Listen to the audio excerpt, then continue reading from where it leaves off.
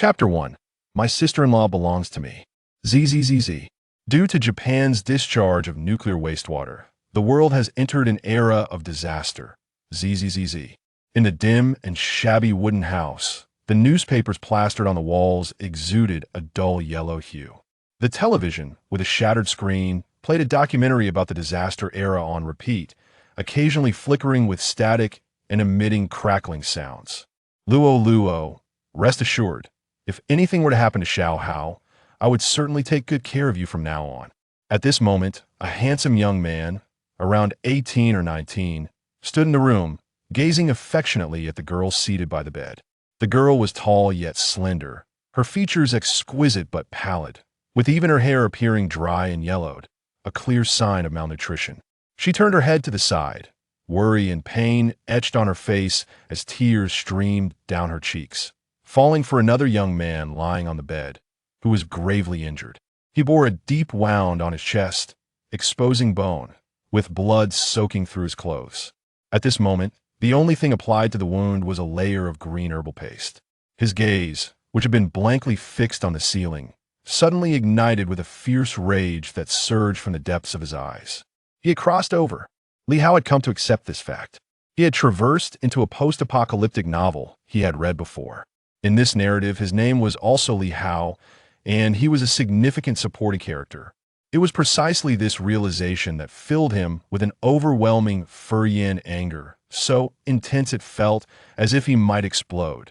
In the original story, he was, without a doubt, the loyal sidekick of the protagonist, Qin Yu. After initially being unable to match Qin Yu in fights, he willingly became Qin Yu's subordinate. Subsequently, he charged into battle for Qin Yu, risking life and limb. Yet, Qin Yu hoarded all the opportunities for himself, and even took away Li Hao's childhood sweetheart. In the end, during a critical moment of crisis, he even persuaded Li Hao to sacrifice himself. Li Hao perished, while Qin Yu, having narrowly escaped danger, soon forgot about him, leaving no trace behind. Damn it, fool! As Li Hao recalled the plot of the novel, he cursed inwardly. He then turned his attention to the girl by the bed and the young man standing beside her. This was the male protagonist, Qin Yu, along with the female lead, Suli Luo. I'm not dead yet, Luo Luo, so it's not your turn to take care of me, Li Hao said to Qin Yu. He had no intention of being a candle to light another's path, nor did he wish to be a supporting character with a dismal fate. Since he had crossed over, he would defy destiny and become the formidable antagonist who tramples upon the chosen one. Fortune, he would seize it. Sister-in-law, he would claim her as well. Do not be deceived by Su Li Luo's current appearance, which does not yet reveal the splendor of a leading lady. Once she regains her health, she would undoubtedly possess an ethereal beauty that could captivate even the most discerning, ranking among the top 10 beauties of Blue Star. Ding! Sensing the host's strong discontent with the original plot, the villain system was activated. At that moment, a voice suddenly echoed in Li Hao's mind. Villain system. Seize the protagonist's opportunities, connections, and any fortune to influence the protagonist's mindset based on the degree of seizure, the importance of the opportunity, and the extent of the mindset damage. Corresponding villain points will be awarded. Villain system. Villain points can be used to enhance the attribute panel in exchange for items in the store. Li Hao felt a surge of joy. Indeed, a system this was the quintessential accessory for a traveler. Heaven was treating him kindly. Thus, he could not afford to play second fiddle any longer. Xiao Ge, you're awake. Upon hearing Li Hao's voice, Suli Luo's beautiful eyes sparkled with joy, her tears flowing even more freely. She and Li Hao had grown up together in this dog-eat-dog world, and God knew how worried she had been, fearing that Li Hao might die just like that. Meanwhile, Qin Yu appeared somewhat bewildered. He had just been subtly confessing to Suli Luo and hadn't noticed that Li Hao had already awakened from his unconscious state. As Li Hao's big brother, he felt a twinge of embarrassment at being caught in the act of courting his little brother's childhood sweetheart. He quickly forced a smile and said, Xiao Hao, you misunderstood. I'm not cursing you to death. I merely meant to say that I will protect Luo Luo. And it's not your place. Li Hao retorted angrily. Looking at Qin Yu's face now filled him with a sense of insincerity. Qin Yu. He felt utterly perplexed. Previously, Li Hao had always been obedient to him, and he could not comprehend why he was suddenly displaying such deep animosity. Su Li Luo was also puzzled as she looked at Li Hao, yet her heart fluttered with sweetness. Recently, she had sensed that Li Hao was intentionally distancing himself from her, and had worried that she had upset him somehow. Now, it seemed that her brother Hao still cared deeply for her.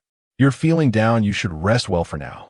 He'll come to see you later," Qin Yu said, momentarily taken aback, his brow furrowing slightly. He then turned to leave the room, a flicker of anger igniting within him. "Stop!" At that moment, Li Hao called out to him. Qin Yu turned back.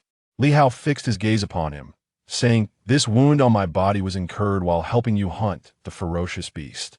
You don't intend to just leave it unattended, do you?" Qin Yu's brow furrowed even deeper. "What do you mean?" Li Hao replied, "I have half of that crystal core." At that moment, in Qin Yu's hand, he held a crystal the size of an egg, shimmering with silver light. This was the crystal core from within a ferocious beast. Since the onset of the disaster era, nearly 70% of both humans and beasts had perished due to nuclear contamination. The fortunate survivors had undergone significant changes in their physiques. Humans had embarked on a path of source energy cultivation, while beasts had evolved into ferocious creatures, possessing both formidable physical strength and the ability to unleash supernatural powers. Humans could learn these abilities as well, but only by absorbing the crystal cores of ferocious beasts could they have even the slightest chance. Thus, even the most basic crystal cores held considerable value. The crystal core in Qin Yu's hand was obtained after he and Li Hao had stealthily slipped out of the dog-eat-dog zone the previous night and managed to kill a low-tier ferocious beast with great difficulty. In the original novel, Qin Yu never shared this hard-won prize with Li Hao. After Li Hao awakened, Qin Yu had directly used the crystal core without any intention of selling it to purchase healing medicine for Li Hao. The final outcome was that Qin Yu comprehended the space-type ability teleportation, which ranked 18th in the first tier of abilities, significantly enhancing his power and potential, while Li Hao lay in bed for several days, barely escaping death.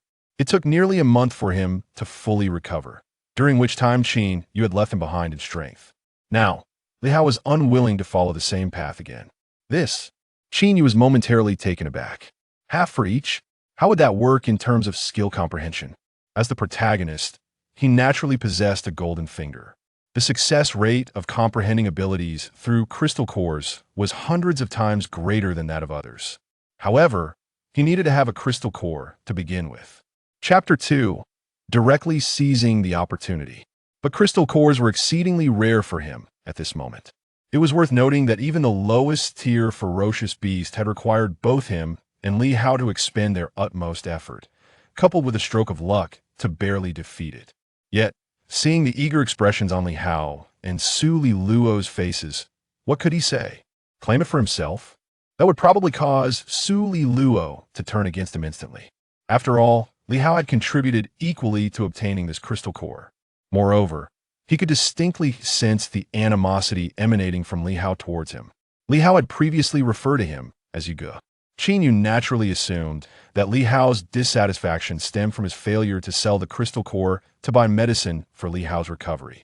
"All right, I will go get you some healing medicine." With that thought in mind, Qin Yu forced a smile as he spoke. He still regarded Li Hao as a capable assistant and subordinate. Yet, internally, he felt an overwhelming bitterness and heartache. Ding! Villain system. Congratulations to the host for successfully influencing the protagonist's mindset. Villain points 20. A notification sound suddenly rang in Li Hao's head. Li Hao was taken aback for a moment, then felt a rush of delight. This selfish fellow, Qin Yu, had been so easily swayed, perhaps influencing his mindset for villain points in the future wouldn't be too difficult. "He'll wait for you to return." With that thought, Li Hao's eyes suddenly gleamed with earnest anticipation, filled with sincerity and trust. Qin Yu inexplicably felt a chill run down his spine. Luo, would you accompany me outside for a moment?" He then addressed Su Li Luo. However, at that moment, Li Hao interjected, Luo, you should stay here and take care of me. Look, I can hardly manage to ask for water." Su Li Luo bit her lip and gently nodded. At this moment, it was evident that Li Hao was far more important to her. "Qin Yu," He felt as though Li Hao was intentionally opposing him, his expression filled with frustration. Wait for me. Yet, he couldn't express his feelings openly. He merely uttered those two words before hastily striding out the door. Ding! Villain system. Congratulations to the host for successfully influencing the protagonist's mindset. Villain points 10. In the room, an unexpected silence fell. Li Hao felt a sense of comfort wash over him. So what if the protagonist was present? The crystal core, he certainly could not obtain. However, having Qin Yu sell the crystal core should still count as influencing the protagonist's fortune, right? His mind was consumed with thoughts of how to extract villain point from Qin Yu. Luo, take a seat. Li Hao flashed a grin at Suli Luo. System, open the attribute panel and the item shop. He hastily commanded the system. He had yet to glance at the attribute panel, yet his curiosity had long been piqued. 2 pages materialized in Li Hao's mind. Attribute panel. Cellular vitality, 298. Mental power, 64. Supernatural ability, none. Martial skills, none. Villain points, 30. This was the attribute panel, consisting of a mere 4 categories. Cellular vitality is the most critical factor in the human body. The higher the vitality, the stronger all elements determined by the body strength, speed, reflexes, healing rate, and resistance to impact will be.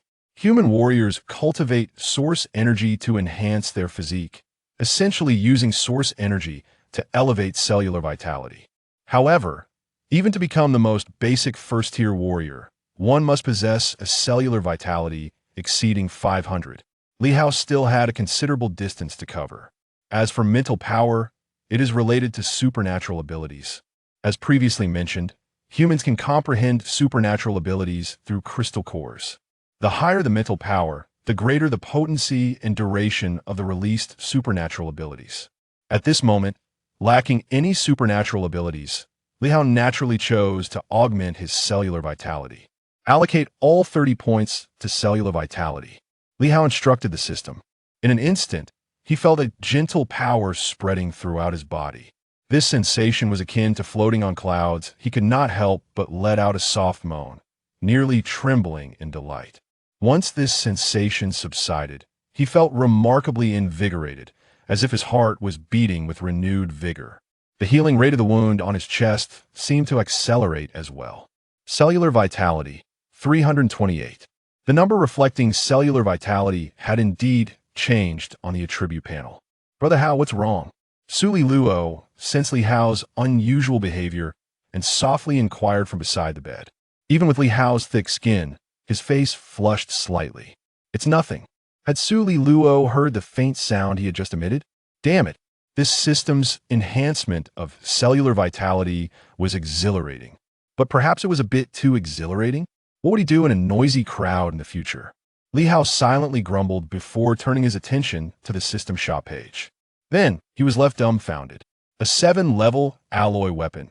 Exchange points 80,000. A 6-level alloy weapon. Exchange points 60,000. At the top of the system shop was the weapon exchange section. The A7-level alloy weapon, which stood at the pinnacle of human research, was displayed prominently. Its hardness and tensile strength exceeded that of tungsten steel by more than 5 times. In the early chapters of the novel, it was already the highest grade weapon even among the strongest 9th-tier warriors. Only a handful could possess such an alloy weapon. Li Hao certainly desired it. If he had such a weapon in hand, although he was not yet a warrior, slaying low-tier ferocious beasts would undoubtedly be far simpler than before. Unfortunately, the point requirement was exceedingly steep. Compared to Qin Yu's 10 or 20 points of selfless contribution, it was an astronomical figure. S9 level life potion. Exchange points 1,000. S8 level life potion. Exchange points 800. X9 level cellular potion. Exchange points 20,000. J9 level mental potion. Exchange points 20,000. J1 level mental potion. Exchange points 50. Beneath the weapon exchange section, the potion exchange area was a veritable cornucopia.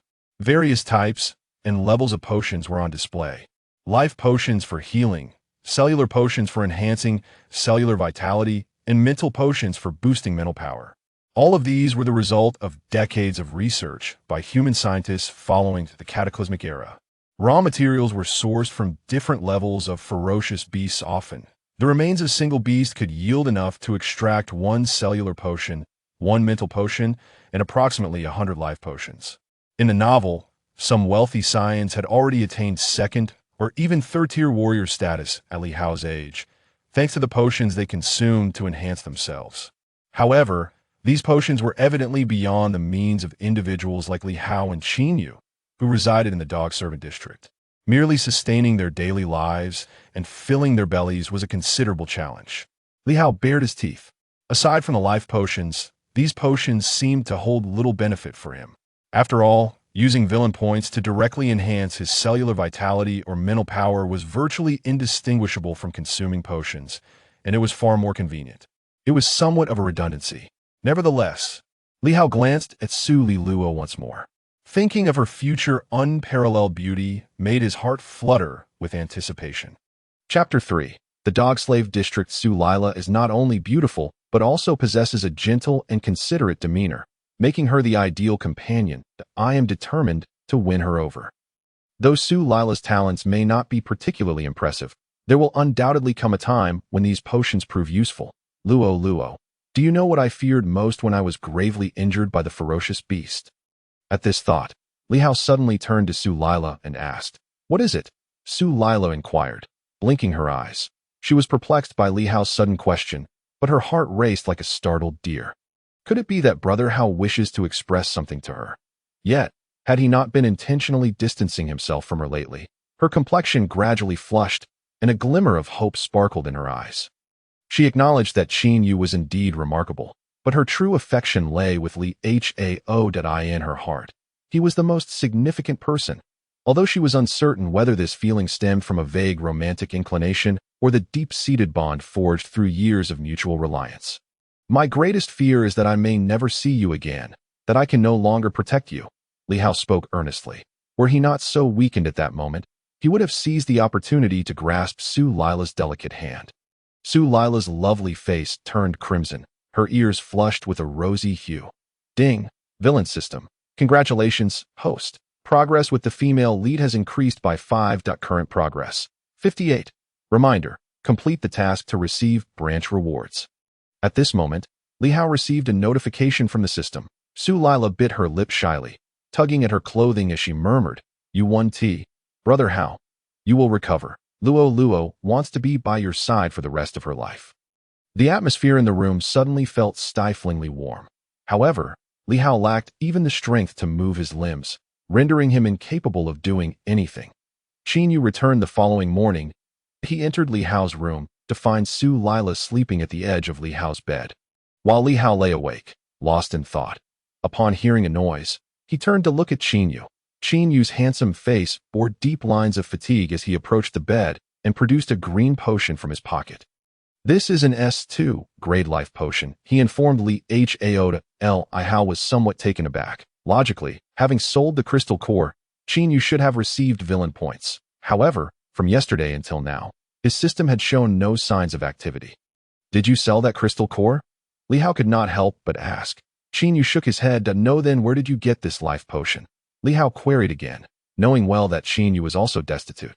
The market price for an S2 grade life potion exceeded 2,000, and such potions could only be purchased in hospitals located in urban areas. The Dog Slave District lacked hospitals, and its inhabitants were not allowed to leave the district for the urban areas. To acquire a life potion, one would have to rely on a proxy service within the Dog Slave District, typically managed by the district's overseers. These individuals were notorious for their exploitative practices.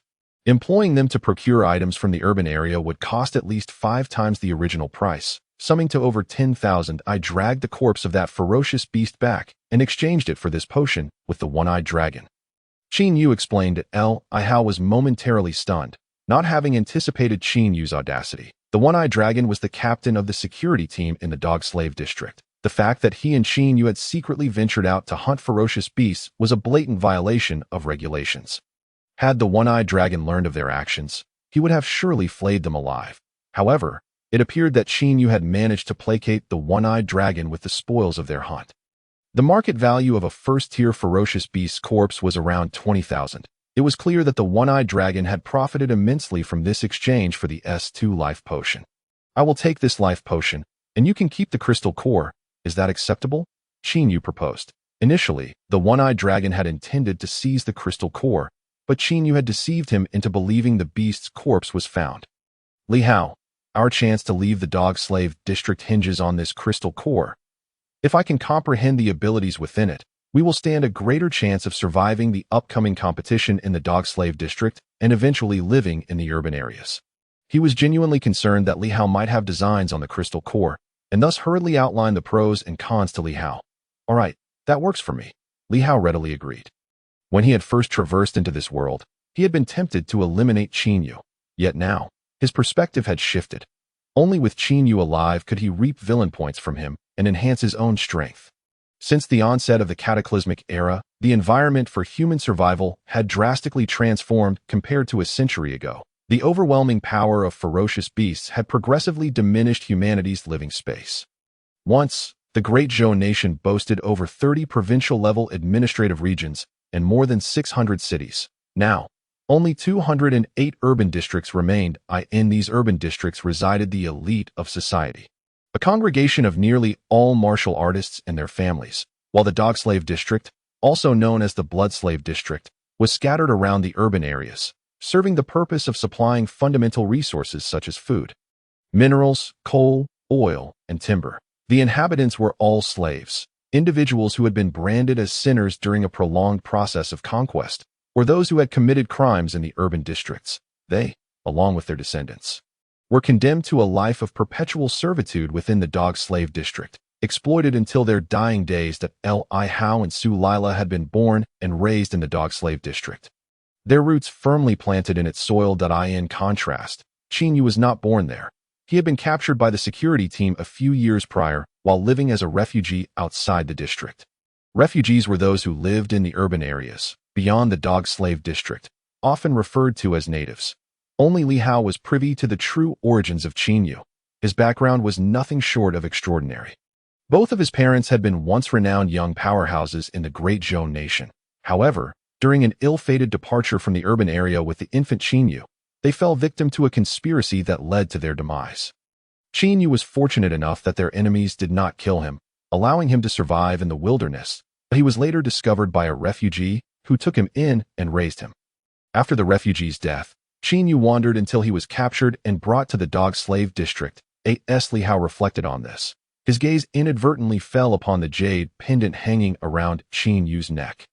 According to the narrative, little more than a year later, Qin would use this pendant to reunite with his family and become the heir of the Qin family, a lineage that was among the most powerful martial arts families in the Great Zhou nation, with influence spanning several urban districts. From that point onward, with the resources of the Qin family at his disposal, Qin's strength would grow at an astonishing rate. If only I could get my hands on that pendant. What might the Qin family do for me? Chapter 4. Su Lila's kiss. Xiao Hao, why are you looking at me like that? Qin asked, feeling uneasy under Li Hao's increasingly intense gaze. Li Hao snapped back to reality, shaking his head. Nothing, I was just lost in thought. Qin let out a relieved breath, nearly convinced that Li Hao had developed some peculiar interest. He then poured the life potion onto Li Hao's wound. Continuing, in 2 months, the dog-slave district hunting competition in Xingtan City will take place. You must recover quickly and accompany me to hunt ferocious beasts to gather resources. Only then can we become martial artists at the fastest rate. The so-called dog-slave district hunting competition was merely a pastime for the affluent individuals in the urban districts. Each year, Xingtan City organized a hunting competition involving 17 surrounding dog-slave districts, broadcasting it live on television. Each district was allowed 5 participants, all under the age of 20, and at least first-tier martial artists. In a designated area, the competitors would engage in brutal combat until only one district remained standing. Marking the end of the competition, the surviving participants would earn the right to live in the urban districts, providing the youth of the dog-slave district with their almost sole opportunity to change their fates. Although Qin was the protagonist, he was not yet a first-tier martial artist, lagging behind many competitors specifically trained for hunting within the dog-slave district. Li Hao, on the other hand, was in an even worse position. However, they were both turning 20 this year.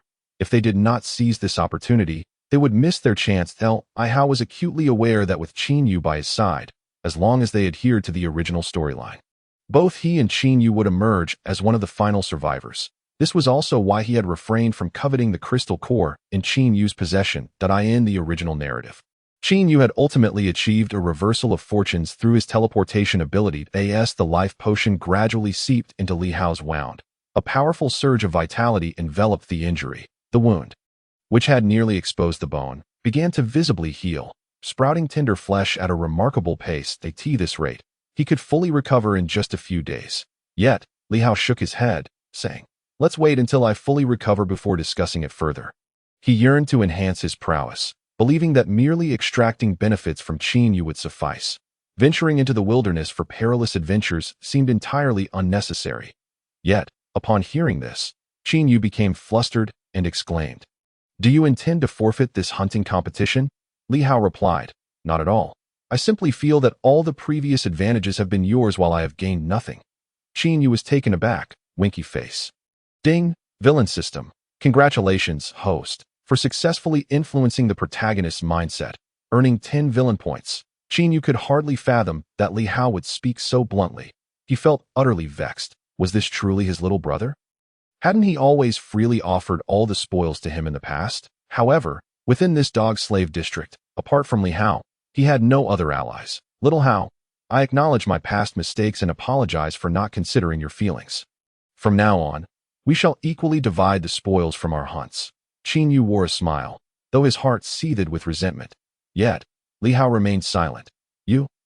Qin Yu was bewildered. "You don't expect even more, do you?" Ding.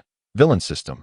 Congratulations, host, for successfully influencing the protagonist's mindset, earning 10 villain points. "No, that's not what I meant." Li Hao shook his head. "I believe that Luo should also receive a share, if it weren't for her washing our clothes, mending our garments, and taking care of us. We would likely be left bare while hunting beasts, wouldn't we?" At that moment, before Qin Yu could respond, Su Lila awoke, her eyes reddening upon hearing Li Hao's words. "Brother Hao, you are too kind to me." She felt that Li Hao was always considering her, filling her with immense joy. Unable to contain her gratitude and delight, Su Lila blushed and bit her lip. Then, to her own astonishment, leaned in and pecked Li Hao on the cheek. She felt utterly mortified. After the kiss, she dashed outside. Ding, villain system. Congratulations, host, for advancing the heroine's progress by 5. Current progress at 63. Li Hao, Qin Yu. He longed for death in the hunt for ferocious beasts. He was the main force. Yet why was it he who had to share the gains while it was Li Hao who caused Su Lila to feel touched?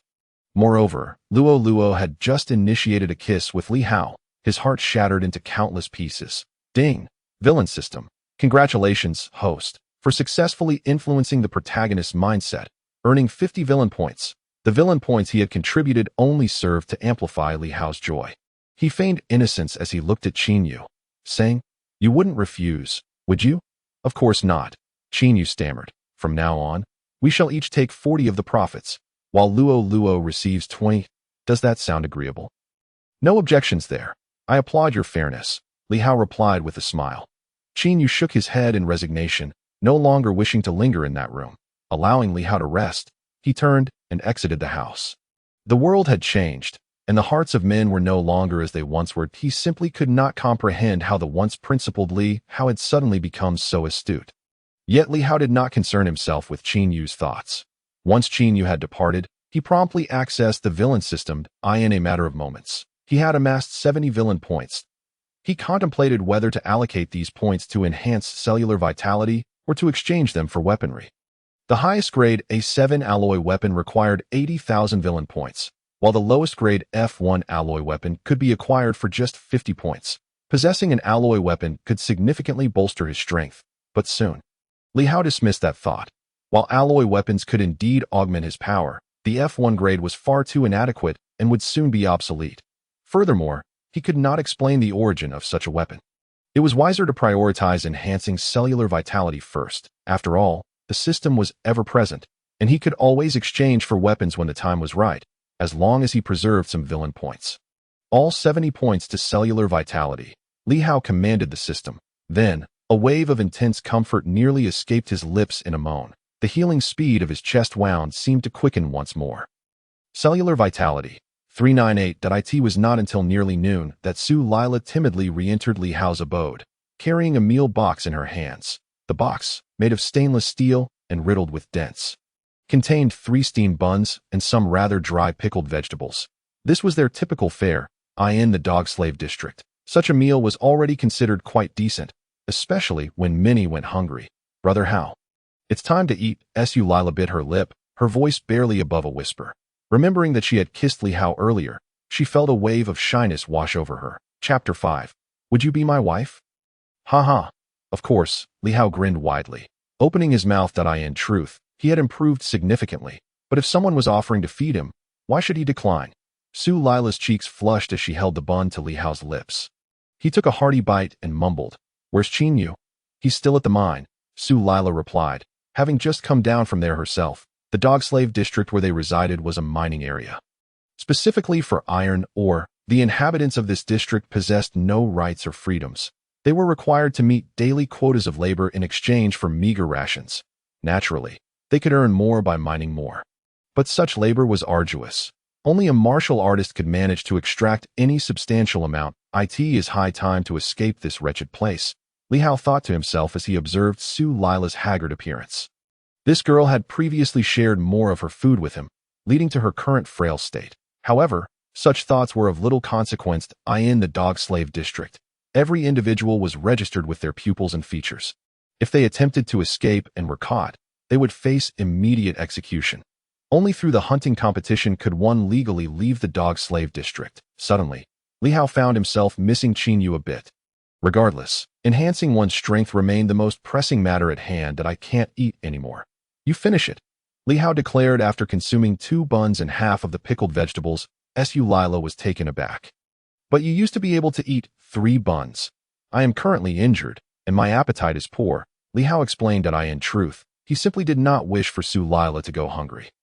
This girl was far too endearing to overlook. The more he immersed himself in this world, the more he felt he owed Su Lila. Su Lila's tears began to fall, yet she said nothing as she walked outside. Li Hao did not dwell on it. Feeling rather bored as he lay on the bed, perusing the system store at by evening, he felt significantly better. Although his chest still ached, he now had much more strength. He rose from the bed and walked toward the door. He had read novels, but ultimately, those were just words. Li Hao's memories resembled scenes from a film he had watched. He had never truly seen the scenery of this world with his own eyes. Upon opening the door, he was greeted by a gloomy atmosphere, saturated with a sense of desolation. Before him lay rows of low, dilapidated tents and wooden houses. In front of the residential area was a mine that extended hundreds of meters deep. Countless ragged individuals toiled mechanically within, resembling mere shadows of their former selves. A faint, unpleasant odor invaded his nostrils, prompting Li Hao to frown. This world was indeed cruel. Brother Hao, why are you up? Shortly thereafter, Su Lila and Qin Yu emerged from the mine. Upon seeing Li Hao at the door, Su Lila hurried over to him, carrying another meal box filled with 3 steamed buns and some pickled vegetables. Her labors yield for the afternoon. Meanwhile, Qin Yu's box was empty, indicating he had already finished his food. Feeling much better, it was too stuffy inside, so I came out for some fresh air, Li Hao said, pinching Su Lila's cheek with a smile. Let's eat. Su Lila pouted playfully before offering him a sweet smile. Qin Yu observed the affectionate exchange between the two. Ding. Villain system. Congratulations, host, for successfully influencing the protagonist's mindset, earning 10 villain points. I'm back. The familiar sense of experience points returned to Li Hao as he received the system notification, causing him to raise an eyebrow involuntarily. Then, grasping Su Lila's small hand, he declared in her astonished gaze, Luo, you are so wonderful. Would you be my wife from now on? He aimed for a grand gesture, hoping to seize enough villain points to elevate himself to the first tier of martial artists. Additionally, he was curious about the rewards awaiting him once he achieved 100 completion in the task of winning over Su Lila. Su Lila was taken aback, her cheeks flushing at an observable pace. While she harbored feelings for Li Hao, the notion of marrying him had never crossed her mind.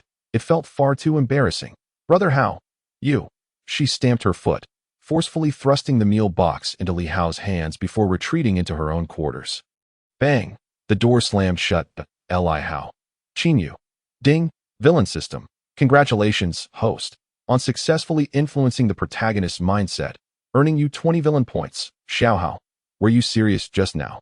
Qinyu stepped forward to stand before Li Hao. His expression grim. What do you mean by serious? Li Hao feigned ignorance. Qinyu replied coldly.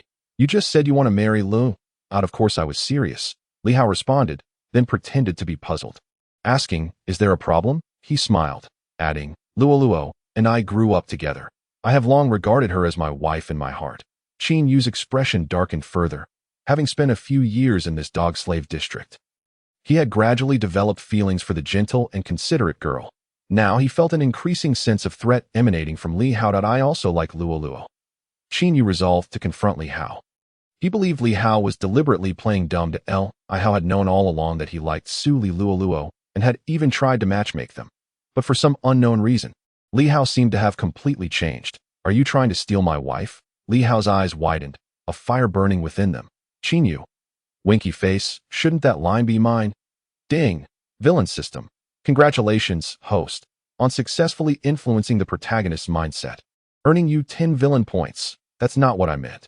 Qinyu shook his head in frustration, saying, I just wanted to tell you that I also like Luoluo, that I won't give her up to you. I hope we can compete fairly in the future, even though we are brothers. How is that different from stealing? Li Hao's eyes widened even more. However, just when Qinyu thought he was about to explode in anger, Li Hao's fury suddenly dissipated as he said, if you want to fight for her, then do so. Fair competition is fair competition. Qinyu exhaled lightly, though he felt an inexplicable unease in his heart. Before he could say anything more, Li Hao had already turned and returned to his room. Qinyu frowned, glancing at Li Hao's house, then at Su Li Luo's house, before turning to leave. Villain points, 40. In his room, Li Hao opened the system. His villain points had now reached 40. Without hesitation, he allocated all 40 points to cellular vitality. For 38. He was now on the brink of becoming a first-tier warrior. With just a bit more provocation of Qinyu, it would be a natural progression. This speed was akin to riding a rocket. Yet, the absence of any displayed abilities or martial skills left Li Hao feeling somewhat disheartened. Both abilities and martial skills were crucial means of enhancing a warrior's strength, and he was uncertain whether the system could assist him in comprehending these aspects. If the original plot of the novel were to be followed, he would be significantly lacking compared to Qinyu in these two areas. Chapter 6. Breaking through to a first-tier warrior. The next day, Li Hao left his room around 10 o'clock. His injuries had nearly healed. The scabs formed, and in another couple of days, he would be fully recovered. That heartless kid, Qinyu, had consumed all the food earned from working in the mines for himself. Li Hao, however, could not bear to see Su Li Luoluo continue to share her food with him. That girl was becoming as thin as a railed AT this moment. Apart from the very young children, nearly everyone in the dog-slave district was laboring in the mines, from elderly folks with white hair and hunchbacks to children barely 5 or 6 years old. Emaciated women carried their woven baskets, tending to their wailing infants while laboring diligently. Every face wore a look of numbness, devoid of sorrow or joy, and even the bitterness of resentment seemed absent. As Li Hao passed by them, he could only smell the stench of decay. He couldn't help but wonder, with life having sunk to such depths, why these people continued to bring children into the world. What meaning was there in living like this? Merely to survive. Unfortunately, he was not a savior. In this dog-slave district, he too was a victim of exploitation. Li Hao arrived at the site where he, Qinyu, and Su Li Luoluo had previously worked and saw Qinyu and Su Li Luoluo laboring away. Due to the scarcity of resources, only a few excavators and 8-wheel trucks were available in this dog-slave district. The vast majority of mining and transporting iron ore relied heavily on manual labor. Surprisingly, today Qinyu was not solely focused on completing his own tasks before retreating to cultivate his energy. He was vigorously wielding a shovel, digging for iron ore, while Su Li Luoluo stood beside him, loading the ore onto a cart. The dog-slave district had regulations that allowed for 1 steamed bun and a bit of pickled vegetables in exchange for every 5 carts of iron ore. Li Hao couldn't help but chuckle at the absurdity of it all. Is this the beginning of a sycophantic mode? Luoluo, he called out to Su Li Luoluo, who had been engrossed in her work, suddenly turned around. Furrowing her brows, Brother Hao, why are you in the mines? Your injuries aren't fully healed. Hurry back and rest. Qin Yu also turned to look. Li Hao shook his head, saying, I'm almost fully recovered. Working is no problem. As he spoke, he walked over, picked up the shovel from beside Su Li Luoluo, and began digging to Su Li Luoluo bit her lip. Qin Yu remarked, if your injury isn't completely healed, just go back and rest. Don't push yourself that if the wound breaks open, you'll have to lie in bed for even longer. Li Hao rolled his eyes at this remark. What does pushing oneself even mean? If you care, just care. Yet he could distinctly sense a hint of hostility in Qin Yu's words. I'm fine. Li Hao patted his chest to indicate he was no longer in major discomfort.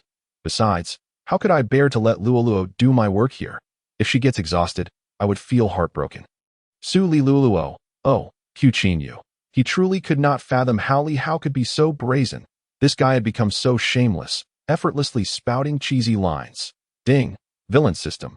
Congratulations, host, on successfully influencing the protagonist's mindset, earning you 10 villain points. Thud. Just then, Qin Yu was taken aback by Li Hao's actions. He witnessed Li Hao's shovel strike the rock wall, dislodging a chunk of iron or the size of a basket, which rolled to his feet. Qin Yu was somewhat dazed. Mining iron ore was labor-intensive, and he could see that Li Hao's strength had increased significantly. Li Hao smiled, saying, my cellular vitality has improved quite a bit. Qin Yu was even more bewildered. You increased your cellular vitality while lying in bed?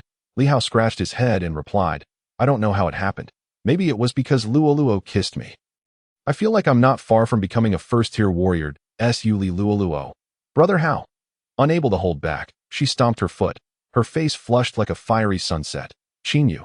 TT wall. He wished he could smash his head against the rock wall. He had no idea why he had asked that question, giving Li Hao the chance to provoke him. He vowed to speak as little as possible to Li Hao from now on. This guy had become too cunning, always saying the most provocative things with the most innocent expressions. Yet hearing Li Hao claim he was nearing the status of a first-tier warrior, Qin Yu could not resist asking, Are you really about to become a first-tier warrior? Yes, Li Hao replied. It should be just a matter of days. Haha, then we can go hunting wild beasts in the wilderness and have a greater chance of succeeding in the hunting competition. You should be thrilled, right, Qin Yu? Winky face. I'm thrilled. I'm thrilled for you, XO. Ding, villain system. Congratulations, host, on successfully influencing the protagonist's mindset, earning you 60 villain points. He was truly provoked by Li Hao. His strength had always surpassed Li Hao's, giving him an inherent sense of superiority. He had never imagined that Li Hao's cellular vitality would suddenly increase so dramatically. Even he himself would struggle to break through to first-tier warrior status within half a month.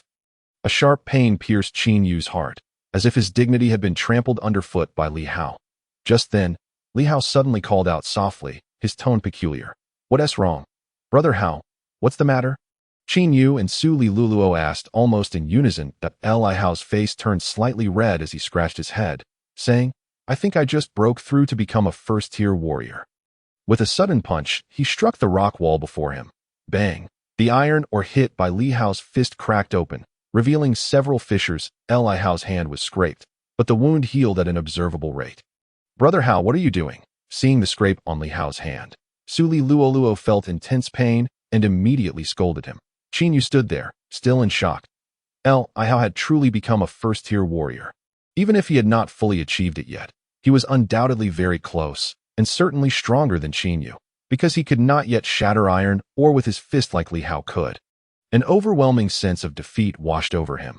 Ding, villain system. Congratulations, host, on successfully influencing the protagonist's mindset, earning you 30 villain points. In Qin Yu's heart, there lingered no trace of hope that he stood in a daze. Placing the iron shovel down, and silently made his way out of the mining area. Where are you going? Aren't you going to eat? Li Hao inquired. I'm going back to cultivate, Qin Yu replied, his voice trembling slightly as he did not look back. Li Hao then asked, by the way, have you comprehended your crystal core's abilities yet? Qin Yu paused momentarily, his voice barely a whisper, not yet. Chapter 7. Truly the protagonist. Ding, villain system. Congratulations, host, for successfully influencing the protagonist's mindset, earning 10 villain points. Yet, even though he had departed, the villain points were still credited to Li Hao. Sighing, Li Hao couldn't help but chuckle internally.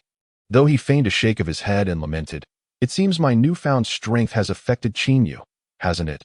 Su Luo blinked, observing Qin Yu's retreating figure, uncertainly responding, shouldn't be, right? Isn't he treating you like a good brother? Do you prefer your brother Yu, or do you fancy me more? Li Hao suddenly posed the question. Su Luo, of course, I prefer you. Her voice, barely above a whisper, still reached Li Hao's ears. Hee.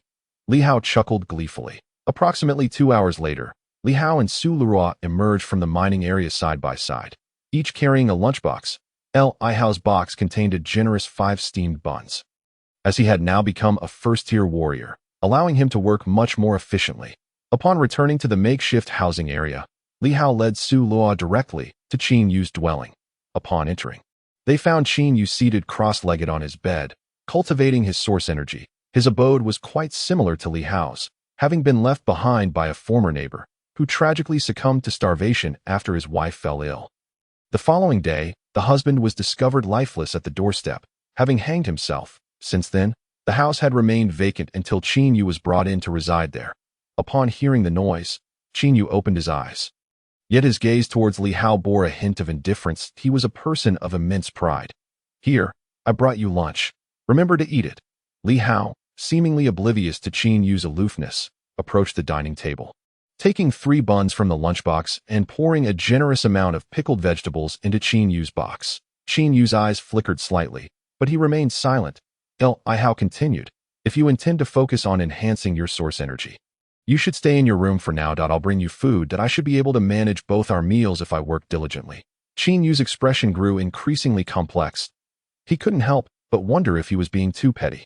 Was he truly discontent because Li Hao's strength had surpassed his own?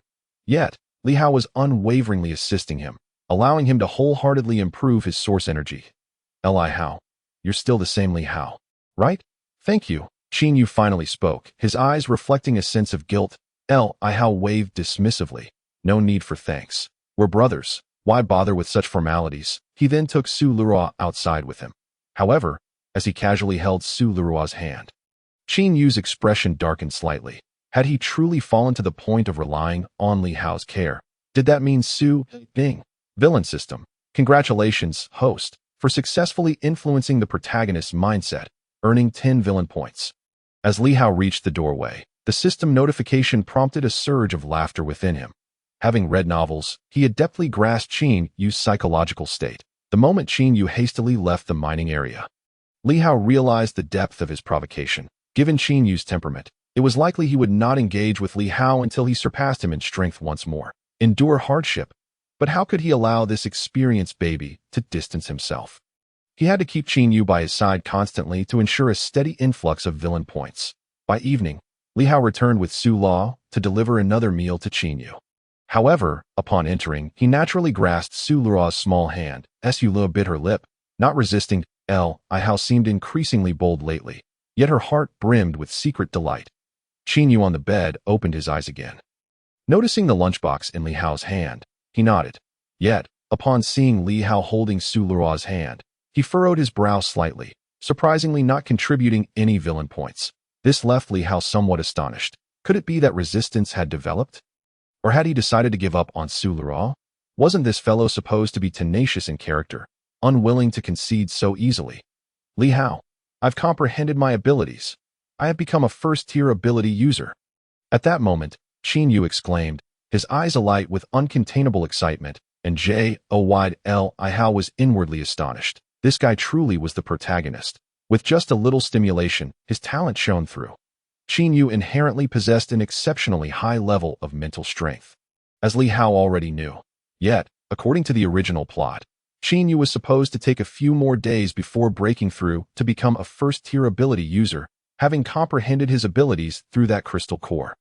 In the future, Li Hao couldn't help but ponder, if merely due to his provocation, Qin Yu's ascension to a first-tier ability user had been expedited, what greater butterfly effect might ensue? Would it perhaps lead to a drastically altered trajectory of this world? Diverging entirely from the original novel's storyline, he nodded, grinning broadly. This is splendid news. He then feigned ignorance, asking, what ability did you comprehend? Teleportation. Qin Yu finally felt a sense of pride in front of Li Hao. Feeling invigorated and at ease in this world, abilities were numerous, categorized into 5 main types. elemental, enhancement, spatial, auxiliary, and mental, each divided into 9 tiers. Every ability user could comprehend an additional ability at different stages, the higher the sequence number of an ability within each tier. The greater its potential to comprehend an ability ranked as the 18th sequence in the first tier was extremely rare. However, Qin Yu soon realized he did not see the expected envy on Li Hao's face. Li Hao, what level is your mental strength at? He couldn't help but inquire, aiming to dampen Li Hao's spirits. Li Hao merely shrugged nonchalantly. You know I lack talent and mental strength that I plan to focus entirely on cultivating source energy. Qin Yu was momentarily taken aback, feeling as if his punch had landed on cotton, and stammered. That's also fine. If you can significantly enhance your cellular activity, you can still attain considerable strength. What he did not know was that at that moment, Li Hao was secretly chuckling. Not cultivating mental strength? How could that be? He merely needed to invest some points, and his mental strength would soar. He had only said that deliberately, intending to provoke Qin Yu again later. He understood that Qin Yu was a fiercely competitive individual, unwilling to concede to others. Yet the more he was like this, the more Li Hao needed to stand above him, for only then could he collect villain points from Qin Yu. At the same time, Li Hao felt a tinge of pressure. Qin Yu, the protagonist, indeed possessed terrifying talent. Even with his system, if he did not put in the effort, he might genuinely be surpassed by Qin Yu once more. Chapter 8. Qin Yu's secret time swiftly passed, and 2 days elapsed. Qin Yu genuinely remained in his room, cultivating source energy and refraining from stepping outside, relying entirely on Li Hao for sustenance. Li Hao, however, could not find a suitable opportunity to exploit this fellow. Fortunately, Su Luo remained by his side. Under Li Hao's unabashed advances, Su Luo succumbed at an astonishing pace. What began with timid hand-holding had now progressed to moments when they could steal kisses when no one was around. Yet, Su Luo was exceedingly bashful, always keeping her lips sealed during these kisses. Nonetheless, the increasingly affectionate demeanor between them left Qin Yu quite vexed, and unbeknownst to him, he had unwittingly contributed 90 villain points to Li Hao. Li Hao hoarded these villain points. That evening, after a day's toil in the mine, Li Hao washed off with cold water and sat cross-legged on his bed, cultivating source energy as warriors advanced in their levels. Progress became increasingly arduous. To reach the second-tier warrior level, one needed a cellular activity of 1500. Li Hao did not wish to place all his hopes solely on Qin Yu, for at any moment, this little lamb might awaken or depart from his side. His current plan was to enhance his strength as quickly as possible because he yearned to escape this cursed place and indulge in the luxurious life of the elite in this world. From the original novel, he understood that in this era, where order had essentially collapsed, the opulence of certain elites was beyond imagination. Unfortunately, the pace at which he cultivated source energy to elevate his cellular activity was driving Li Hao to madness. Throughout an entire night, he could barely augment his cellular activity by 2 points. Currently, his cellular activity stood at a mere 514. Fortunately, cultivating source energy could also substitute for sleep. Knock, knock. A gentle rap at the door stirred Li Hao from his meditation. He approached the entrance and opened the door, finding Qin Yu standing outside. Qin Yu glanced at Li Hao's chest, inquiring, "Is your injury healed?" "Yes," Li Hao nodded, then asked, "Are you going out?" "Yes," Qin Yu responded, "although you are now a first-tier warrior. I too have become a first-tier ability user. However, I have heard that other districts boast the presence of second-tier warriors. We must exert ourselves even more. With that," he suggested, "let us proceed." Li Hao, non-committal, stepped outside. He was acutely aware of the strength of the representatives from other districts in the hunting competition, having read the original novel in the 17 dog servant districts of Starpool City. There were 85 participants, among which 18 were second-tier warriors. The strongest district had 5 representatives, all of whom were second-tier warriors. In the original plot, Qin Yu and Li Hao managed to achieve an unexpected victory solely because of their survival skills. Had it been a matter of sheer strength, they would have been utterly defeated. However, the circumstances were markedly different now. With nearly 2 months remaining, Li Hao felt confident that he could potentially sweep aside the representatives from the other districts based on his raw power. As they walked through the desolate mining area, the night wind howled around them, and searchlights occasionally swept by, prompting both Qin Yu and Li Hao to evade detection. Li Hao suddenly noticed that Qin Yu's face bore little trace of anxiety. which struck him as peculiar. He quietly inquired, Qinyu, what if we are discovered by the security team? Don't worry. Qinyu replied that I Hao was further perplexed. Don't worry. This is a matter of life and death. Qinyu's expression shifted to something strange as he explained, I have made an arrangement with the one-eyed dragon. He will turn a blind eye to our hunting endeavors. However, he will take half of whatever we bring back. Such arrangements were commonplace in every dog servant district, but only those with good relations with the security team enjoyed such privileges. Typically, the share given up was over 70%. The one-eyed dragon, known for his fierce demeanor, was surprisingly agreeable to this arrangement. Why would he suddenly consent to this? Li Hao murmured, recalling that in the original narrative, the one-eyed dragon was the first antagonist, though he had no previous ties to Qinyu. He had attempted to sabotage Qinyu's entry into the hunting competition. After Qinyu's rise to prominence, he had not forgotten this slight, and had even forced the one-eyed dragon from Starpool City onto their family's territory, effectively reducing him to a mere dog servant. Best not to pry, Qinyu said, frowning slightly. Ding, the antagonist system. Congratulations, host. You have successfully influenced the protagonist's mindset, gaining 20 antagonist points. The sudden system notification echoed in Li Hao's mind. Leaving him momentarily dazed, he couldn't help but glance at Qinyu's backside, pondering the implications. Given Qinyu's fair complexion, there was indeed a possibility it's not what you think. Qinyu, noticing Li Hao's strange gaze, nearly exploded with frustration and muttered, I Hao raised an eyebrow, pressing for clarification. What is it then? Ding, the antagonist system.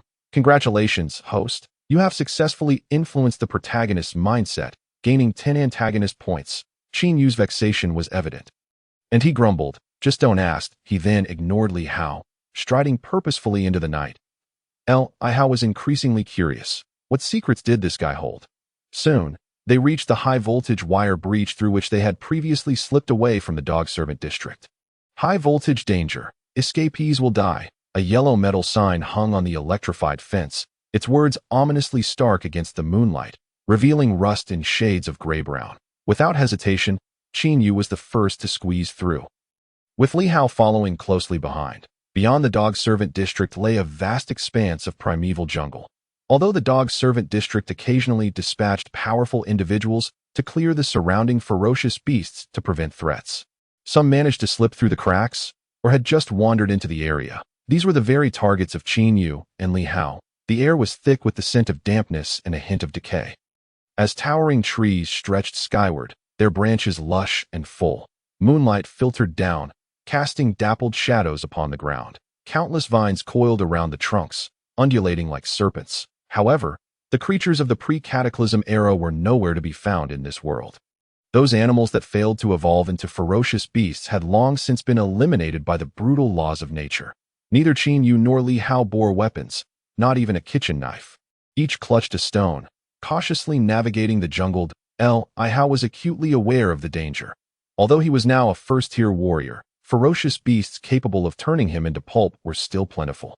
Were it not for his curiosity about this world and his reluctance to abandon his good companion Qinyu, he would not have ventured out with him. Thus, they traversed the jungle for over half an hour until a ferocious beast finally appeared. Chapter 9. Second-tier ferocious beast. Before them lay a wild boar evolved into a ferocious beast, significantly larger than an ordinary wild boar, resembling a calf. A second-tier ferocious beast, the iron-armored boar. This creature was indeed a branch evolved from wild boars, and in its mature state, it could weigh between 200 to 300 kilograms, boasting a layer of armored scales beneath its spiny bristles, making it exceptionally resilient. At that moment, the iron-armored boar lay on the ground, its red eyes blinking rhythmically as it licked its wounds. Truly the protagonist. Such luck is extraordinary, Li Hao thought to himself, silently applauding. Under normal circumstances, encountering a fully grown iron-armored boar would compel both him and Qinyu to flee. Yet, this particular boar appeared to be injured, its head bobbing as it attended to its wounds. Li Hao recalled the original plot. During its recovery, Qinyu had stealthily left the dog servant district multiple times, and on the first occasion, he had successfully hunted an iron-armored boar. Using the corpse of that boar, Qinyu had exchanged its crystal core with the one-eyed dragon for 3x1 cell enhancers, which had enabled him to break through and become a first-tier warrior in just a few days. Presumably, This iron-armored boar was the very same that Li Hao sniffed and asked, "Shall you take the lead, or shall I?" Qin Yu replied, "Xiao Hao, you are now a first-tier warrior. You should take the lead. If things get dangerous, I will use my teleportation to assist you." He recognized that the iron-armored boar was indeed injured, but I'm afraid of dying. Li Hao blinked, expressing his trepidation. Qin Yu was taken aback. "You're afraid of dying? Then why did you come? Besides, who isn't afraid of death?" Xiao Hao is certainly no longer the reckless boy he once was. Ding, the antagonist system. Congratulations, host. You have successfully influenced the protagonist's mindset.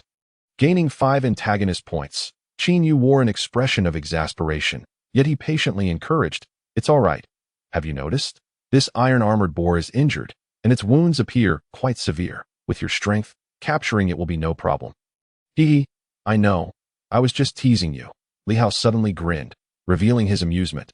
Qin Yu rolled his eyes that Li Hao set down the stone he held, and, seizing a rock weighing over 100 pounds, began to approach the iron-armored boar. In truth, even if Qin Yu had not urged him to take action, he would have volunteered anyway, as this iron-armored boar represented an opportunity for Qin Yu. He was curious to see if defeating it would be considered an infringement on Qin Yu's chance by the system. When Li Hao was about 5 meters away from the iron-armored boar, it suddenly twitched its ears. Though this creature was dull-witted, its senses were remarkably acute. At that moment, Li Hao ceased to conceal his presence, accelerating towards the iron-armored boar. With just 2 meters left, he leaped high into the air, reaching several meters above, and then came crashing down upon it. The iron-armored boar, caught off guard, was startled that it had been licking its wounds and had not anticipated the sudden approach of a human.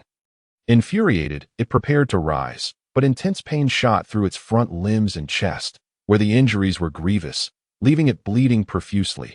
Thud! The iron-armored boar staggered. Before it could react further, Li Hao brought the heavy rock crashing down onto its head with the force of a mountain. The stone shattered upon impact. Bang! The recently risen iron-armored boar, dazed, was once more sent sprawling to the ground. "Little brat, how dare you ambush me?" Were the iron-armored boar capable of speech? In the end, the result was that the iron-clad boar had battered itself to a bloody pulp, lying on the ground, growing increasingly feeble. Li Hao and Qin Yu crouched atop a large tree, their arms crossed as they observed. "Is it almost over?" Li Hao inquired of Qin Yu, upon seeing the iron-clad boar sprawled on the ground, emitting only labored grunts. Qin Yu nodded, then leapt down from the tree. He possessed a diminutive alloy knife, reminiscent of a pencil sharpener. This was nearly the sole useful relic left to him by the refugee he had encountered. Qin Yu pressed down on the boar's neck, declaring, "Let me do it." Just as he was about to act, Li Hao shouted from the side, causing Qin Yu to momentarily freeze. Li Hao had snatched the metal knife from his grasp and, with several decisive strokes, severed the boar's throat. The iron-clad boar, already exhausted, became increasingly weak as the blood drained away. Its body began to convulse violently until, at last, it lay still. The flicker of disappointment crossed Li Hao's eyes. He had slain the iron-clad boar. Yet the system had not awarded him any villain points. That wasn't this akin to snatching an opportunity from Qin Yu. "Curse that dog of a system," Li Hao silently grumbled, then returned the metal knife to Qin Yu's hands, saying, "You take care of the rest." Qin Yu, taken aback, replied with a puzzled expression. Meanwhile, Li Hao had already positioned himself nearby. Folding his arms, Qin Yu rolled his eyes in disbelief. He then casually picked up a stone the size of his fist and, using the alloy knife, began to crack open the boar's skull. The crystal core lay nestled within its head. His movements were practiced, yet the boar's skull proved far more resilient than its scaled hide. Soon, Qin Yu found himself breathing heavily. Glancing over at Li Hao, he discovered him wearing a look of utter nonchalance, akin to that of a curious child. Ding! Villain system. Congratulations, host. You have successfully influenced the protagonist's mindset. Earning 5 villain points, Qin Yu felt a mix of exasperation and resignation. He suddenly found himself reluctant to call upon Li Hao again, fearing that he might utter some provoking words, and thus buried his head in his work. After more than 10 minutes, Qin Yu finally extracted the crystal core, which was about the size of an egg, glowing with a crimson light, an enhancement-type core. "This is an enhancement-type crystal core," Qin Yu proclaimed. Li Hao merely nodded, gesturing toward the iron-clad boar's carcass, asking, "What shall we do with the body?" Qin Yu scratched his head, replying, "Let's take it back. If we leave it here, it might be devoured by other ferocious beasts." Previously, they had opted not to bring back the first-tier beast they had hunted due to its weight and the burden it posed, especially with Li Hao having sustained serious injuries. However, now that Li Hao had fully recovered and had become a first-tier warrior, they could not afford to let the ironclad boar's body go to waste. If sold in the market, it could fetch a handsome sum of several tens of thousands. Li Hao nodded, then abruptly turned to leave. Qin Yu exclaimed, "Xiao Hao, come help. You can't expect me to carry this back alone. Can you? I was the one who killed it, and my arms are feeling sore." Li Hao replied matter-of-factly. While it was true that Li Hao had dealt the killing blow, he had not exerted much effort in the task. The most laborious part, extracting the crystal core, had been Qin Yu's responsibility. Ding! Villain system. Congratulations, host. You have successfully influenced the protagonist's mindset, earning 5 villain points. Li Hao found Qin Yu's reactions utterly endearing. This petty jealousy was quite amusing. Ultimately, he turned around and helped Qin Yu lift one of the boar's hooves. Qin Yu couldn't help but roll his eyes, unsure how to adequately describe Li Hao's behavior. After nearly an hour, the two returned to the gap in the high-voltage electric fence. Panting, Qin Yu dropped the boar's hoof to the ground, stating, "Wait here for a moment. I'll go fetch the Cyclops." They dared not bring the boar into the dog-slave zone openly, and the gap in the fence was not large enough for such a creature. Li Hao nodded and plopped down on the ground to rest. In truth, he was not particularly fatigued. With his current cellular vitality, carrying the ironclad boar back posed no challenge. Qin Yu slipped through the gap, and after about 20 minutes, he returned with the Cyclops. The Cyclops, surnamed Zhang, was known as Zhang Meng. That he had originally hailed from the urban district and was seemingly part of an adventure team. However, during a confrontation with ferocious beasts, he lost one eye and became frightened, opting to transfer to the dog-slave zone as a security team captain. Although life there was undoubtedly harsher than in the urban district, it still offered sufficient rewards, along with a sense of autonomy. Within the dog-slave zone, he held one of the highest positions of authority. Well, an ironclad boar. You two handled this. Upon seeing the boar's carcass outside the electric fence, the Cyclops appeared somewhat taken aback, clearly skeptical of the duo's capabilities. "Luck was on our side," Qin Yu replied. "We happened upon this injured ironclad boar. Otherwise, we wouldn't have stood a chance." Li Hao chose to remain silent. The Cyclops did not press further, instead nodding slightly and asking Qin Yu, "What supplies do you wish to exchange?" In the dog-slave zone, the concept of exchanging money was non-existent, as even if one had money, there was no place to spend it. The only items available for trade were food and resources for cultivation that I'd like to exchange for cellular reagents, Qin Yu stated directly. He had already discussed this with Li Hao on the way back. Li Hao had also considered that exchanging for food would not yield significant benefits. After all, he could sustain himself through work, and during the day, he and Qin Yu could not leave the dog-slave zone. If they were spotted by patrolling teams, they could very well be shot on the spot. As for trading weapons, such items were strictly regulated in the dog-slave zone, making it impossible for the Cyclops to offer them anything. Hence, exchanging for cellular reagents was their only option. The Cyclops nodded, stating, "The carcass plus the crystal core will net you 3x1 reagents." His tone left no room for negotiation. This outcome was precisely what Qin Yu and Li Hao had anticipated. After Qin Yu nodded, the Cyclops promptly produced 3x1 reagents from his pocket and handed them to Qin Yu. The reagents, encased in test tubes, glowed a vivid red, tinged with a slight luminescence. "You're free to go." The Cyclops waved his hand as Qin Yu secured the reagents. Qin Yu turned to Li Hao, asking, "Shall we explore a bit more?" Li Hao shrugged, indicating his indifference. 3x1 reagents equated to 150 points. A decent return on their effort. Qin Yu promptly exited through the gap, and the two ventured back into the jungle. The Cyclops paid them no mind, and once they had distanced themselves, he notified 2 guards to retrieve the ironclad boar's carcass and drag it inside the electric fence. Xiao Hao, Li Hao and Qin Yu walked side by side through the forest, their footsteps creating a rustling sound among the fallen leaves. After a prolonged moment of hesitation, Qin Yu finally spoke. "Could I use the 3x1 reagents first? You are now a first-tier warrior. Even if you take the X1 reagents, the enhancement to your cellular vitality will be limited. Had this been earlier, I would have likely made the decision myself, but now I cannot, as Li Hao's character has changed. Besides, we had already established a distribution agreement." Yet, Qin Yu felt an urgent desire to break through to a first-tier warrior. He believed that even with Li Hao's changed demeanor, he would grant him this favor. With his talent, having these 3x1 reagents would enable him to solidify his status as a first-tier warrior within days. Absolutely not. However, Li Hao's refusal was unyielding. Why not? Qin Yu was taken aback, feeling a sense of unfairness wash over him, but at the same time, he felt a chill in his heart. Xiao Hao had truly changed. No longer inclined to support him in every matter, Li Hao glanced at Qin Yu, aware of the turmoil within him, and remarked, "Did we not agree on a 4-2 split?" Qin Yu nodded, feeling somewhat aggrieved. "Yes, but I was thinking that after I become a first-tier warrior, I could compensate you," and Luo Luo. Li Hao shook his head once more. "Do you genuinely believe that is realistic?" Qin Yu looked at him in confusion. Li Hao continued, "Even if you become a first-tier warrior, do you truly believe you will have a chance of winning in the hunting competition? Even if you become a second-tier warrior, do you have that assurance? Just days ago, we made this agreement, and now you wish to renege. You think Luo would be pleased, regardless of whether it's you or me, who wouldn't wish to enhance their strength? Should we really allow Luo to fend for herself in the dog-slave zone?" He spoke with a hint of irritation, for he knew Qin Yu's character all too well. If he were to rely on this fellow to willingly share the spoils, he might as well wait until this guy ascended to a second-tier warrior. He was unwilling to let this person surpass him in strength.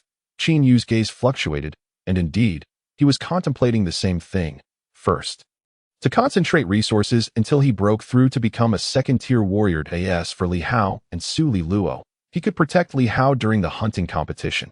Regarding Su Li Luo, he planned to devise a way to rescue her after he and Li Hao escaped from the dog-slave district. After all, Su Li Luo was of no assistance to him at present. He did not perceive any issues with his line of thought. However, Li Hao's words left him at a loss for how to retort, which made Qin Yu feel particularly distressed. Ding! Villain system. Congratulations to the host for successfully influencing the protagonist's mindset. Gaining 10 villain points. Then give me 2 of them. That should be acceptable, right? Qin Yu said, somewhat unwillingly. "No way," Li Hao replied, shaking his head, "that I must adhere to the agreed-upon distribution method, unless you wish to fall out with me and Luo. But these 3x1 potions are difficult to divide," Qin Yu remarked. Li Hao shrugged. "Well, let's see if we can find other gains tonight. If not, we can save Luo's 2 shares for later. Now, just give me yours. I want to drink it right away." Qin Yu. He truly did not expect Li Hao to be so unyielding. Irritated, he pulled an X1 potion from his pocket and handed it to Li Hao.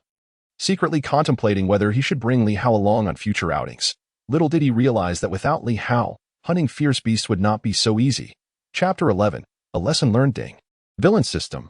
Congratulations to the host for successfully influencing the protagonist's mindset, gaining 10 villain points. Villain system. Congratulations to the host for seizing the protagonist's opportunity, gaining 50 villain points. Li Hao contentedly accepted the X1 potion from Qin Yu's hand, uncapped it, and gulped it down in one go. The anticipated system notification finally echoed in his mind.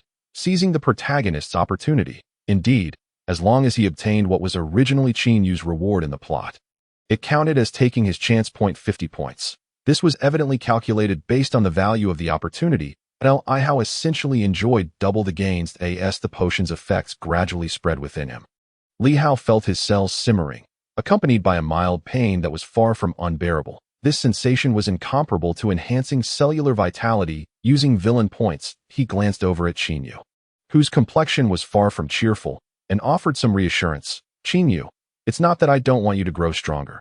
I just hope that the 3 of us can advance together until we become the 3 giants of this world." He painted a grand vision for Qin Yu, yet the latter remained silent. It wasn't that he didn't want Li Hao and Su Li Luo to become formidable. He was simply more focused on himself. However, he had never realized that he was a refined egoist. Seeing Qin Yu's silence, Li Hao chose not to press further. After all, he was unwilling to indulge Qin Yu's bad habits. He understood too well that, when necessary, Qin Yu might not only abandon him, but also Su Li Luo. This fellow was not someone who could be nurtured. Unless one offered selfless devotion, there would inevitably come a day of parting ways. Until then, he would only ponder how to extract more villain points from Qin Yu. After nearly 2 hours passed, neither of them encountered any fierce beasts in the dog-slave district's forest. "Let us head back," Qin Yu finally spoke after maintaining his silence. I Hao nodded, and the two turned to retrace their steps that in truth, just several dozen miles from this dog-slave district lay an excellent location for hunting fierce beasts, a deserted town overrun by such creatures. However, that town had fallen outside the patrol's reach, and it housed a considerable number of fierce beasts, making it an area Li Hao and Qin Yu could not yet covet. Upon returning to the dog-slave district, they each retreated to their quarters. Li Hao sat cross-legged on his bed, opened the system, and noted that his accumulated villain points had reached 260. His attribute panel had also changed. Cellular vitality, 564 after consuming the X1 potion. He gained 50 points. Maximum value. He wondered if the system had altered his body, enabling him to enhance cellular vitality to the fullest extent from the potion, according to the novel's original setting. The effects of potions varied among individuals. For an extraordinarily gifted talent like Qin Yu, if his cellular vitality were quantified after consuming the X1 potion, it should typically increase by over 40 points. Meanwhile, those of mediocre aptitude might see an increase of only 10 points, or even less. Li Hao still refrained from using any villain points, closed the system, and began to cultivate his source energy. He hesitated over whether to accumulate enough villain points for a breakthrough to become a second-tier warrior or, like Qin Yu, to cultivate both mental and martial arts simultaneously, aiming to elevate his mental prowess to the level of a first-tier ability user. Warriors enhance their cellular vitality through the cultivation of source energy, while ability users elevate their mental strength through meditation. To cultivate both simultaneously would require an exponential increase in energy and resources. The next day arrived, and Li Hao, Su Li Luo, and Qin Yu set off for the mining area in the dog-slave district. There was no breakfast available unless one had previously stockpiled food. However, the inhabitants had long ceased the habit of having breakfast. Li Hao wondered if Qin Yu had secretly consumed the other X1 potion. As they walked, he inquired, "Qin Yu, what about the other potion?" Qin Yu stared at him, bewildered. "What do you mean?" Li Hao replied, "I thought perhaps we could let Luo use it first. After all, we will likely be going out frequently. We can make up for her share once we gather more resources." Qin Yu, he was on the verge of losing it. Previously, when he expressed his desire to use the potion first, Li Hao had adamantly refused. Now, when it came to Su Li Luo, he could distribute it early. Li Hao was indeed devoid of humanity. Moreover, he was fawning over a girl whom Qin Yu also liked. Ding. Villain system. Congratulations to the host for successfully influencing the protagonist's mindset. Gaining 30 villain points. The villain points Qin Yu contributed at that moment exceeded Li Hao's expectations. He blinked and asked, "You didn't use that potion already, did you? Or do you not want to let Luo use it first? Can you really bear to see her so exhausted every day?" Qin Yu. Ding. Villain system. Congratulations to the host for successfully influencing the protagonist's mindset, gaining 30 villain points. Indeed, Li Hao had struck a nerve with Qin Yu, who suddenly felt embarrassed and awkward. "I have already drunk it." He cast an apologetic glance at Su Li Luo. Su Li Luo bit her lip and said, "It's all right.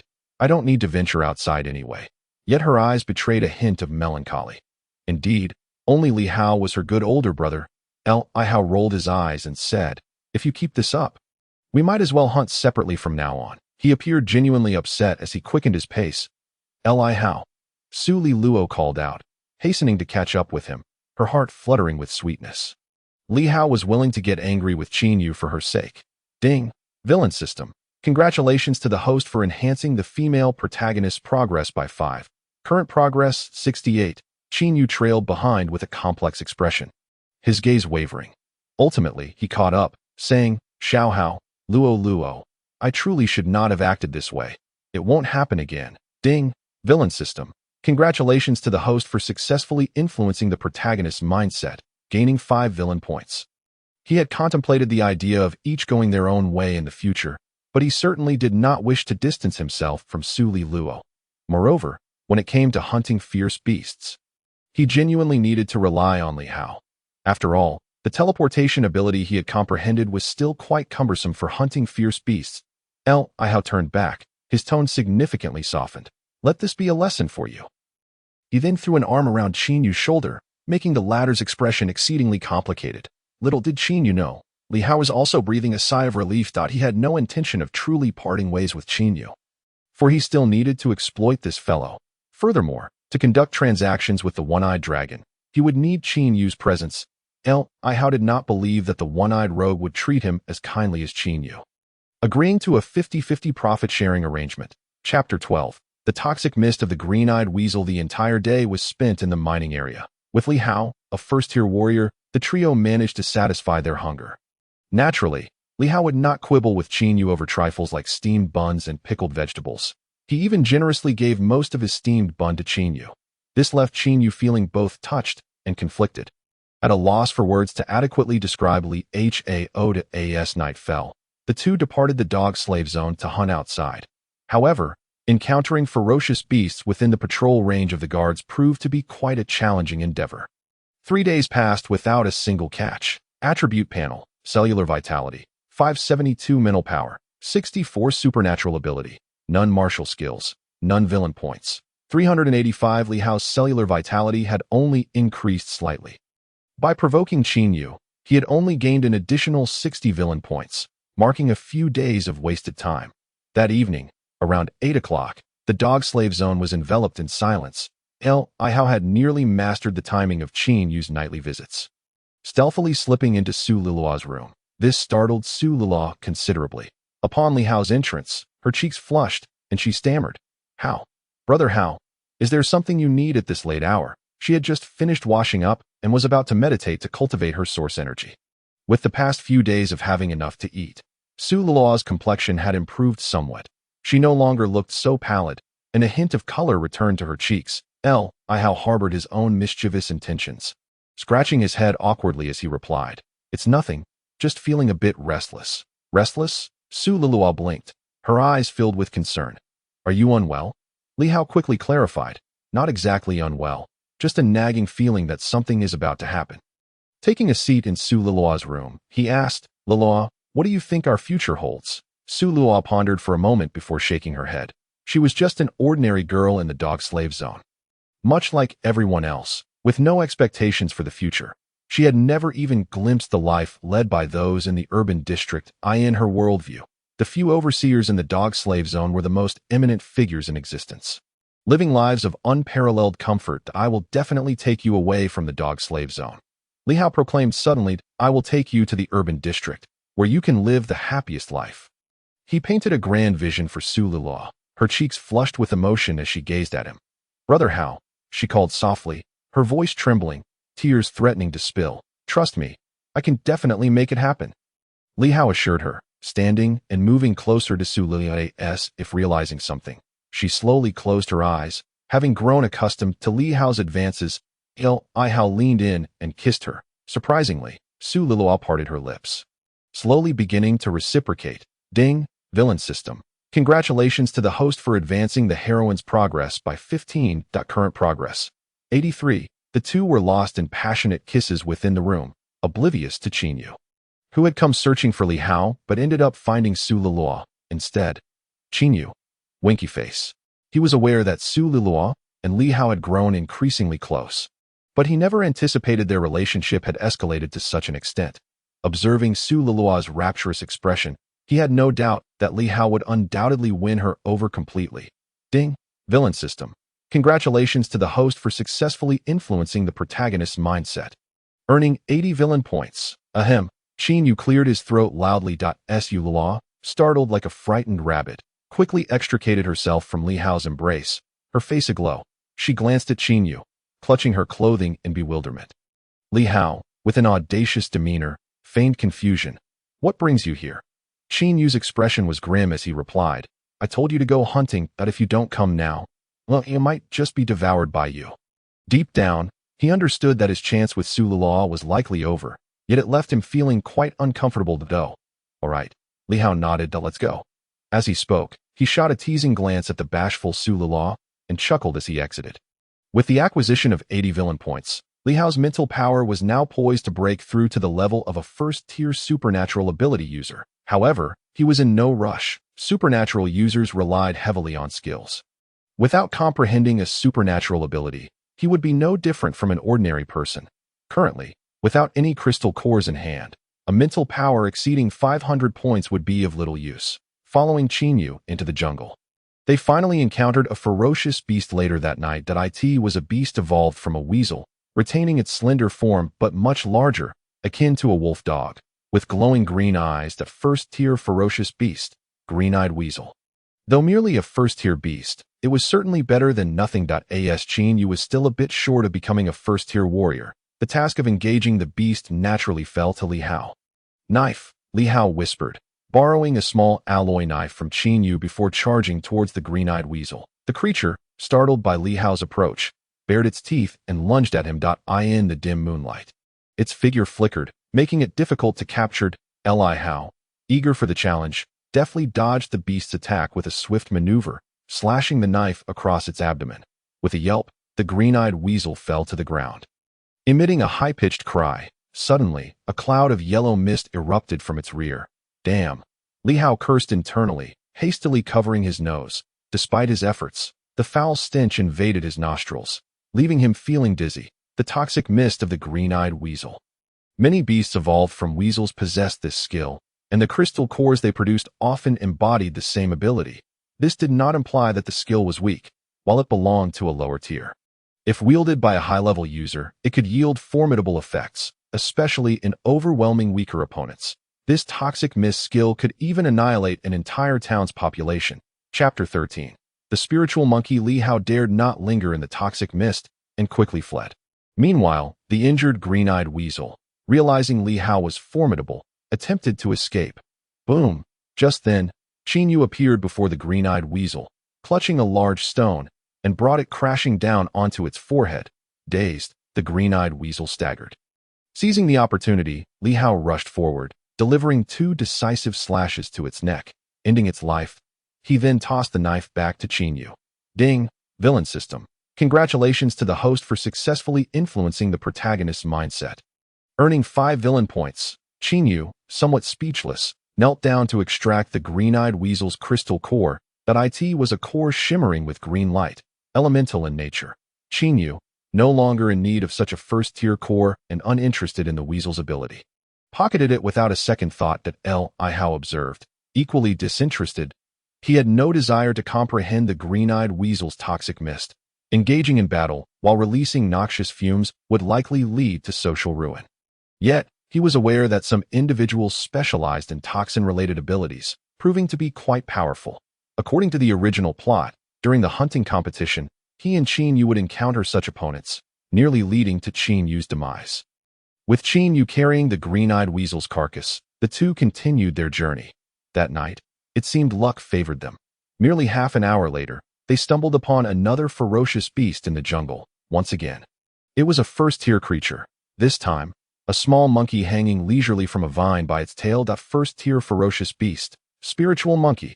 Upon seeing the spiritual monkey, both Li Hao and Qin Yu's eyes gleamed with greed.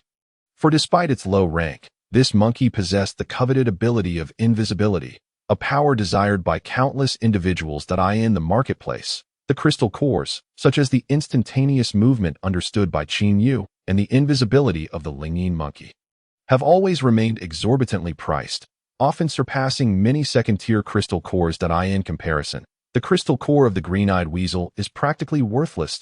Li Hao found himself pondering. If only he could comprehend the ability of invisibility.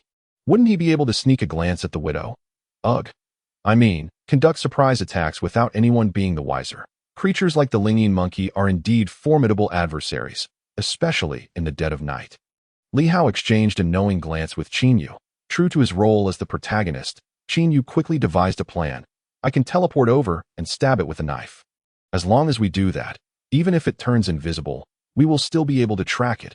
However, Li Hao's gaze shifted thoughtfully. Could you take me with you when you teleport?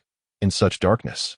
Even if they managed to stab the Lingyin monkey, there was still a chance they might lose track of it, potentially leaving behind the knife as well, a loss that would be utterly regrettable. He envisioned himself landing a decisive blow to eliminate the Lingyin monkey instantly. Every ferocious beast possesses its unique attributes. The Lingyin monkey, while capable of invisibility, is rather weak among first-tier beasts, posing even less of a threat than the green-eyed weasel. Qin Yu grasped Li Hao's intentions instantly, his eyes flickering as he nodded. All right. But with my current mental strength, I can only teleport you twice at most, and the distance is limited. Can you seize the opportunity? Just watch me, Li Hao replied. He had his eyes set on the crystal core of the Lingyin monkey and could not allow it to escape. Without further ado, Qin Yu positioned himself behind Li Hao and wrapped his arms around his waist. Prepare, Li Hao commanded, and in an instant, they appeared atop a vine. With a swift motion, Li Hao drew his knife, aiming for the head of the Lingyin monkey. Yet, the creature responded with remarkable agility, darting to the side just in time to evade Li Hao's blade. At that moment, Li Hao's vision blurred again as he and Qin Yu materialized directly in front of the Lingyin monkey, which was in the process of becoming invisible, its upper body already vanishing from sight. However, it was too late for the creature to react, crashing directly into Li Hao. With a fierce thrust, Li Hao drove the knife downwards, a spray of blood erupting into the air. He followed through with a powerful slash, causing the half-visible Lingyin monkey to plummet to the ground, soon revealing its entire form. Lifeless, Li Hao couldn't help but feel a twinge of envy towards Qin Yu, who had managed to comprehend instantaneous movement even at the first tier. That skill was indeed quite useful. However, he mused that invisibility wouldn't be without its merits. He promptly leaped down from the vine, extracted the crystal core from the Lingyin monkey, and stashed it away in his pocket. Qin Yu stared at him, bewildered. What are you doing? I want to see if I can comprehend the abilities of this Lingyin monkey's crystal core, that I won't be dividing the two corpses and the crystal core. Is that all right? Qin Yu frowned. Weren't you planning to refrain from cultivating mental strength? That was in the past. Li Hao chuckled. It seems my mental strength has increased significantly these past few days, so I might as well dual cultivate. Qin Yu looked perplexed. He had never heard of someone like Li Hao, whose mental strength could seemingly rise on command. Wasn't mental aptitude something innate? Nevertheless, since Li Hao insisted on keeping the crystal core for himself, Qin Yu refrained from opposing him.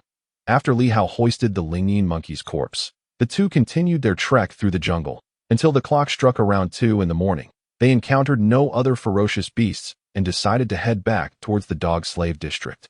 Li Hao waited at the high-voltage electric fence for Qin Yu and the Cyclops. Once the Cyclops arrived, Qin Yu exchanged their bounty from the night for an X1 grade cell potion, albeit at an inflated price. As the Cyclops insisted on a 50-50 split, but raised the price of the X1 cell potion by more than double. Yet, under the Cyclops' roof, both Li Hao and Qin Yu had no choice but to endure. Fortunately, the Cyclops, initially interested in the Lingyin monkey's crystal core, did not press the issue upon learning that Li Hao intended to keep it for himself, merely warning him. Even if you manage to somehow comprehend the ability of invisibility, do not even think about escaping from here. Otherwise, I will ensure that your life becomes a living hell. Li Hao nodded obediently. He certainly wouldn't be foolish enough to venture out and find himself on the city's wanted list. Why not relish the thrill of emerging victorious from the hunting competition? Paying no mind to the Cyclops' plans for the green-eyed weasel and Lingyin monkey corpses, Li Hao and Qin Yu returned to their quarters. This potion should be given to Su Li Luo, right? As they approached Su Li Luo's house, Li Hao remarked to Qin Yu. Qin Yu looked reluctant, but Xiao Hao, if I consume this potion, I will become a first-tier warrior. Li Hao frowned. Are you not a man of your word? You go out hunting every night anyway. What's the rush? Qin Yu sighed. He was eager to hunt every night, as greater strength would make it easier to slay ferocious beasts. Su Li Luo, remaining in the dog slave district and using the X1 potion, would merely find her work somewhat easier. Yet, observing Li Hao's protective demeanor, he realized that he had completely fallen from favor in Li Hao's eyes. Li Hao was no longer the person who placed him atop the pedestal. His standing had plummeted even below that of Su Li Luo. Chapter 14. First-tier ability user Ding. Villain system. Congratulations, host, for successfully influencing the protagonist's mindset, earning 20 villain points. With a resigned expression, Qin Yu produced the X1 potion and handed it to Li Hao. His eyes filled with grievance. Li Hao turned and made his way to Su Li Luo's residence. Hey. Qin Yu was momentarily taken aback. What are you doing? Li Hao glanced back. That I'm delivering the potion to Luo. Qin Yu protested. It's the middle of the night. She's a girl. You know. Isn't this inappropriate? What's inappropriate? We've kissed, and you've seen it yourself. Li Hao waved dismissively. Then, he ignored Qin Yu completely. Qin Yu stood amidst the night breeze, feeling utterly distraught. Although he had secretly resolved to give up on pursuing Su Li Luo, Hearing Li Hao's words felt like a knife piercing his heart, causing it to bleed profusely. Ding! Villain system. Congratulations, host, for successfully influencing the protagonist's mindset, earning 40 villain points. Li Hao knocked on Su Li Luo's door. She was not asleep, but was instead practicing her source energy, anxiously asking from within, "Who is it?" In a place like the dog slave district, where everyone lived under oppression, it did not mean that no vile incidents occurred. In fact, the probability of such incidents was exceedingly high.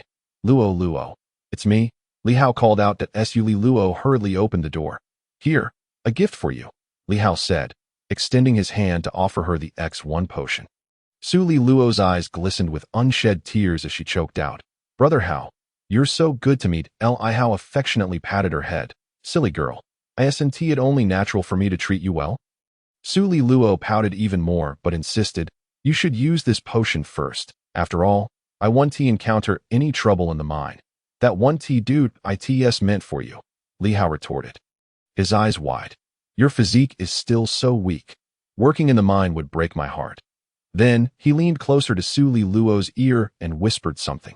Her face flushed crimson, and she bashfully clutched the X1 potion, stamping her foot as she retreated inside. Bang! She slammed the door shut with a thud. Li Hao sighed. "This girl, just because I mentioned something about having children, is it really necessary to react like that?" "She's too easy to tease." Scratching his head, Li Hao returned to his own house. Upon opening the system, he found that his villain points had risen to 530, although he had only obtained the Lingyin monkey's crystal core during this outing. He had certainly reaped quite a bit from Qinyu. Unable to resist the temptation, he allocated 436 points to increase his mental strength. Once again, that familiar sensation coursed through his entire being. Li Hao's attribute panel underwent a transformation. Attribute panel, cell vitality, 572 mental strength, 500 abilities, none martial skills, none villain points, 94 first-tier ability user. He was now able to comprehend abilities. Li Hao promptly retrieved the crystal core of the Lingyin monkey from his pocket. It was a blue, auxiliary type, invisibility ability, ranked higher than teleportation within the first-tier ability hierarchy. However, he harbored no confidence in successfully comprehending this power. Such matters were heavily reliant on probability, akin to purchasing a lottery ticket. Numerous ability users had failed to grasp their powers despite using hundreds of crystal cores. This scarcity of ability users compared to martial artists was one of the reasons for the rarity of the former in this world. Nevertheless, he felt compelled to try, for he had developed a profound fondness for the invisibility ability. Sitting cross-legged on his bed, he gently closed his eyes and then forcefully crushed the crystal core in his hand. The substance, reminiscent of crystal, was quite fragile.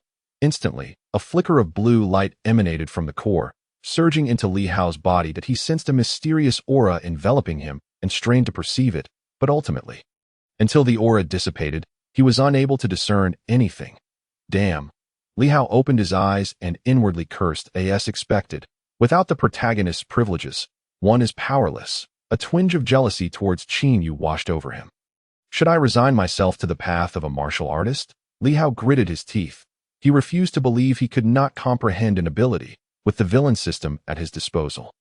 He was determined to cultivate both martial arts and mental prowess, aspiring to become the most formidable figure in this world. The following day, he toiled in the mines without engaging with anyone else.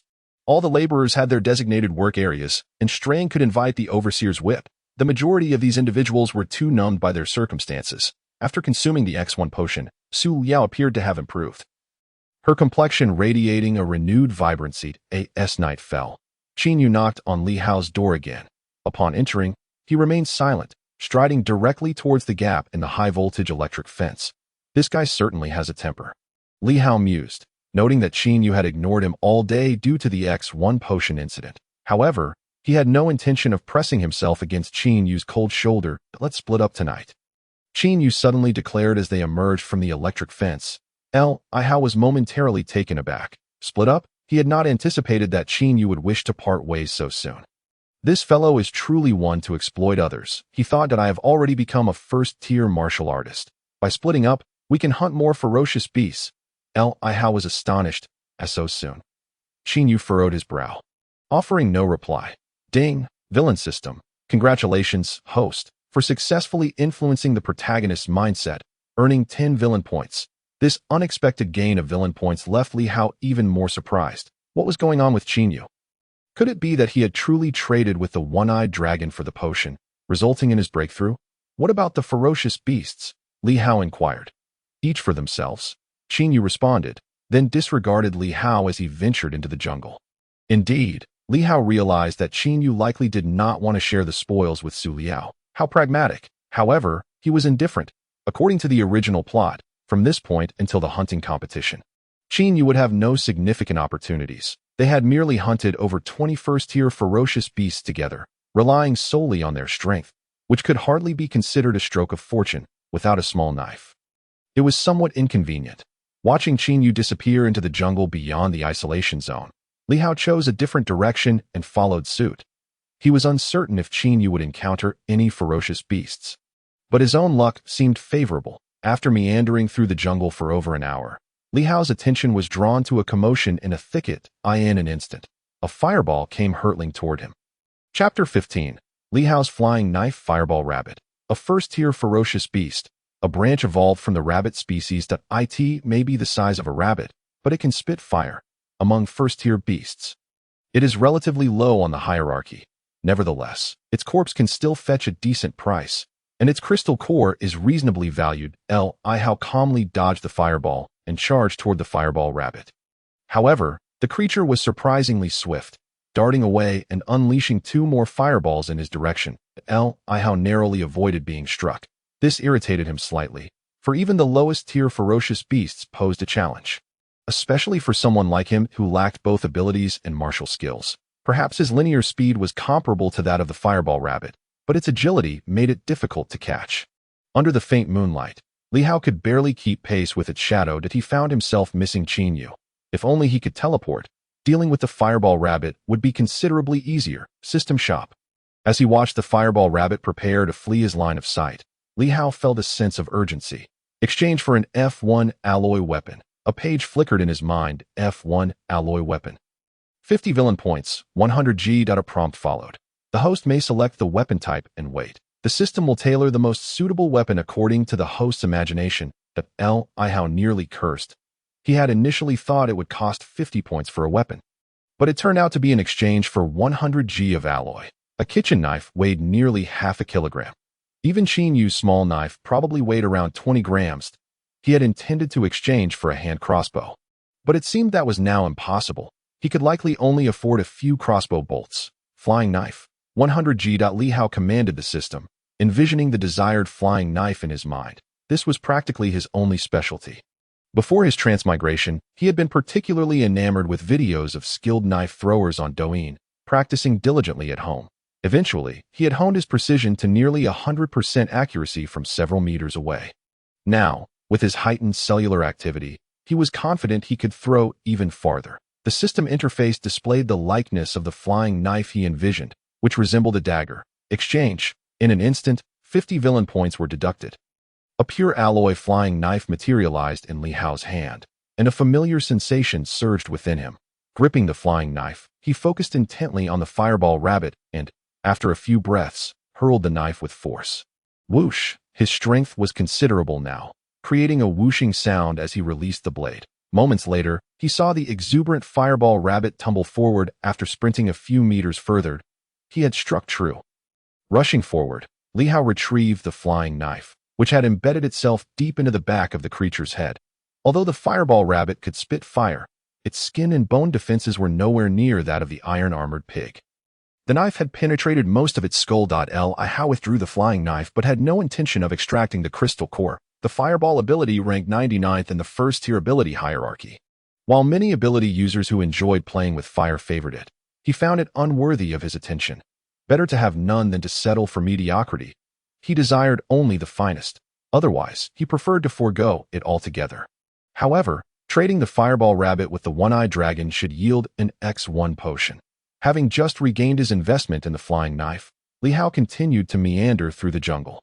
After several hours of wandering, with another fireball rabbit in tow, he made his way back to the laborers' area. But to have hunted 2 ferocious beasts in a single night was already quite an impressive haul. Upon reaching the gap in the fence, he found no sign of Qin Yu, likely indicating he had not yet returned.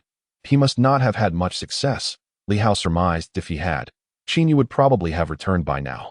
After waiting for several minutes, sounds finally emerged from the jungle, and Qin Yu's figure appeared before Li Hao.as expected.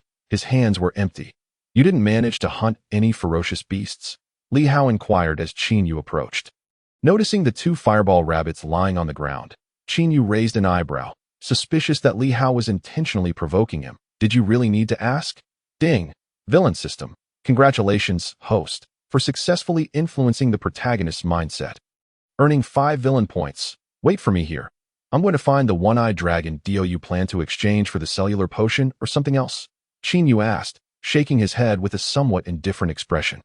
Let's exchange for the cellular potion. I want Liao to become a first-tier martial artist as soon as possible, Li Hao replied.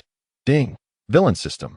Congratulations, host, for successfully influencing the protagonist's mindset, earning 10 villain points. Qin Yu did not respond and dove into the gap, his brow slightly furrowed. His rationality urged him to abandon any thoughts of competing with Li Hao for Su Liao. Yet, the image of Su Liao lingered in his heart. And letting go was far from a simple task. He still harbored hopes of rapidly surpassing Li Hao in strength, aiming to make a stunning impression during the hunting competition. That in doing so, he might just capture Su Liao's attention. After all, women possess an inherent attraction to strength. Li Hao sat patiently, awaiting the arrival of others. Soon, the one-eyed dragon followed Qin Yu over, increasingly adept in his dealings. For these 2 fireball rabbits, I shall provide you both with an X1 potion. However, should you encounter further gains next time, a discount will be necessary. The one-eyed dragon cast a glance at the 2 fireball rabbit carcasses on the ground and promptly retrieved 2 X1 potions from his pocket. Li Hao inwardly scoffed, recalling how they had exchanged the corpse of a spirit-hidden monkey, a green-eyed weasel, and a crystal core for but a single potion from the one-eyed dragon the previous night. This fellow, having gained the upper hand, said nothing, yet now he sought to recoup his losses at the slightest inconvenience. Moreover, how much more exorbitant was his price compared to the market? Li Hao nearly bared his teeth in frustration.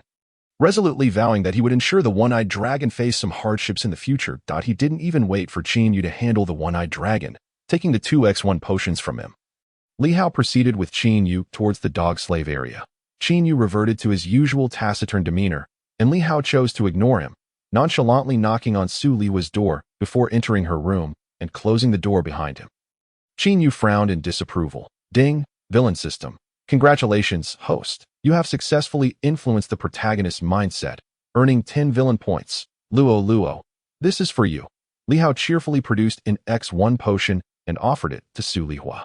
Su Lihua bit her lip, looking as though she might cry, and said, Brother Hao, you should use it yourself. No worries, I do not lack this one, Li Hao replied. Hurry and become a first-tier warrior. Then I will take you to participate in the hunting competition. Su Lihua's eyes grew even redder, tightly gripping the potion in her hands. That moment, the small vial felt exceedingly heavy in her grasp. Observing Su Lihua's touched expression, Li Hao's fingers twitched, and he leaned in to plant a kiss on her cherry lips. 3. Chapter 16. Come find me tonight. Regrettably, Su Lihua was far too bashful, and ultimately, Li Hao was unable to take that final step. The task progress remained stuck at 83, showing no signs of improvement. Li Hao began to suspect that he would need to completely win over Su Lihua's heart before the task could reach its full completion. After all, he felt confident that he had already captured her affections. As for Qin Yu, while the guy was undeniably handsome and the protagonist, in Su Lihua's heart, he was relegated to a mere side character. Upon returning to his own residence, Li Hao consumed the remaining X1 potion himself, boosting his cellular vitality by 50 points. Though he was still far from becoming a second-tier warrior, he was confident that he could reach that level before the hunting competition commenced. With no crystal cores available, he had no choice but to focus entirely on enhancing his cellular vitality. 79 points. Increased cellular vitality. Li Hao allocated all his villain points to cellular vitality. An indescribable sensation of comfort swiftly overshadowed the pain of consuming the potion. Attribute panel. Cellular vitality. 703 mental strength. 500 abilities, none martial skills, none villain points, 0 distance to second-tier warrior, 797 points. Li Hao shook his head in resignation. It appeared he would need to devise another method to provoke Qin Yu. Since witnessing him kiss Su Lihua, Qin Yu's psychological resilience had noticeably strengthened. Previously, Even seeing them hold hands would disturb his mindset. Yet now, even ordinary displays of intimacy failed to elicit any contribution from him in terms of villain points. The following day, the trio of Li Hao, Qin Yu, and Su Lihua walked side by side to the mining area. Li Hao no longer found mining particularly exhausting. With his current cellular vitality, aside from securing sufficient food, he had ample time to take it easy. However, spending the day mining ultimately wasted precious time. He longed to leave this wretched place. "Thank you, brother Yu," Su Lihua suddenly said to Qin Yu. Qin Yu appeared taken aback. "Thank me? For what?" Su Lihua pressed her lips together and replied, "Thank you and brother Hao for allowing me to use the X1 potion. Honestly, the little work I did hardly warranted the use of an X1 potion." Her eyes glimmered with gratitude. The previous night, Li Hao had not mentioned that her potion had been exchanged for his own gains. Qin Yu, winky face. He felt so embarrassed he wished he could dig a hole in the dark ground with his toes. No matter how much he desired Su Lihua's affection, he simply couldn't bring himself to admit that the X1 potion had much to do with him. "I will find a way to get you more potions in the future," Qin Yu declared before hastily moving ahead. Ding! Villain system. Congratulations, host. You have successfully influenced the protagonist's mindset, earning 10 villain points. Su Lihua. She blinked and turned to Li Hao, asking, "Brother Hao, what's wrong with brother Yu? Why did he say that just now?" She seemed perplexed by Qin Yu's words. Li Hao genuinely did not expect Su Lihua to thrust this opportunity for expression into his hands, rubbing his head. He explained, "Actually, the X1 potion from last night was exchanged by me. He and I are currently hunting our beasts separately." "What?" Su Lihua's mouth formed an shape, and she appeared on the verge of tears again. "Brother Hao, you are too good to me." She spoke with a slight tremor in her voice. Li Hao gently patted Su Lihua's head, saying, "Silly girl, this is only natural. Villain system. Congratulations, host. You have successfully elevated the progress of capturing the female lead by 7. Current progress at 90. What he had initially thought was a stagnant progress in capturing the female lead task unexpectedly rose at this moment. Li Hao noticed the shyness in Su Lihua's eyes, coupled with a hint of something else, stirring something within him. In just 10 days, the registration for the hunting competition would commence. "I have prepared a gift for you. Please come find me tonight," Su Lihua said, nervously fiddling with her clothing. After finishing her sentence, her charming face flushed crimson as she dashed ahead. Li Hao blinked in surprise and hurried after her, calling out, Luo tonight?" Su Lihua stomped her foot and replied, "No, the night of registration. I'm not ready yet." And with that, she sprinted away even faster. Li Hao watched her retreating figure, chuckling to himself. What kind of gift could this girl possibly be preparing for him? Time swiftly passed, and as the hunting competition approached, Qin Yu spent increasingly long nights in the forest. Li Hao could only wait for him. Yet, hunting fierce beasts near the dog slave area truly depended on luck. In the past few days, both he and Qin Yu had encountered few gains. Qin Yu had hunted a total of 3 first-tier fierce beasts, while Li Hao had similarly secured 3, yet none were particularly rare. He had only exchanged 2 X1 potions from the one-eyed dragon. Li Hao had given 1 potion to Su Lihua as for Qin Yu. He claimed he would find a way to get Su Lihua more X1 potions. Yet he consumed all 3 potions he obtained for himself. It was evident that he prioritized reaching the 2nd-tier warrior level before the competition began. That night, Li Hao and Qin Yu ventured out of the dog slave area to hunt fierce beasts. After slipping through an opening, they tacitly parted ways. Li Hao continued along the familiar path, given that patrol teams scoured the dog slave area during the day. Encountering fierce beasts was only feasible after the patrols concluded and the beast returned to the safe zone. Thus, it was purely a matter of chance. It mattered not which path one took. Cellular vitality, 803. Li Hao held an alloy throwing knife, traversing the jungle with a relaxed expression. Over the past few days, he had accrued several dozen villain points from Qin Yu, and with the X1 potion, his cellular vitality had surpassed 800, significantly enhancing his strength since his initial breakthrough. At the very least, if he were to encounter a fireball rabbit again, he would no longer need to rely on his throwing knife. His speed alone would suffice to catch up to it as long as he did not encounter a particularly formidable first-tier beast. He should face little trouble. Unbeknownst to him, Li Hao had been wandering the jungle for over 3 hours without a sight of any fierce beast. He suspected he might go home empty-handed that night. Suddenly, he heard a low growl ahead. Li Hao quickly dashed forward. In the dim moonlight, he spotted a man suspended upside down from a tree. vines enveloping him completely, leaving only his head exposed. The man struggled desperately. But it was evident that his efforts were in vain. From the ground, a stone the size of a fist suddenly soared upwards, hurtling towards the man's head at breakneck speed. Li Hao noticed that another creature was also hanging from the tree where the man was suspended. Chapter 17. The first-ranked ability. It was a beast with a grotesque face, covered in fur, resembling a vampire. Li Hao's heart raced with alarm. It is not for any other reason, but rather due to the presence of this fearsome creature. The ghost-faced bat, a remarkably rare species, it stands as an exceptionally formidable entity among first-tier ferocious beasts. This ghost-faced bat has evolved from a common bat, and had it existed prior to the cataclysmic era, it would undoubtedly have been classified as a protected species, specifically a first-tier protected animal. This creature possesses the extraordinary ability to manipulate objects using telekinetic power, and its crystal core can grant those with supernatural abilities insight into telekinesis. Telekinesis, a psychic ability, ranked first in the first-tier ability sequence. No martial artist or supernatural practitioner would willingly let a ghost-faced bat escape, and naturally, Li Hao, who is aware of its powers, is no exception. He is currently in dire need of abilities. If he could comprehend the telekinetic ability, he would be nearly invincible among his peers. In essence, telekinesis can counteract the vast majority of supernatural abilities, including those of martial artists.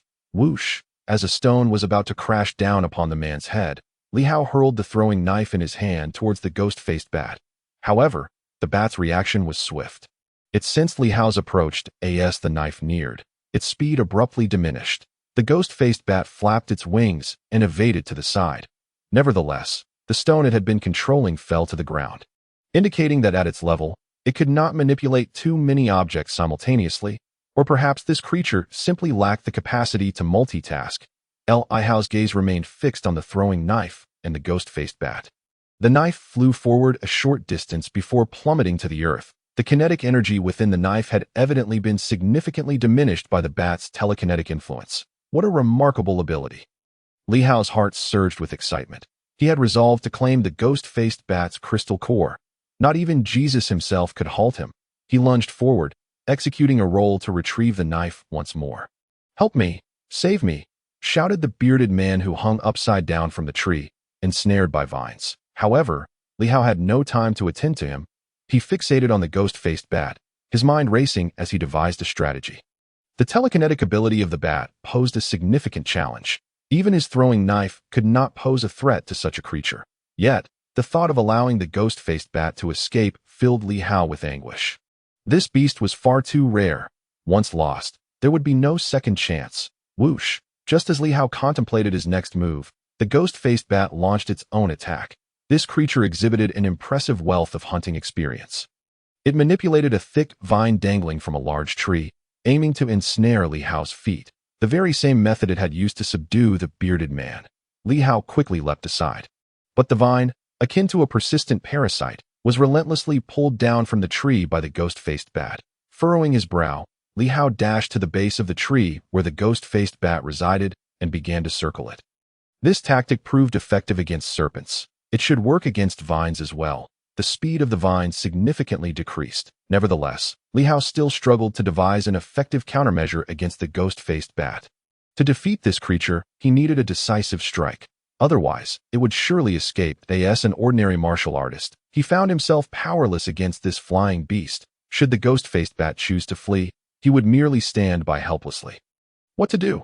Li Hao felt a headache coming on. Squeak! The ghost-faced bat, frustrated that its vine had failed to ensnare Li Hao, suddenly halted its movements. But behind Li Hao, a stone shot toward him with great velocity. Li Hao was caught off guard. The stone struck heavily against his back, eliciting a cry from him, as if his spine might shatter. This telekinetic ability is truly extraordinary. Am I going to perish here? Li Hao's mind swiftly cleared, shifting from coveting the ghost-faced bat's crystal core to considering his own safety. Although he was reluctant to admit it, he seemed to genuinely be no match for this creature. If he endured a few more such stone attacks, he would likely meet his demise on the spot. Use the throwing knife? Leave the rest to me. At that moment, the bearded man still hanging upside down shouted loudly. Li Hao did not recognize him, but chose to trust this man that he hurled the throwing knife fiercely towards the ghost-faced bat perched on the tree. Surely, this man wouldn't wish him harm. They were now in the same boat that if he were to perish, the man would also face the wrath of the ghost-faced bat. The knife slowed dramatically as it approached the ghost-faced bat. Now merely 3 meters away. Squeak. However, the ghost-faced bat let out a mournful cry as countless steel needles suddenly pierced its body, each approximately 10 centimeters long, embedding themselves deep within. The throwing knife fell to the ground as the bat screeched and took flight. It had suffered a setback and was now afraid. Yet, it had barely ascended a few meters before it plummeted from the sky. Li-Hao blinked in surprise and hastily retrieved his throwing knife. Racing towards the fallen bat, with a swift slash, he severed the majority of its neck, followed by another decisive strike that cleaved its head. Ignoring the bloodshed, Li-Hao extracted the ghost-faced bat's crystal core. It gleamed pearly white. Had it not been stained with blood, one might have deemed it a sacred relic. This is the crystal core of a psychic ability. The telekinesis core. Big brother, save me, please. At that moment, the young man with peach blossom eyes, who had previously been hanging upside down, shouted at Li-Hao. Big brother. Li-Hao was momentarily taken aback. Despite his apparent age, he dared to address me as such? Turning around, he was stunned. The elderly man was nowhere to be seen. Instead, the figure suspended by the vines was a youthful individual with a fair complexion and captivating peach blossom eyes, looking rather striking. This fellow appeared to be even younger than Li-Hao. Where is your beard? Li-Hao inquired in confusion. I just shot it off. Did you not see me do it? Responded the young man with peach blossom eyes. Li-Hao was at a loss for words. Who the hell was watching you shoot? He stuffed the crystal core into his pocket, hoisted the ghost-faced bat's corpse, and approached the young man beneath him. Are you a vagrant? No, I'm from the nearby mining district, the young man replied, then added with a pleading expression, Big brother, could you please set me down before we continue this conversation? I feel like I'm about to burst from the pressure in my head. And if you harm me, Li-Hao retorted, I've just shot my load. I can't do it again right now. Look, my beard hasn't even grown back yet. He seemed to forget that he was still bound. Attempting to raise his hand to stroke his chin, causing him to sway precariously in the Li-Hao pondered for a moment, considering that this fellow likely posed little threat. Otherwise, he wouldn't have been subdued by the ghost-faced bat. He stepped back about 10 meters, picked up a stone from the ground, and hurled it. Whoosh! The stone sailed through the air. What the hell? The vine snapped, and the young man with peach blossom eyes screamed as he fell to the ground. Chapter 18. The sycophant. Ouch! Ouch! Despite his struggles, he remained ensnared by the vine, rolling on the ground. Big brother, it's wise to be cautious, but please consider my life. I'm not even a first-tier martial artist. I could die from this. His face was filled with resentment as he protested. He had just hit the ground head first, and now a large bump was forming on his head. Fortunately, there were no stones beneath him. Otherwise, he feared he might have met his end. What? And not a martial artist? Li-Hao asked, feeling a bit embarrassed, yet he secretly breathed a sigh of relief. This young man's lack of martial prowess made him less of a threat. I just shot off a supernatural ability. The young man with peach blossom eyes replied defensively to, in this world, individuals who cultivate both source energy and psychic abilities are quite rare. The vast majority either pursue the path of martial artists or that of supernatural practitioners. Those who choose the latter typically possess innate psychic talent and do not expend excessive effort to enhance their cellular vitality. Of course, those with substantial resources are an exception. Some can elevate both their cellular vitality and psychic power to considerable levels through the use of potions. However, combat styles always have their emphasis. Individuals like Qin Yu, who are anomalies, are exceedingly rare. Regrettably, this young man with peach blossom eyes is not the protagonist. Otherwise, he might have provided Li-Hao with some villainous points. Is the captain of the security team in your mining district named Nine-Pattern Dragon? Li-Hao casually inquired as he approached the young man, seeking to gauge his honesty. There was only one mining district nearby, and the One-Eyed Dragon was the only captain known by such a name. The young man ceased rolling and, after a moment of surprise, replied, No, where did you hear that? The captain of our security team is named Zhang Meng. Although he is indeed a one-eyed dragon, the name dragon fits him. Li-Hao felt a sense of reassurance. Had the young man answered incorrectly, he would have had no qualms about using his throwing knife to pierce the fellow's skull. For this world is steeped in darkness and bloodshed. The original narrative was rife with cruel events, where cannibalism was merely a trivial matter. Li-Hao approached, discarded the ghost-faced bat's corpse, grasped one end of the vine, and gave it a vigorous shake. What the hell? Peach Blossom Eyes let out a piercing scream as he was abruptly lifted off the ground, twirling in midair before ultimately landing. Fortunately, the vines finally relinquished their grip. He was on the verge of tears, his face a portrait of grievance, exclaiming, "Brother, please be gentler." It was as if Li Hao had committed some grave offense against him. Li Hao rolled his eyes and retorted, "With your level of strength, how dare you venture out alone to hunt?"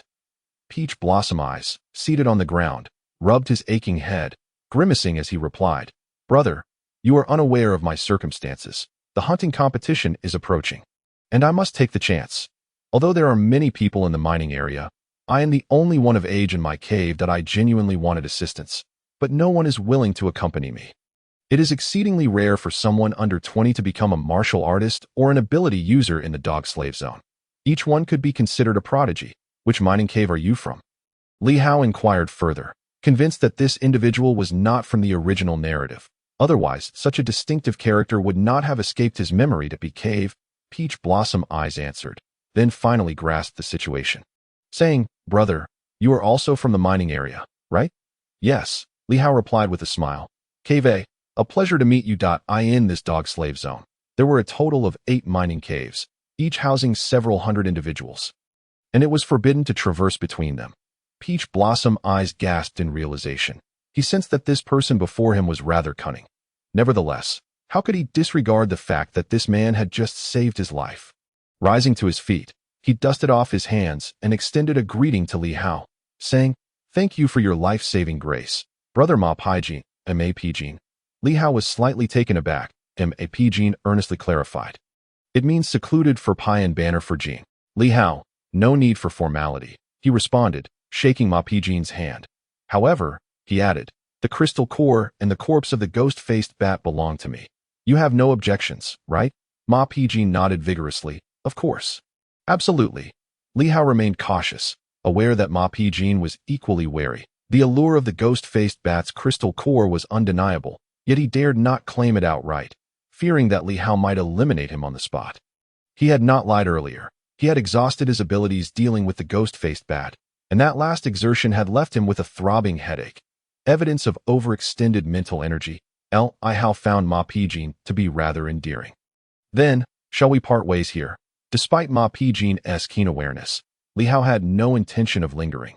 He yearned to return and see if he could comprehend the telekinetic ability.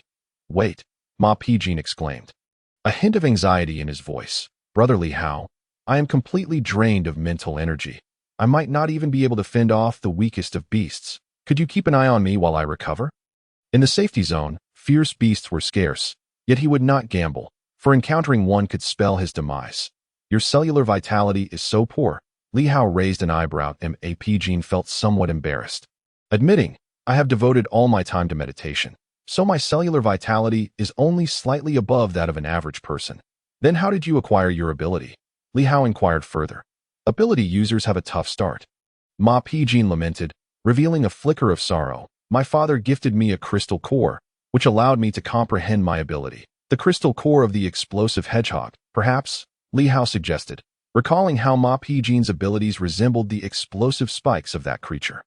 The explosive hedgehog spikes were a first-level enhancement ability, ranked 122 in the sequence, allowing the user to launch numerous steel needles akin to those of an explosive hedgehog, laced with paralyzing toxins. However, he remained unaware that those who understood the explosive spike ability often grew a beard. "Yes," Ma Pijin nodded. His luck was commendable, as he had grasped his ability in just one attempt. Li Hao, oblivious to the sorrow etched on Ma Pijin's face, continued, "And your father?" "Deceased," Ma Pijin replied, his expression darkening. "He wanted me to participate in the hunting competition that a few days ago he sneaked out during the day to hunt fierce beasts, hoping to exchange for mental energy potions, but he was killed by the patrol team." Upon hearing this, Li Hao tilted his head to examine Ma Pijin's face, which was marred not only by profound sorrow, but also by a palpable hatred. Li Hao was at a loss for words. He had never anticipated that this seemingly carefree individual had recently endured the tragic loss of a loved one. "That let us go. Moving will aid in your recovery, won't it?" After a moment of silence, Li Hao suggested. "Absolutely. Absolutely." Ma Pijin hastily agreed, then followed Li Hao toward the mining area as they approached the breach in the high-voltage electric fence of Cave A. Ma Pijin asked, "Brother, you'll participate in the hunting competition too, right?" "Of course," Li Hao affirmed. If he were not participating in the competition, he would not have ventured into the jungle to hunt fierce beasts. Ma Pijin's eyes gleamed with anticipation. "Then, brother, could you look out for me when the time comes?" This thought reminded Li Hao of the character he portrayed in the original novel that he nodded. "If you register, we shall be on the same team and look out for one another." "Great." Ma Pijin enthusiastically nodded at that moment. His beard had grown significantly, giving him the appearance of a rugged man. Upon reaching the breach, the two parted ways, with Ma Pijin heading toward Cave B along the high-voltage electric fence. Li Hao, carrying the not-so-heavy ghost-faced bat, returned directly to his dwelling. In truth, he could have lingered in the jungle for another 2 or 3 hours. But he could hardly contain his eagerness to return and attempt to comprehend the telekinetic ability. Once inside, he locked the door, tossed the ghost-faced bat onto the ground, and hurriedly sat cross-legged on the bed.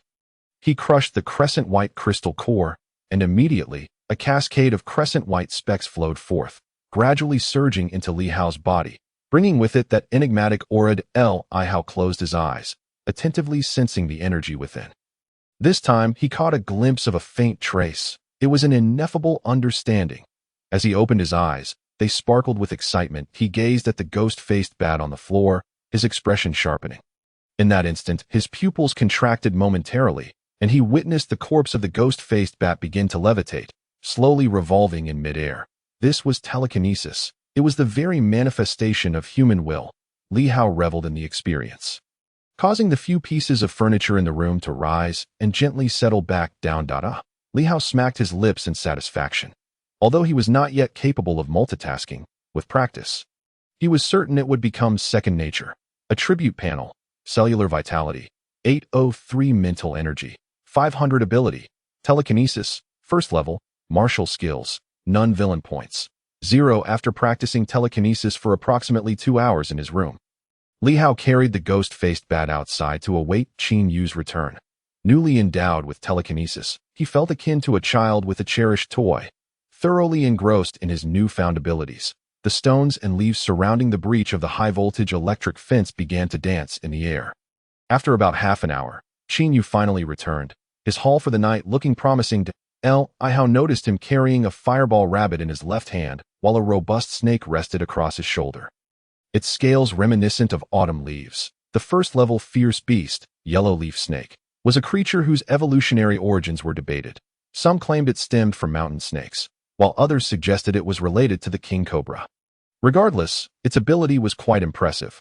Not venom, but rather its scales. The scales of the yellow leaf snake, a first-level enhancement ability, were ranked 45 in the sequence, allowing those who comprehended the scale ability to form protective scales on their bodies, providing considerable resistance to attacks and toxins. This ability was highly coveted among those who pursued the martial path, while also possessing mental energy at the level of ability users. "Looks like you had a fruitful night." Li Hao grinned at Qin Yu. "Not bad," Qin Yu replied, finally revealing a hint of a smile. With the fireball rabbit and yellow leaf snake, he could trade with the one-eyed dragon for 2x1 potions. "And you?" he then inquired, having just arrived and not yet noticed the ghost-faced bat lying on the ground. Li Hao turned and pointed to the ghost-faced bat, saying, "This one, ghost-faced bat." Qin Yu's expression shifted dramatically as he focused on the creature Li Hao indicated. This was an exceedingly rare first-level fierce beast. The likelihood of encountering a ghost-faced bat in the safety zone was akin to stumbling upon a giant panda in a typical mountain range. Ding! Villain system. Congratulations to the host for successfully influencing the protagonist's mindset, earning 30 villain points. Qin Yu's expression darkened once more. He felt that Li Hao was merely putting on an act. This guy had hunted a ghost-faced bat, yet pretended to be nonchalant about it. While the corpse of the ghost-faced bat did not differ in price from other fierce beasts, its crystal core was worth a fortune, up to 1 million. He remarked that the fireball rabbits and yellow leaf snakes he hunted were trivial compared to the price of the ghost-faced bat's crystal core, exclaiming that this time he had truly struck it rich. Qin Yu, feeling a tinge of jealousy, stated that even if the Cyclops was nefarious, Li Hao could still exchange the ghost-faced bat's crystal core for at least 30x1 potions from the Cyclops. Such a bounty would enable Li Hao to ascend to the rank of a second-tier warrior. Such a windfall. Li Hao scoffed. I've already used the crystal core of the ghost-faced bat. Used it? Qin Yu was momentarily taken aback, scrutinizing Li Hao's expression and inquiring. Did you fail to comprehend it? He could not discern any signs of excitement on Li Hao's face. That I succeeded, Li Hao replied. But that means I can no longer exchange the crystal core for X1 potions. Qin Yu exclaimed in disbelief. Oh, ding, villain system. Congratulations, host. You have successfully influenced the protagonist's mindset, earning 60 villain points. Get lost. You take advantage and yet act all high and mighty. Despite his temperament, he could scarcely contain himself. He had never encountered someone as shameless as Li Hao, who, having grasped the power of telekinesis, lamented his inability to exchange for X1 potions. Given the exorbitant price of the ghost-faced bat's crystal core, even spending millions would not guarantee the comprehension of telekinesis. Moreover, such entities were exceedingly rare, often unattainable despite their value. If Li Hao were not a mere servant, his mastery of telekinesis would surely attract the favor of numerous influential figures in the urban area. Li Hao, with an awkward smile, explained, I was just hoping to quickly break through to become a second-tier warrior. That way, we would stand a better chance in the hunting competition. Qin Yu shook his head, choosing to remain silent. He discarded the carcasses of the fireball rabbits and yellow-leaf snakes on the ground and ventured into the breach, heading toward the servant area. Shortly, he returned with the Cyclops. Upon seeing the body of the ghost-faced bat, the Cyclops was visibly astonished, his eyes gleaming with greed. I will offer you 30x1 potions for this ghost-faced bat, the Cyclops declared. I've already used the crystal core, Li Hao replied. Used it? The Cyclops gaped. You consumed the ghost-faced bat's crystal core. Do you realize how valuable that is? He felt an overwhelming urge to explode with rage. He could have flipped it for a fortune of hundreds of thousands. Chapter 20. Registering for the hunting competition. How much? Li Hao feigned ignorance.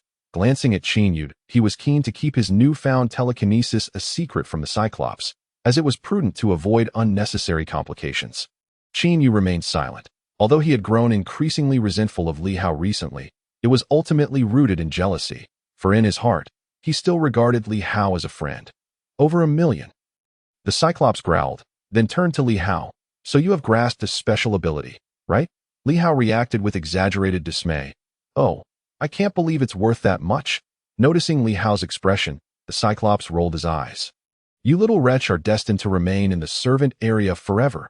His heart ached at the thought. Yet, with Li Hao having already used the crystal core, there was nothing more to say. Consider the ghost-faced bat's body as half an X1 potion for now. We will tally it up with your next hunt. The Cyclops grumbled, then shifted his gaze to the yellow-leaf snake and fireball rabbit. Qin Yu interjected, the crystal cores of these two are right here. The crystal core of the yellow-leaf snake still held some value, warranting 3x1 potions. The Cyclops' expression shifted slightly as he addressed Qin Yu. Now aware of the rift between Qin Yu and Li Hao, Qin Yu nodded in agreement. Li Hao felt a sudden pang of confusion. While the crystal core of the yellow-leaf snake was indeed worth more than that of a first-tier beast, it was customary for the Cyclops to offer only 2x1 potions to Qin Yu. This behavior was entirely out of character for him, as he typically seized every opportunity to exploit others. Increasingly, he suspected that there was something clandestine between the Cyclops and Qin Yu. The Cyclops produced 2x1 potions from his pocket and handed them to Qin Yu, visibly irked, shooting a glare at Li Hao. Li Hao scratched his head. Following Qin Yu through the breach into the building. On the way, he inquired, why is the Cyclops being so generous? He exchanged 3x1 potions for you. How should I know? Perhaps he's in a good mood, Qin Yu replied. Ding, villain system. Congratulations, host. You have successfully influenced the protagonist's mindset, earning 5 villain points. Yet, it also awarded Li Hao 5 villain points, further solidifying his belief that there was indeed something amiss between the two. Upon returning to the room that night, although Li Hao had not obtained any X1 potions, he found the air in the servant area, despite its foul stench, to be sweetened by his achievement of comprehending telekinesis. With the 95 villain points contributed by Qin Yu, he felt an overwhelming sense of joy. Li Hao allocated all these villain points towards cellular vitality. 898. His plan was to concentrate resources on breaking through to the level of a second-tier warrior. followed by enhancing his cellular vitality or elevating his mental power to the second tier, then deciding based on circumstances. By morning, Li Hao's cellular vitality had successfully surpassed the 900 mark, yet he still needed to mine in the quarry. Thus, several days passed. The registration for the hunting competition commenced. The public security team posted notices on the telephone poles in the mining area, accompanied by a small table where officials sat to register participants. However, merely wishing to register was not enough. The public security team, from top to bottom, were nothing but leeches, showing no sympathy for those in the servant area, relentlessly seeking to exploit their remaining value. As Li Hao, Qin Yu, and Su Luo made their way to the mining area for work that morning, they headed directly to the registration point. Upon reaching the table, Li Hao addressed the public security officer. "Please assist us with our registration." Li Hao, Qin Yu, Su Luo. The officer appeared slightly taken aback. 3. Li Hao nodded. The officer smirked. "You know the rules, right?" "Indeed," Li Hao affirmed. "Every participant must submit a first-tier beast crystal core as a registration fee 10 days prior to the hunting competition, regardless of the type of beast. Otherwise, you will be disqualified outright. Even if you submit the crystal core and successfully register, you must also become a first-tier warrior. Furthermore, even upon achieving first-tier status, you must still compete within the servant area for a chance to participate in the hunting competition. Each servant area only has 5 slots, and in the mining area where Li Hao and his companions resided, with 8 mines and thousands of people, it's evident that there wouldn't be only 5 who reach first-tier status or awaken special abilities before turning 20. All of this had been mentioned in the original novel. The officer began recording the names of Li Hao and his companions on the paper. As Su Luo observed, her heart began to race. On the way to the mining area, she bit her lip and said to Li Hao, "Brother Hao, perhaps I should refrain from registering Danielle." Hao aimed to help her not only with the registration fee, but also to procure an X1 potion to elevate her to first-tier status. She feared she might become a burden to him. Li Hao, fully aware of Su Luo's thoughts, smiled reassuringly. "No worries. I will definitely ensure you become a first-tier warrior before the hunting competition. You need not fret over these matters." Qin Yu chose to remain silent. He had previously promised Su Luo that he would find a way to obtain an X1 potion for her, yet now he felt no such inclination.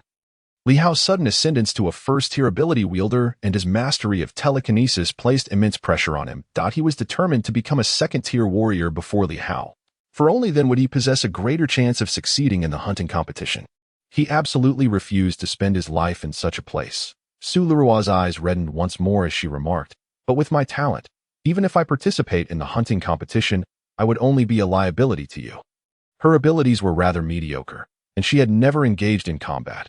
Participating in the hunting competition would only mean Li Hao would have to protect her. "As long as you are by my side, you will grant me the greatest strength," Li Hao replied, uttering a few cheesy lines. Su Luo was deeply touched, tears streaming down her cheeks. "Qin Yu, ding, villain system.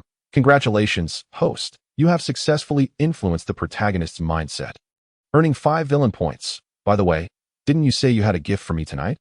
Is it ready?" Li Hao suddenly asked Su Luo. Su Luo wiped away her tears, her face flushing as she softly replied, "It's almost ready. Once you return from hunting the beasts, I will give it to you."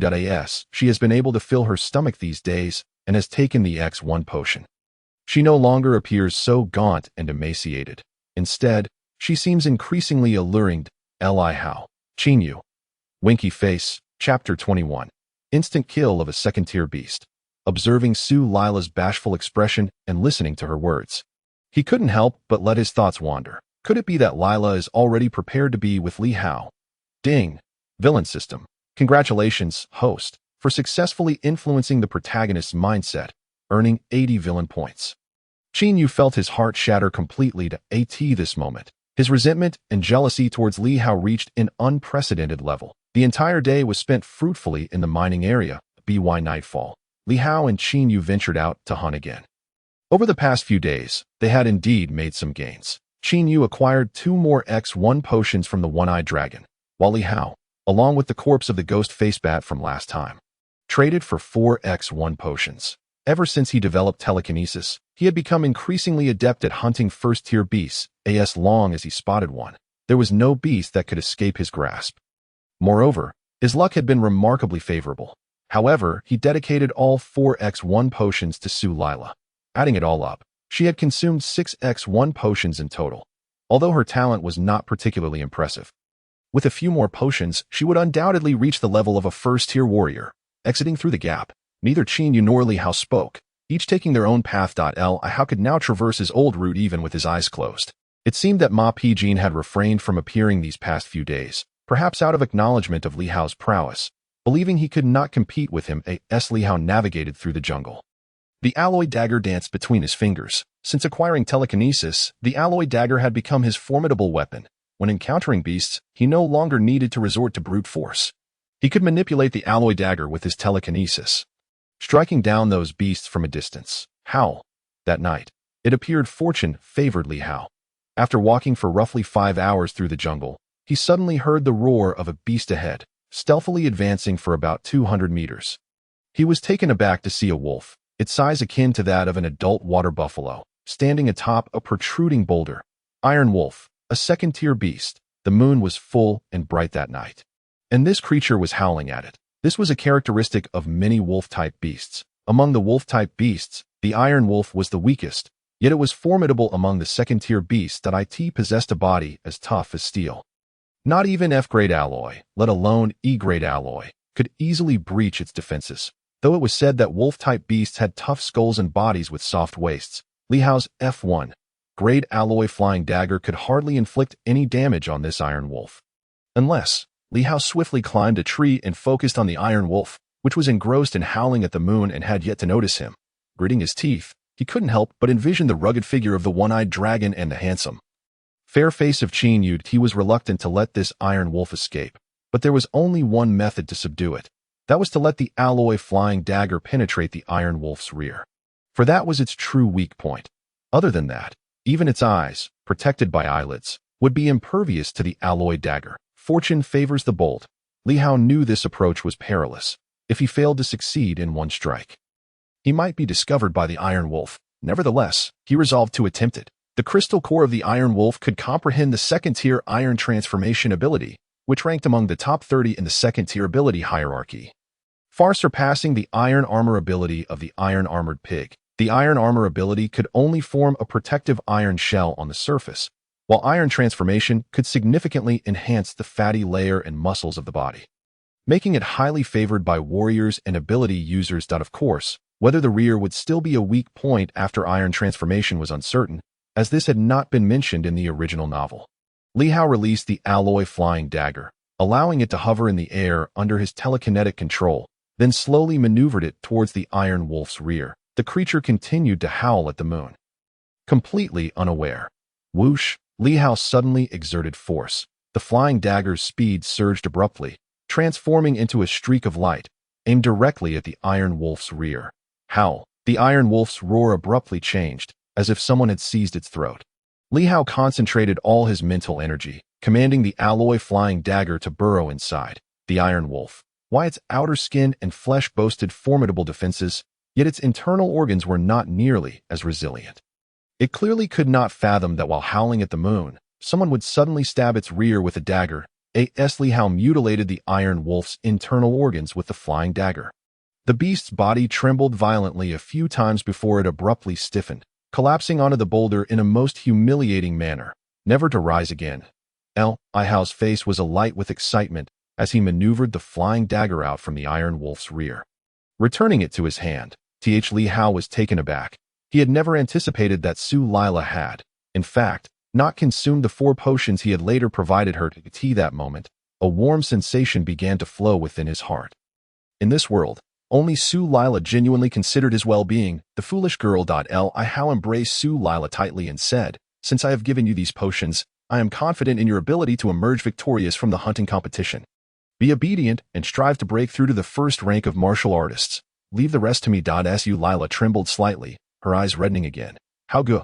Li Hao tousled Su Lila's hair, choosing not to respond. In that moment, their figures were closely entwined, a fragile and lost heart merging with another that had long felt lonely in this foreign world. After a prolonged silence, Li Hao finally released Su Lila and asked with a smile, "What about the gift you prepared for me?" Su Lila looked up at Li Hao, turned around, and retrieved something from beneath her pillow. It was a pair of insoles, crafted from cotton fabric, adorned with delicate white flowers embroidered on them. Li Hao felt a surge of emotion. In a place like the dog slave district, even clothing and shoes were distributed on a schedule, and there was simply no way to procure such materials. The fact that Su Lila had made him insoles clearly indicated that she had repurposed fabric from her own clothing. Moreover, these insoles were undeniably made from new fabric. This foolish girl had actually used her new clothes to create insoles for him. Li Hao took the insoles into his hands and could not help but embrace Su Lila once more. Su Lila, blushing, seemed to have prepared herself for something. How go? She whispered. Ding, the anti-hero system chimed. Congratulations. Host, you have successfully increased the female lead's affection by 10. Current progress. 100. The system's notification echoed in Li Hao's mind. In that moment, Su Lila's entire heart seemed to be entrusted to Li Hao. As if the conditions for completing the task had suddenly been met, the anti-hero system continued. Congratulations, host. You have completed the task of winning over the female lead. Reward: 1,000 anti-hero points. Congratulations, host. You have completed the task of winning over the female lead. Reward: storage space. Congratulations, host. You have completed the task of winning over the female lead. Reward: martial technique, Starfall Blade technique, Ultra SSS level. Unlike superpowers, which are comprehended through the crystal cores of ferocious beasts, martial techniques are created by martial artists themselves. In this world, martial techniques are categorized into 6 levels: C, B, A, S, SS, and SSS. As far as Li Hao knew, in the original novel, the strongest warrior, Yuan Ming of Blue Star, had created a martial technique that was merely SSS level. He had not expected the system to reward him with an Ultra SSS level martial technique. He hurriedly opened his attribute panel. Attribute panel. Cell activity: 910 mental power, 500 superpower, telekinesis, first rank, martial technique, meteor blade technique, proficiency 0. Note: anti-hero points can directly increase martial technique proficiency. Anti-hero points 1255. Li Hao understood why the system had rewarded him with the meteor blade technique and left him with no information in his head. It turned out that this too required anti-hero points to enhance proficiency. He grinned in excitement. Using anti-hero points to boost proficiency was infinitely simpler than comprehending it on his own. Then, he noticed that 4 new characters appeared in the lower right corner of the attribute panel, storage space. He commanded the system to open the storage space. A void space suddenly materialized in his mind, empty and desolate. Li Hao glanced down at Su Lila, who had buried her head in his chest. And with a flicker of thought, something appeared in the storage space. The insoles Su Lila had embroidered for him. With another thought, the insoles reappeared in his hands. How convenient. Ha ha ha. Li Hao could not contain his laughter. In this world, there existed similar spatial superpowers, and every tier had such ferocious beasts. Thus, spatial superpowers were considered the most common within the realm of spatial abilities. However, the primary function of spatial superpowers was merely convenience. Offering no enhancement to a martial artist's strength, he had been contemplating whether to seek out spatial superpowers in the future. Now, with the storage space, the system had simplified matters considerably. Most importantly, it saved him a slot for a superpower, as each superpower wielder could only comprehend a maximum of 9 powers, making each slot exceedingly precious. Chapter 23. Simultaneous breakthrough to second rank. How go? What are you laughing about? Su Lila asked, lifting her head from Li Hao's embrace. I wasn't laughing at anything in particular. I was just thinking about taking you to the urban district to live after the hunting competition is over. Li Hao replied. Su Lila wrapped her arms around Li Hao's waist, gently nodding. How go? I believe in you. You are the best. As he gazed upon her shy and charming demeanor, a softness filled Li Hao's eyes as he lowered his head. Time passed, and suddenly, ding, the anti-hero system announced.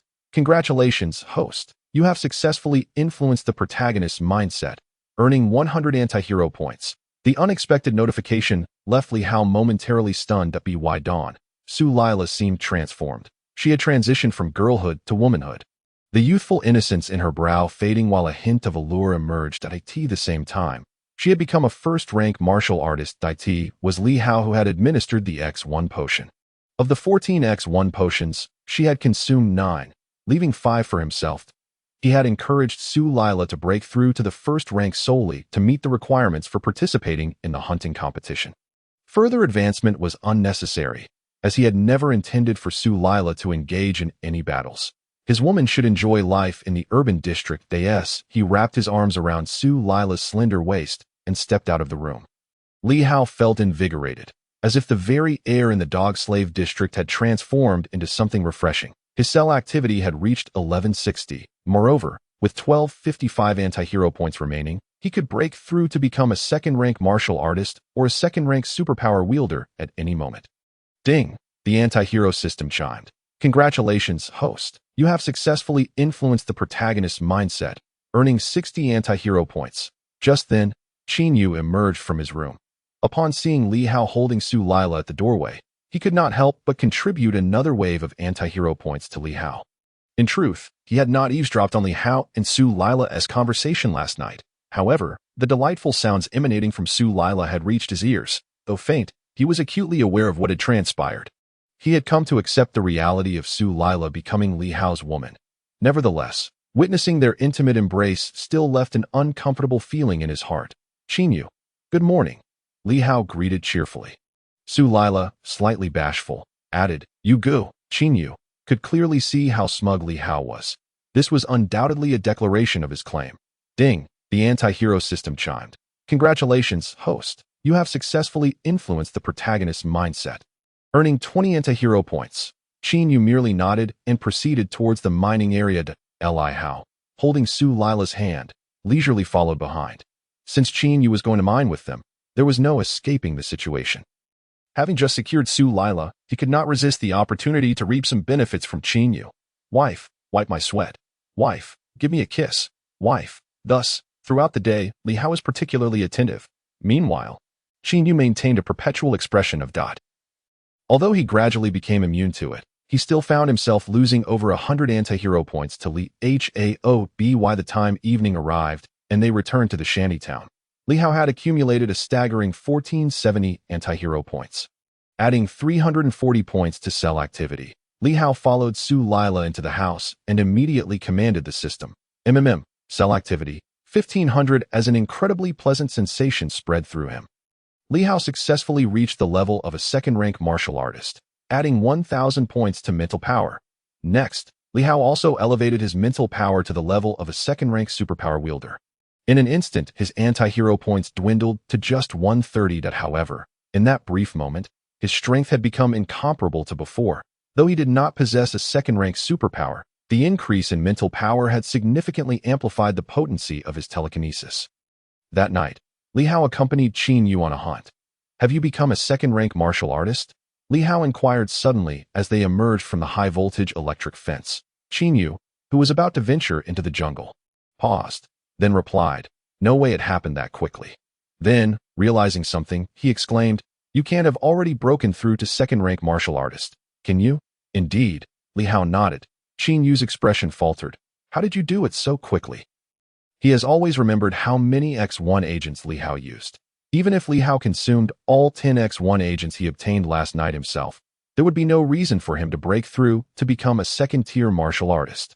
Ding! Villain system. Congratulations, host, for successfully influencing the protagonist's mindset, gaining 50 villain points. A strong sense of unwillingness and jealousy inevitably spread within Qin Yu's heart. I don't know.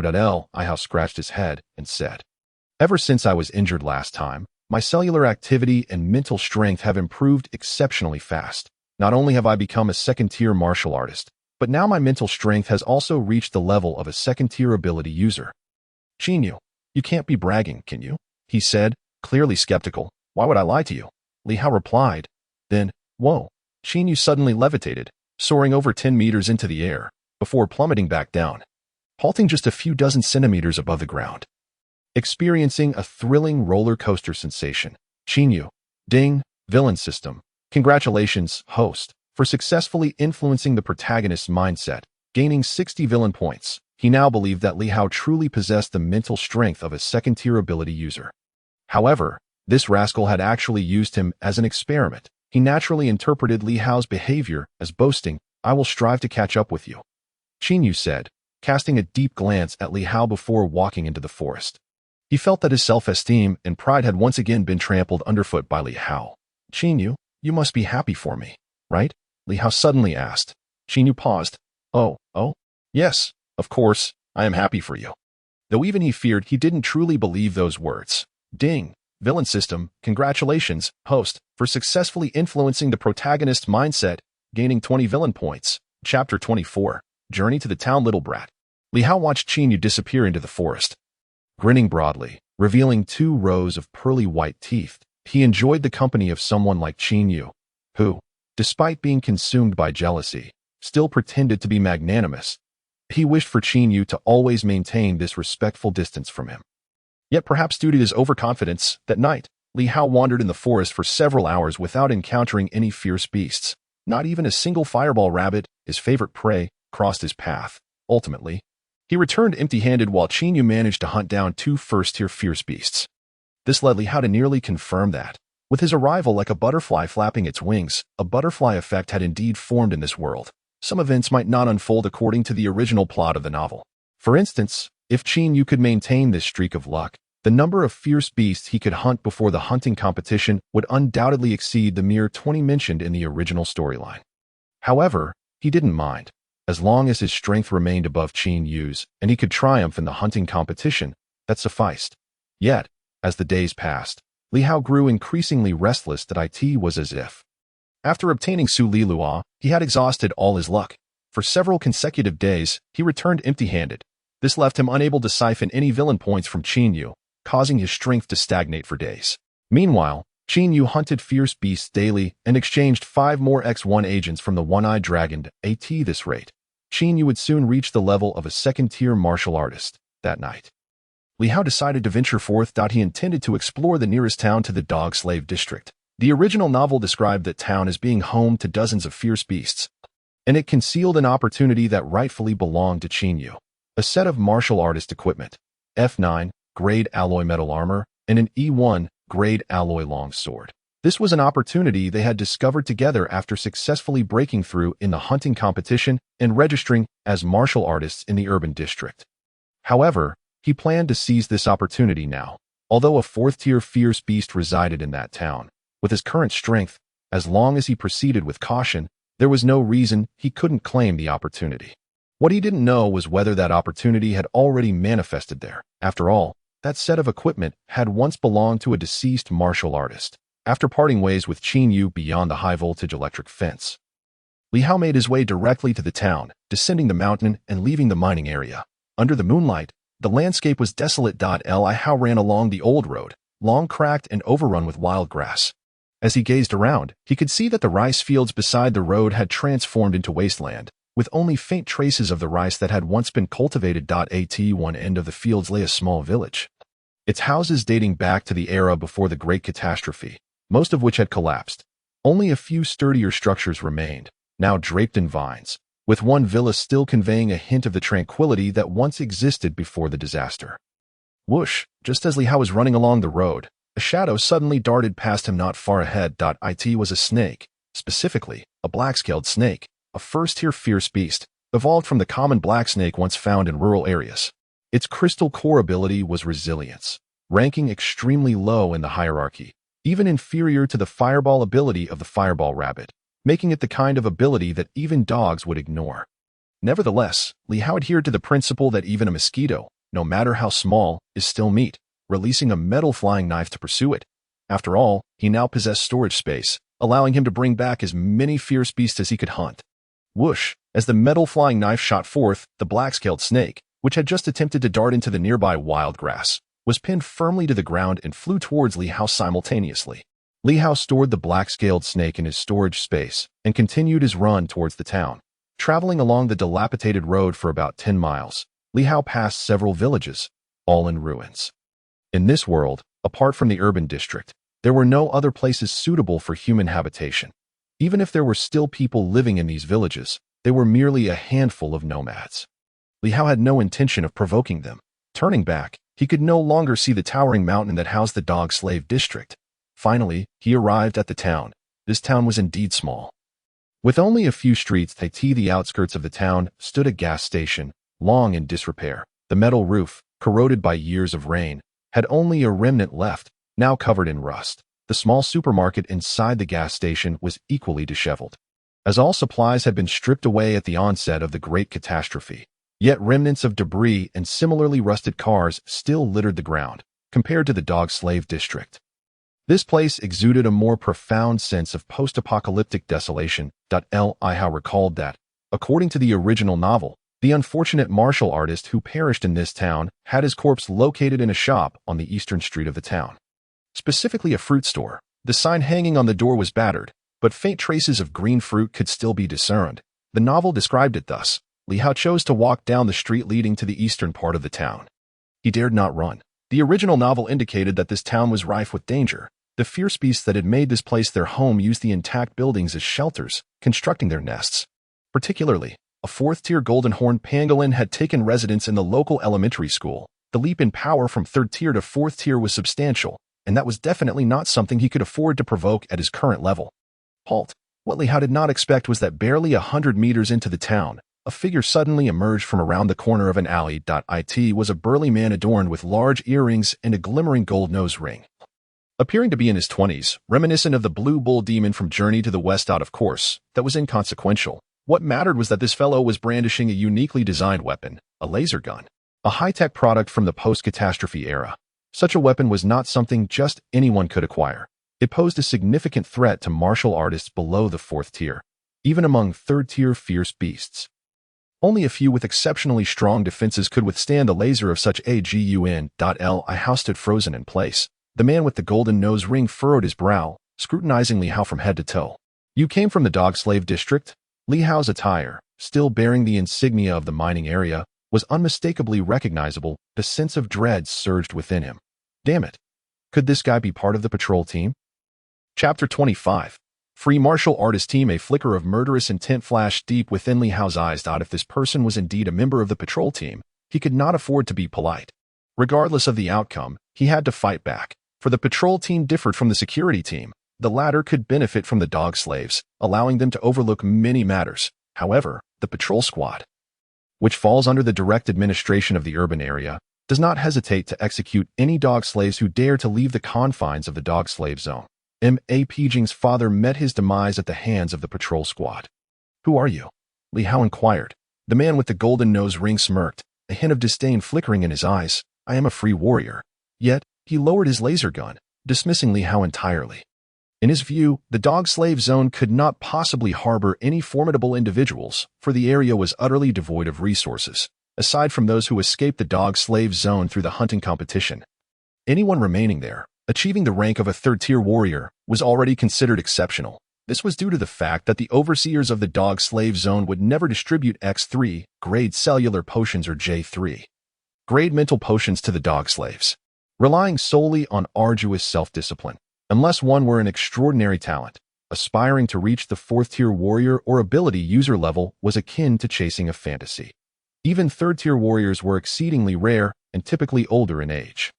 Get lost. The man with the golden nose ring waved dismissively, adding, Don't you wish for me to obliterate you? He regarded Li Hao, who remained frozen in place. With contempt, Li Hao's murderous intent intensified.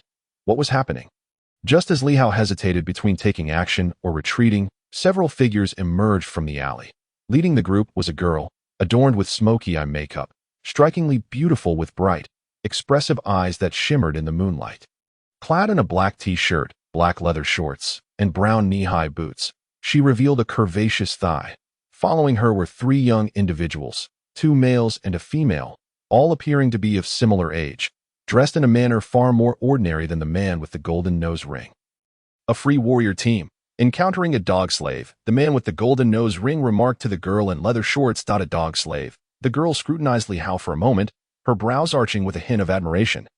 You have quite the audacity to venture here. You must be from the nearby mining area, right? Li Hao nodded, sensing no overt hostility from her, though a subtle disdain was undeniably present. What is your strength?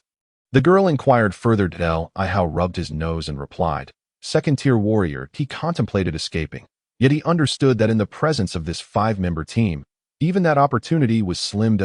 Impressive strength, as a dog slave.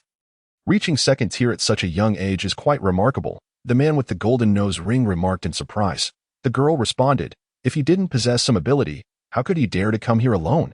Suddenly, she smiled at Li Hao, raising an eyebrow. Seeing your strength is commendable. Would you be interested in joining us to hunt a ferocious beast? Li Hao's instincts signaled danger. The girl's smile carried a mischievous undertone. He shook his head. With my strength, I wouldn't want to be a burden. No worries. The girl grinned. All you need to do is help us lure the beast out. We will handle the rest. Once we succeed, I can offer you an X2 cellular potion. What do you say?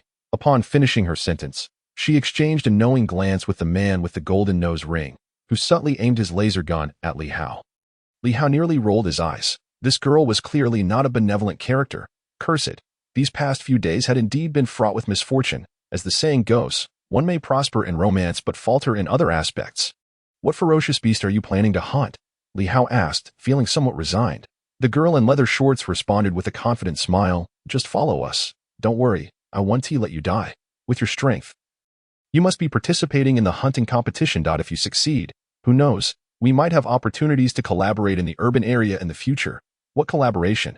Li Hao mused, thinking that if given the chance, he would undoubtedly make her pay. Reluctantly, he followed the girl in leather shorts and her team forward. The girl and a man with tousle bangs led the way, one carrying a long sword and the other a heavy hammer. On either side were another girl and a boy. The man with the golden nose ring lagged behind, keeping his laser gun trained on Li Hao, clearly wary of him attempting to flee.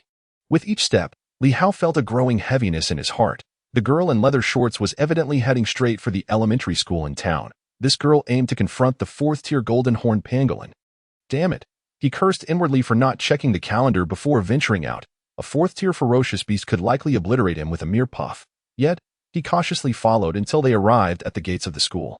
The front of the school bore little resemblance to its former self, overtaken by nearly half a meter of wild grass. If not for the century-old trees dotting the perimeter, the remnants of the school would have been utterly unrecognizable. Passing through the concrete pathway, they reached the playground. Although the synthetic track had deteriorated over the years, it still bore some semblance of quality, with little overgrowth. Li Hao, however, could not spot any sign of the golden horned pangolin on the playground. Turning around, he saw the girl in leather shorts and her companions leisurely making their way toward him. The teaching building. The girl instructed, coming alongside Li Hao. Once we cross the playground, we will reach the teaching area. The substantial steel and concrete structure remained surprisingly sturdy despite the passage of time, though it was now overgrown with vegetation. As Li Hao gazed at it, he felt as if the teaching building area loomed before him like a yawning abyss. Perhaps concealing the golden horned pangolin within its depths, its lair nestled somewhere inside. Chapter 26. Golden horned pangolin. The golden horned pangolin is characterized by its tough skin and robust defense. Its ability is the golden hornbeam. Li Hao recalled the descriptions from the original novel, anxiety tightening within him. He simply had no means to confront the golden horned pangolin, and its abilities posed a significant threat to him. Even his telekinetic powers would be of little use. Let us go. The man with the golden nose ring grew impatient as Li Hao hesitated. Li Hao shot him a glance, vowing to settle the score with him later. Provided he survived this ordeal. As they crossed the playground, Li Hao's steps grew lighter. Ascending the steps led them to two teaching buildings. The area between them used to be an open space, now filled with remnants of flower beds and dilapidated fitness equipment, overrun with wild grass. The stainless steel railings of the teaching buildings were damaged, and not a single intact window remained, as vines crept over the interiors and exteriors. Li Hao's gaze swept the surroundings, focusing on the hillside behind the open area. This had once been the school's back hill, now an ideal nesting ground for the golden horned pangolin. Wait, at that moment, the girl in leather shorts called out to Li Hao, jogging to catch up. She handed him a flare and an earpiece, pointing toward the hillside. If all goes well, the ferocious beast should be hiding in there. Just wait for us to set up, and when I signal, you can go in to lure it out. Li Hao felt a mix of disbelief and frustration. You already know where the beast is? Of course, she replied. We've scouted the area. Otherwise, why would we come here? Then why did you have me lead the way? Li Hao retorted. The girl shrugged. I just didn't want it wandering around aimlessly after a meal. So what kind of ferocious beast is it? Li Hao prodded further. The girl did not hesitate to answer. The golden horned pangolin. A fourth-tier ferocious beast. Li Hao was taken aback, shaking his head vehemently. No way. I can't go. I'll die. Do you think you have a choice? The girl flashed a grin, revealing her sharp little canines, before patting Li Hao on the shoulder, saying, Don't worry, with our team as strength. We won't let anything happen to you. I only brought you along because I felt sorry for you. Otherwise, I wouldn't have bothered. Li Hao nearly rolled his eyes in exasperation. This woman was far too cunning. almost more so than a one-eyed dragon. The girl, however, chose to ignore him, moving aside to confer with the group of four adorned with a golden nose ring for about 2 minutes before they all scurried into 2 adjacent teaching buildings. After a brief interval, the figure of the one with the golden nose ring appeared atop the left teaching building, while another silhouette emerged on the roof of the other building. Another girl, petite and plump, standing at approximately 1.50 meters, with a cherubic face and a curvaceous figure. The girl in the short leather pants and the other 2 young men remained unseen, their whereabouts a mystery. Perhaps they were luring the beast. Soon, the crisp voice of the girl in short pants echoed through the earpiece, and Li Hao realized she was issuing him commands. Reluctantly, he made his way toward the back mountain, igniting the flare stick. As Li Hao approached within mere meters of the back mountain, the girl's voice rang out once more. He lit the flare stick and dashed away. Moments later, the voice of the golden-nosed girl erupted in his earpiece. Li Hao was momentarily stunned, only to feel the ground tremble beneath him. Holy smokes! Just ahead of him, a large mound suddenly bulged up from the hillside, the surrounding grass and small trees swaying violently. As if a landslide were imminent, the golden-horned pangolin had arrived. Li Hao swiftly turned and sprinted toward the playground. A colossal figure burst forth from the soil, its crimson eyes fixating instantly on Li Hao, who still held the flare stick. He dodged to the side. Having barely covered a few meters, the voice of the girl in short pants rang out again. He dared not hesitate and performed a swift roll to evade. Regardless, at least the golden-nosed girl hadn't betrayed him. He had no idea what powers that creature possessed. Had she not warned him, he might not have reacted in time. Swoosh! Just as Li Hao dodged, a beam of golden light flashed past the spot where he had just stood, leaving a half-meter deep crater in the ground, from which wisps of black smoke were emanating. A golden beam. Elemental abilities. Such immense power. Li Hao's heart raced with cold sweat. Had he not evaded, he would likely have been cleaved in two on the spot. Run! Before Li Hao could rise, the voice in his earpiece sounded again. He scrambled forward on hands and feet, fully aware of the danger lurking behind him. The golden-horned pangolin was massive, and he could feel the earth tremble beneath its weight. Quick, hide! The voice urged once more. Li Hao executed another roll to the side, and in a flash, a beam of golden light nearly grazed him. He cursed inwardly. This woman was treating his life as trifling. She had claimed to ensure his safety. Yet he felt as though he were performing a dance before the Grim Reaper, dabbling in both mischief and folly. Fortunately, at that moment, other movements caught his attention. The girl in short pants and her companions were no longer passive spectators. Li Hao had successfully lured the golden-horned pangolin to the position they desired. A laser beam suddenly shot down from the rooftop, striking the pangolin's head with a sizzling sound. This laser was evidently not capable of inflicting serious harm on the golden-horned pangolin, but it did cause it some discomfort. The pangolin emitted a sharp, strange cry, finally ceasing its pursuit of the diminutive Li Hao. After running another 10 meters, he sensed the tremors had subsided and turned to look back. Under the moonlight, he finally discerned the true form of the golden-horned pangolin. In the original novel, it was described as being nearly 10 meters long and weighing close to 2.5 tons. Larger than the biggest crocodile from the pre-catastrophe era by almost a factor of 2. However, mere words could never convey the impact of witnessing it firsthand. He could even sense the violent, murderous intent emanating from its gaze. To his astonishment, Li Hao marveled at the seamless coordination of the warrior team. This was his first time witnessing a group of warriors hunting a ferocious beast. The golden-nosed girl's laser gun continued to fire at specific points, drawing the wrath of the golden-horned pangolin. Shortly thereafter, a dense net descended from another building, ensnaring the creature within it. As Li Hao retreated, he observed wisps of green smoke rising from the pangolin's armored scales. This net was likely the manifestation of the chubby girl's abilities, laced with toxins. However, Li Hao doubted that such poison could inflict any substantial harm on the creature. The net seemed to have little effect, merely slowing the pangolin's speed marginally, until he noticed that the golden-nosed girl was persistently targeting the same 2 locations, the pangolin's eyelids. Chapter 27. The Queen of Leather Pants. This was the pangolin's weak point, capable of blinding it. But what good would that do? The golden-horned pangolin was enraged. It ceased its assaults on the teaching building, attempting to raise its head to unleash beams from atop. The effectiveness of the net became apparent, as it had trampled some of the netting beneath its feet during its previous assaults. It had inadvertently ensnared itself. Its head could only rise halfway before it became stuck. The blinded golden beam shot harmlessly at the 4th floor of the building. What a remarkable display of teamwork! Li Hao silently praised. Just then, 2 figures suddenly descended from above, one from each side. jumping down from the rooftops of the two teaching buildings. On the left was the boy with the tousled bangs. Wielding a heavy alloy hammer resembling Thor's hammer, he too possessed abilities. His exposed skin was covered in black scales, a manifestation of the iron-armored pig's powers. His physique had evidently grown significantly, indicating the presence of additional enhancement abilities. On the right, the girl in short pants leaped down with a long knife resembling a meow blade, which she had previously carried on her back. Her appearance remained largely unchanged, save for her eyes, which had turned a vivid red, reminiscent of a rabbit's. A frenzy-inducing ability. Li Hao was momentarily taken aback. Swoosh!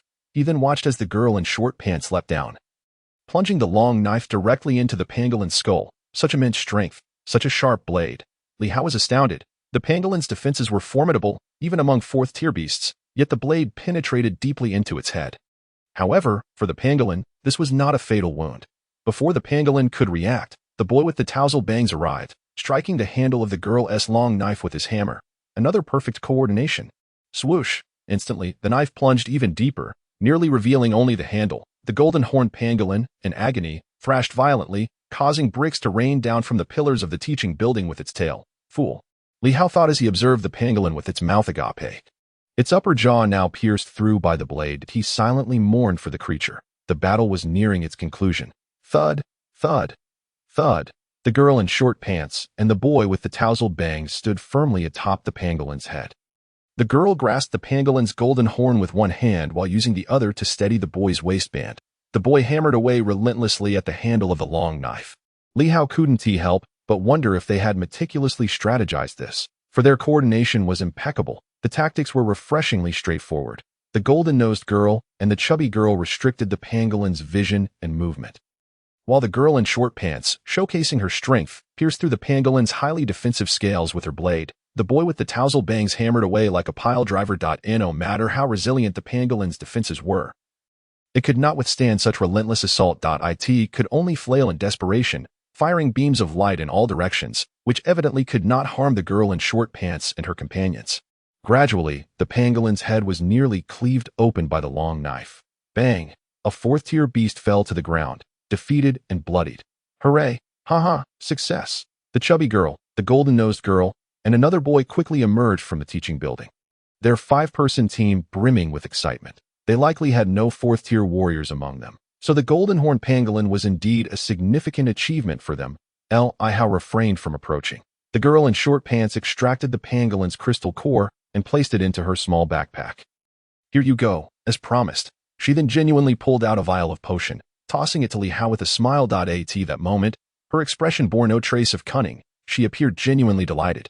The golden-nosed girl and her companions remained silent as they observed. Li Hao raised his hand to catch the potion, astonished. This woman was quite considerate, keeping her word. An X2 potion. Splendid. This item was worth 40,000 in the urban district. If he were to exchange it with the one-eyed dragon, he would need at least 100,000 in resources. Li Hao had never held out hope of obtaining enough resources from the one-eyed dragon to elevate himself to the status of a third-tier warrior, as the required resources would amount to astronomical figures. Can I leave now? Li Hao tilted his head back and downed the potion without a second thought. Expressing gratitude was certainly out of the question. This X2 potion had cost him dearly. That woman had no good intentions from the start. Let's go together, exclaimed the girl in the shorts. Surprisingly, for individuals with baby fat followed suit, trailing behind Li Hao. His heart raced wildly. Fortune was within reach. The demeanor of the girl in shorts suggested they had no intention of claiming the corpse of the golden-horned pangolin. That it was far too large to transport without a truck or an airplane. However, he possessed a spatial storage ability. He could easily stash the golden-horned pangolin in his storage space and wait for a more opportune moment to sell it. Hey, I don't even know your name. Li Hao was contemplating returning later when the voice of the girl in shorts rang out behind him. Li Hao, he replied, turning back. The girl nodded. You've got guts. Remaining calm in the face of danger is commendable. We should get acquainted. Perhaps we can help each other out in the urban district in the future. She quickened her pace to catch up with Li Hao, introducing herself. I am Su Lingyang. The name was strikingly incongruous with her imposing demeanor, causing Li Hao to be taken aback. In no way. What a coincidence. The Scarlet Queen, the Queen of Leather Pants, Su Lingyang. She is undoubtedly one of the most formidable figures in the Blue Star. She had maxed out her berserker abilities, with her combat prowess and beauty reaching extraordinary heights, Countless men revered her as a goddess, fantasizing about her clad in leather pants during countless nights. Yet, this was not the most crucial aspect. The most significant point was that she was one of Qin Yu's women. In the original novel, Su Lingdang was an exceedingly strong-willed woman, the kind that would not concede to men. And due to her exceptional talent, she rarely regarded men with any seriousness. Just as Su Lingdang's orientation began to deviate from the norm, Qin Yu made his entrance as the protagonist. Qin Yu, with his even more formidable talents, repeatedly bested Su Lingdang. Ultimately, she succumbed, developing a fascination with his strength, transforming from a leather-clad queen to a gentle companion, willingly climbing into Qin Yu's bed to become his confidant. Li Hao gazed at Su Lingdang, fully aware of her character, merely responding with a cool nod. In the presence of this woman, being overly servile would yield no results. Concern was futile. She had no need for it. Only strength could subdue her. And the more he could dominate her, the better. She relished that kind of dynamic. Chapter 28. A fortuitous harvest. Noticing Li Hao's aloof demeanor, Su Lingdang furrowed her brow slightly and remarked, "Are you dissatisfied with the reward I offered?" "Not at all," Li Hao replied. "I am merely content to have retained my life. I was just pondering whether we might have another chance to meet. Perhaps I could compel you to assist me again. Just as today. You compel me to do your bidding?" Su Lingdang pointed to herself, nearly bursting into laughter. "Fool," sneered the golden-nosed man behind her. He certainly did not believe Li Hao had any chance of surpassing Su Lingdang. "Are you afraid?" Li Hao tilted his head and queried Su Lingdang. "Afraid?" Su Lingdang erupted into laughter. "As long as you have the capability to reach the urban district, leave a message for me at the Martial Artist Guild, and I will surely grant you an opportunity." She was a third-tier martial artist and an ability user, with her unique abilities making her stand out among her peers in Xingtan City. Li Hao raised an eyebrow, choosing to remain silent. He simply wished to leave a lasting impression on Su Lingdang. He intended to win her over eventually, sooner rather than later. This was a connection that originally belonged to Qin Yu. Once he reached the urban district, he would first subdue her. Li Hao thought fiercely. Ding! Villain system, congratulations, host. You have successfully triggered the task to seize Su Lingdang. Current progress, 0. Note. Complete the task to receive branch rewards. The system's notification chimed in his mind. Once outside the school, Li Hao and the five parted ways. Remember, don't die in the hunting competition. I'm looking forward to your challenge in Xingtan City. Before departing, Su Lingdang chuckled at Li Hao, finding this loyal dog quite amusing. At least in the realm of loyal dogs, he was a formidable entity. Yet, she did not believe Li Hao could ever catch up to her. Li Hao merely nodded, choosing not to respond. Watching Su Lingdang depart, he did not return directly to the school but wandered eastward down the street. After meandering for some time, ensuring no one was following, he made his way to the green fruit shop. As he approached the middle of the East Street, he indeed spotted the green fruit shop. Its sign was of a vintage style, deep brown and wooden, now significantly weathered and peeling. The faade was empty, with a 5-story building standing behind it. Inside, the shop was a chaotic mess, with fruit racks haphazardly arranged. Li Hao entered the shop and headed straight upstairs. If the martial artist's corpse had indeed appeared, it should be in the living room on the 3rd floor. By the time he reached the 2nd floor, his heart skipped a beat, and he frowned. A pungent stench assaulted his senses, the kind that made one gag. It was the stench of decay. It seemed the corpse was indeed present, but the unfortunate soul had not been dead for long. In the original novel, by the time Qin Yu and Li Hao discovered this corpse, it had already fully decomposed into bones, with no lingering odor of decay. He hurried up to the 3rd floor, where the stench intensified. The door was ajar, and moonlight streamed in through the broken window. There, sprawled on the sofa in the living room, lay a corpse, its eyes fixed unblinkingly on the doorway. What the hell? Li Hao nearly retched on the spot. The corpse had begun to bloat and decay, with its eyeballs having burst from their sockets. Nevertheless, he fought through the nausea and approached. First, he picked up the E1, great alloy longsword lying on the floor nearby. The design resembled an ancient tang sword, approximately 1 meter long, with a geometric blade. A flame-like pattern ran the length of the blade. The hilt was made of sturdy sandalwood, adorned with intricate golden engravings. It looked quite impressive. Swish, swish. Li Hao wielded the sword, testing its balance. It felt quite comfortable, weighing around 3 pounds. Ding. Villain system, congratulations, host. You have seized the protagonist's opportunity and gained 3,000 villain points. The system's voice echoed in Li Hao's mind, filling him with elation. E1. Great alloy has a conversion rate of 200 points per 100 G. This sword should weigh approximately 3 pounds, or 1,500 G. Another double reward. Li Hao had just received the largest sum of villain points to date. He stored the E1 grade longsword in his spatial storage and turned his attention back to the corpse. This individual had likely been severely injured by the golden horned pangolin's light beam and had escaped here only to perish. There was a fist-sized hole in his chest, and even the alloy armor he wore had been completely pierced. Fortunately, as a martial artist, his physique was robust. Otherwise, he might not have made it here. Li Hao, having just made a significant gain, quickly disregarded his disgust. He swiftly stripped off the deceased's outer leather jacket, retrieving the alloy armor beneath. All that remained was the inner lining, soaked in putrid blood. Sticky and viscous, resembling tomato sauce. Ding. Villain system, congratulations, host. You have seized the protagonist's opportunity and gained 1040 villain points. The system's notification chimed again. This armor was crafted from golden silk, lightweight and paired with F9, grade alloy. Valued at 130 villain points per 100G, making the rewards from this armor incomparable to that of the E1 longsword. Nevertheless, Li Hao was still overjoyed. 40 villain points. He was supposed to go hunting with Qinyu? Forget that. He decided he would no longer venture out at night but instead stay indoors with Su Li Rua, enjoying some leisure time. Li Hao happily stripped off the Loyal Dog District's clothing and donned the golden silk armor underneath. With the toughness of F9, grade alloy, it would undoubtedly withstand the sharp claws of beasts below the third tier. Unfortunately, it wasn't hard-shell combat armor. Otherwise, it would have been even better. As for the E1 grade longsword, it should be capable of slicing through the scales of any beast below the fourth tier without issue. If he were to encounter an iron wolf now, Li Hao was confident he could take it down with a single strike. Li Hao opened his attribute panel. Attribute panel. Cell activity. 1720 mental power. 1500 ability.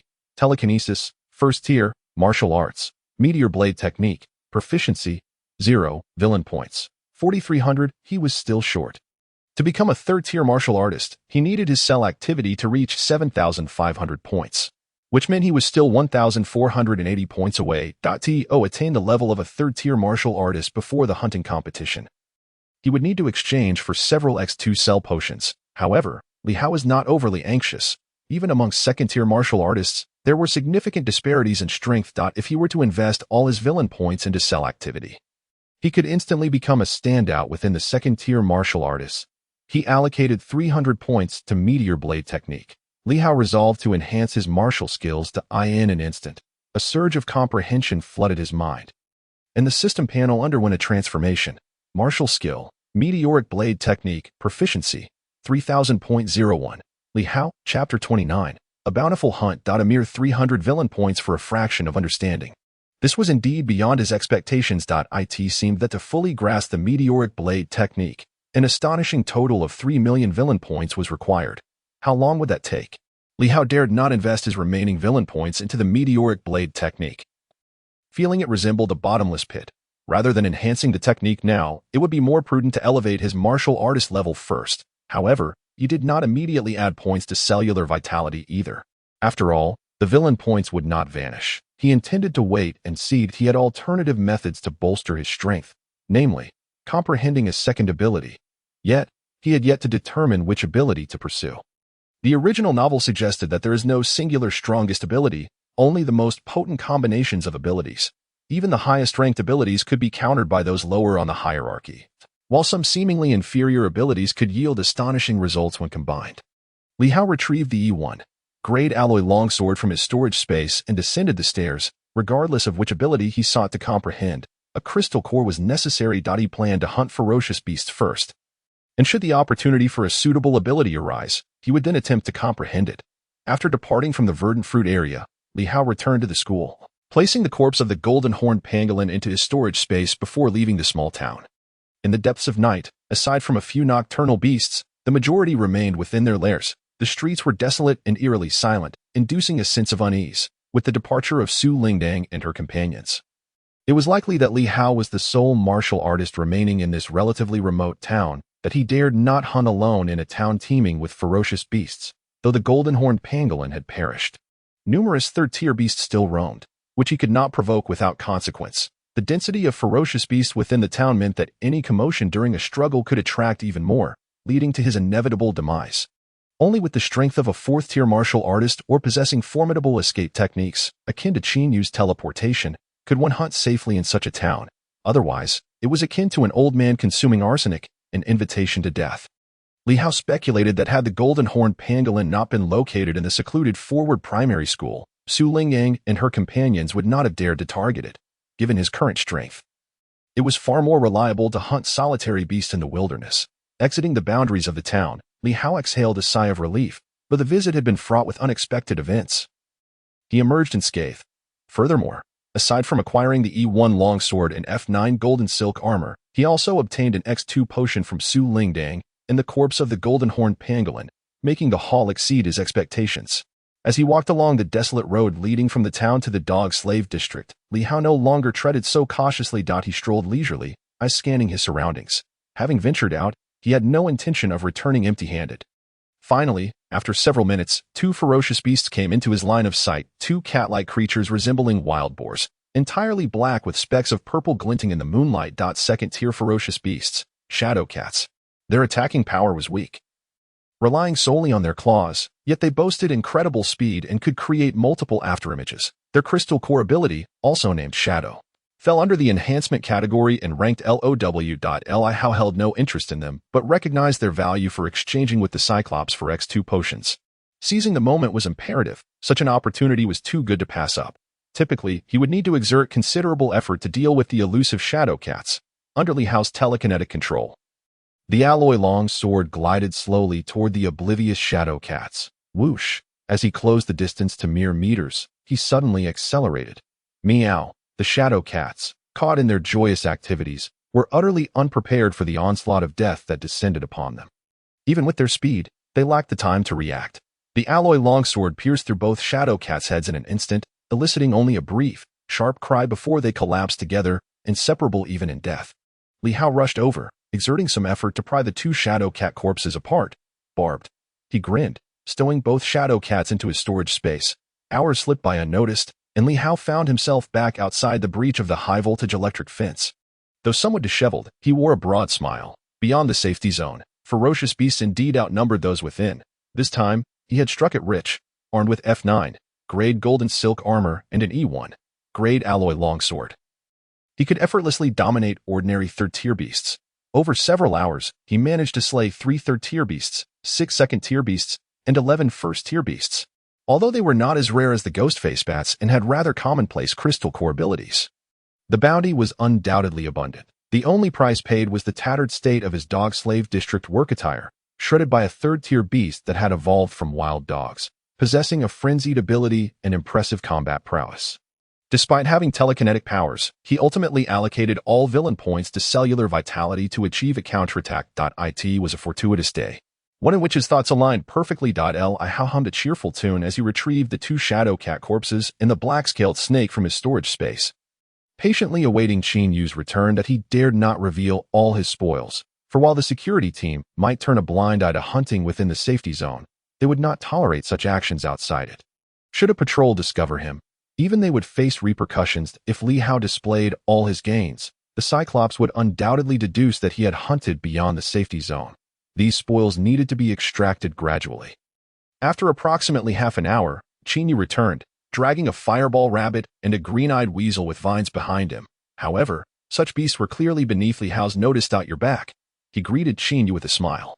Qin Yu nodded, his gaze quickly drawn to the corpses of the shadow cats displayed before Li Hao. Chapter 30. A woman in Qin Yu's room. You hunted 2 shadow cats, he exclaimed, hastening to Li Hao's side. His eyes filled with a complex mixture of emotions. At this juncture, he felt increasingly left behind by Li Hao. While he continued striving towards becoming a second-tier martial artist, Li Hao had already attained the capability to hunt shadow cats.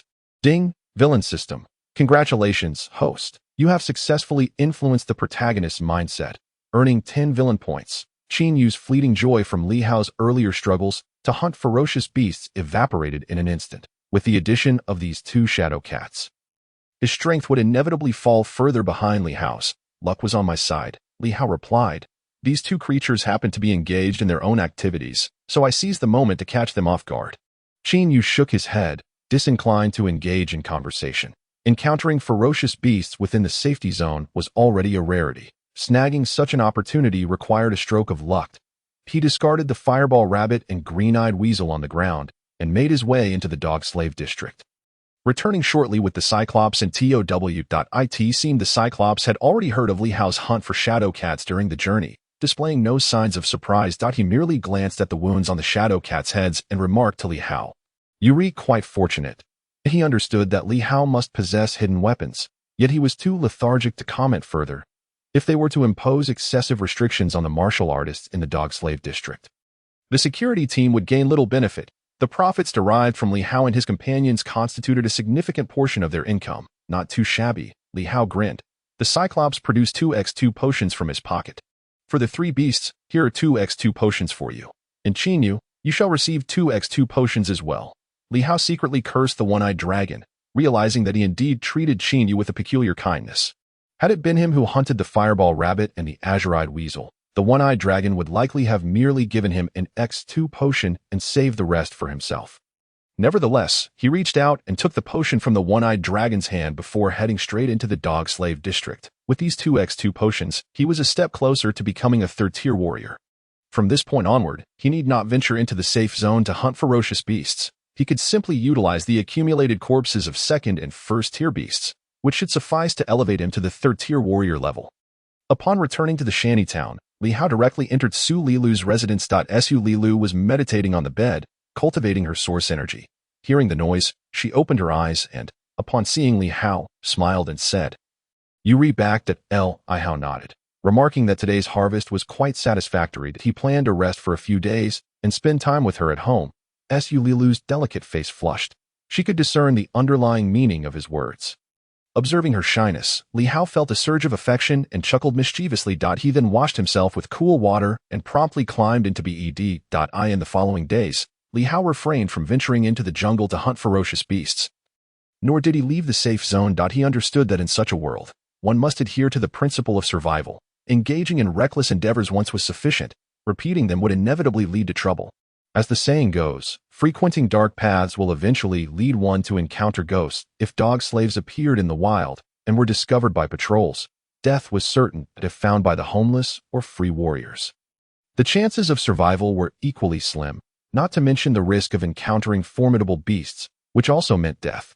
Until he could extricate himself from the status of a dog slave, it was prudent for him to remain within the confines of the mining area. Before he knew it, mid-October had arrived, and Li Hao resolved to venture out once more. During these days, Chinyu was aware that Li Hao intended to rest at home and did not come to summon him.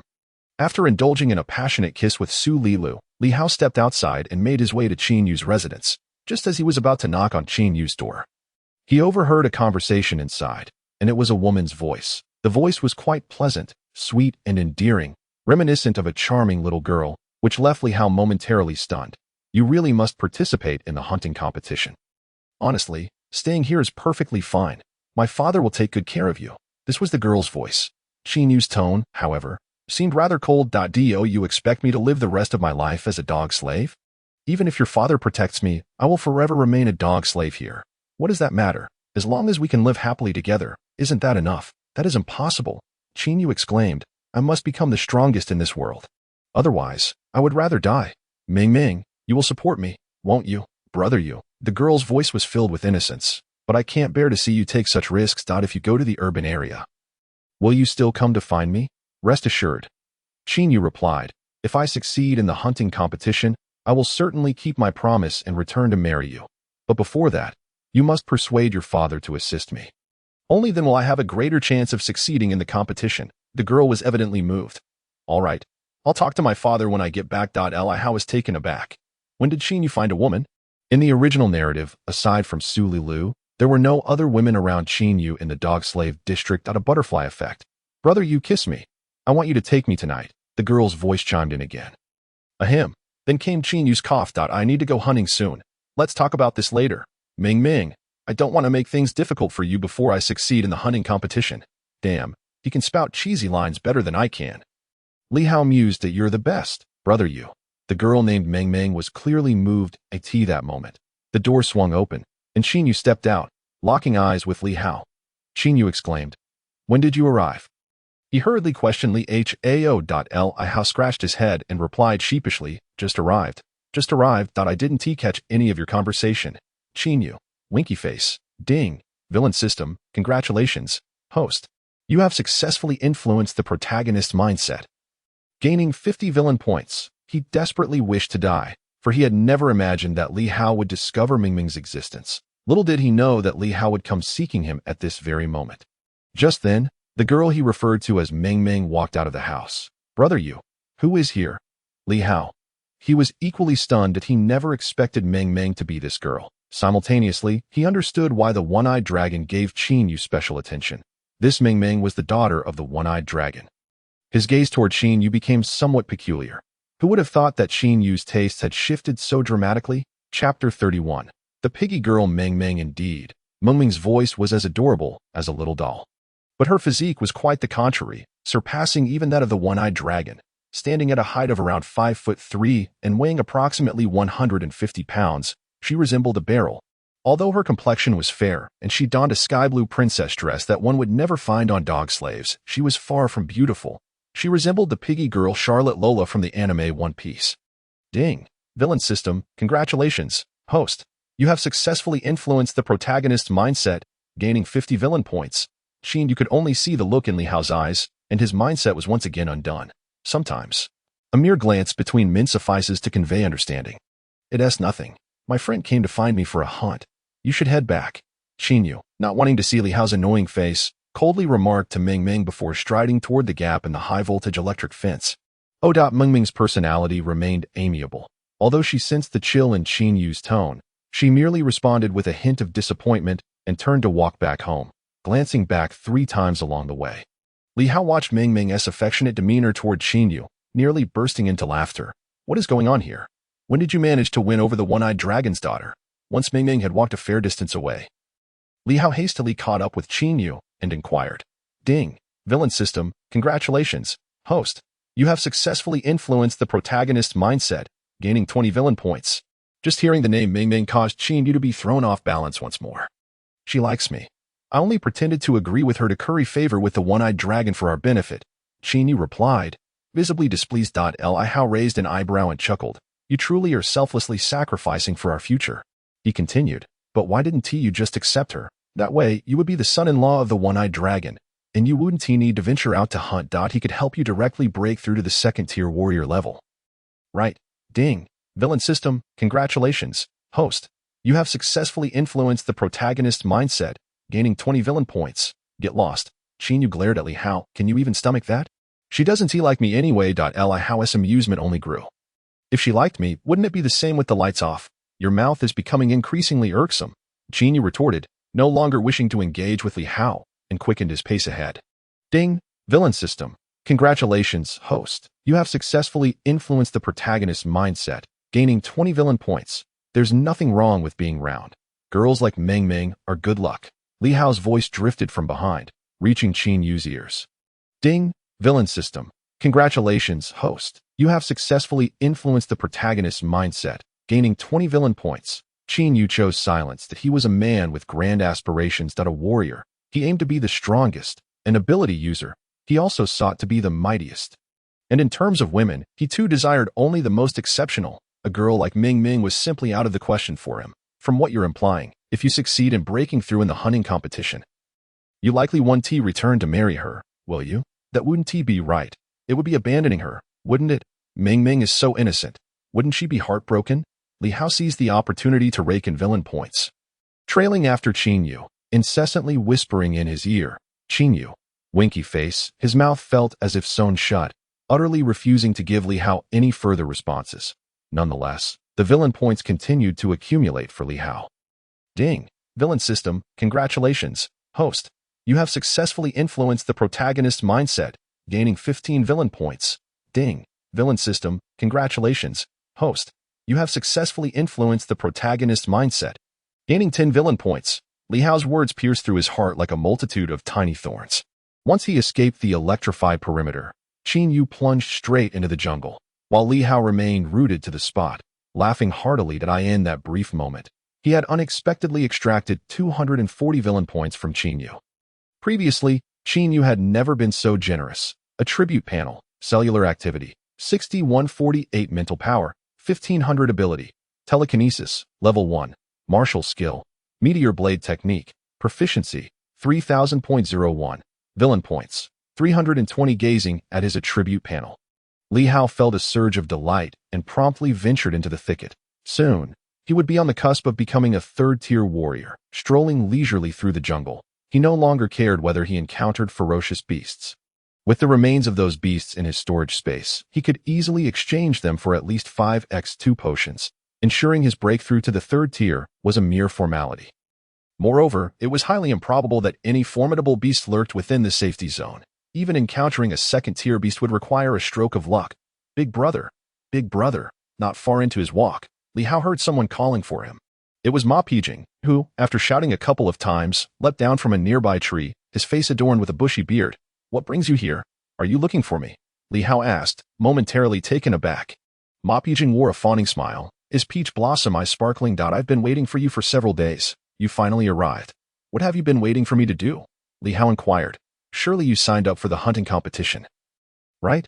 Ma Pijing replied eagerly. "Of course." Li Hao affirmed. "Do you have confidence in securing a spot?" Ma Pijing pressed further, a hopeful expression gracing his features. "I've obtained a list of competitors from our poor district and the details of some formidable participants. I came specifically to share this with you." Big brother. Li Hao couldn't help but chuckle. He had no need for such information. Having perused the original novel, he had a clear understanding of the competition for spots among the 8 mines in their district and the likely capabilities of the participants. Even considering the butterfly effect, the outcome wouldn't deviate significantly. "Why do you feel the need to curry favor with me?" Li Hao asked bluntly. Ma Pijing felt a bit embarrassed, scratching his beard. "Well, I just thought I could ask you for a favor during the competition." Li Hao smirked. "How do you know I possess that capability?" "You must," Ma Pijing insisted confidently. "Big brother, your talent is unparalleled. You are undoubtedly superior to those others." This unexpected praise took Li Hao aback. Had his aura of confidence been so palpable? It shouldn't have been. Even the Cyclops and Qin Yu were unaware of his true strength. Nonetheless, Ma Pijing's flattery was oddly gratifying. He patted Ma Pijing on the shoulder and inquired, "What led you to that conclusion?" With a grin, Ma Pijing replied, "The way you dealt with the ghost-faced bat was impressive. Besides, you haven't gone out to hunt these past few days, which surely means you are confident in competing for a spot, right?" This fellow was surprisingly observant. Li Hao shrugged, neither confirming nor denying. "Then tell me, why have I come out tonight?" Ma Pijing was momentarily at a loss for words. How could he possibly answer that? In truth, he had only wanted to build rapport with Li Hao. Aside from Li Hao, he had connections with several other individuals he referred to as formidable participants. "All right, I accept you as my little brother," Li Hao said, giving Ma Pijing another pat on the shoulder. "When the time comes to compete for spots, just stay behind me." Li Hao held a favorable impression of Ma Pijing, finding him quite amusing. After all, he would be taking someone along, and it was better to have a familiar face. Great. Ma Pijing nodded repeatedly, his enthusiasm palpable. By the way, big brother, I still don't know your name or your strength. We should coordinate when the time comes. I'll tell you my strength first. I'm a first-tier ability user, and my power is to create explosive spikes. Oh, wait, I've already mentioned that he was attempting to gauge Li Hao's true capabilities, intending to sell that information to others. Li Hao, however, was oblivious to Ma Pijing's ulterior motives and simply stated, "My name is Li Hao. You can call me Brother Hao. As for my strength, you needn't concern yourself with that. I will assuredly lead you to safety." He had no intention of revealing his true power, as he had never considered collaborating with Ma Pijing. Li Hao was a bona fide near third-tier warrior, a second-tier ability user. Did he really need to rely on someone else? Wouldn't that be a joke? Ma Pijing appeared somewhat bewildered, then forced a smile. "Brother Hao, you were so confident." Li Hao raised an eyebrow, remaining silent with a smile. Ma Pijing scratched his beard again, nodding vigorously. "Then I'll be counting on you, Brother Hao. If you can help me survive the hunting competition, you will be my living father." Li Hao, am I suddenly a father? I certainly don't have a son as old as you. Ma Pijing awkwardly laughed. "All right, Brother Hao, you carry on. I'll go see if there are any beasts around. I'll make sure not to hold you back." With that, he disappeared deeper into the forest. Li Hao paid little mind to Ma Pijing's antics and continued to wander aimlessly. While others ventured out to hunt, he sought only the refreshing air of the night. Indeed, the air in the jungle was far superior to that of the mining district. The stench that permeated the shanty town was unbearable. That night, Li Hao returned empty-handed. However, upon reaching the breach in the electrified perimeter, he discovered another second-tier beast carcass on the ground. Ding! Villain system. Congratulations, host. You have successfully influenced the protagonist's mentality, gaining 10 villain points. When Qin Yu returned and saw that Li Hao had once again hunted a second-tier beast, the surprise and jealousy in his eyes were almost palpable. After several days of seclusion, Li Hao had emerged and hunted a second-tier beast. Later, Li Hao exchanged the beast for another X2 potion from the Cyclops. However, Qin Yu did not accompany him back to the shantytown. After Li Hao departed, Qin Yu remained behind to whisper with the Cyclops. Li Hao couldn't be bothered with their conversation, speculating that the Cyclops was probably persuading Qin Yu to offer him some benefits. Yet, even with such assistance, Qin Yu's strength could never match his own. The Cyclops, despite his boldness, would never dare to provide Qin Yu with an excessive number of potions to elevate him to a third-tier warrior. This was tied to a certain regulation regarding the hunting competition. To maintain fairness, a drug test was conducted prior to the event. If any representative from the poor district was found to have enhanced their abilities through excessive potion use, all management personnel from that district would be scrutinized. The safety zone did not provide an abundance of beasts for the poor to hunt, which explained why no third-tier warriors had emerged in past competitions. Even those two special poor districts would not dare to elevate their participants too highly with potions. Typically, during drug tests, the official guidelines allowed for the use of fewer than 10 X2 potions without consequence. The two special poor districts often skirted this threshold. On his way back home, Li Hao utilized the X2 potion. Cellular activity, 6,348 days swiftly passed, and merely a few days remained until the competition for spots in the poor district. This event was essentially a miniature hunting competition, serving as a preliminary round among registered participants. Li Hao submitted 2 first-tier beast cores to the security team, ensuring his and Su Lilu's entry into the competition. As for Qin Yu, he was of no concern to Li Hao. This fellow had been flaunting his newfound strength, having risen to a second-tier warrior and a second-tier ability user with the Cyclops' backing. Often showing off in front of Li Hao, little did he know, Li Hao could break through to become a third-tier warrior at any moment. He had merely been stockpiling villain points over the past 10 days. Li Hao exchanged 8 first-tier beasts and 1 second-tier beast for 3 X2 potions. Coupled with his cultivation of source energy, his cellular activity had soared to 6,992 points. Each time Ming Ming visited Qin Yu, Li Hao was always punctual, delighting Ming Ming while frustrating Qin Yu with his remarks. Along with various other provocations, he managed to extract 370 villain points from Qin Yu. His total villain points now stood at 710, sufficient for a breakthrough to a third-tier warrior, with some points remaining. Additionally, Ming Ming held Li Hao in high regard, frequently addressing him as Brother Hao. That night, the tranquility was shattered by screams. Help! Oh my God! Help! Help!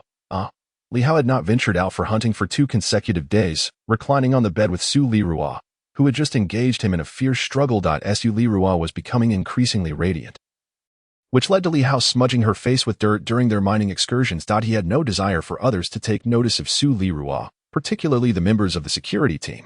Suddenly, a shriek pierced the air, followed by agonizing cries, prompting Li Hao to bolt upright from the bed. What is happening? Su Lirua also opened her eyes in alarm. It's an invasion by ferocious beasts. Li Hao replied, hastily donning his clothes and retrieving his alloy throwing knife from his storage space before rushing outside. The original account had detailed such a scenario, wherein a family residing behind Su La's abode was invaded by a species of rodent-like beasts late at night. By the time others arrived, the elderly couple had been gruesomely devoured, their bodies unrecognizable, exposing ghastly white bones. These rodent beasts tunneled up from underground, evading the high-voltage electrified fence with ease. Such occurrences were not particularly rare in the various oppressive districts.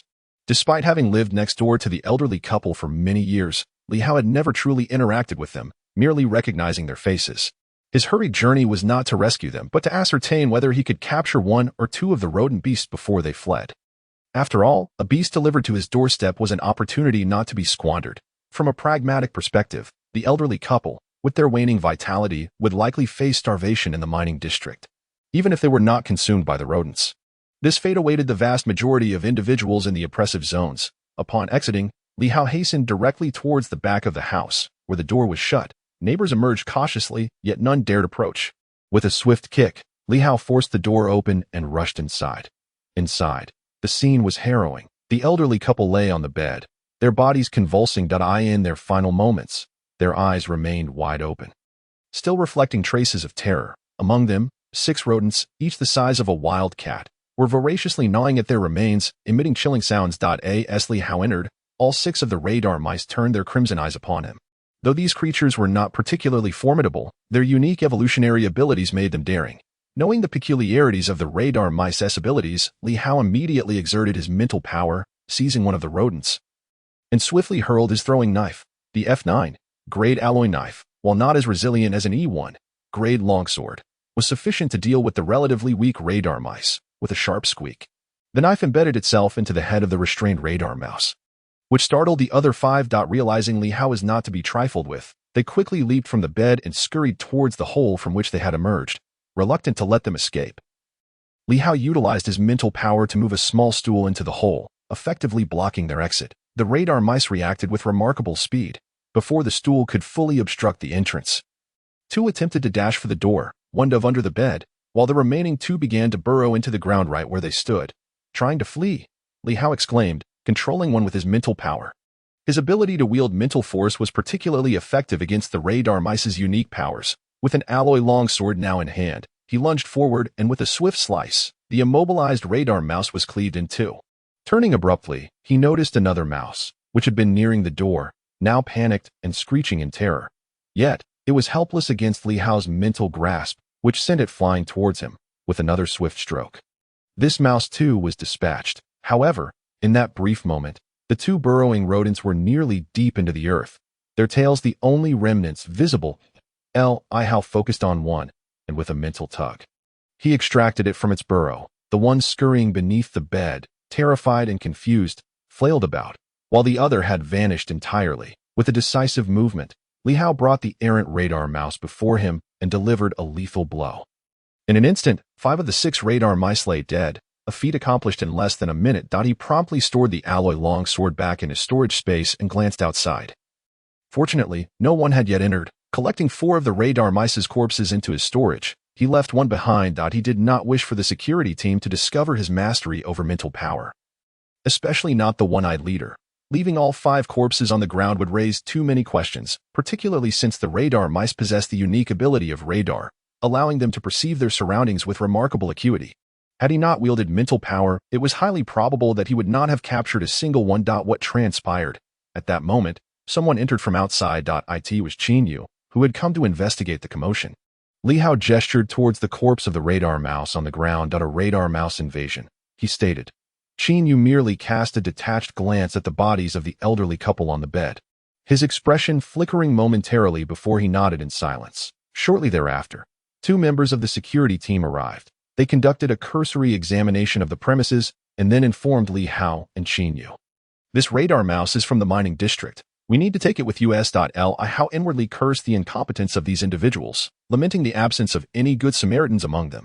However, the security personnel paid no heed to the thoughts of Li Hao and Qin Yu, hastily wrapping the elderly couple's bodies in body bags and carrying away the radar mouse's corpse.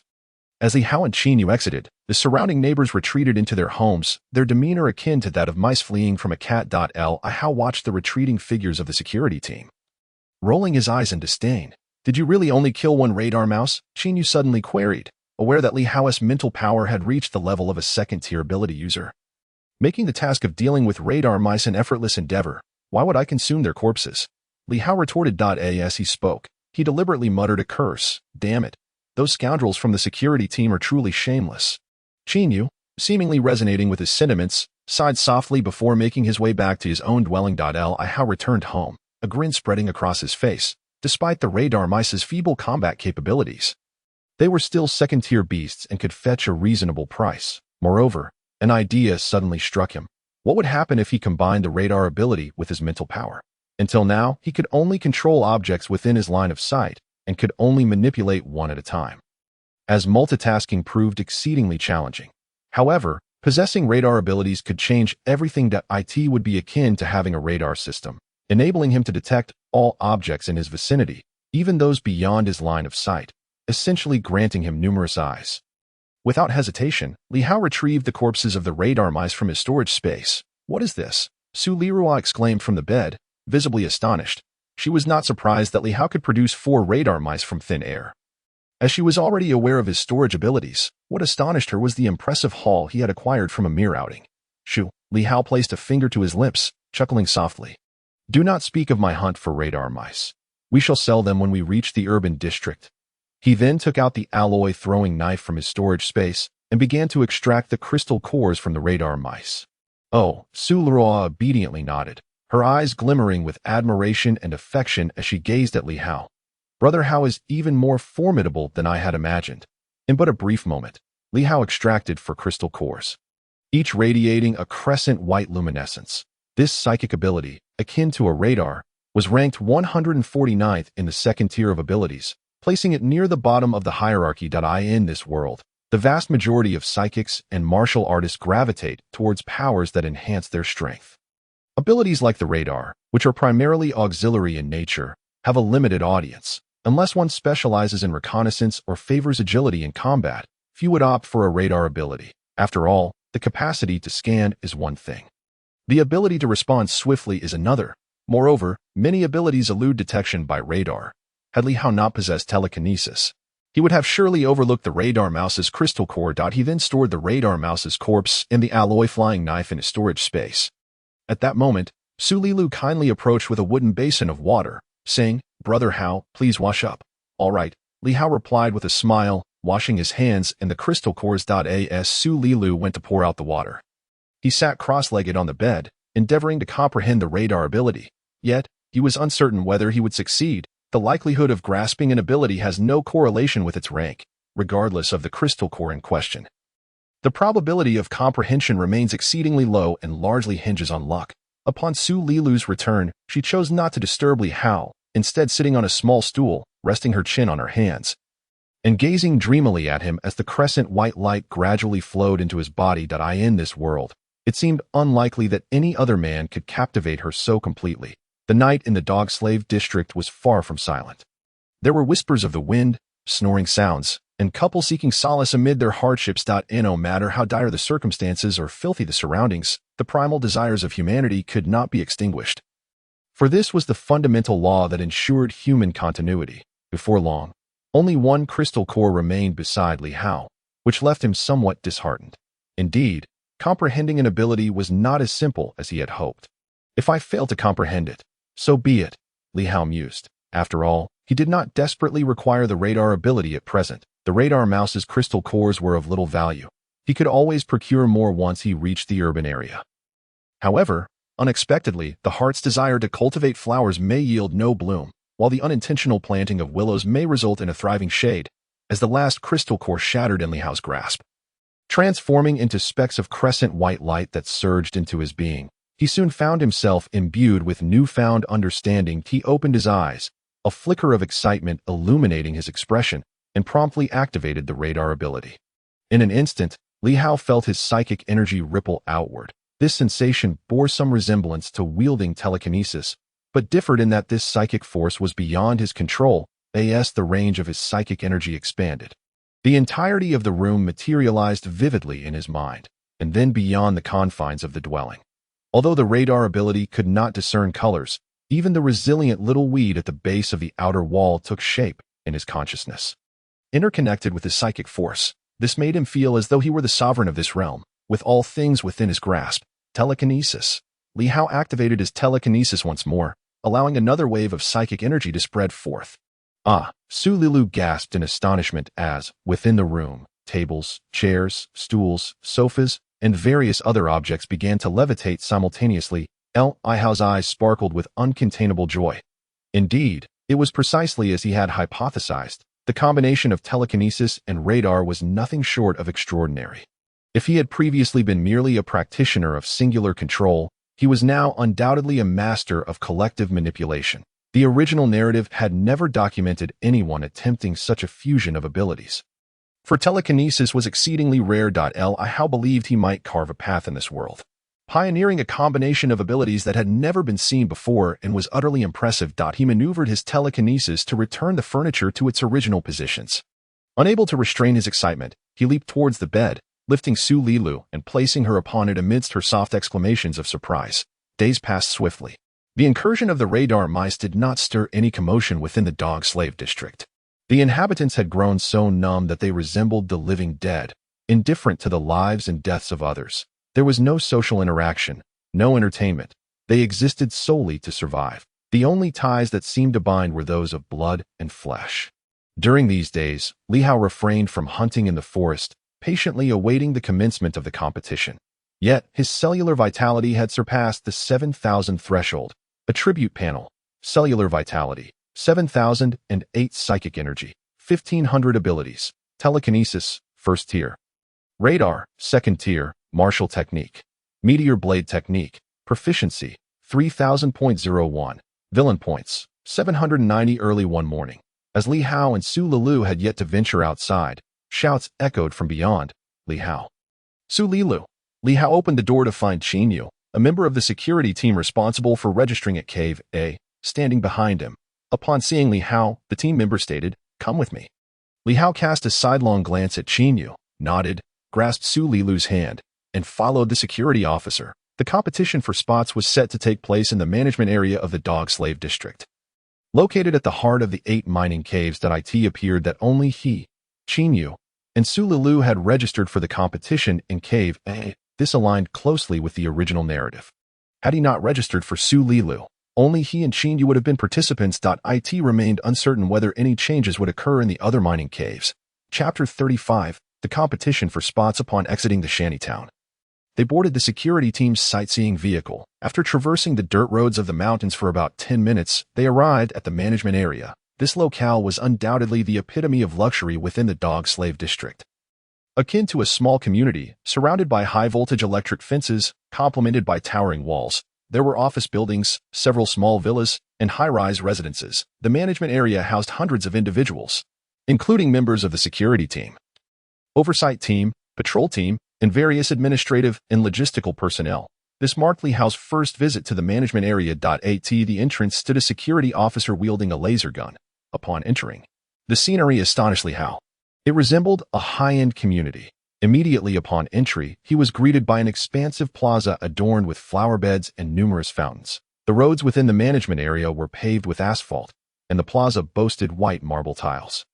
The greenery was meticulously trimmed and arranged. At that moment, around a dozen elderly individuals were engaged in physical activities in the fitness zone of the plaza, some skipping rope, others twirling hula hoops, while others practiced tai chi or spun tops. Li Hao had no doubt that by evening, a group of elderly women would gather to dance in the plaza. The attire and demeanor of these elders stood in stark contrast to their counterparts in the mining district.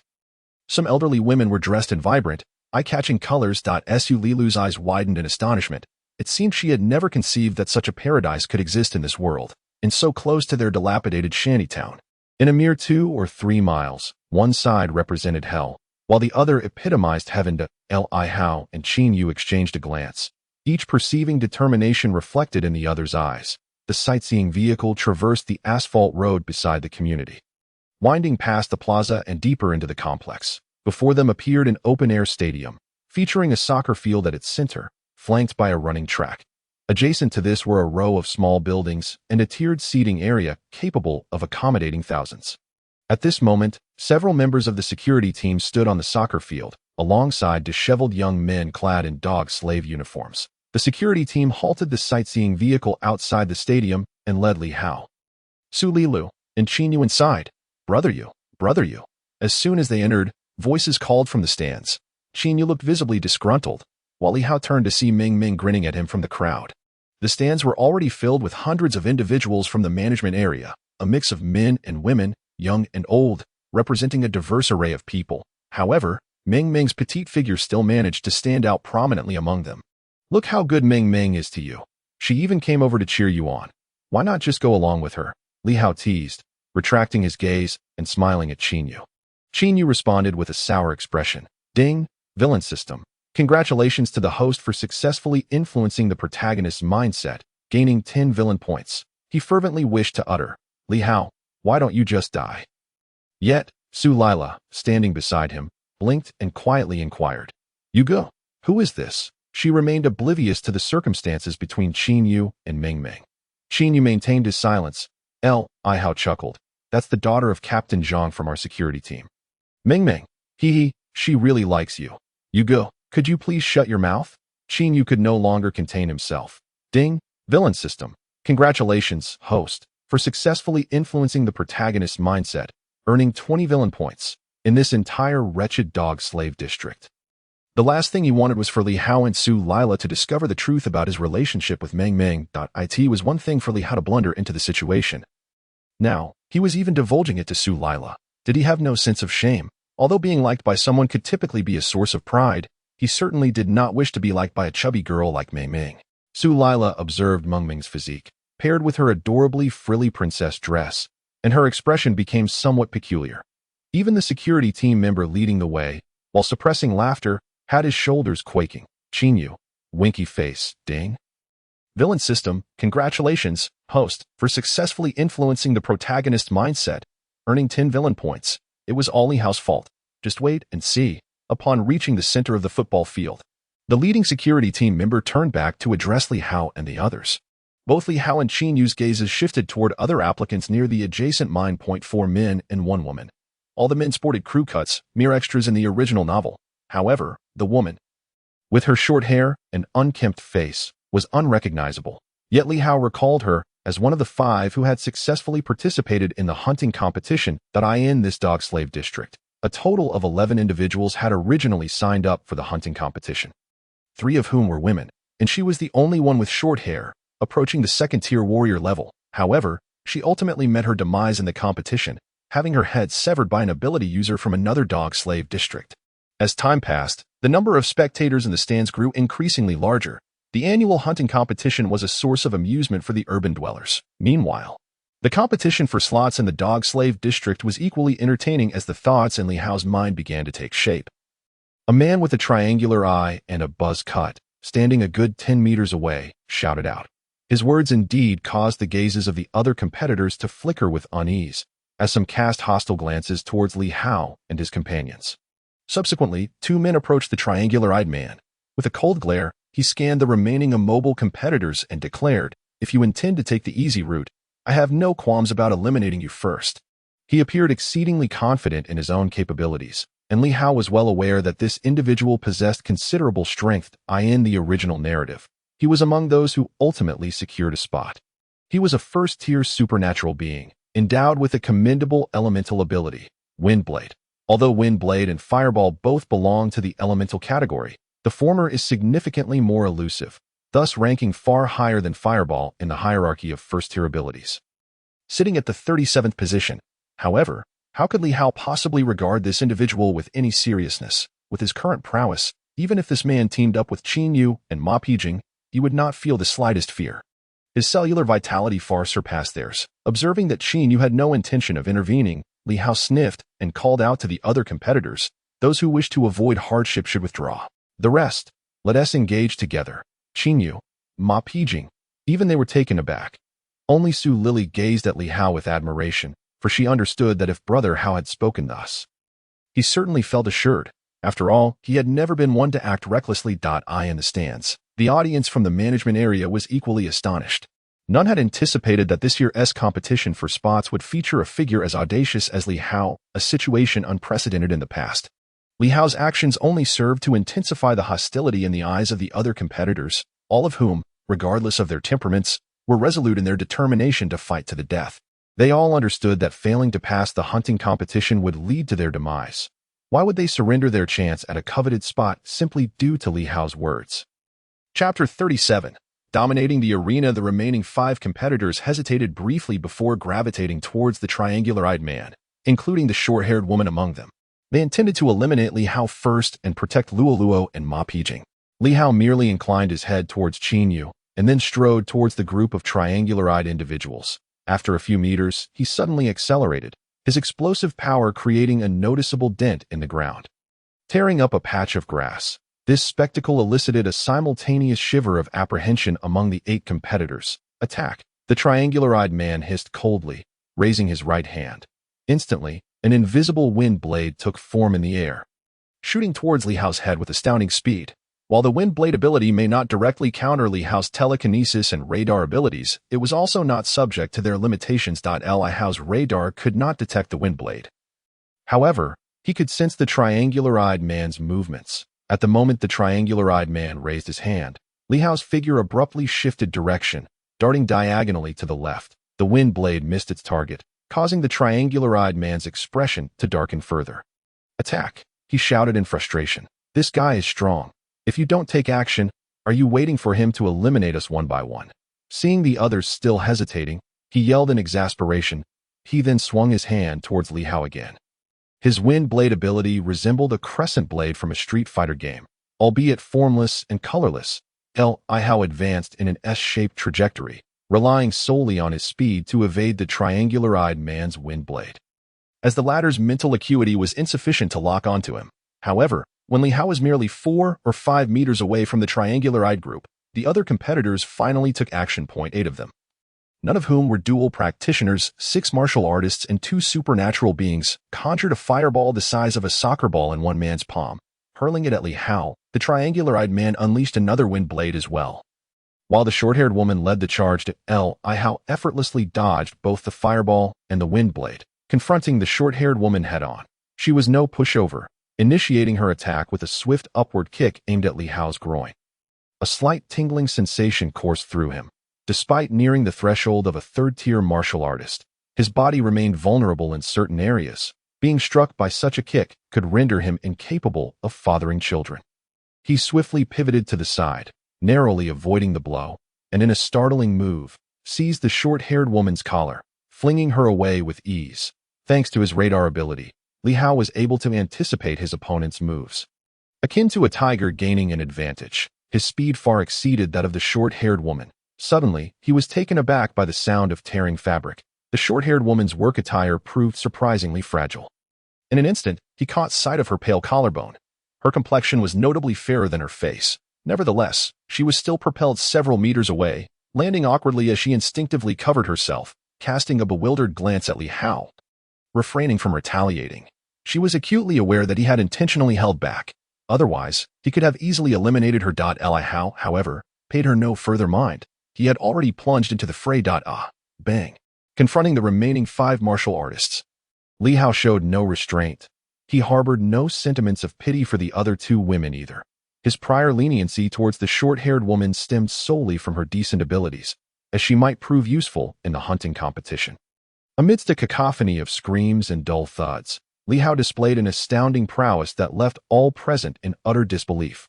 Not a single one of the 5 first-tier martial artists could withstand even a single blow from him.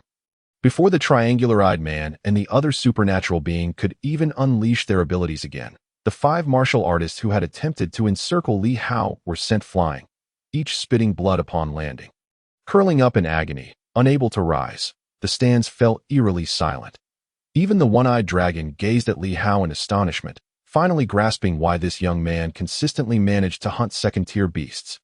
The triangular-eyed man and the other supernatural being turned pale, unable to fathom that Li Hao's strength had reached such an abnormal level. Ding! Villain system, congratulations, host. You have successfully influenced the protagonist's mindset. Earning 50 villain points, Qin Yu's expression grew increasingly complex. He had initially believed his strength surpassed that of Li Hao, especially after advancing to a second-tier martial artist and supernatural being, supplemented by X2 and J2 potions. Yet, the reality struck him. Li Hao had left him far behind. Li Hao's cellular vitality was at least over 2,000 points greater than his own. Only Ma Pijing appeared ecstatic, his scruffy beard trembling with excitement. This time, he was certain of his allegiance. Bang, bang. As Li Hao approached the triangular-eyed man and the supernatural being, the competition for spots concluded at a pace unmatched in previous years. The 2 supernatural beings, unprotected and facing Li Hao, were akin to strong men in his presence. Throughout the encounter, he had not even utilized his telekinetic abilities, yet he dominated the arena effortlessly. Only the short-haired woman managed to rise. Casting a gaze laden with complexity towards Li Hao, "Hey!" Li Hao flashed her a grin before turning his attention to the stands. "What? Is this it? Damn it." The audience, having regained their senses, began to voice their discontent. They had anticipated a bloodbath, hoping to witness competitors maimed and ultimately resorting to biting one another in a frenzy. Now that would be thrilling. Who could have foreseen such an abrupt conclusion? The one-eyed dragon remained in a stupor for several seconds before regaining composure, casting a deep look at Li Hao and weakly stating, "Well then, this year's participants for the hunting competition are you 5. Take them back." He then addressed the security personnel surrounding the football field. They had no intention of wasting potions on these competitors unless they could offer something in exchange for life-saving elixirs. After all, in the slave district, the presence of martial artists and supernatural beings was not a necessity. Even if all the participating slaves were to perish, new martial artists and supernatural beings would inevitably emerge, continually providing tribute. Thank you. The short-haired woman finally approached Li Hao, covering her torn clothing, and spoke to him. Li Hao shrugged his shoulders, saying, "No need for thanks. I merely observe that your abilities are quite commendable. If you are interested, we could collaborate in the hunting competition." Very well. The short-haired woman nodded decisively, a glimmer of gratitude shining in her eyes. She did not perceive Li Hao's words as an attempt to win her over, but rather as an act of assistance on his part. After all, given Li Hao's prowess, it seemed he hardly required her aid. Chapter 38. Journey to the urban district. As the members of the security team cleared the area, the injured competitors were carried away. Li Hao, Ma Bijing, and the others were escorted out of the stadium by the respective security personnel assigned to their mining caves. Brother Hao, Dad Hao, the hunting competition relies on you, Ma Bijing shouted at Li Hao. No longer concerned about his pride, he had unequivocally accepted Li Hao as his father. As long as Li Hao did not abandon him, he was content. The short-haired woman cast a lingering glance at Li Hao, while the officials in the audience area expressed their dissatisfaction with him, wishing fervently to hurl their belongings at him. That it was this dog slave who had deprived them of the thrilling spectacle they had anticipated. Upon returning to the shanty town via a sightseeing vehicle, the leading security personnel remained silent, refusing to converse with Li Hao and his companions. In his eyes, no matter how formidable Li Hao might be, failing to break through the hunting competition rendered him unworthy of any respect. That a dog slave, after all, was merely a dog slave. Furthermore, the quota competition was, in essence, a trivial affair. None of the security personnel possessed strength below that of a third-tier warrior. Get down. Upon reaching their destination, the leading security member finally spoke to Li Hao. Qinyu and Su Luo obediently disembarked and proceeded into the shanty town. Even with the imminent commencement of the hunting competition and their secured participation, they remained dog slaves, obliged to perform their duties in the mines before departing the dog slave district. The remainder of the day passed in the mining area until evening, when they returned to the shanty town, only to find Ming Ming standing before Li Hao's residence. Brother Li Hao, she called out from a distance, catching him completely off guard. Li Hao, Su Liruo, Qinyu. Then they witnessed Ming Ming, clad in a white princess dress, sprinting towards Li Hao, her nose wrinkled and her eyes brimming with admiration. Brother Li Hao, you are amazing. Truly incredible. Li Hao felt a sudden pang of anxiety. Could this girl be harboring feelings for him? Was her affection so fickle? He scratched his head, beads of cold sweat forming as he awkwardly replied, I'm all right, but not as formidable as your brother Yu. He is far superior to me. Qinyu. He was uncertain of his own feelings at that moment. He sensed a hint of relief, yet simultaneously felt quite displeased, as if something had been wrested from him by Li Hao, even though he had little desire for it in the first place. Furthermore, what did Li Hao mean by that remark? Ding. Villain system. Congratulations to the host for successfully influencing the protagonist's mindset, earning 20 villain points. Of course, Brother Yu is the best, Ming Ming exclaimed, her attention swiftly shifting back to Qin Yu's face. She evidently had a penchant for handsome boys. With a dreamy expression, she continued, Brother Yu, if you succeed in the hunting competition, you will come back to find me, right? Qin Yu, feeling rather awkward, replied, of course, that he dared not reconsider his words, knowing that the one-eyed dragon would ensure his disappearance before the competition commenced. Hee, that's wonderful. Ming Ming beamed, sticking out her tongue. I've already told my father that if you succeed in the hunting competition, he should send me to the Warrior University in Xingtan City for further studies. Hee, then we can live together, Qinyu. Li Hao could not contain his laughter, surprised that Ming Ming had plans to follow him to Xingtan City. This was a plot twist absent from the original story. Was Qinyu destined to embark on a joyful cohabitation with Ming Ming in Xingtan City? Ding. Villain system. Congratulations to the host for successfully influencing the protagonist's mindset, earning 10 villain points. Qinyu shot a bewildered glance at Li Hao. Brother Yu, are you not happy? Ming Ming questioned, noticing his expression and adopting a look of feigned grievance. Qinyu felt as if he could die. Yet he was compelled to respond. Of course, I'm happy. Hee, I knew you would be. Ming Ming laughed again, twirling in her dress. Brother Yu, I'll be waiting for your good news. By the way, I'll be watching the hunting competition live from home, cheering for you. With that, she seemed a bit bashful and dashed away, her heart racing. Chinyu. Winky face. Li Hao could hardly restrain his laughter, patting Chinyu on the shoulder and teasingly saying, "Brother Yu, go for it. Gambade, I'm looking forward to our joyful cohabitation. Get lost." Chinyu's face turned crimson as he kicked Li Hao's backside, but Li Hao deftly evaded it. Li Hao grasped Su Lirua's hand and hurried toward the house, while Chinyu remained rooted in place, gazing deeply at Li Hao's retreating figure. In that moment, even the strongest of him had to concede that he felt a twinge of envy towards Li Hao. Not only had Li Hao acquired formidable strength, but he had also successfully captured Su Lirua's affection that it felt as if he had suffered a crushing defeat, leaving him with an unsettling sensation. Ding! Villain system. Congratulations to the host for successfully influencing the protagonist's mindset, earning 20 villain points. Several days swiftly passed, and only 3 days remained until the hunting competition. During this time, even Chinyu refrained from hunting beasts in the jungle, opting to stay in the shantytown to conserve his energy and prepare for the imminent competition. Naturally, Li Hao did not venture out either. He worked in the mines during the day and toiled away at night. Li Hao, Su Lirua, come out. Early one morning, the leading security personnel called out again from outside Su Lirua's residence. Li Hao and Su Lirua emerged hand in hand from their home. They were about to depart. As the hunting competition was to be broadcast live throughout Xingtan City, a grand entertainment event, representatives from each mining area would be taken to the urban district 3 days in advance for inspections, interviews, and parades, creating a preliminary impression of them among the urban populace. In essence, they were akin to circus monkeys being paraded for display, with countless interests lurking behind their performance. Each year, the financial stakes involved in the various betting markets related to the hunting competition amounted to an astonishing sum. Li Hao sensed that Su Lirua's hand was growing warm with sweat. He gently squeezed her hand, signaling her to remain calm, and nodded at Chinyu. "Follow me, the personnel from the urban district have arrived," the security officer instructed. With that, he turned and led them out of the shantytown. At that moment, individuals heading to the mines passed by, their previously vacant expressions now revealing a flicker of emotion, deep envy and uncertainty about their futures. Following the security personnel, Li Hao and his companions exited the shantytown. Just beyond the high-voltage electric fence, a minibus awaited them on the road, flanked by 2 uniformed security officers wielding laser guns.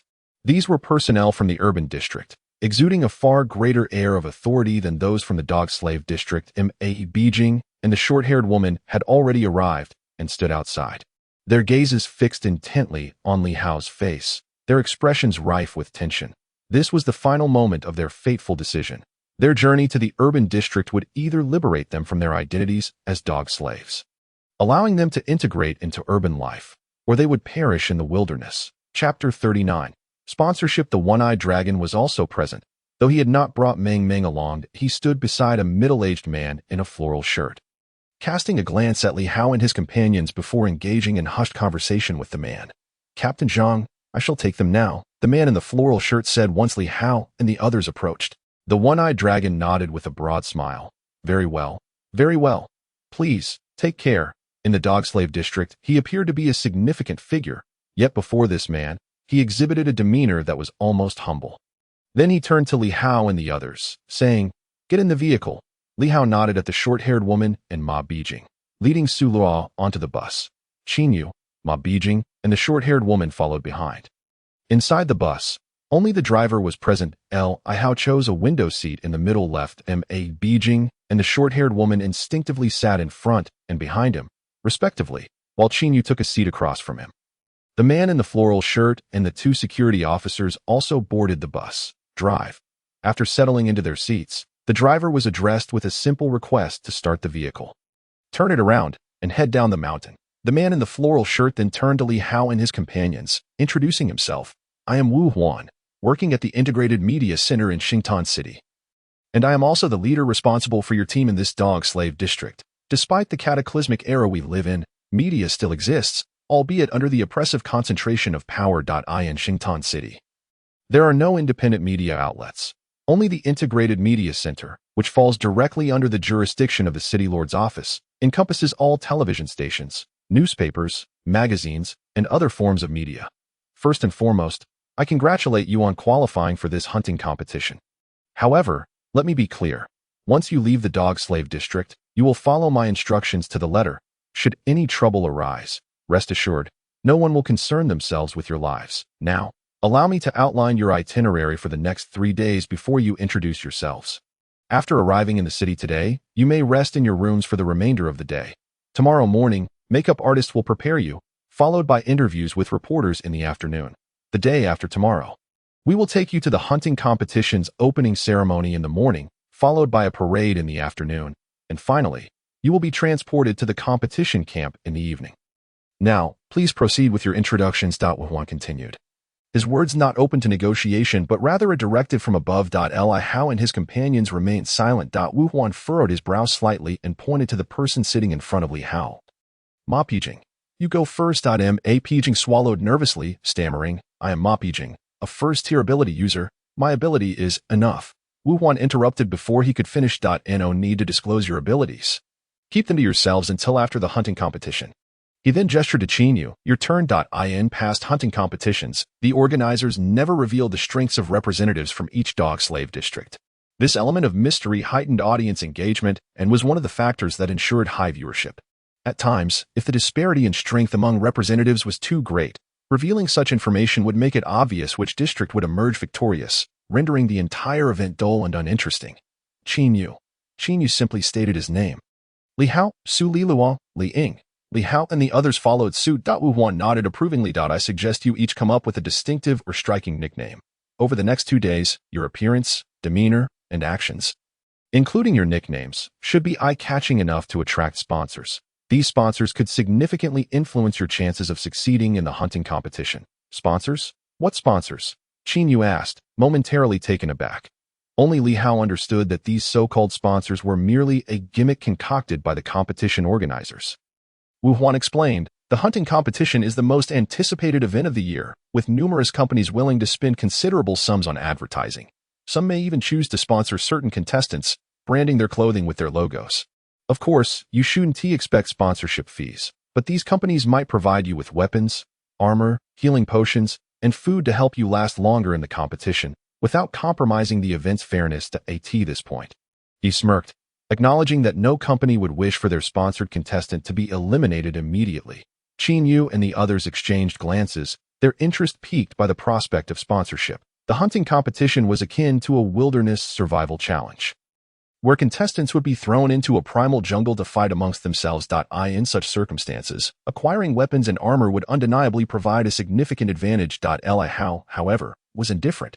Even without the ability to use the alloy weapons stored in his spatial pouch during the competition, he remained confident in his own strength. No sponsorship. Then I'll just take what others have, he remarked. Brother Hao, I want to go by the nickname the Dazzling Prince of Cool. What do you think? Is it cool? Ma Pijing suddenly turned to Li Hao after a moment of silence. Li Hao rolled his eyes. You'd be better off as Uncle Beard. He truly couldn't fathom how this guy came up with such a nickname. Su Li Luo stifled a laugh behind her hand. Ma Pijing scratched his head, but Uncle Beard doesn't sound unique at all.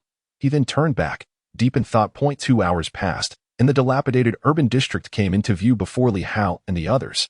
Xingtan City had once been the capital of a province in the Great Zhou Kingdom. However, this outer area had now been abandoned, and the current Xingtan City was only about half its original size. The overgrown roads were littered with remnants of abandoned buildings and homes, devoid of any human presence. Nature had relentlessly reclaimed the concrete and steel structures over the past century, leaving the landscape overrun with grass, trees, thorns, and vines, resulting in a desolate scene. Yet, Ma Pijing and the others gazed around with curiosity. Even this desolation appeared vibrant to them, who had never ventured beyond the confines of the dog slave district. As the minibus navigated through the outskirts and approached a grand bridge spanning the river, Ma Pijing's eyes widened in astonishment. They had only seen Xingtan City on television before, and now it lay before them. Right across the river. Chapter 40. The urban landscape. The road atop the bridge stretched deep into Xingtan City. Along the river, towering steel fences loomed, encased by high-voltage wires. Further inward, a vast expanse of land, once home to residences and buildings, had been leveled and replaced with artillery positions and bunkers. Then rose the towering skyscrapers, some dozens of stories high, some scraping the clouds, with visible sky gardens, dazzling Ma Pijing and the others. Meanwhile, Li Hao and Qin Yu's gazes were fixed on the bridge. This was one of the two main entrances to Xingtan City. At both ends of the bridge stood several towering statues, each over 10 meters tall. One depicted a woman wielding a long spear, another a robust man with dual axes, and yet another an elderly figure with his hands clasped behind his back. These statues represented pioneers and formidable figures from this era, or perhaps from a previous age, who had significantly influenced the trajectory of humanity post-cataclysm.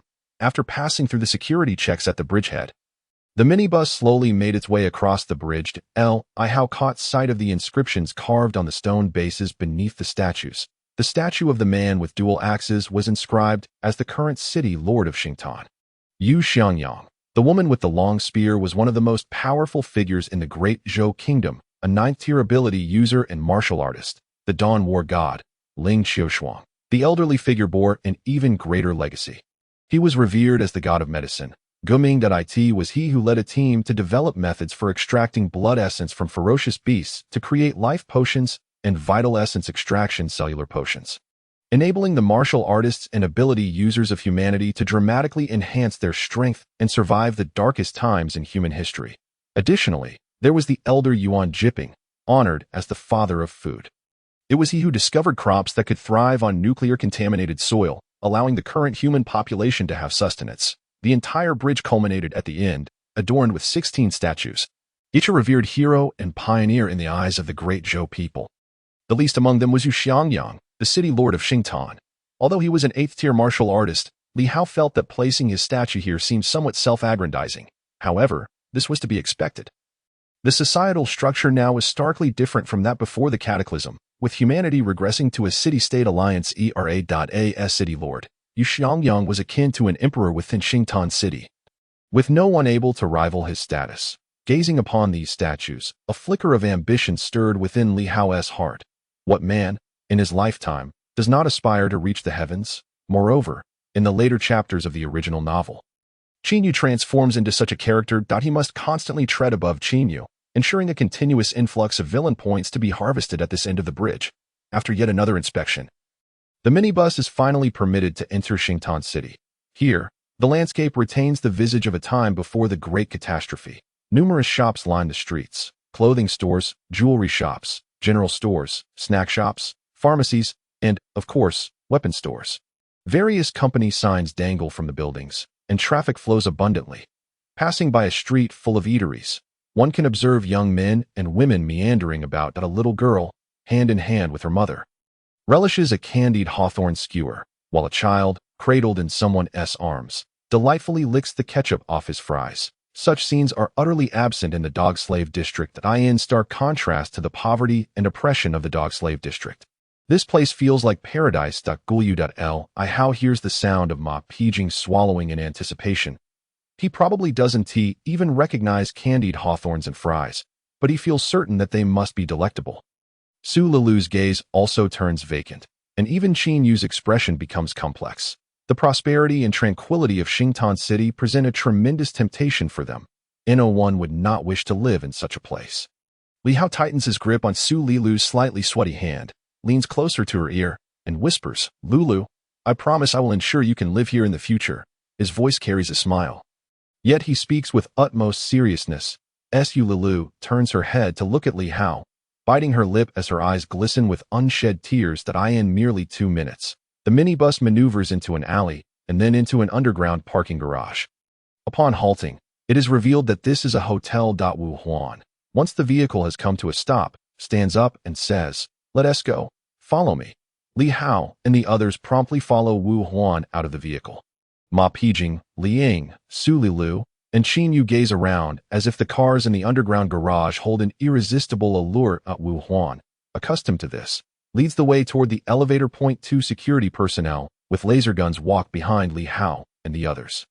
Upon entering the elevator, they ascend to the 17th floor. Ma Pijing is evidently anxious, subtly inching closer to Li Hao. Ding! Once on the floor, Wu Huan retrieves 5 room cards from his pocket and distributes them to Li Hao and the others, saying, "You may go to your rooms and rest. I will notify you of any matters via the room phone. By the way, I must warn you again, do not entertain thoughts of escape, for this hotel is guarded by a security team.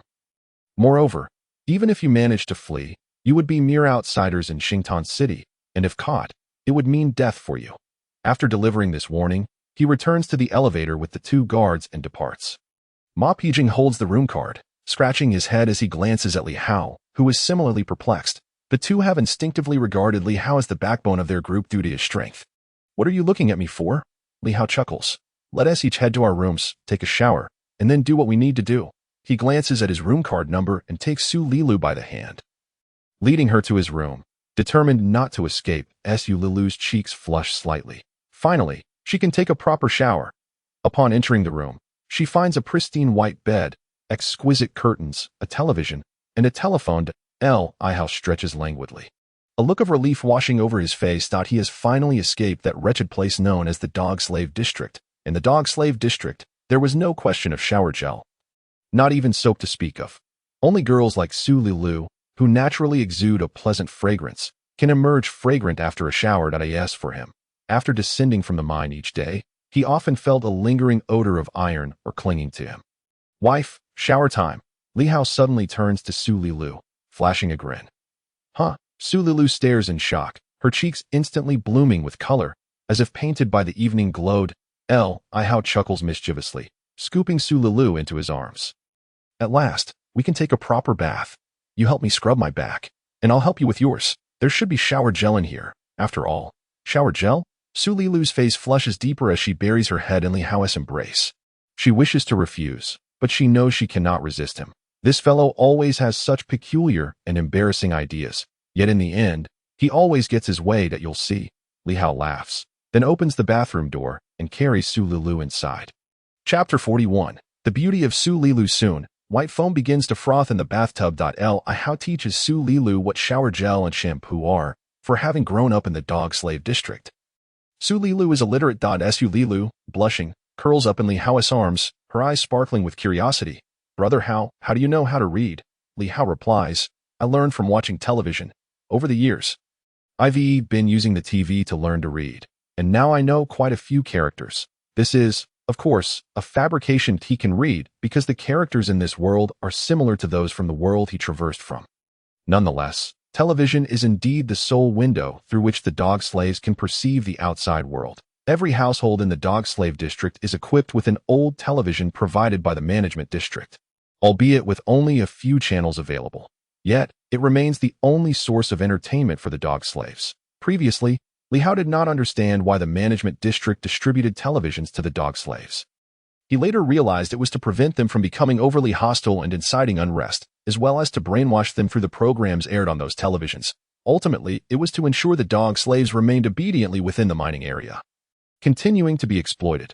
Brother Hao, you're amazing, Su Lilu says, her eyes filled with admiration.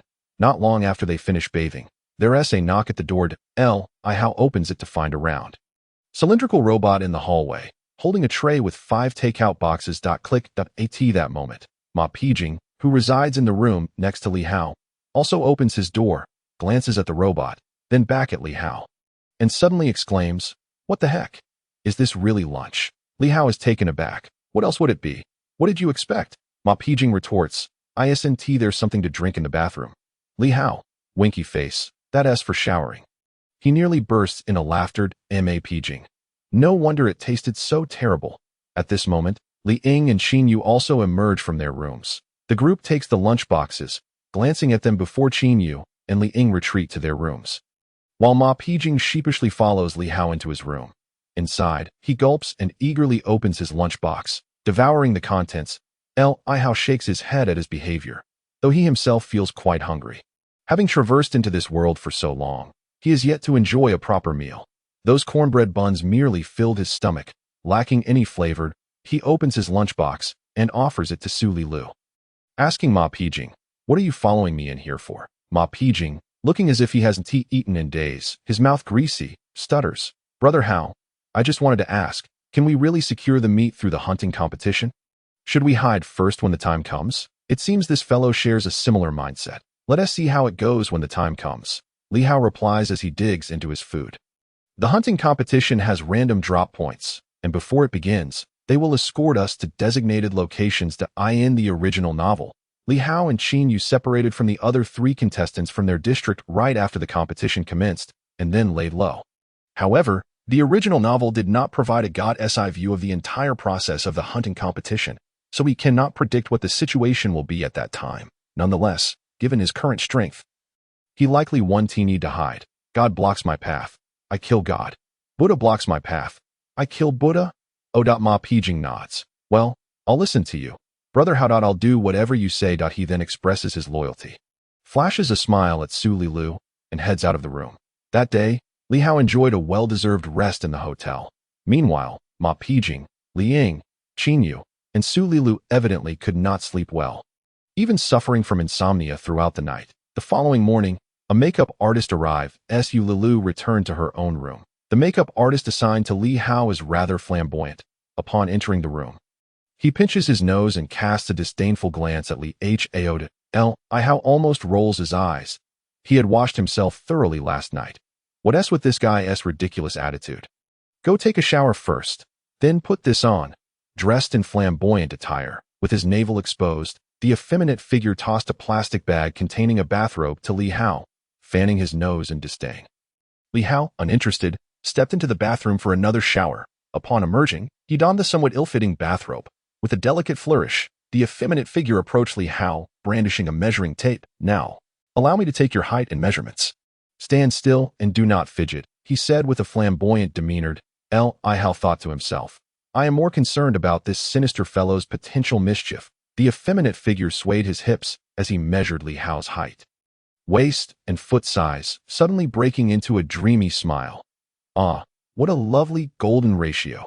Despite being a mere dog slave, your figure is quite remarkable. Li Hao endured this torment for what felt like an eternity, subjected to hair styling and makeup that only enhanced the effeminate figure's increasingly flamboyant gaze. Oh dear, such a handsome young man. If only he weren't a dog slave, he mused, after what seemed like 2 long hours. The effeminate figure finally concluded his ministrations and instructed Li Hao to wait in the room, promising that new clothes tailored to fit would soon arrive. Li Hao hurriedly dashed to Su Lilu's room. Fortunately, the makeup artist attending to her was a rather normal woman. Upon seeing Su Lilu post-makeup, Li Hao was momentarily struck dumb. In the confines of the dog-slave district, her complexion had often appeared sallow. But now, her skin imperfections were artfully concealed by makeup, revealing the beauty that was rightfully hers. In the afternoon, Wu Huan made his entrance once more, knocking on their door and ushering them to the interview room. Upon seeing Su Lilu in her new attire and light makeup, even he could not help but be momentarily taken aback, an expression of astonishment crossing his features. Ding! Villain system. Congratulations, host. You have successfully influenced the protagonist's mindset, earning 80 villain points. Meanwhile, Qin Yu contributed a significant amount of villain points to Li Hao, as he too was unprepared for Su Lilu's striking beauty, which had been so overshadowed in the dog-slave district. Beside them, Li Ying, though also possessing decent looks, paled in comparison to Su Lilu's radiance. Wow, sister-in-law, you look stunning, Ma Pijing exclaimed, his eyes wide with surprise. The scruffy beard he had sported earlier had been shaved by the makeup artist, but it had quickly grown back in a short time. Li Hao felt a swell of pride. Indeed, quite impressive, he remarked. Wu Huan regarded Su Lilu thoughtfully, saying, with your attributes, you might just attract sponsorship, considering that such a stunning beauty was about to participate in a hunting competition. Even he felt a twinge of sympathy. Chapter 42. The interview. Li Hao's heart stirred slightly. In the original tale, neither he nor Qin Yu had managed to secure sponsorship. The matter of sponsorship was often shrouded in secrecy, as the merchants and entrepreneurs were notoriously shrewd. Even when offering personal sponsorship, they typically favored contestants from the 2 special dog-slave districts. In the ordinary dog-slave district, only a rare few fortunate souls garnered attention. Yet with Su Lilu's beauty, it was entirely plausible that someone would decide to sponsor her. After all, her presence on television would be hard to miss, a natural advertising model. Such was the advantage of being a beautiful woman. Though Li Hao was somewhat indifferent towards sponsorship, the prospect of obtaining food or supplies was undeniably appealing, as it would alleviate much of his burdens in finding sustenance. In the original plot, Li Hao had spent 9 days in the hunting competition area alongside Qin Yu, enduring 6 days of hunger and subsisting on tree bark during the most desperate times, following Wu Huan into a room that had been converted into a recording studio. Li Hao noted that this hotel housed several such studios. However, each dog-slave district's contestants resided on different floors, and prior to the commencement of the hunting competition, the organizers would not permit any meetings among the contestants. Inside the studio, a rather attractive female journalist, or perhaps host, awaited, dressed in a revealing and alluring outfit. In the corner, 2 camera positions were set up, with cameramen stationed behind them. This interview was primarily for promotional purposes, allowing the audience to form initial impressions of the contestants from the various dog slave districts before the hunting competition began. Luo's beauty momentarily rendered even the glamorous host speechless. "Please, have a seat," Wu Huan announced as he led Li Hao and the others inside. They settled into the 5 single sofas arranged opposite the host. "Oh my," Ma Pijing exclaimed as he plopped onto the sofa, sinking into it, nearly leaping up in surprise, prompting stifled laughter from the host and the 2 cameramen.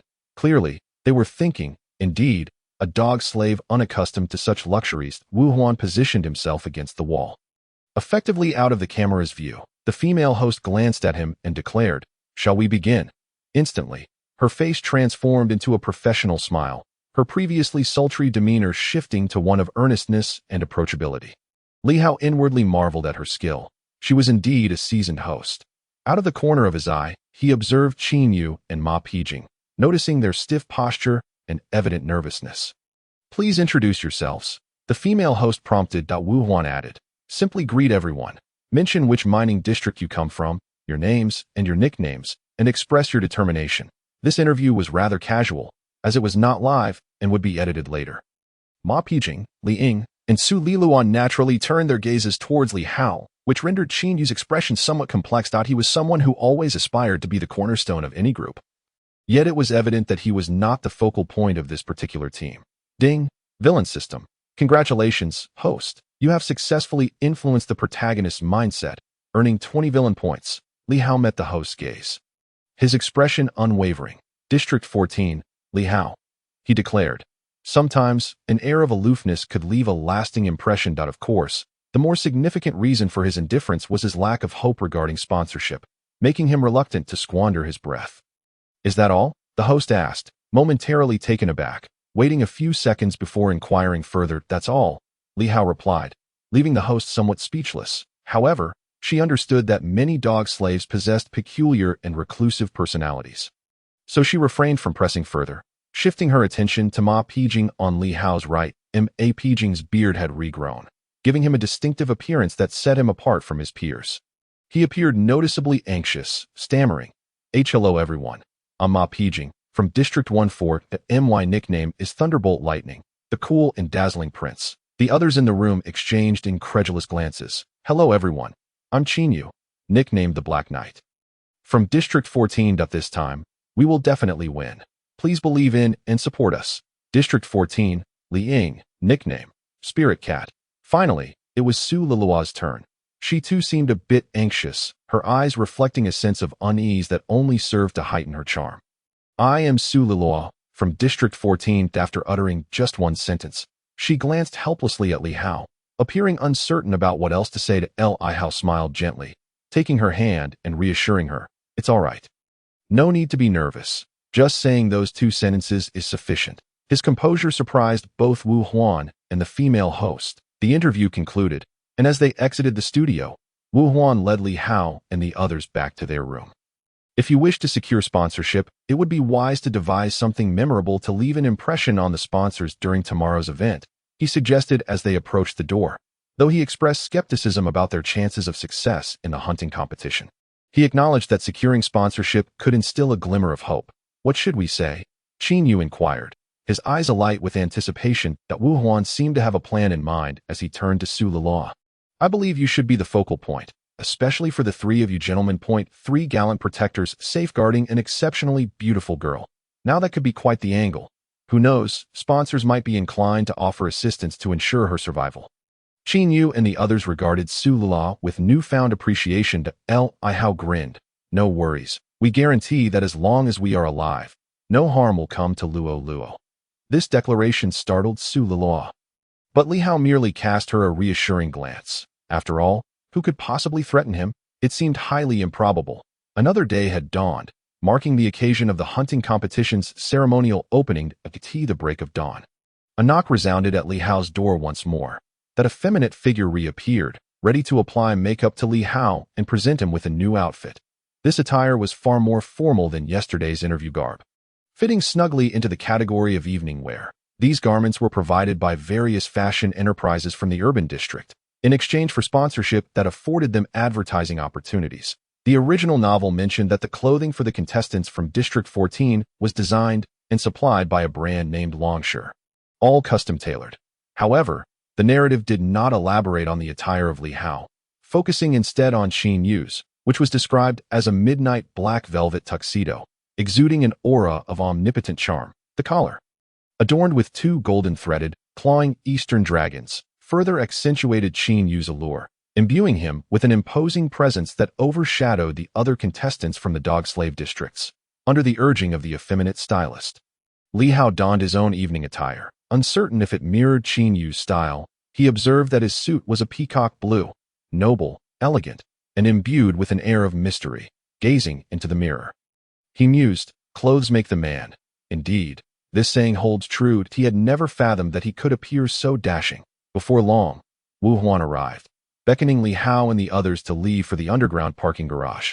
Chapter 43. Two unique dog-slave districts in the underground garage. They boarded a vehicle, departing the hotel. They traversed through the bustling urban streets until a grand, enclosed sports arena loomed ahead. This arena resembled a colossal steel beast lying in wait. Constructed entirely of black steel, radiating a profound sheen under the sun's rays, the minibus halted in the underground parking area of the stadium, which was equally dominated by black steel. Li Hao harbored no doubts that this venue was designed as a temporary refuge during a beast's assault. Ma Pijing and the others were utterly astonished. Coming from the dog-slave district, they had never envisioned the existence of such solemn and majestic architecture. Little did they know that the vast quantities of black steel used to construct this arena were sourced from the iron ore mined by the dog-slaves of District 14.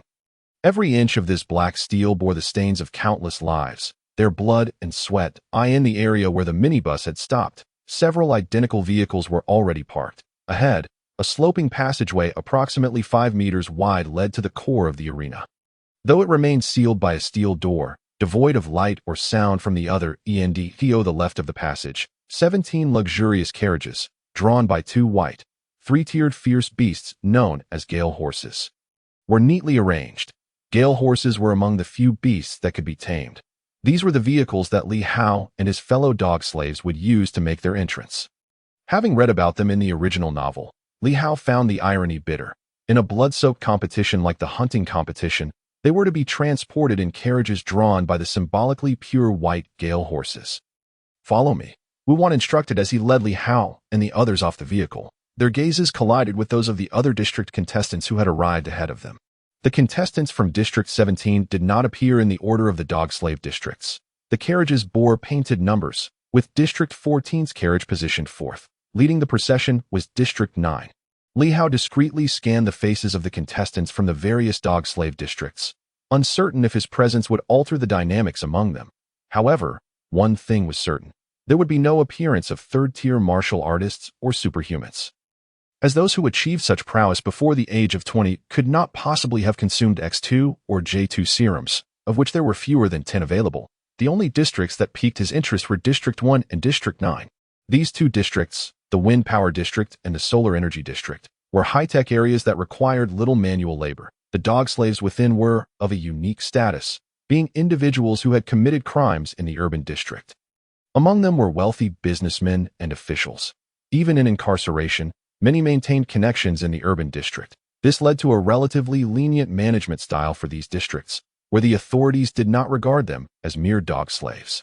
Their quality of life was vastly superior to that of other dog slave districts, and they were often provided with serums through external channels. Thus, although these districts had the fewest dog slaves, their contestants consistently exhibited the strongest capabilities in the hunting competition, often emerging victorious. According to the plot of the original novel, Li Hao recalled that District 9 boasted the strongest competitors this time.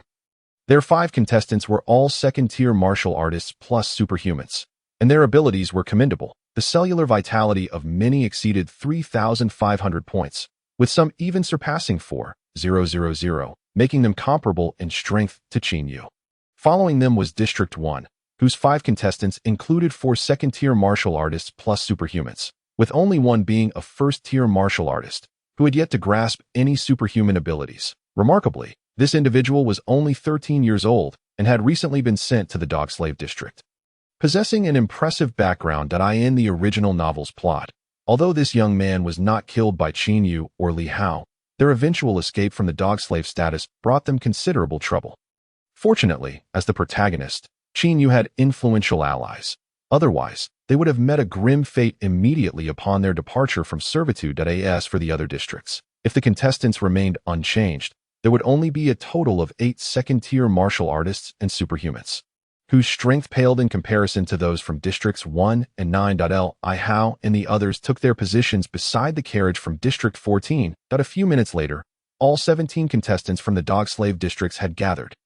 Medical personnel dressed in white approached to conduct blood tests. Throughout this process, contestants from all districts observed one another in silence. Some appeared anxious, while others were dazed. In contrast, the contestants from Districts 1 and 9 exhibited an air of indifference, their confidence in their own district's strength palpable, as they regarded the other contestants as if they were mere shadows. Once the drug tests concluded, Li Hao and his companions passed without issue. Ma Pijing, Li Ying, and Su Lila had not consumed either the X2 or J2 serums. Li Hao had taken 6 doses of the X2 serum, while Qin Yu astonishingly had consumed 10 doses of the X2 serum along with a J2 serum. Even the medical personnel conducting the blood tests could not conceal their astonishment. Such occurrences were exceedingly rare among ordinary dog slave districts. Hee, Ming Ming truly cares for you. Don't let her down. Li Hao teased Qin Yu with a sly grin. Qin Yu responded with a conflicted expression that he was indeed a principled and passionate youth. Yet in his quest to enhance his strength, he had no choice but to seek Ming Ming's favor. Now, he found himself at a crossroads. Uncertain whether to fulfill his promise to Ming Ming should he emerge victorious from the hunting competition, or to betray her trust entirely, the mere thought of marrying Ming Ming, with her towering physique potentially overshadowing his own, was a notion he found difficult to accept. Li Hao chuckled to himself as he glanced at his attribute panel. Attribute panel: cellular vitality, 70-60 mental strength, 1500 superhuman ability, telekinesis, first tier, radar, second tier, martial skill, meteor blade technique, proficiency, 3000.01, villain points, 1210. While his mental strength was undoubtedly inferior to those who had enhanced themselves through serums, he remained unfazed, confident that his amassed villain points could bridge any GAP.AS for his cellular vitality. He was certain no one could rival him in pure hand-to-hand combat. At that moment, the contestants from the other districts completed their drug tests. The medical personnel approached an individual clearly in charge, presenting the results of the tests. After reviewing the documents, he spoke into his earpiece. Drug tests complete. All contestants have passed and may enter. He then bellowed at Li Hao and the others. Everyone, board the carriage. The group ascended into the carriages, and Li Hao gently clasped Su Lila's hand. Moments later, the steel doors slowly opened, unleashing a deafening cacophony of cheers and applause from the passageway. It was time to enter. Chapter 44.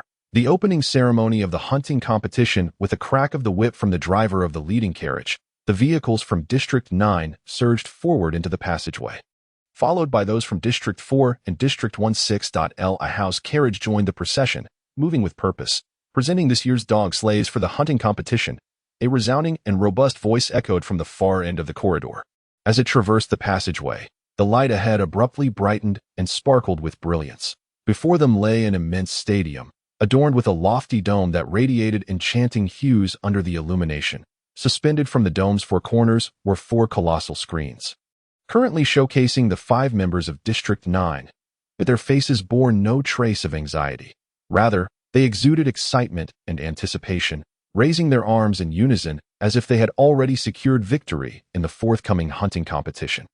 This confidence stemmed from their unwavering belief in their own abilities. Li Hao's gaze swept across the vast expanse of the stadium, which could only be described as a sea of people. The waves of cheers surged forth, one after another. Men and women of diverse appearances, some composed and others flamboyant, young and old alike, filled the tiered seating that surrounded the arena, numbering in the tens of thousands. One could only imagine the staggering viewership that would tune in via television for the live broadcast. To the east of the stadium stood a towering platform, where only a handful of individuals occupied seats at that moment. A few sat in the front, exuding an air of regality, while those behind them also radiated an aura of nobility. Li Hao recognized the burly figure seated at the center, none other than Yu Xianyang, the lord of Xingtan City. As the procession of carriages advanced slowly, Li Hao and his companions soon appeared on the big screen. The faces of Ma Pijing, Qin Yu, Li Ying, and Su Lihua were etched with tension. Yet the fervor in the stadium surged unexpectedly. In terms of strength, the competition was clearly between District 1 and District 9, but few had anticipated the presence of a beauty like Su Lihua at this hunting contest. Though her complexion was masked by makeup, she had yet to fully unleash her allure. Nonetheless, in Xingtan City, she was undoubtedly among the most captivating. Even Yu Xianyang's gaze flickered slightly at her sight. At that moment, a young man beside him suddenly turned his head and chuckled softly, whispering something to him. Li Hao chose not to glance at Yu Xianyang any further, as Ma Pijing was nervously inquiring. "Brother Hao, what should we do?" Li Hao lowered his gaze slightly and replied, "What else can we do? Just follow suit and raise our hands." The 3 carriages ahead had already done so. Saying this, Li Hao, who was holding Su Lihua's hand with his left, extended his right arm to grasp Ma Pijing's hand and abruptly raised it high. Sacrifices may be made, blood may flow, but one must not lose momentum. He was indifferent to the risks, yet he wished to secure sponsorship, which would make Su Lihua's experience in the hunting competition far more comfortable.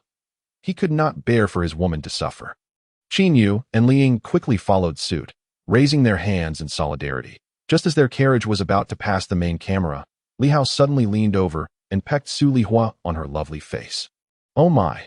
The roar of the stadium erupted in that instant, as if it could lift the black steel roof from its foundations. Who would have thought that this seemingly insignificant figure, Li Hao, would audaciously kiss Su Lihua at such a moment?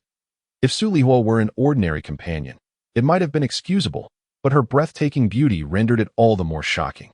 Many in the audience felt a pang of envy upon witnessing Su Lihua, aware that no opportunity existed between them and this stunning figure.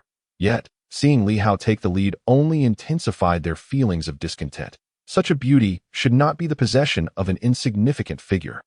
Even on the elevated platform to the east, a few individuals appeared momentarily stunned. Ding! Villain system. Congratulations, host. You have successfully influenced the protagonist's mindset, earning 20 villain points, as Li Hao and his companions' figures vanished from the big screen. The clamor and jeers within the stadium did not cease. Qin Yu furrowed his brow, murmuring, "Xiao Hao, you're too ostentatious. This will make us targets." Targets? Li Hao chuckled lightly, somewhat dismissive. "We're going in to fight anyway. What is there to fear?" As all 17 carriages gradually passed through the main camera's field of view, they eventually came to a halt in a line beneath the towering platform, drawing the gaze of everyone present. The main camera then abruptly focused on the esteemed figures of Yu Xianyang and his entourage, while Yu Xianyang slowly rose, gesturing for silence. His imposing stature alone commanded a powerful presence, and the raucous cheers and applause in the stadium quieted within mere seconds. Li Hao and the other contestants also looked up, many eyes glinting with ambition. Each aspired to become a figure of Yu Xianyang's stature. On this crisp autumn day, another hunting competition commences. Yu Xianyang's voice, amplified by the speakers, resonated throughout the stadium. "First and foremost, I extend a warm welcome on behalf of the City Lord's Mansion to all our esteemed guests attending the opening ceremony, as well as the contestants from each labor district. I admire your courage and determination, and I hope that fortune accompanies you all. Now, I declare the opening ceremony of the hunting competition officially underway." His succinct remarks ignited an immediate uproar in the stadium, with countless screams and cheers erupting in response. "Thank you to our immensely esteemed City Lord for his opening address." A figure, adorned with golden wings, abruptly soared from a corner of the stadium. Gliding gracefully toward the central area. It was the host, clad in a resplendent outfit, his handsome visage captivating the audience. The golden wings were undoubtedly a manifestation of some extraordinary ability. Upon hovering a few meters above the ground, he bowed to Yu Xianyang and the others on the platform, then extended his greetings to the remaining sections of the crowd. Once the cheers in the stadium subsided slightly, the host continued. "Before we commence the opening ceremony's performances, allow me to formally introduce the teams participating in this hunting competition from each labor district. and conduct brief interviews with them. With a slight flap of his wings, he glided to the carriage of District 9, where the figures of its members appeared on the big screen alongside their recorded interview footage from the hotel. Greetings, I am Jai Shur, the captain of District 9. District 9, Ning Hongshin. Welcome to the 5 members of District 9. As the recorded video concluded, the host beamed. District 9 is indeed our veteran powerhouse. Turning to Captain Jai Shur, he inquired, do you have any words to share? Jai Shur, a towering young man with a shaved head, appeared quite imposing. His expression cold, he declared, I merely wish to state that every opponent we encounter in the hunting competition shall be crushed beneath our feet. A cruel smile began to form on his face, inciting another surge of cheers and screams from the stadium. The guests, much like the overseers from the Dog District, eagerly anticipated seeing brutal and bloody confrontations during the hunting competition. Truly a seasoned powerhouse, exuding confidence and arrogance, the host's voice was highly provocative. Then let us await the remarkable performance of the District 9 members. He then drifted over to the carriage of District 4. In stark contrast to District 9, the members from District 4 and District 16 appeared significantly more anxious. They lacked the same confidence and were unable to deliver any commanding remarks. Both captains merely stated their hopes for victory and requested support from the audience, which came off as rather lackluster. Ultimately, without sufficient strength, eloquent words were meaningless. They served only to invite ridicule unless they took an unexpected approach. When it came to Li Hao and his group, the event organizers decided to showcase the segment where Ma Pijing had awkwardly sat on the couch and bounced back up, much to the amusement of the audience. Haha, look at this fool. Clearly a naive companion, the sight of Ma Pijing's embarrassment elicited uproarious laughter throughout the stadium. His face flushed crimson. Ma Pijing hung his head low, while even Qin Yu found the situation unbearable. Only Li Hao remained unfazed. Well then, contestants from District 14, do you have anything to say? The host queried, still amidst the laughter echoing in the stadium. That I don't have much to say, just a single statement. Li Hao, taking on the role of team leader, suddenly grinned and said, in the past, District 14 was weak, but that was then. Now that I am here, anyone who seeks to harm my wife or my teammates, well, I welcome it. However, you must first prepare for certain death. Within the confines of the arena, the cacophony of noise abruptly ceased. No one anticipated that the unassuming District 14 would give rise to a figure as formidable as Li Hao. Historically, in the dozens of past hunting competitions, District 14 had only managed to stumble upon success on 2 occasions, with someone managing to break free from the hunt. What audacity did this individual possess?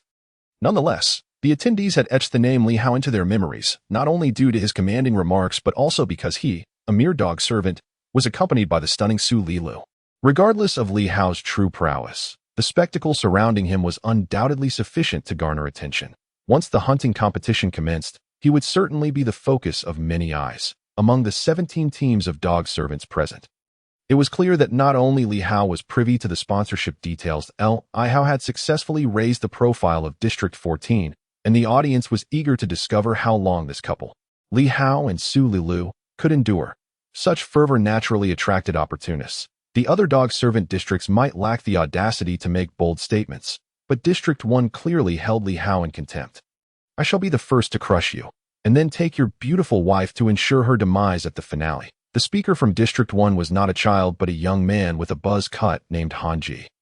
His left eye appeared to be afflicted, with a white pupil that lent him an air of menace. He pointed his weapon directly at Li Hao after the host prompted the participants to speak.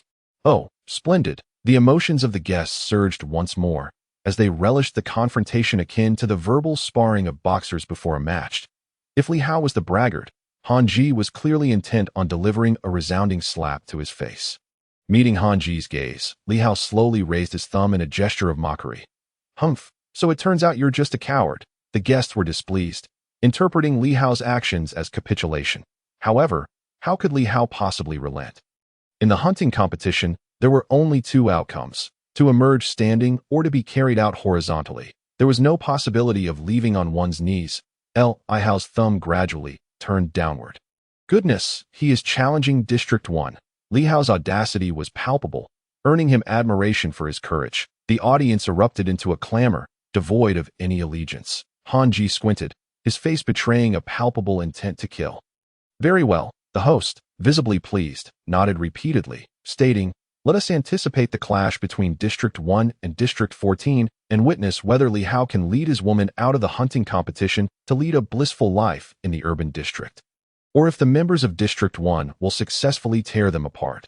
The organizers of the competition were undoubtedly delighted by the unfolding spectacle, for such drama and conflict were the cornerstones of viewership.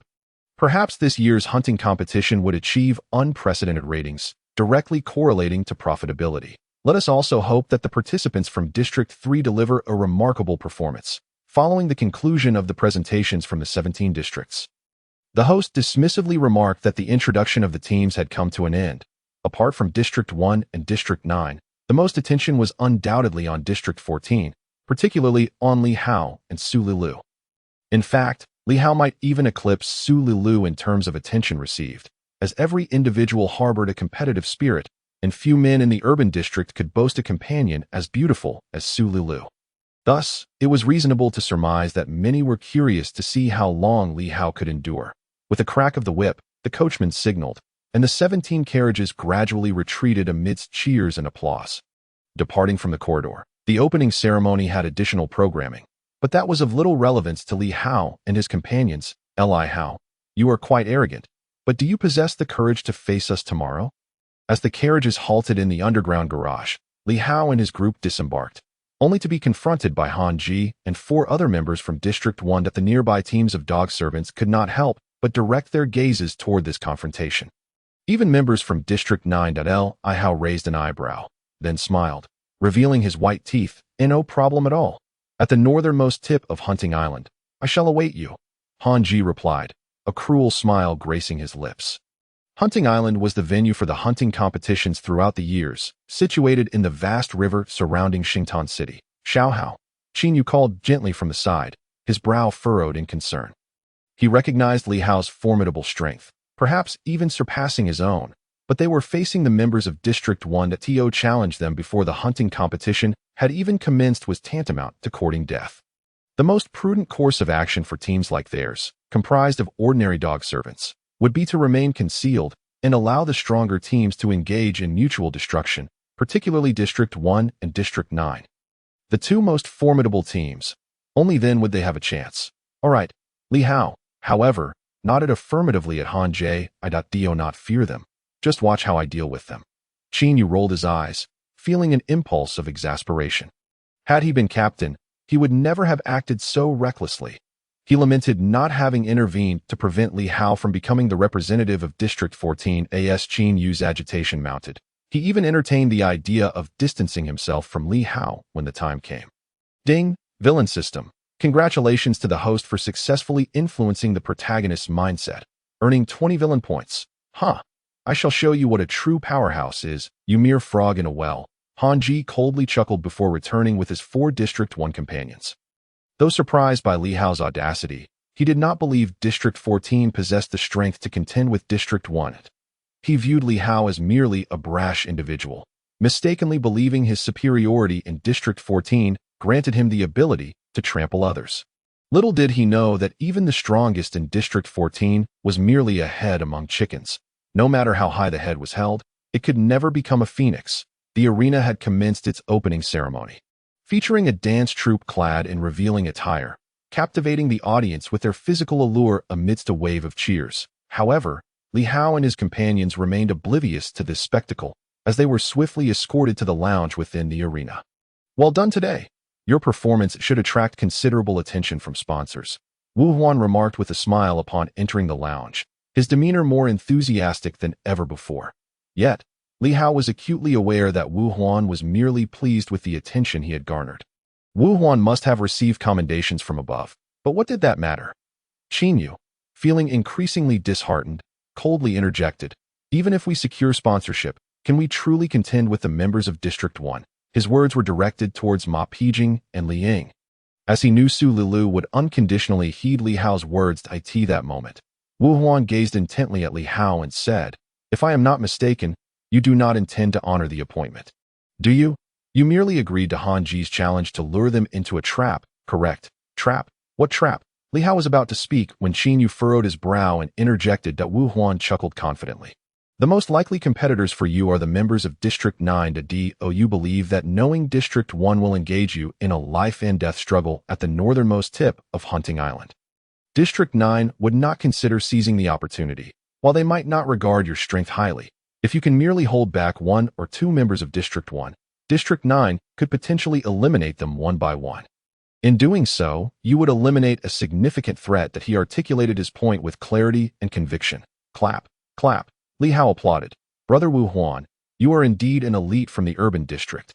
Your mind is exceptional. Admiration all around. Qin Yu, ding, villain system. Congratulations to the host for successfully influencing the protagonist's mindset, earning 10 villain points. He felt that Li Hao's words implied he was foolish. Is that truly your belief? He couldn't help but ask Li Hao, recalling that he had never exhibited such cleverness before. Of course. Do you think I am foolish? Li Hao replied, then turned to Su Lulu with a smile. Can I take Lulu along with me on this adventure? Qin Yu, ding, villain system. Congratulations to the host for successfully influencing the protagonist's mindset, earning 30 villain points. He felt utterly overwhelmed by Li Hao's superior intellect. Yet, there was an undeniable sense of defiance within him, a feeling of helplessness that led him to question himself like never before, causing immense discomfort. Ling and Ma Pijing looked at Li Hao with eyes brimming with admiration. Wu Huan chuckled lightly. Choosing to remain silent thereafter, he rose from his seat and made his way to the windowsill to smoke. Hao was indeed clever, but he held no illusions that such intelligence would significantly enhance their chances of victory in the 14th district. In the hunting competition, while intellect was undeniably important, luck and strength were of even greater significance, and no matter how cunning a mouse may be, it could never outsmart a cat, by the time it was past 4 in the afternoon. The parade commenced. Hao and his companions were ushered into carriages once more. They departed from the sports arena, proceeding towards the main street in front of the city lord's mansion. And then to the foot of the Great Bridge. Crowds lined the streets, filled with spectators from the urban district, yet they regarded Li Hao and the others with the same detached curiosity reserved for watching monkeys. Hardly a hint of compassion in their gazes. The residents of the dog-slave district had long since grown numb, and how could they view the inhabitants of the dog-slave district as anything other than subhuman? Naturally, no one cheered for these teams. The atmosphere was decidedly peculiar, at least for the contestants from the dog-slave district. Li Hao, being an outsider, had never regarded himself as a dog-slave, and thus felt little of the discomfort that his companions experienced. However, for Ma Pijing, Li Ying, and Su Lura, their expressions were notably complex. The journey was not lengthy, merely a little over an hour, yet it felt like an agonizing eternity to them as the sun began to set. Its dying rays cascaded over the bridge, casting a serene yet desolate glow over the statues that stood there. The shadow of the carriage stretched long and thin, upon reaching a fork in the road near the bridge's end. The convoy veered northward, where more people gathered along the street. They stood in the shadows of the buildings, and Li Hao suddenly realized that these people were also rather numb, after traveling north for over 10 miles. The view beyond the high walls remained hidden from sight. Yet, the carriage convoy came to a halt here. On the opposite side of the isolation barrier stood a massive iron gate, the entrance to Hunting Island. A dozen guards armed with laser guns stood by the gate, and after a brief exchange between the lead guard and the convoy leader, the mechanism to open the iron gate was activated. The gate creaked open, revealing a strip of lush green grass and a river flowing with muddy waters. An island, seemingly endless, anchored itself in the heart of the river. The island, with its verdant trees and picturesque scenery, was destined to claim the lives of countless contestants. Chapter 47. The Unveiling of Strength. Everyone in, commanded the leader of the escorting convoy, turning back to shout. Li Hao glanced back at the police vehicles trailing behind, took Su Lurua's small hand, and stepped forward alongside the other contestants into the iron gate. When he emerged again, he would undoubtedly bring Su Lua with him as a citizen, remaining in this urban district. Inside the gate, along the perimeter wall, rows of simple bungalows awaited as the iron gate slowly closed. The vibrancy of the urban district was abruptly severed from their sight. The lead guard abruptly turned, barking at Li Hao and the others. Stand in line. He then gestured towards the row of bungalows, adding, this will be your camp for the night. You will check in according to your labor district numbers. And no one is allowed to leave. Tomorrow at dawn, they would be sent to the island. His words carried an air of authority that brooked no dissent. No dog slave dared to speak. Before they could even begin to survey Hunting Island, guards surged forward, ushering them into the various bungalows. The interiors were sparsely furnished, merely a few beds as soon as Li Hao and the others stepped inside. The guards swiftly locked the doors behind them. The room was instantly plunged into darkness, save for a small window allowing a sliver of light to seep through. Qin Yu plopped down onto one of the beds, visibly displeased, and addressed Li Hao. Xiao Hao, it's time to discuss your plan. That he detested being directed by others, always wanting to be the one in control. Although he felt little hope of being the leader now, he was eager to learn of Li Hao's intentions. Li Hao chuckled. I don't have any grand plans, just to eliminate whoever stands in our way. Qin Yu's brows furrowed sharply. Do you think this is still the competition for slots in the dog slave district? This is the hunting competition. The opponents we face will be far stronger than those from the previous competition. Ma Pijing felt a twinge of apprehension, awkwardly saying, Brother Hao, isn't that a bit rash? As long as we aren't surrounded, I'm confident in defeating any team we face individually, Li Hao replied, commanding an increase of 1290 points to his mental energy. The familiar sensation enveloped him, and in an instant, his mental energy surged to 2,790 points. While this might still be inferior to some superpowered individuals, the combined value of Li Hao's cellular activity and mental energy had soared to nearly 10,000 points, an unmatched figure among the other competitors. The room was suddenly filled with gasps of astonishment. Qin Yu, Ma Pijing, and Li Ying found themselves levitating off the ground. Ma Pijing and Li Ying exclaimed. Qin Yu turned to Li Hao, his face a mask of shock. Your telekinetic ability. Li Hao gently lowered them back to the ground using his telekinesis. I've comprehended a second-tier ability, which allows me to manipulate multiple objects simultaneously. Qin Yu was astounded. Ma Pijing and Li Ying's eyes widened in disbelief. Telekinesis. This was already an extraordinarily powerful ability. With telekinesis, Li Hao could effectively counter the vast majority of superpowered individuals whose mental energy was comparable to his own. The prospect of wielding group control through telekinesis was unfathomably formidable. They could hardly imagine just how powerful he had become, that if he had intended to harm them moments ago, it was likely they wouldn't have had any time to react. Only Qin Yu might have had a chance to evade, as those with stronger mental energy were more attuned to their surroundings. Ding! Villain system. Congratulations to the host for successfully influencing the protagonist's mindset, earning 30 villain points. Qin Yu's expression was complex. What second-tier ability have you comprehended? That's a secret, Li Hao replied with a raised eyebrow and a smile. Ding! Villain system. Congratulations to the host for successfully influencing the protagonist's mindset, earning 5 villain points. This only added to Qin Yu's frustration, rolling his eyes as he muttered, We're on the same team. I think we should know each other's strengths. Li Hao shrugged. You've already seen my ability. As for my cellular activity, I'm nearing the 3rd-tier warrior level. Qin Yu and the others were once again left speechless. Suddenly, Ma Pijing rushed to Li Hao, clinging to his leg. Brother Hao, you are my god. My pillar of support. I seek your protection. Ding! Villain system. Congratulations to the host for successfully influencing the protagonist's mindset, earning 50 villain points. Qin Yu felt as though his heart had been subjected to wave after wave of crushing blows. He had worked so hard. He had even obtained 10x1 and J1 potions from the one-eyed dragon. Yet, Li Hao loomed over him like a cloud that he could never surpass, even after consuming 10x1 potions. Qin Yu's cellular activity had only reached a little over 3,200 points. He could hardly fathom how Li Hao had achieved such feats. Now, it's time for you to share your strengths, Li Hao said.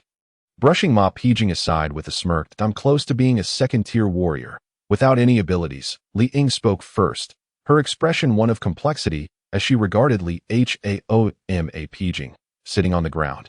Sheepishly admitted, I'm just a first-tier superpowered individual, with a first-tier explosive porcupine ability, but in comparison to Li Hao's prowess, they felt utterly insignificant. Qin Yu, with a somewhat sullen expression, added, I'm a second-tier warrior and a second-tier superpowered individual, with cellular activity exceeding 3,000 points and mental energy nearing 3000. But my first-tier ability is teleportation, and my second-tier ability is Dawn's Rooster Call. Yu Lurua timidly chimed in. I'm just a first-tier warrior.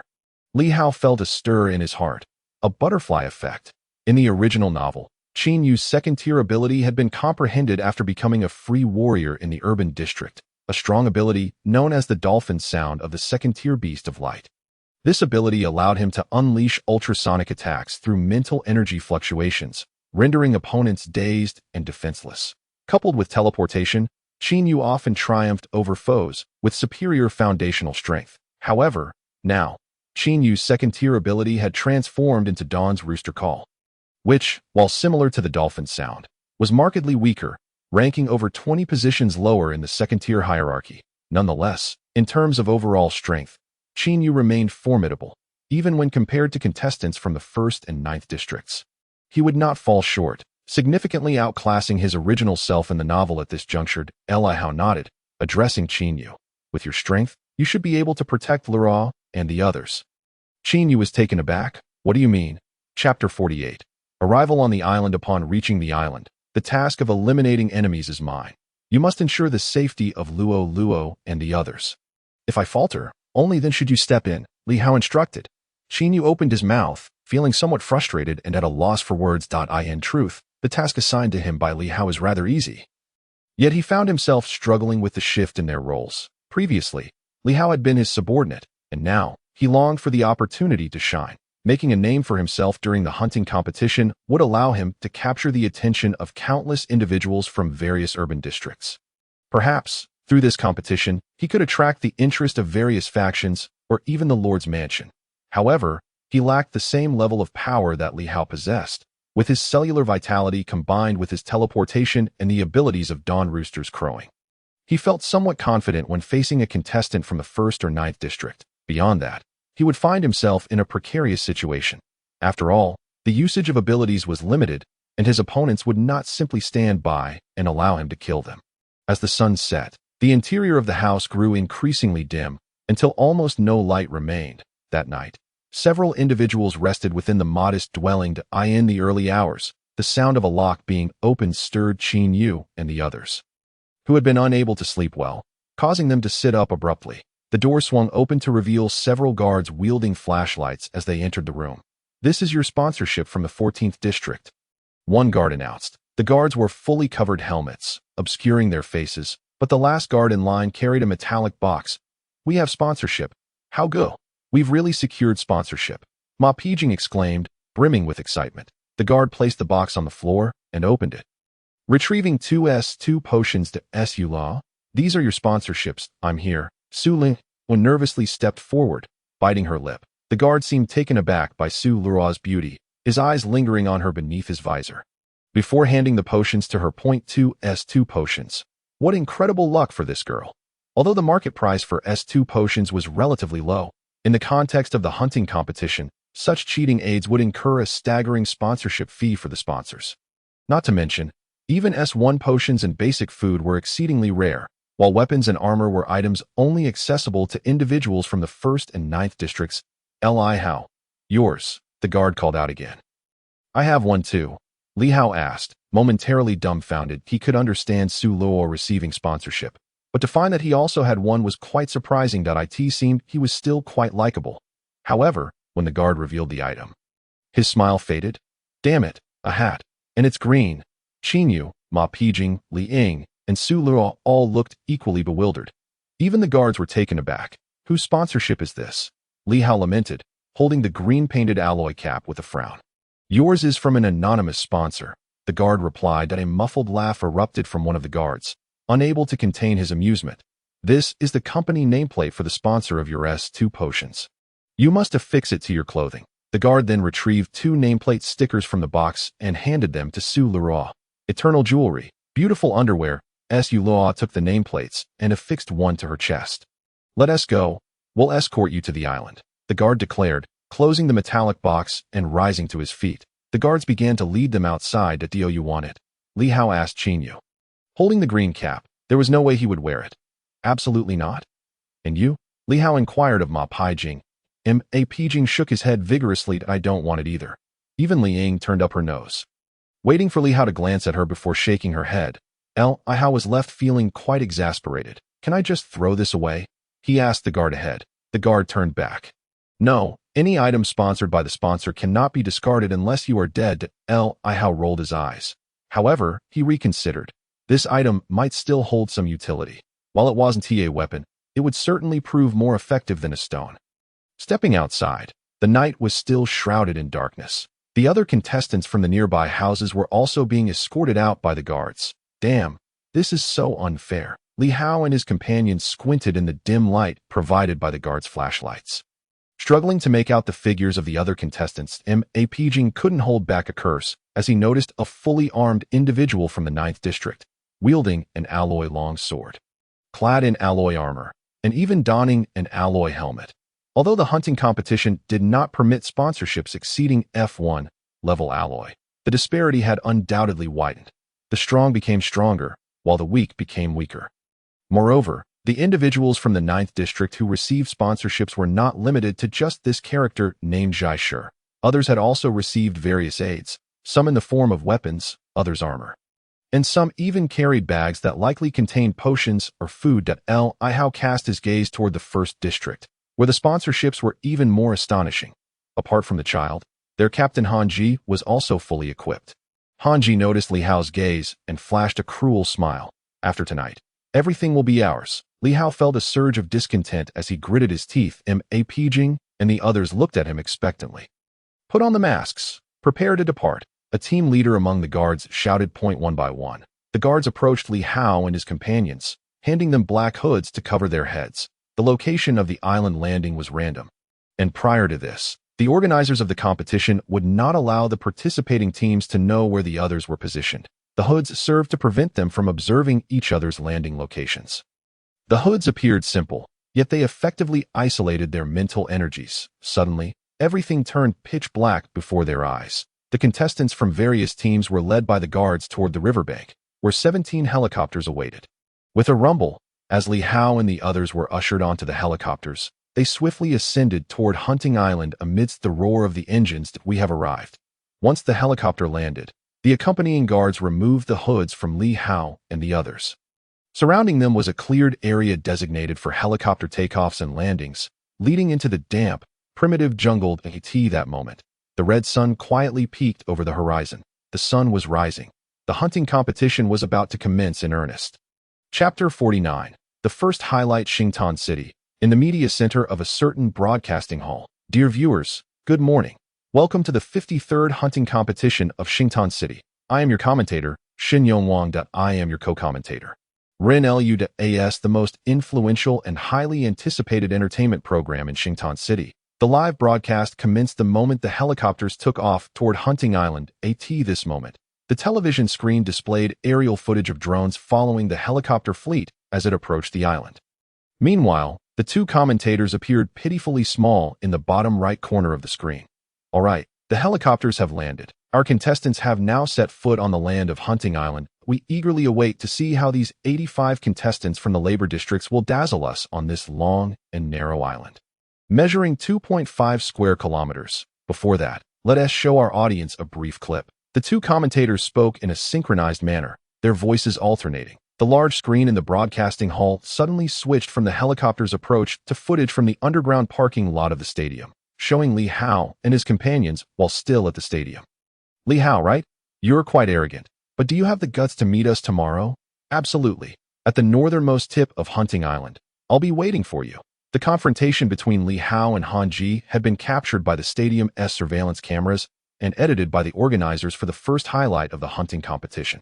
Though Li Hao's and Hanji's segment appeared on the big screen for only a few brief seconds, it left a lasting impression on the viewers at home. Everyone felt taken aback. The captain of the 14th district was indeed quite audacious to challenge the 1st district head-on. Ren Lu, this year's captain of the 14th district, Li Hao, seems quite confident. What do you think? Do they stand a chance against the 1st district? The 1st district and the 9th district are both formidable contenders in the hunting competition, renowned for their prowess, as for Li Hao's capabilities. They remain somewhat of an enigma to us. However, I believe the prospect of them triumphing over the 1st district appears exceedingly bleak.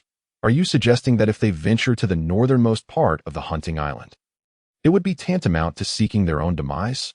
Essentially, yes. Yet, perhaps they will choose not to go, will they? Haha, that remains to be seen in the live broadcast. The two commentators, reminiscent of sports analysts, maintain a light-hearted demeanor, devoid of any seriousness. Meanwhile, The images on the large screen transition in accordance with their commentary, showcasing aerial views of the hunting island. This time, however, the footage reveals the entire expanse of the island, with red dots marking the positions of various teams. The 14th District's team has landed on the southwestern periphery of the hunting island, yet they seem to be heading northward. The 1st District is positioned even closer to the northernmost point of the island, and they too are advancing swiftly in that direction. Are they truly intending to clash in the early stages of the competition? The 9th District. The members of the 9th District are also making their way north. On the hunting island, Li Hao and his companions have disembarked from the helicopter, stepping into the damp, primal jungle. The onset of the Cataclysm era has drastically altered the vegetation of Blue Star, with dense jungles now prevalent. This primordial forest is even more terrifying than the Amazon rainforest prior to the Cataclysm. Distant roars of ferocious beasts echo in Li Hao's ears. The threats lurking on the hunting island extend far beyond just the competitors from the other districts. Some of the beasts introduced by the organizers may be more formidable than all the participants combined. Xiao Hao, are you really going to confront the 1st District? Qin Yu inquired, observing Li Hao's resolute stride northward. Are you genuinely considering a fight with them? Wouldn't that merely present an opportunity for the 9th District to pick up the pieces? Li Hao turned back and responded, Are you suggesting we cower like tortoises? He surmised that the members of the 1st District would likely be waiting for him at the northernmost point of the island, especially since Han Ji had publicly declared such intentions during the ceremony. While the ultimate goal of the hunting competition is undoubtedly victory, Han Ji's nature suggests he would not relish the thought of embarrassing himself, would he? As for the 9th District, there is a significant chance they might be waiting in ambush, hoping to take advantage of the situation. Even if they aren't looking to capitalize on the chaos, they will likely seize the opportunity to gauge the strength of the 1st District that I merely wish to break through successfully and emerge as the ultimate victor. Qin Yu stated matter-of-factly. This, indeed, is their ultimate aspiration. Li Hao nodded in agreement. If you share this sentiment, then I can rest easy. Qin Yu interjected. What do you mean you can rest easy? It's me who's feeling uneasy right now. So, what exactly are you planning to do? His tone grew slightly impatient. First, I'll find you a suitable base, and then I'll head to the northernmost point to scout the situation that I'll return to you later. Li Hao replied earnestly. Qin Yu, with a look of disbelief, exclaimed, You're going alone. Su Lila immediately expressed her concerns, while Ma Pijing and Li Ying shared similar sentiments. Though Li Hao is strong, they still harbored worries about his safety. After all, he is their beacon of hope, and should anything happen to him, their team would be left with little chance of survival. Indeed, Li Hao smiled reassuringly, gently patting Su Lila's cheek. It's more convenient for me to act alone. Hee, once I've acquired their sponsorships, our days on the island will become significantly more comfortable. Are you certain you will return alive? Qin Yu asked, his brow furrowed. Li Hao chuckled lightly. On this island, no one should be able to detain me. He led Qin Yu, Su Lila, and the others further north. Meanwhile, on the television screen, names of eliminated contestants began to fade from vibrant colors to a dull gray. In the northern region of the hunting island, the 8th District's team encountered the 1st District's team. The 8th District, known for its agricultural prowess, has not fielded a particularly strong team this year, lacking even a 2nd-tier warrior or ability user. Upon encountering the 1st District's team, the 5 participants from the 8th District wasted no time in fleeing, but it was too late. Han Ji did not even need to intervene. The lone girl from the 1st District knocked an arrow and effortlessly pierced the back of the 8th District's captain. Another arrow followed, and yet another fell. Simultaneously, a long-haired man from the 1st District made his move. Though he had not received any sponsorship, his strength seemed to surpass that of the girl wielding the alloy bow and arrow. Chapter 50. The Bloody Massacre. Spit, spit, spit. He opened his mouth and expelled 3 viscous, grayish globules of saliva, which struck the fleeing trio. Their screams of agony filled the air as the areas contaminated by the saliva began to emit wisps of a heavy stone struck the girl's head with a resounding thud, instantly causing a spray of crimson. Li fell shut her eyes, while Li Ying and Ma Pijing's gaze quivered at the corners. The girl's expression abruptly stiffened as she collapsed towards the ground. Sister, the boy, lying on the ground and kicking at the armored pig, called out, but was soon overturned by the beast's tusks. The armored pig's long, menacing fangs effortlessly pierced through him, creating 2 gaping holes. With a chilling scream, The boy's skull was crushed by the armored pig, and the scene turned grotesquely sanguine. Only the armored pig remained. Li Hao, unwilling to squander his mental energy, clutched the green helmet and charged at the armored pig. Perhaps it was unprepared for such a bold advance from this diminutive figure. It ceased feasting on the boy's remains and turned its blood-red eyes upon Li Hao. It pawed the ground a few times before lunging at him with ferocious intent. Akin to a miniature tank, however, just as it was about to collide with Li Hao, he swiftly dodged to the side, the edge of the green helmet slicing through the air towards the pig's throat. With the might of a practitioner nearing the third tier, the edge of the helmet plunged deep, severing the pig's trachea in an instant. The creature continued to charge forward for several meters before crashing heavily to the ground, convulsing violently as blood pooled around it. Meanwhile, the brother and sister lay lifeless. Yao Wenli from District 16, eliminated. Yao Long from District 16, eliminated. Li Hao wiped the blood from the green helmet onto the layer of fallen leaves on the ground. Ma Pai Jing, Li Ying, and Su Li approached, their expressions a mixture of complexity. Li Hao regarded Ma Pai Jing with a serious demeanor, stating, "You must remember, to survive here, hesitation is not an option beyond us. It is a matter of life and death for each one of you." Having read the original text, he understood deeply that every contestant in this competition was ruthless, despite the seemingly harmless facade of the brother and sister. Given the chance, they would undoubtedly seize the lives of others without a second thought. Ma Pai Jing's face flushed slightly as he replied, "Yes, Brother Hao, I understand." He recognized that his earlier pangs of compassion and indecision were indeed misplaced. When encountering competitors from other districts, there were no alternatives, only the path of killing. Chapter 51. Confronting District 1 in the broadcasting studio of the Starpool City Media Center, gasps of astonishment filled the air. "Incredible! District 14 has such a dark horse this year. How astonishing! Did the contestant from District 14 named Qin Yu just use teleportation ability? What about their captain, Li Hao? What level of power does he possess? Was that some form of telekinesis he exhibited?" Both commentators widened their eyes in disbelief. The giant screen had just broadcast the scene where Li Hao and Qin Yu confronted the brother and sister from District 14 along with the armored pig. Qin Yu's teleportation ability had taken many by surprise. Among the 17 districts of loyal servants, aside from District 1 and District 9, it was already remarkable for contestants from the other districts to possess any abilities at all. In such areas, there were scarcely enough crystal cores for them to comprehend their powers. Yet, Qin Yu had somehow managed to possess teleportation, an exceedingly rare skill, even in urban districts where first-tier teleportation abilities were not commonly seen.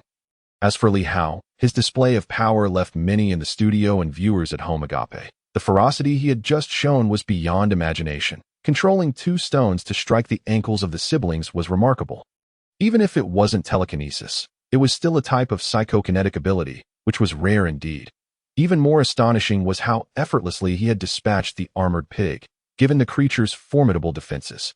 Even a newly minted second-tier warrior wielding a high-grade alloy weapon would struggle to penetrate its armor. Yet, Li Hao had nearly severed its neck with a single blow. This could only imply that Li Hao's cellular vitality was exceptionally high among second-tier warriors. Such vitality might even surpass that of all contestants from other districts. No one doubted that Li Hao's earlier proclamations during the ceremony were mere bravado. This individual might genuinely possess the strength to contend with those from District 1 and District 9. In an instant, an uncountable number of spectators turned their attention to District 4, eagerly anticipating a clash with District 1. Meanwhile, Li Hao and his companions continued their trek northward. In truth, the meat of the armored pig was quite palatable. However, they regrettably lacked the means to start a fire, and, given the recent rain, the dampness of the island made it impossible to find dry wood, forcing them to abandon this idea. After walking north for another 10 minutes, an exclamation broke the silence as Li Hao suddenly vanished from the view of Qin Yu and the others. He had fallen into a pit. Brother Hao! Brother Hao! Ma Pai Jing and Su Li rushed to the edge of the hole, calling out that "I'm fine." Li Hao's voice echoed from within. It was merely a 2-meter-deep cavity, but it connected to other tunnels left by the island's ferocious beast. In the original storyline, both Li Hao and Qin Yu had accidentally fallen into this very pit, allowing them to survive until the final moments of the hunt. As for Li Hao's earlier performance, it was all an act. He had no desire for Qin Yu and the viewers to realize that he was already aware of this cave's existence. Otherwise, he would have no explanation to offer. Feigning casualness, Li Hao glanced around the cavern before addressing Su Li and the others at the cave's entrance. This is a splendid hiding spot. You should take refuge here until I return. With that, he leapt upward, grabbing a vine at the edge of the pit and climbing out. This arrangement had been previously agreed upon, yet at that moment, a look of conflict crossed Ma Paijing's face. After a moment's hesitation, he said, "Brother Hao, I wish to accompany you. Although my strength is lacking, I believe I could be of some assistance." Liang glanced at Ma Paijing in surprise, then nodded in agreement. They did not wish to merely sit back and let Li Hao face all the dangers alone, even if the confrontation with District 1 had not been discussed with them beforehand. "I want to go too," Su Li declared. Qin Yu looked on, bemused. He had not expected Li Hao to gain such authority in the group in such a short time. Ding! Villain system. Congratulations, host, for successfully influencing the protagonist's mindset. Gaining 20 villain points, he sighed. "Well, since you all wish to join, let us go together," Li Hao asked, raising an eyebrow. "Are you all serious?" Ma Paijing nodded vigorously. "Very well," Li Hao grinned. "Then we shall proceed together." While he initially hesitated to bring Ma Paijing and the others along, believing their strength would not contribute significantly, their willingness to fight alongside him touched him deeply. However, he added, "If we encounter anyone from other districts, I do not want you to act unless I say so. Except for Qin Yud, no one else should take any action." After a moment's reflection, Li Hao reiterated this point, not wishing for any misfortune to befall Su Li, Ma Paijing, or the others. That as for Qin Yu, as the designated protagonist, he was unlikely to perish in this endeavor. At that moment, Li Hao infused the villain points he had recently accumulated into his mental energy, leading the group onward with renewed vigor. Their actions heightened the anticipation of the viewers at home. With the strength displayed by Li Hao and Qin Yu, an encounter with the contestants from District 1 or District 9 promised to be a thrilling spectacle. Approximately half an hour later, they had yet to encounter other teams or beasts. They were now exceedingly close to the northernmost point of the hunting island. Li Hao kept a vigilant watch on the radar, but found no sign of contestants from District 9. As they traversed the dense forest, the scenery suddenly opened up before them. They had arrived at a beach, with a flowing river nearby. 5 individuals were seated upon the sand, contestants from District 1. They had displayed a brazen demeanor from the outset, charging recklessly to reach the northernmost point of the island even faster than Li Hao and his companions. Noticing the commotion in the jungle, Han Ji and his companions turned their heads in that direction. "That I didn't expect you to actually dare to come," Han Ji remarked, slowly rising with a smirk, his gaze fixated on Li Hao's face. "You are undoubtedly the most fearless individual I have ever encountered, though also the most foolish. If I were you, I would choose to spend my final days indulging in pleasure with your beautiful wife before ending it all.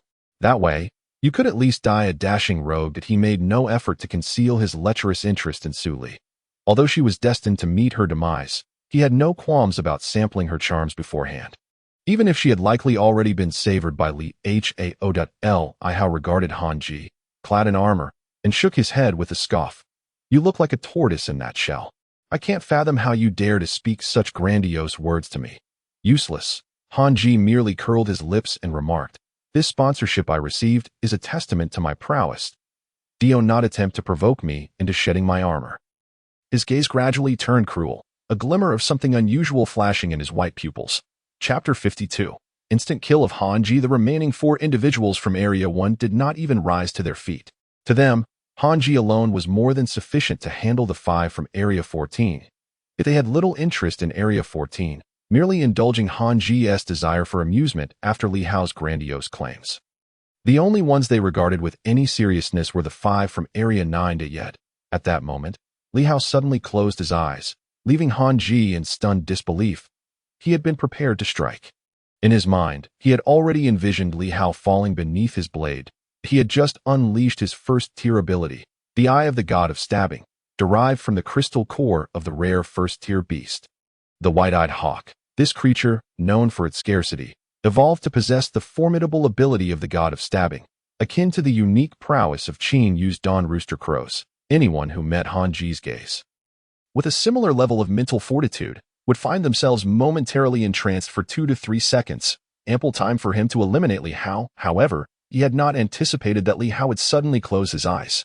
The eye of the god of stabbing required direct eye contact to activate. With Li Hao's eyes shut, it was akin to casting seductive glances at a blind man. In that moment of Han Ji's astonishment, Li Hao made his move. He was aware of Han Ji's abilities, having read about their confrontation in the original narrative. Yet now, he was the one facing Han Ji. With his radar ability, Li Hao did not need to open his eyes to perceive his surroundings with crystal clarity, far surpassing what mere sight could offer. This allowed him to keep Han Ji firmly under control. He abruptly hurled the green helmet in his hand toward Han Ji. Whoosh! The helmet soared through the air, producing a sound reminiscent of slicing through the void. Han Ji's expression shifted dramatically. Such force! He swiftly swung his alloy long sword to intercept the green helmet, while his skin flushed a deep crimson. A manifestation of his second-tier ability, the might of the Savage Bull, significantly enhancing his strength. He had realized that Li Hao's cellular vitality was vastly superior to his own. This individual was terrifying beyond measure. At that moment, countless viewers across the urban district of Xingtan City were glued to their screens, witnessing the fierce struggle between Li Hao and Han Ji.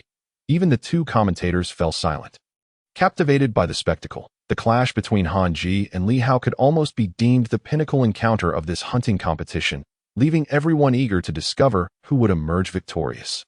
Yet, contrary to expectations of a bloody battle, as Han Ji's long sword neared the green helmet, it suddenly changed trajectory mid-air, gracefully evading the strike and crashing heavily into Han Ji's forehead.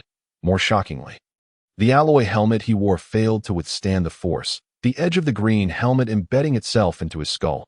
Han Ji's expression froze in horror as blood began to seep from beneath his helmet.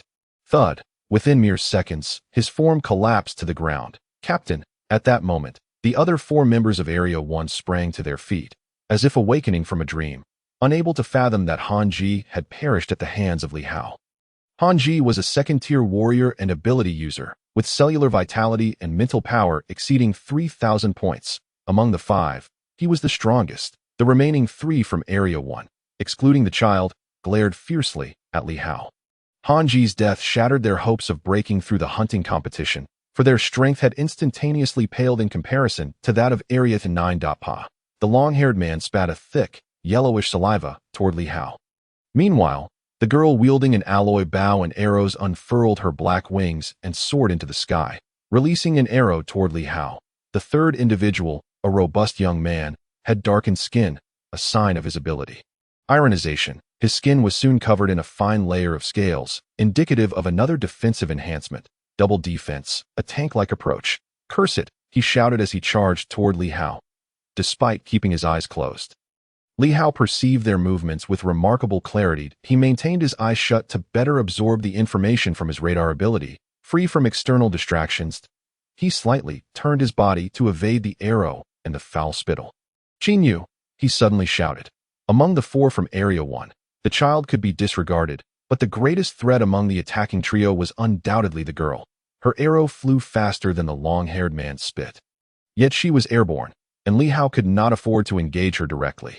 Ignoring the tank-like charge of the robust man, he used telekinesis to immobilize the long-haired attacker. The long-haired man was taken aback, feeling an invisible grip around his throat, lifting him off the ground. He flailed helplessly, unable to strike anything, and worse yet, he could not even spit.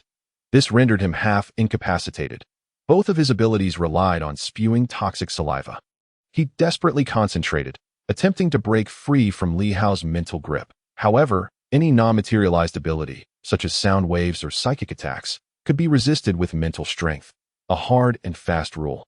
Though telekinesis was unique, it still fell within this category. At that moment, Han Ji's long sword, which had fallen to the ground, suddenly shot toward him. Swish! The long-haired man's eyes widened in disbelief. He had not anticipated being so easily slain by Li Hao. Even with ample preparation, with no room for counterattack, Li Hao's mental power was astonishingly formidable. Thud! As Li Hao retracted his telekinesis, the long-haired man collapsed. Yet another contestant from Area 1 lay dead before the television screens. Countless viewers shuddered. Many were left astonished and puzzled by Li Hao's abilities. Telekinesis. It was now confirmed as one of his powers. Yet, they could not comprehend why he could control more than 2 objects simultaneously. Had this young man truly mastered the art of multitasking? And how could he sense his surroundings with closed eyes? What, indeed, was was his second ability. Chapter 53. The annihilation of Area 1 within the vast array of abilities. The sheer number of powers was overwhelming, and no one could definitively ascertain what Li Hao's second ability was. Even those who considered the possibility of a radar mouse quickly dismissed it, despite being a servant of dogs. Li Hao's formidable strength and telekinetic prowess made it implausible for him to squander his potential on a trivial radar ability, but on screen, when Qin Yu heard Li Hao call his name, he suddenly moved, vanishing from his original position. This caused the archer girl to change her expression. She had just released another arrow at Li Hao, but he had effortlessly evaded it, leaving her with an unprecedented sense of helplessness. Qin Yu's sudden disappearance heightened her awareness of the threat. Her abilities, Eagle Eye and Flight, were designed for long-range combat, and with the foundation of a second-tier warrior, her arrows could inflict damage comparable to Han Ji's. Moreover, she was far more elusive than both Han Ji and the long-haired man. However, Qin Yu's teleportation ability was her nemesis. The girl reacted swiftly, turning midair to strike behind her with her longbow, as Qin Yu appeared at her back. Yet, just as her bow was about to collide with Qin Yu, it was suddenly seized by another hand. Li Hao's. Qin Yu, momentarily astonished, then delivered a powerful punch to the girl's chest. Puff! The girl coughed up blood, flying backward as Qin Yu plummeted toward the ground. Whoosh! The green helmet embedded in Han Ji's forehead shot toward the girl, slicing through her neck with precision. A head rolled, and a headless corpse fell in two halves to the ground. Are you up to the task? Li Hao, in a fit of irritation, shouted at Qin Yu, expressing his disbelief that this fellow would make such a blunder, causing him to expend considerable mental energy. His mental fortitude was not limitless. Every exertion of his psychic power correspondingly drained his mental reserves. At this near-maximum effort, he could manage only a dozen or so uses. Yet, in the blink of an eye, he had already utilized several. Qin Yu, winky face, he too was taken aback by the girl's swift reaction. Ding! Villain system. Congratulations, host. You have successfully influenced the protagonist's mindset, earning 30 villain points. He truly did not anticipate a day when he would be scorned by Li Hao. The blow to his pride was monumental. At this moment, Li Hao was too preoccupied to pay him any heed, although he had just dispatched the long-haired man and the archer in a matter of seconds. The tank-like foe was already upon him. The hatred and madness in this man's eyes were unmistakable. He understood there was no chance of survival. He could not hope to contend with Li Hao. Yet, before his demise, he yearned to drag Li Hao down with him, hoping to inflict at least a grievous wound. This way, Li Hao would find no escape, and they would share the same fate on this hunting island. However, he had overestimated his own capabilities. Li Hao engaged him in a fierce battle. Despite the tank man's dual defensive abilities, including Iron Skin, Li Hao, whose cellular vitality approached the third tier, though perhaps less resilient, possessed far superior strength and reflexes. Bang! With a thunderous sound, the tank man was swiftly sent flying by Li Hao. Remarkably tough, he quickly regained his footing, appearing relatively unscathed. Yet, his pupils dilated in shock as Li Hao summoned Han Ji's alloy longsword to his hand. Come! Li Hao raised an eyebrow at the tank man, a smile gracing his lips. The tank man, winky face. He had seen shamelessness before, but never to this extent. Yet he realized he had no choice. Escape was not an option. He could only fight with all his might. With a roar fueled by rage and resentment, he charged at Li Hao once more. Swish! The outcome was that Li Hao cleaved him in two from head to chest with a single stroke. The sheer power of Li Hao was overwhelming. The F1 alloy blade, however, was not without its flaws. Li Hao glanced at the blade in his hand, grimacing slightly. Although he had slain the tank man, the sword had dulled. Nevertheless, having it was far better than being unarmed. Take that green helmet. You might need it to avoid further mishaps. Li Hao instructed Qin Yu, gesturing towards the helmet on the ground. He then proceeded to rummage through Han Ji's armor. Qin Yu, winky face. He was reluctant to don the green helmet, yet found himself unable to refuse. Ma Pijing, Li Ying, and Su Liru gathered beside Li Hao. Brother Hao, what shall we do with this child? Ma Pijing inquired. Li Hao turned to him. What do you propose? Kill him. Ma Pijing hesitated, feeling a moral conflict, yet feared Li Hao's wrath should he suggest sparing the child. Previously, Li Hao had taught him that mercy on this hunting island was a grave mistake. Could you really harm such a young child? Li Hao cast a glance at the terrified child. His face pale with fear, he recognized that the boy was unlikely to be innocent. After all, one does not end up in the dog slave district at such a young age without reason. However, he was not inclined to invite unnecessary trouble. The child's background was undoubtedly significant at that moment. Qin Yu suddenly appeared behind the child. With a swift motion, the green helmet was sent flying, and the child's head rolled to the ground. Li Hao, Qin Yu coldly declared, on this island, any human is our competitor. We must eliminate them to survive. Oh, do not hesitate. Even infants must be slain. He finally regained a sense of authority. Feeling that his words carried weight, Li Hao. He truly had not expected this confrontation to unfold, but at least it was Qin Yu who had delivered the fatal blow, according to the original plot. Once the hunting competition concluded, Qin Yu would have the protection of a powerful ally. Yet, he wondered if that ally could still safeguard him now, considering that in the original narrative, the child's family had no justifiable reason to retaliate against him. Now, however, the justification was glaringly apparent. Li Hao shrugged, disinterested in further discussion, and continued to don Han Ji's armor. The deed was done. There was no point in lingering on it. Soon, Li Hao had equipped himself with Han Ji's armor. Instantly feeling a surge of security, Su Li Ru, Li Ying, and Ma Pijing also gathered the other resources from Zone 1, including the child's armor, helmet, and the archer's bow and quiver, as well as supplies, 3s2 potions, and 20 pounds of jerky. They were indeed swimming in riches, all of which now belonged to Li Hao and his companions. Chapter 54. Enemies who slay their own children. Star Pool City. At this very moment, countless viewers in front of their televisions were left agape, unable to close their mouths. The seed team from Zone 1 had been annihilated by Zone 4 in a manner that defied belief. Moreover, only 2 individuals from Zone 4 had engaged in the combat. This was truly unimaginable. It could be said that in the history of the hunting competitions, no one had ever exhibited the overpowering prowess that Li Hao possessed. No one still believed that his earlier proclamations during the ceremony were mere bravado. This man truly had the merit to boast. This year's hunting competition might very well unveil an unexpected dark horse. Within a lavish mansion, my son, several individuals sat in a magnificently decorated living room, fixated on the massive 4D projection screen. This advanced technology rendered the scenes from the hunting island as if one were truly present. As the child was slain by Qin Yu, a noble woman in the room let out a heart-wrenching wail, sobbing uncontrollably. Crack. Beside her sat a dignified middle-aged man, who crushed the crystal goblet in his hand, his expression darkening immeasurably as the child met his end. Gong Yin was a well-known figure in Star Pool City, when his son had made a grave mistake and faced public outrage. He had managed to secure connections in Zone 1 and provided resources to several of its competitors in hopes of ensuring his son's safety. He had believed that this would allow him to rescue his son from the dog slave district.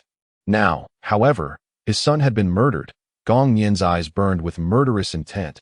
Fixated on the figure of Qin Yu on the screen, he then shifted his glare to Li Hao, Ma Pijing, Li Ying, and Su Liru. These were the foes who had slain his son. None could be spared. Zone 1. Han Ji, eliminated. Zone 1. Yin Yu, eliminated. On the hunting island, 2 minutes after the complete annihilation of Zone 1. The announcement reverberated through the hidden speakers scattered across the area. As the names of the 5 members of Zone 1 were called, the remaining contestants on the island were taken aback, their expressions shifting dramatically. N01 had anticipated that the seed team from Zone 1 would be eliminated so early. And utterly at that. Who had brought about their downfall? A beast? Or was it the team from Zone 9? Or perhaps the individuals from Zone 4? The most astonished were undoubtedly the members of Zone 9. They had only regarded Zone 1 as a potential rival and never imagined they would fall so swiftly. Let us go back.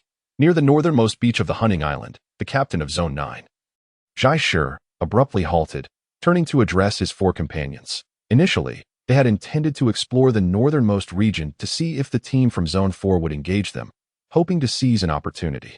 Yet now, Zhai Shi had to reconsider. The total annihilation of Zone 1 made him realize that if they had indeed perished at the hands of Zone 4, then the strength of Zone 4 must be far beyond their expectations. In such a scenario, confronting Zone 4 would be an unwise choice. Captain, should we not go take a look? However, some voiced dissent, notably a young man named Ning Hongxing. Zhai Shi shook his head. Zone 1 has been wiped out. There is no opportunity for us now, unless the people from Zone 4 suffered significant losses themselves. That if not, Venturing towards them would be tantamount to courting death. He speculated that the ones responsible for Zone 1's demise were indeed from Zone 4. If that were the case, then Zone 4's strength likely surpassed their own in Zone 9. Ning Hongxin gritted his teeth, struggling to believe that such formidable teams could emerge from the ordinary dog-slave districts. Perhaps among them, there are formidable abilities at play, Zhai Shi remarked, yet we must not take unnecessary risks. It would be prudent to wait a while and ascertain their true strength. Ning Hongxin ceased to speak. Zhai Shi, accompanied by several members from the 9th District, turned and headed towards the southern part of the hunting island. Meanwhile, Ma Pijing and Li Ying, having tidied up the items on the ground, instinctively moved closer to Li Hao's side. Qin Yu cast a glance, his expression resigned, and followed suit. "Let us eat first," Li Hao exclaimed, opening a black bag containing dried meat, a broad smile on his face. He then gestured towards the set of armor that Ma Pijing had stripped from the child, saying, "Let this armor be used by Luo, as she possesses the weakest strength. What do you think?" Ma Pijing and Li Ying had no objections. After all, they had come to rely on the Hao. It was only natural for him to prioritize the safety of his woman. However, Qin Yu furrowed his brow. Ding! The villain system chimed. Congratulations to the host for successfully influencing the protagonist's mindset, earning 20 villain points. It was true that Su Li Luo was the weakest and most in need of protection. But he was the one fighting alongside Li Hao. Putting the armor on Su Li Luo was no different than placing it on that child. It would merely squander valuable resources. Just as he was about to voice his thoughts, Li Hao suddenly laughed again, addressing Qin Yu. "Why don't you wear this armor instead? Your strength is formidable, and there may come a time when you need to take action." Qin Yu. Winky face, ding. The villain system chimed again. Congratulations to the host for successfully influencing the protagonist's mindset, earning 10 villain points. He found himself at a loss for words regarding Li Hao. After casting a sidelong glance at Li Hao, he donned the armor. Although this alloy armor was crafted from F1 alloy, it differed from the alloys used for forging weapons, being a soft metal with excellent malleability if a child could wear it. So could Qin Yu. What shall we do next? After donning the armor, Qin Yu sat down and took a piece of dried meat. Asking Li Hao at this point, he could not even muster a sense of defiance. For Li Hao had indeed vanquished the 1st District. He had to concede that Li Hao's current strength far surpassed his own, rendering him more qualified to lead their small team. Li Hao glanced at the dried meat in the bag and said, "Fill your stomachs. Then let us seek out the others. We must swiftly eliminate them and return to the urban area to enjoy life." He had no desire to linger on this hunting island. Since no one had made an appearance yet, they had to take the initiative to find those remaining. Aside from the 9th District, which might present some challenges, the other teams from the Dog-Slave District posed no threat to him whatsoever. Chapter 55. Encounter with the 9th District. Naturally, Ma Pijing and the others had no objections to Li Hao's decision. The group filled their stomachs with dried meat and rested for a brief, while before venturing into the jungle. The hunting competition lasted a maximum of 10 days. As the final 2 hours approached, if no victor had emerged, the organizers would broadcast an announcement, summoning all contestants to gather at either the southernmost or northernmost point of the hunting island for the final showdown, which would constitute the final circle. However, should that occur, the scene would be utterly chaotic. Li Hao felt confident in his ability to protect himself, but he did not wish for any mishaps to befall Su Li Luo and the others. Before plunging into the jungle, he allocated the villain points he had just accrued to bolster his mental power. Compared to his cellular vitality, his mental power truly represented a weakness. Attribute panel, cellular vitality, 70-64 mental power, 29-25 ability, telekinesis, 1st stage. Radar, 2nd stage, martial skill, meteor blade technique, proficiency, 3000.01, villain points, 0. As he traversed the jungle, Li Hao activated his radar ability, within a radius of nearly 100 square meters. All objects and scenery materialized within his mind. As long as his mental power was sufficiently strong, he could control anything within this range, akin to a divine being. However, it was evident that his current mental power was insufficient to manifest such formidable telekinesis. With his present mental power, he could only manipulate objects weighing up to 1500 kg, which was already his limit. As for physical strength, he could lift 2 small cars. It was uncertain whether it was due to the passage of time or because the other teams had already hidden themselves. or possibly frightened by the news of the annihilation of the first district, but they all seemed to be retreating towards the southern part of the hunting island. After wandering in the jungle for over 2 hours, Li Hao and his companions had yet to encounter a single soul. No ferocious beasts had crossed their path either. The speakers hidden throughout the hunting island had also gone nearly silent. With only the occasional announcement of contestants being eliminated, Li Hao kept a mental note. At this point, out of the 85 contestants, 23 had been eliminated. Among them, the 1st District and the 8th District had suffered complete annihilation. More than 10 minutes passed, and after a thorough search, Li Hao finally spotted someone. The hunting island was not excessively large, unless one found an exceptional hiding place, like the cave Li Hao had previously stumbled into. It was exceedingly difficult to remain concealed until the end. This individual was an ability user with commendable skills, particularly adept at hiding. He was camouflaged among the branches of a large tree, blending seamlessly with the color of the branches. Evidently, it was some form of color-changing ability, akin to that of a chameleon. Unfortunately for him, he was still detected by Li Hao, who was utilizing his radar. In a sudden motion, Li Hao hurled his alloy-long knife. A scream erupted as a deep gray figure tumbled from the tree trunk. As blood spread across his chest, his coloration gradually reverted to its original hue. Su Li Luo and Li Ying turned their heads away, for this individual was entirely bare. Qin Yu regarded Li Hao with a peculiar expression and remarked, "Your second stage ability is some form of detection ability, isn't it?" By now, he had discerned many clues that Li Hao nodded, acknowledging, "Indeed, it's radar ability." Qin Yu furrowed his brow in contemplation. The combination of telekinesis and radar ability produced such extraordinary effects. This was something he had never comprehended before. Ding! The villain system chimed. Congratulations to the host for successfully influencing the protagonist's mindset, earning 30 villain points. He could not help but feel a twinge of jealousy. From what he observed, Li Hao's combination of these two abilities was significantly more formidable than his own teleportation and sun-seeking rooster call. Unfortunately, he could no longer reevaluate his choice of abilities, and the telekinesis ability was something exceedingly rare and elusive. Rare first-stage ferocious beasts, like the ghost-face bat, were scarcely found throughout the world. Time passed, and 4 days went by. Li Hao and his companions had traversed the hunting island numerous times, claiming many lives in the process. Li Hao alone had accounted for over 20 deaths. To date, out of the 85 contestants, 63 had been eliminated. Aside from the 9th District, there were indeed no formidable figures among the other dog-slave district teams. Occasionally, there were 1 or 2 second-stage martial artists or ability users. But they posed no threat to Li Hao. They had evidently become one of the most conspicuous teams in this hunting competition. However, as contestants continued to be eliminated, the remaining participants began to realize that hiding until the end was hardly a feasible strategy. Thus, they began to disperse, no longer remaining in fixed locations. This left Li Hao and his team in a somewhat helpless situation, forced to continue this game of cat and mouse, until one evening.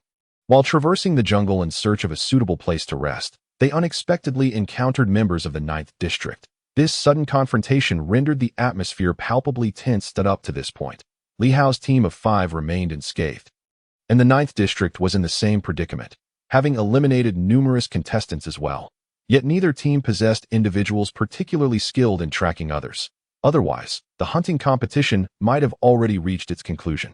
Prepare for battle. Zhai Shi and Li Hao's gazes clashed in the air, and they both whispered urgently, "Protect them." Li Hao instructed Qin Yu, and then sprinted toward Zhai Shi's group.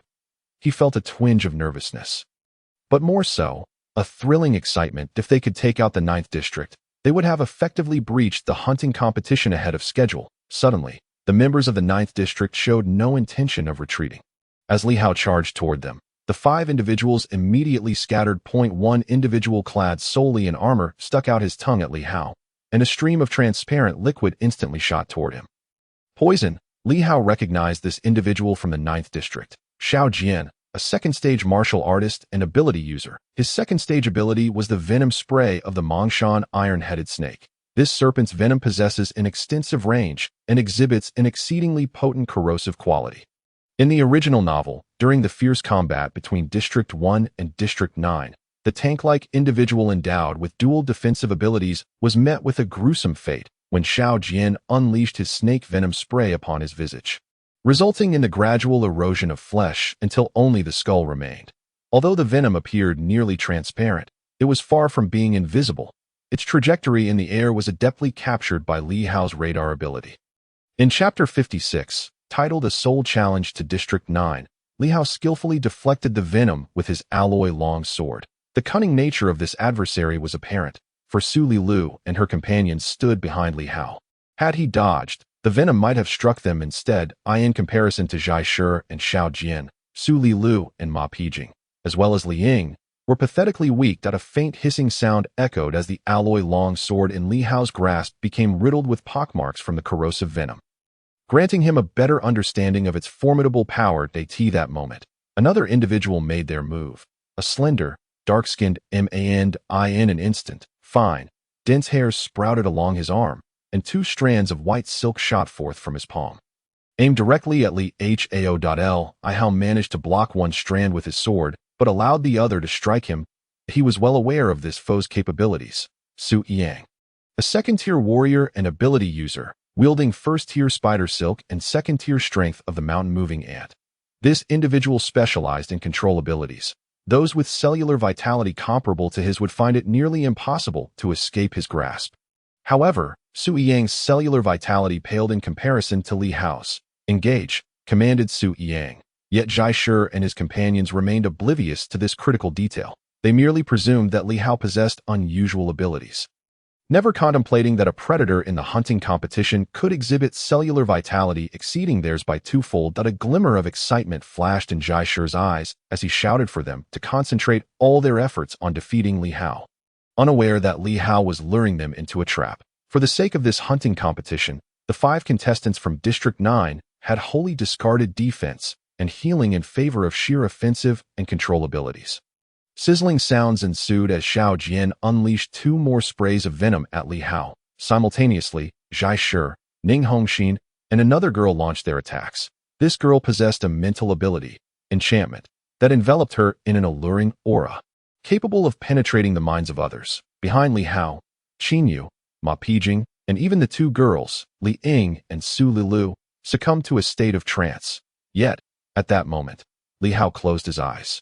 To counter most mental abilities, shutting one's eyes proved to be the most straightforward and effective method, unless faced with a strong offensive capability akin to a mental shockwave. However, mental abilities were already rare, and powerful offensive mental abilities were even scarcer. The girl's enchantment failed to take effect. Zhai Shi and Ning Hongxin continued their charge toward Li Hao, both wielding enhancement abilities that elevated their combat prowess among second-tier warriors to remarkable heights. Suddenly, Su Yang gasped in alarm. With his eyes closed, a smile crept across Li Hao's lips. Although he lacked the strength of the mountain-moving ant ability, he possessed over 7,000 points of cellular vitality and telekinesis. Through the combined force of strength and telekinesis, he yanked Su Yang toward him using the spider silk, while simultaneously halting the venom from Xiao Jian mid-flight. Su Yang had never anticipated such immense strength from Li Hao. Caught off guard and unable to retract his spider silk ability in time, his figure soared through the air before crashing heavily onto the ground. He clutched his face, howling in agony, pushed to the brink. Li Hao had directed the 2 clumps of venom straight at him. Use his strength against him. Su Yang, both Zhai Shi and Ning Hongxin, still advancing toward Li Hao, wore expressions of dread behind them. Xiao Jian and the girl shared the same sentiment. The girl's first-tier ability was merely a common defensive skill, irrelevant to her enchantment. With the enchantment failing, she could only gawk in disbelief. Meanwhile, Xiao Jian was paralyzed by fear. Moments ago, Li Hao had utilized his venom to dispatch Su Yang, that he dreaded the thought of unleashing more venom only to have it turned against him by Li Hao. At that moment, they could scarcely afford to consider Su Lilu, Qinyu, Ma Pijing, and Li Ying. Li Hao alone had already proven to be an insurmountable challenge. Qinyu regained his senses from the effects of the enchantment. Realizing he had no intention of engaging, he discerned that Li Hao was an exceptionally formidable opponent. Even if he refrained from fighting, Li Hao could still annihilate District 1's team. Now, he was equally capable of decimating District 9. Bang! Bang! The sharp sounds echoed as Zhai Shi and Ning Hongxin approached Li Hao. Zhai Shi brandishing a long sword while Ning Hongxin wielded a broad-bladed dagger. Both struck simultaneously at Li Hao. Yet he countered with a sweeping blow of his own sword. The sharp sound reverberated, and both men's faces turned pale with terror. They had unleashed their abilities, wielding immense strength, yet still fell short of Li Hao's prowess. What level of cellular vitality did this man possess? Was he cheating? Did the organizers recruit a plant? A wave of helplessness surged within Zhai Shi. Confronting someone with such elevated cellular vitality felt akin to battling a ferocious beast, necessitating reliance on abilities for a chance at survival. Yet, Li Hao possessed the power to manipulate objects, rendering Xiao Jian's abilities utterly ineffectual against him. The only girl in their team, Xia Han, found her enchantment equally futile. Sui Yang had effectively sacrificed himself, his face now unrecognizable and devoid of any movement. Their team had previously collaborated in hunting ferocious beasts, even slaying third-tier monsters, yet they had never encountered someone as troublesome as Li Hao. Faced with this reality, what alternative remained but to fight with all their might? Zhai Shi and Ning Hongxin shared a tacit understanding and simultaneously charged at Li Hao once more. Li Hao's smile widened. In his mind, every subtle movement of Zhai Shi and Ning Hongxin was vividly illustrated. He feared no one more than those who relied on enhancement abilities, for even enhanced, they could not surpass him. Li Hao employed his telekinesis to obstruct Ning Hongxin's strike. Although he could not entirely halt the blade, he ensnared Ning Hongxin as though he were mired in a quagmire, significantly slowing his attack. Seizing this opportunity, Li Hao deflected Zhai Shi's sword and, with a swift motion, cleaved through the unarmored Ning Hongxin's midsection. Ning Hongxin let out a brief, startled cry as he met his demise. Su Lilu and Li Ying's faces paled slightly. Being girls, they had witnessed numerous combat scenes over the past few days, yet none had been as gruesome as this in previous encounters.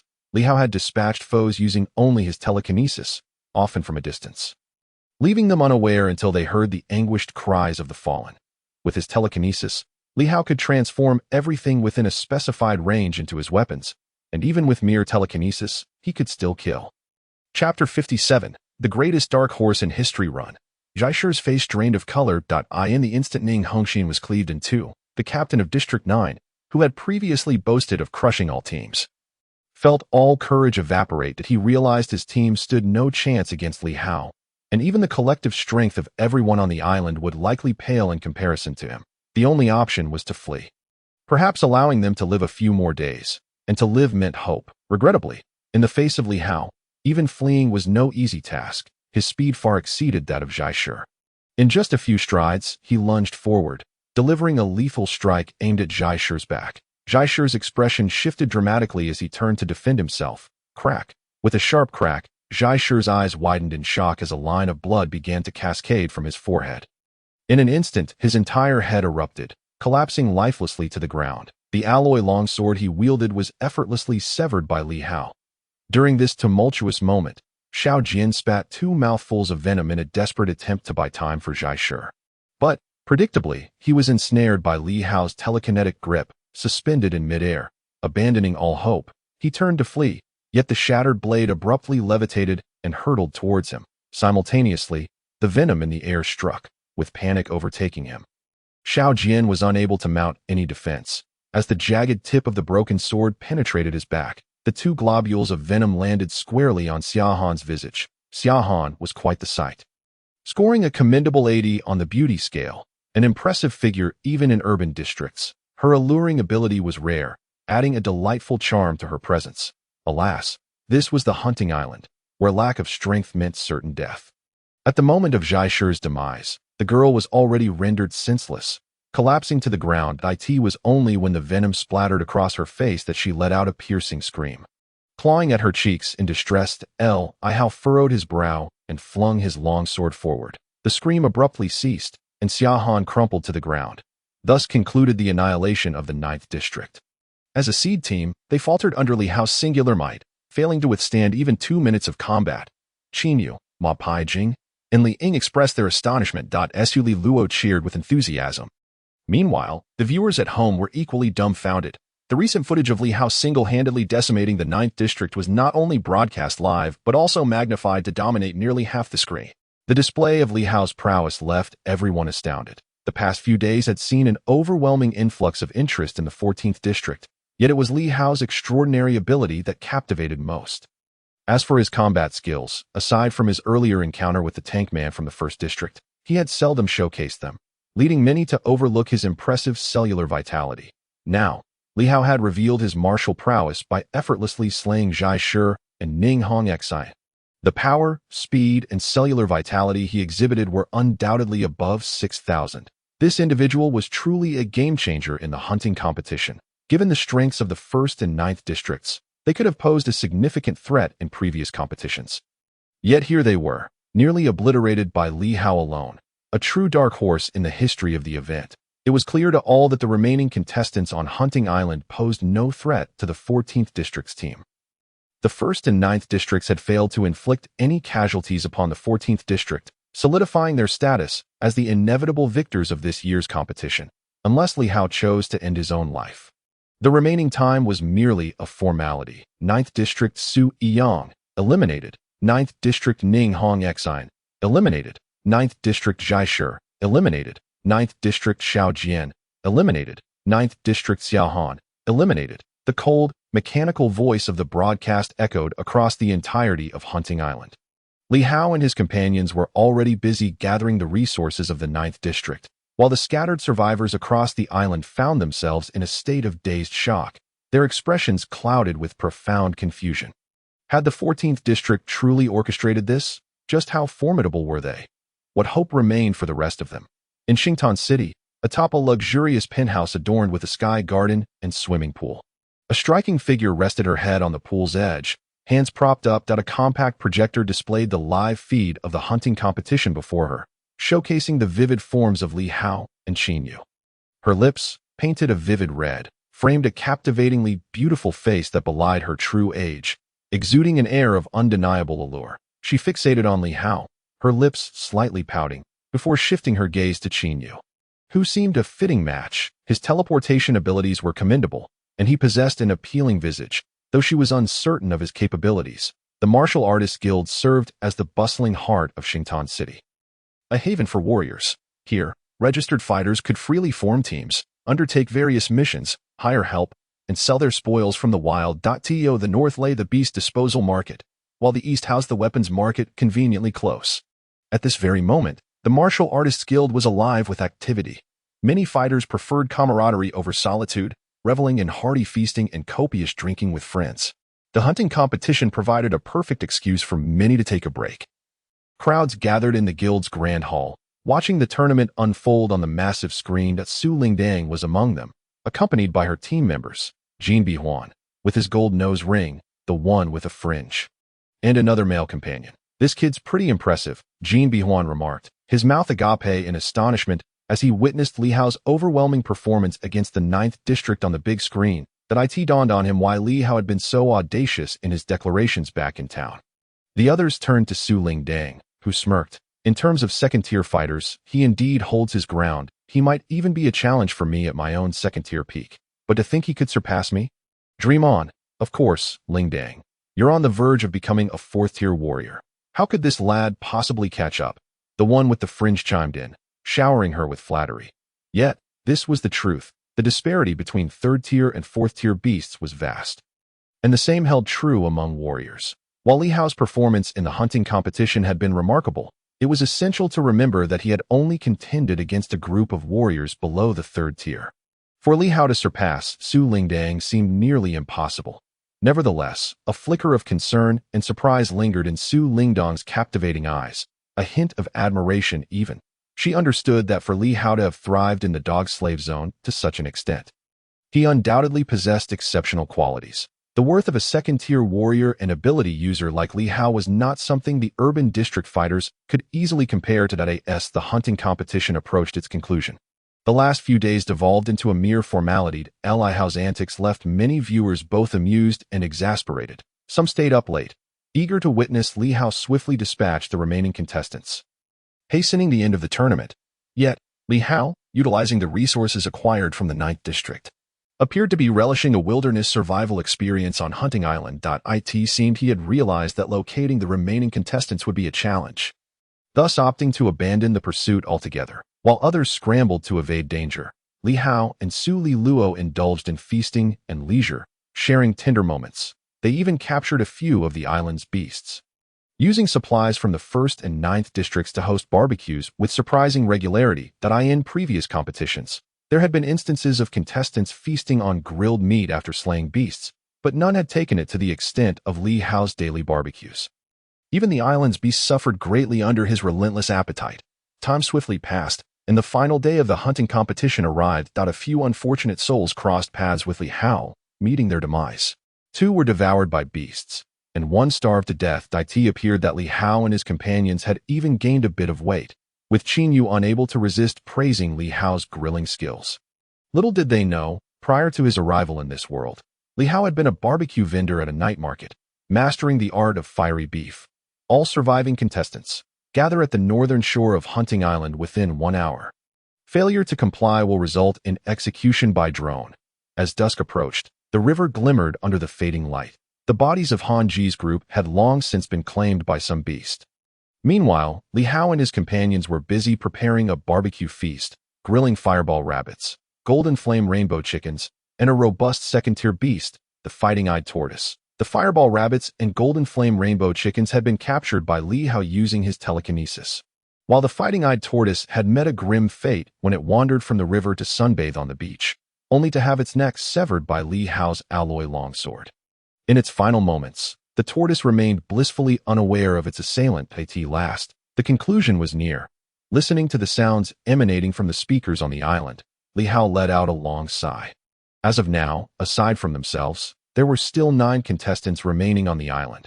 These 9 individuals were likely endowed with abilities related to exploration, warning, or perception. He had searched extensively around the island without success and truly did not wish to waste any more energy. In any case, without the 9th district, they posed no threat whatsoever. Staying on the island for a few more days was of little consequence. Then why are you still roasting so much food? Qin Yu furrowed his brow and inquired of Li Hao. The fireball rabbit and the golden flame colorful chicken would be more than sufficient to satiate the 5 of them. Sighing inexplicably, Li Hao replied, "Let them be gluttons." Over the past few days, he had been roasting food for Su Lila and the others, and it suddenly reminded him of his own world. Even death row inmates were allowed a hearty meal before execution. Qin Yu. The expressions of Su Lila, Li Ying, and Ma Pai Jing were subtly stirred. All of them had emerged from the dog slave district, and as they watched the death toll on the island rise, they couldn't help but feel a sense of sorrow for the fallen. Li Hao's demeanor grew increasingly cold to them. Yet at that moment, they understood that his heart remained warm. It was simply that they had no power of choice. As time gradually passed, more individuals emerged. Among them was a contestant from one of the dog slave districts, emaciated and utterly disheveled, staggering as he walked, upon seeing Li Hao and his companions leisurely roasting beasts on the beach. The last glimmer of hope in his eyes faded. He knew he had no chance of escape. "Eat your fill and prepare for the journey ahead," Li Hao remarked, casting a glance at the young man. A skewer laden with numerous pieces of the fierce beast's meat slowly drifted in front of him. The young man stared blankly for a moment before suddenly seizing the skewer and devouring the meat voraciously, seemingly impervious to its heat. Yet, as he ate, murky tears began to roll down his cheeks. "I am from the 6th district, the breeding zone." He suddenly looked up, revealing a complex smile to Li Hao and the others. "I have raised countless fierce beasts, but this is my first time tasting their flesh. Ha! What a damned world we live in. Su Lila and the others remained silent. Only Li Hao responded, "If that's not enough, there's more." In the jungle, more individuals emerged. Upon seeing Li Hao and his companions barbecuing on the beach, most did not take action. They resembled the young man from earlier, staring blankly at Li Hao and his group. By today, it was evident that Li Hao and the others appeared quite well fed. It was easy to imagine that they had been living comfortably over the past few days. Moreover, these newcomers had likely encountered Li Hao and his companions before. They had simply avoided them due to their perceptive abilities. Li Hao distributed skewers to each of them, though a couple of less perceptive individuals attempted to take action and were swiftly dealt with by Li Hao. Among them, not a single second-tier ability user posed any threat to him. Damn it, that accursed Star Lake City. In my next life, I will never be a dog slave again. Damn you, Su Xiangyang. Damn the urban district. One by one, the contestants filled their stomachs, some sobbing while others cursed vehemently. Li Ying, Su Lila, and the others wore complex expressions, for deep down, they too harbored grievances against Su Xiangyang, the lord of Star Lake City.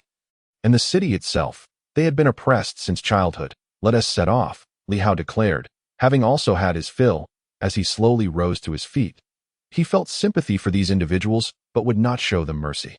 His compassion lay solely with their origins, not with their stances. He had no choice. In a world where humans devour one another, being a saint or a savior would only lead to a tragic demise. Whoosh! The alloy long knife, under Li Hao's telekinetic control, swiftly sliced through the air, its blade reflecting the hues of the sunset, a deep crimson like blood, and soon became stained with much fresh blood. Chirp! The cries of fierce beasts echoed from deep within the killing island, sharp, piercing, and desolate. Just moments ago, the results of this year's killing competition were announced. Let us congratulate Team 14 for successfully breaking through and emerging as the victors of this killing competition. Moreover, they are the grand prize winners. Congratulations to them. Simultaneously, gratitude was extended to our esteemed Lord of the City, whose leadership has propelled Star Lake City to greater heights, allowing our citizens to enjoy the happiness of today. The commentator's voice resonated passionately from the television. A dazzling display of fireworks suddenly erupted in the night sky over Star Lake City, one burst after another, transforming into a multitude of vibrant colors until the entire night sky was aglow.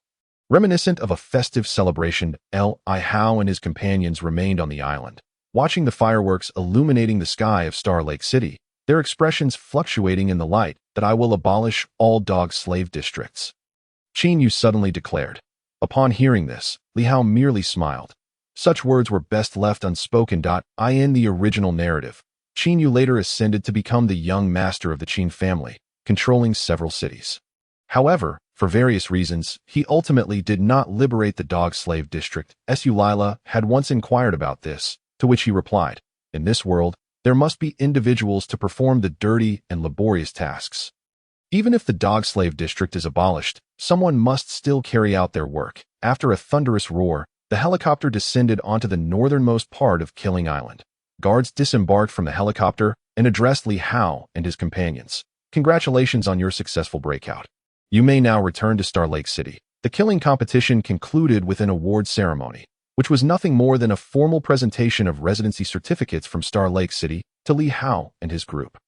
While still on the plane, the guards confiscated their armor, weapons, and even S2 potions, demonstrating the organizers' meticulousness. However, this was of little significance, for according to the original narrative, Li Hao and his companions might encounter other opportunities.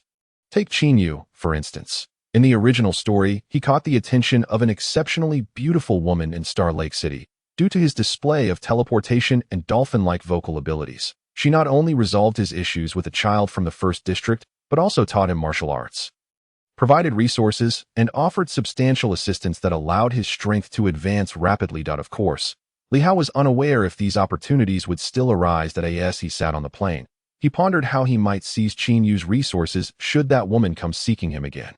That woman was also skilled in teleportation, a powerhouse within the Critical Strike faction. While he did not possess such abilities, the helicopter landed directly at the sports stadium's helipad in Star Lake City, where the guards led Li Hao and his companions into a conference room. The award ceremony lacked the grandeur of a formal event. Only a few high-ranking officials from the city lord's office and some from the media center were present. After the guards escorted them in, one of the officials from the city lord's office rose with a disingenuous smile and congratulated them. Congratulations on successfully breaking through the killing competition and becoming residents of Star Lake City.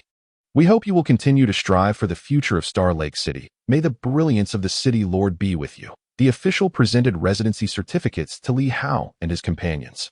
While this was hardly a reward, it felt as though they had been bestowed with unparalleled honor. Photographers in the corner of the conference room clicked away, capturing every moment, which would later be edited and broadcast widely, portraying the city lord's office as benevolent for granting the slaves of the labor district a second chance at life. Fortunately, the process was brief. After receiving their residency certificates, Li Hao and his group were promptly escorted out. Upon exiting through the main door of the stadium, the guards ceased to monitor them. With the conclusion of the killing competition, Li Hao and his companions held no further value to the city lord's office or the media center, who would no longer concern themselves with their well-being in the city. However, outside the stadium, a crowd had gathered. Hello, Miss Su Lila. I am He Wenxing, the Deputy General Manager of Eternal Jewelry, we sponsored your S2 potions during the killing competition. Your elegance aligns perfectly with our design philosophy. Would you be interested in becoming our spokesperson? Hello, Miss Sue. I am Su Ying Ming, the HR Manager of Beautiful Innerwear. We also sponsored your S2 potions. Would you like to become our spokesperson? Miss Sue, I am Zhang Hui, the Regional Manager of Jinjifu Jewelry in Xingtan City. Would you be willing to become our spokesperson for Jinjifu Jewelry? We are the largest jewelry company within the Guangzhou City-State Alliance. The moment you agree to be our ambassador, chaos ensued. The crowd surged forward, leaving Li Hao and his companions utterly bewildered. Astonishingly, all these individuals were drawn to Su Lirua, with her stunning beauty and gentle, serene temperament. Coupled with her recent participation in the hunting competition alongside Li Hao, her exquisite features have captured the secret admiration of countless fans, positioning her as a potential superstar in Xingtan City. Naturally, enterprises in need of a spokesperson have set their sights on her. Now is the most opportune moment to enlist Su Lirua as a representative, for should others seize the opportunity first. Once Su Lirua establishes herself in Xingtan City, the cost to secure her endorsement would vastly differ from the present. Feeling a bit frightened, Su Lirua hid behind Li Hao.m or M.A. Pijing. Your distinctive beard is quite striking. Might you be interested in becoming the face of our scratch card raisers? At that moment, a bold individual squeezed his way to the front, confronting Ma Pijing. Li Hao and Qin Yu exchanged incredulous glances. It was one thing for Su Lirua to be sought after for endorsements, given her undeniable star potential, but now even Ma Pijing was garnering attention. This was somewhat disheartening for both of them. In terms of looks, they certainly appeared more handsome than the bearded Ma Pijing. Moreover, Ma Pijing had remained passive throughout the hunting competition, rendering him virtually invisible. Everyone, please settle down, Li Hao suddenly exclaimed, grinning as he gestured for quiet. The crowd paused momentarily. Li Hao surveyed the throng of individuals vying for Su Lirua's endorsement and cleared his throat, saying, I truly appreciate everyone's interest in my wife, but please form an orderly queue. If you will. As for companies like Eternity Jewelry and Beauty Innerwear, let us skip that. I'd rather not have my wife publicly endorsing lingerie. The crowd was taken aback, not expecting Li Hao to speak on Su Lirua's behalf so directly. He appeared quite familiar with the process, a stark contrast to the naive demeanor one might expect. This fellow seemed to have emerged from the dog servant district, utterly unaccustomed to such affairs. Chapter 60. A direct attempt to poach. What was even more infuriating was the smug expression plastered across Li Hao's face, inciting envy in many. How could a mere dog servant marry such a stunning wife? Yet, they were compelled to suppress their irritation and form a line. In Xingtan City, it was evident that no one else was as suitable for endorsements as Su Lirua. Even the most popular stars could not evoke the same response from the audience, who were undoubtedly fatigued by their presence. Contracts. Everyone must have prepared them, Li Hao remarked, observing the line forming, his smile widening. This unexpected turn of events was quite a pleasant surprise for him. Having a beautiful wife certainly had its perks. In this era, there were celebrities, actors, streamers, and models, all commanding hefty endorsement fees that he felt he could afford to be leisurely, as Su Lua's endorsement fees alone would keep him living comfortably. The crowd stared at Li Hao in astonishment. This dog servant even knew about contracts. Fortunately, they had come prepared. He Wenqing, the deputy manager of Eternity Jewelry, quickly pulled out his phone, stating, Here is the electronic contract we prepared for Eternity Jewelry. Please take a look. Li Hao accepted the phone and quickly grimaced. Only 200,000 a year, manager he. Your sincerity leaves much to be desired. Having read the original work, he was acutely aware that endorsement fees for first-tier stars in Xingtan City were typically in the millions. While second-tier stars ranged from hundreds of thousands to several million, even third-tier stars would command a baseline of tens of thousands. He Wenqing felt somewhat embarrassed. What amount do you deem appropriate? Many others exhibited similar expressions, as their offers to Su Lirua hovered around the same figures, with some even lower than 100,000.5 million a year, Li Hao declared, extending 5 fingers. If anyone's offer is below this, then there is no need to discuss further. My wife is currently the most sought-after figure in Xingtan City. Even a simple live stream generates more income than that. The crowd was stunned by his audacity. How bold, to emerge from the dog servant district and demand such a price. Forget it. I won't seek your wife's endorsement anymore. Someone shouted. Who do you think you are? You're lucky to even have endorsements. Let alone make such extravagant demands that you'll starve in the urban district. Soon, Disgruntled murmurs filled the air. Deep down, everyone understood that Su Law was worth the price, if not more. However, they felt a sense of resentment. In their eyes, individuals like Li Hao and Su Leroy, emerging from the dog servant district, should be grateful for the opportunity to be sought after for endorsements. Some individuals turned to leave, Li Hao observed, but did not stop them. Confident that they would soon return to him, he held absolute faith in Su Law's beauty. The remaining few, after some hesitation, rapidly revised the figures on their electronic contracts. They were evidently more pragmatic. If Su Leroy became an artist, she would undoubtedly rise to fame in Xingtan City in no time. Signing her for 5 million would still be a profitable venture. He Wenxing did not depart. After retrieving his phone from Li Hao, he adjusted the figure to 6 million, saying, "What about this amount?" Li Hao nodded in satisfaction. "That is acceptable. Miss Su, our young master wishes to invite you to a candlelit dinner. We hope you'll grace us with your presence." Just then, a robust middle-aged man clad in a black suit, with a long alloy sword strapped to his back, approached. Li Hao was taken aback. Was this man attempting to poach right in front of him? The urban district was indeed known for its remarkable individuals. He positioned himself protectively in front of Su Law and inquired, "Who is your young master?" "My Law is my wife. Do you believe it's appropriate for her to dine with him?" The burly man chuckled dismissively, glancing at He Wenxing and the others. "Why not ask them if it's appropriate?" "Absolutely appropriate. It's an incredible opportunity for you, Miss Su." He Wenxing and the others suddenly donned overly flattering expressions. Li Hao felt a weight in his heart. It was evident that this so-called young master had considerable influence in Xingtan City. Surely, he wasn't the same individual who had sponsored his green helmet. Ma Pijing and Li Ying also furrowed their brows slightly, while Qin Yu appeared contemplative.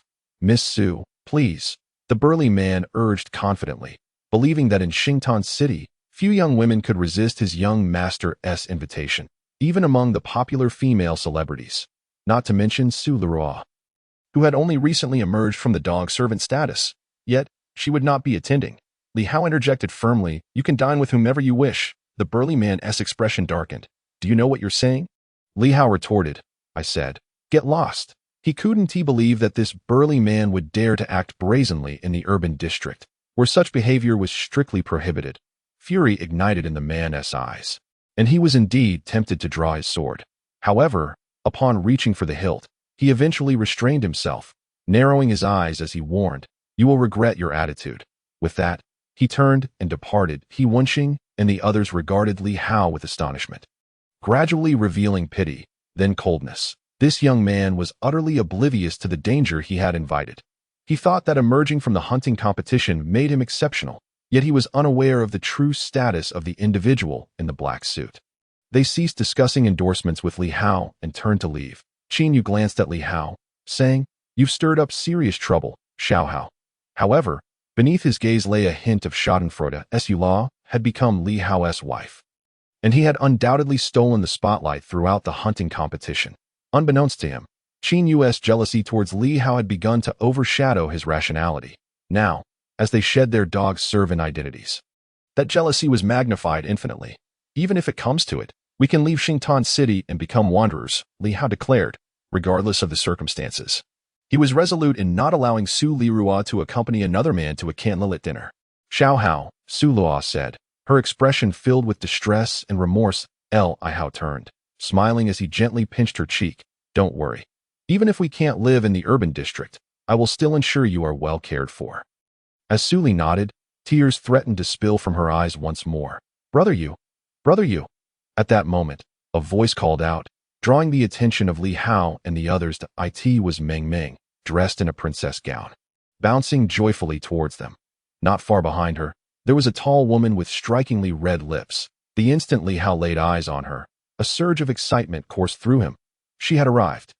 She was here, red lips, black stockings, high heels, and a stepmother's skirt, an ultra-sexy mature woman, the one who had taken Qin Yu as her disciple in the original novel. Chapter 61.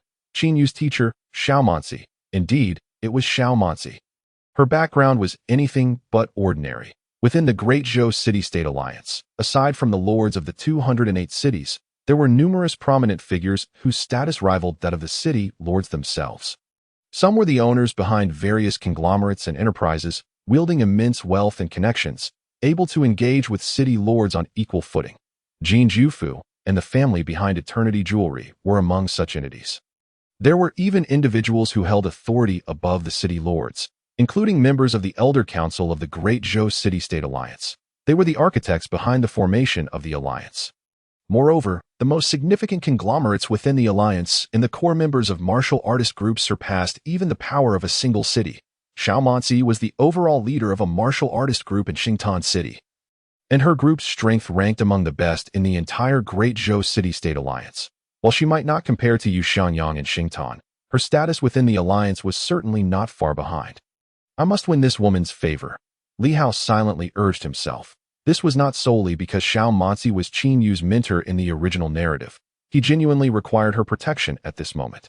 Regardless of the identity of the scoundrel wishing to invite Su Li for a candlelit dinner, with Xiaomanzi's backing, he should think twice before attempting anything against either him or Su Li. Right? Life as a fugitive in the wilderness was hardly pleasant. If he could remain in the urban area, Li Hao certainly did not want to subject Su Li to hardship outside. Moreover, without anyone to shield them. Whether they could even leave Xingtan City was a question in itself. He had spoken boldly before, but in truth, he was gambling on the hope that Xiaomanzi would come to find Qin Yu. "Why are you here?" Qin Yu asked Meng Meng, his expression darkening, impatience seeping into his tone. He had already obtained a residence permit for the urban area, rendering the one-eyed dragon unnecessary. "Brother Yu." Even someone as innocent as Meng Meng could sense Qin Yu's aloofness. Causing her to feel wronged as she pouted, tears brimming in her eyes. Li Hao cast a sidelong glance at Qin Yu and chuckled. "Isn't it obvious? Meng Meng has long declared her intention to further her studies at the Martial Artist University and even expressed a desire to cohabitate with you." Ding! Villain system. Congratulations, host, for successfully influencing the protagonist's mindset, gaining 30 villain points. Qin Yu unwittingly provided Li Hao with a wave of villain points. Yet this time, his demeanor was exceptionally cold as he addressed Meng Meng. "There will be no possibility between us. What I received from your father will be repaid to him in double." He had had enough. From the moment he broke through the hunting competition, Qin Yu had resolved to put his past behind him. Forget Su Li, forget Li Hao. He was determined to start anew. Naturally, he also needed to forget Meng Meng. After all, no one in the urban area was aware of his connection with Meng Meng. "You." Meng Meng felt as though struck by lightning, her chubby face paling instantly. "You're a big liar." Her tears finally spilled over as she covered her face and ran away, sobbing. "Sigh." Li Hao sighed heavily. "Even if you don't want to take responsibility for her, you shouldn't hurt her like this. My affairs are none of your concern." Qin Yu retorted coldly. This statement made Li Hao keenly aware of something, a chill passing through his gaze, and he fell silent. He had long anticipated that there would come a time when Qin Yu would seek to distance himself from him, but it seemed that Qin Yu had deemed this moment appropriate. Su Li and Liang also regarded Qin Yu with a hint of distance and a trace of disdain in their eyes. They were well aware of the situation between Qin Yu and Meng Meng. Though Meng Meng did appear somewhat unworthy of Qin Yu, his recent behavior had been undeniably callous, indeed, rather heartless. Qin Yu, at that moment. Xiaomanzi approached Li Hao and the others, her slender eyes fixed intently on Qin Yu. Qin Yu was momentarily taken aback, but quickly nodded. "Yes. May I ask who you are?" Xiaomanzi replied. "I am Xiaomanzi, the head of the Thunder Martial Arts School's Xingtan branch, a 7th-tier ability user, and my 1st-tier ability is teleportation. Would you be interested in becoming my disciple? In this world, many powerful individuals took on disciples to cultivate them as capable aides. They typically chose those with similar abilities, for that would allow them to train their disciples into formidable warriors in the shortest time possible, just like a carpenter teaching another carpenter, or a blacksmith instructing another blacksmith. Those who betrayed their mentors would be scorned and abandoned by countless others." Qin Yu's eyes sparkled with overwhelming joy that a 7th-tier ability user was extending an invitation to him. Even he had not anticipated such fortune. Just moments ago, he had envied Li Hao for being sought after to represent Su Li. Now, in comparison to this opportunity, those endorsements seemed trivial. "I have met my teacher," Qin Yu thought. Undoubtedly a clever individual, he immediately bowed to Xiaomanzi and addressed her as teacher. "Then follow me." A hint of a smile finally graced Xiaomanzi's lips as she spoke. Her demeanor was evidently aloof, having no intention of acknowledging Li Hao and the others. She turned and walked away. Li Hao's abilities and talents were commendable, but at best, He was merely a second-tier martial artist and ability user. His cultivation level was too low to merit her attention. Xiao Hao, Luo, we shall part ways here. I hope we can meet again sometime, Qin Yu said, his joyous expression undiminished as he spoke to Li Hao and the others, preparing to follow Xiaomanzi. With this teacher, Li Hao's future achievements would undoubtedly pale in comparison. Wait. Just then, Li Hao called out. Both Xiaomanzi and Qin Yu turned back. Qin Yu assumed Li Hao had something to say to him, only to see Li Hao earnestly addressing Xiaomanzi. Beautiful sister, may I also join the Thunder Martial Arts School? Qin Yu. Winky face. Xiaomanzi appeared slightly taken aback. Beautiful sister, it had been years since anyone had addressed her in such a manner. Yet, with Li Hao's sweet words, it was hard for her to feel any animosity towards him. She chuckled lightly. Li Hao, is it? Your talent and abilities are quite commendable, but unfortunately, your cultivation level is still too low. Our Thunder Martial Arts School does not accept martial artists or ability users below the 4th tier. I will strive to improve, Li Hao declared earnestly, his sincerity evident. Qin Yu and I have been good brothers for many years. I do not wish to part from him. I ask that so. Xiaomanzi turned her head to inquire of Qin Yu. Qin Yu. He longed to say no, for he truly did not want to live in Li Hao's shadow any longer. Yet his conscience prevented him from uttering such words. Regardless, Li Hao and Su Li had indeed shared years of camaraderie with him, fostering a solid friendship. During his seclusion, Li Hao had even brought him food in the dog-slave district. In the hunting competition, he had offered him a ride. Aside from his rather brash demeanor, he was not a bad person. Chapter 62. The trio remains a trio. Qin Yu chose silence, feeling a sense of discomfort within. Why did Li Hao seem so intent on lingering? He desperately hoped Xiaomanzi would refuse Li Hao. However, Xiaomanzi raised an eyebrow slightly and said, in that case, you can stay by Qin Yu's side for now and serve as his attendant. With your foundation, once you break through to become a 4th-tier martial artist, I will officially accept you into our Thunder Martial Arts School. She clearly had her own considerations, both in accepting Qin Yu as her disciple and in allowing Li Hao to accompany him. Qin Yu. Upon hearing Xiaomanzi's words, he felt a sudden sense of relief. What if Li Hao is currently stronger than him? He would still have to play the role of an attendant. All right. Li Hao nodded repeatedly before glancing at Ma Pijing and the others, asking, what about them? Xiaomanzi seemed somewhat impatient. What are their abilities compared to yours? Ma Pijing and Li Ying exchanged awkward glances. I am a 1st-tier ability user, and my ability is the explosive quills of a porcupine. I am close to becoming a 2nd-tier martial artist, but I do not possess an ability. Nevertheless, they replied. Xiaomanzi displayed a look of disdain. With your level of power, you aren't even qualified to be Qin Yu's attendant. She was not running a charity. Her purpose in taking on Qin Yu as a disciple was due to their shared teleportation ability. She had long desired to take on an apprentice such as him.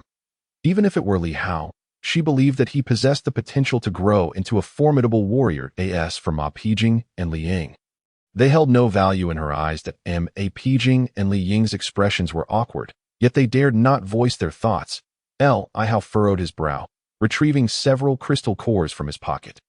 You should sell these and purchase a few mobile phones, then wait for me at the Martial Artists Guild in the coming days. The crystal cores, totaling 14, were his bounty from hunting fierce beasts on Hunting Island. And the guards had not confiscated them. Brother Hao, Ma Pijing exclaimed, visibly moved, while Li Ying's expression was equally complex. In truth, even if Li Hao were to disregard them, they would have little to say, for he owed them nothing at all. Go on, Li Hao urged, placing the crystal cores into Ma Pijing's hands and giving his shoulder a reassuring pat.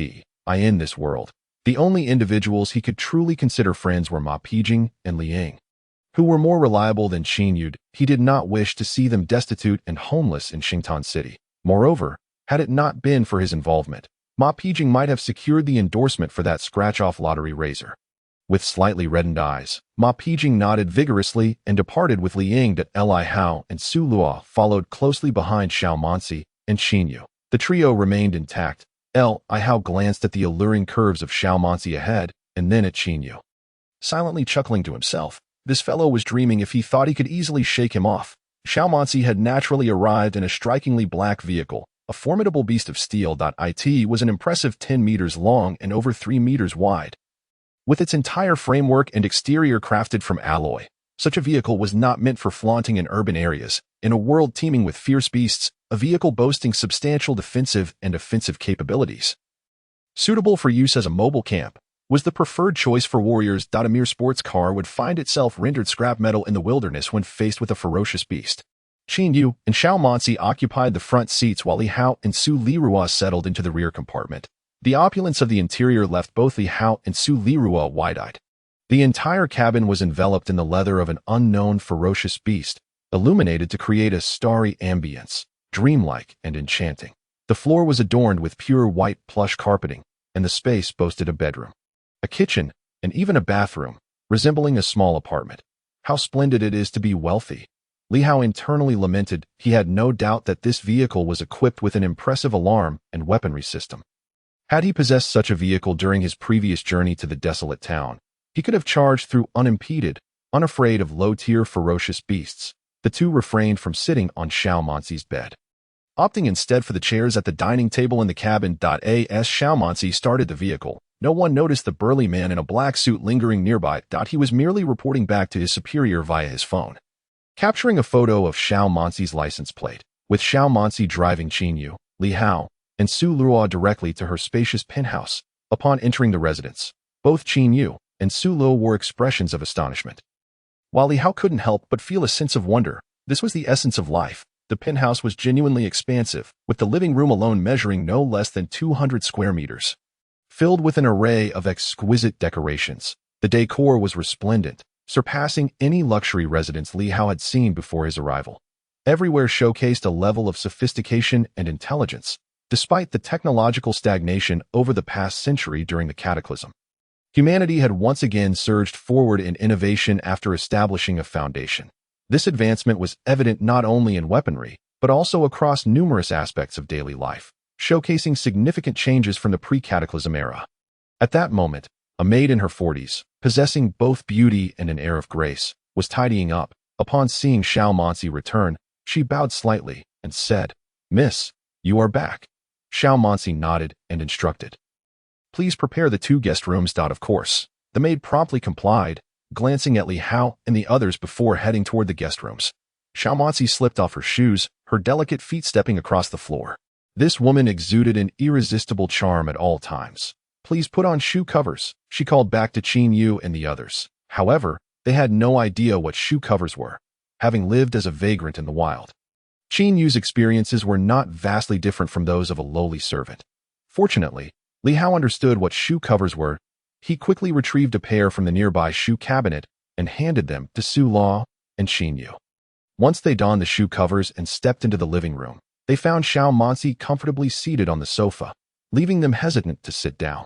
Leaning languidly against the sofa, Xiao Manzi waved her hand and said, "Have a seat.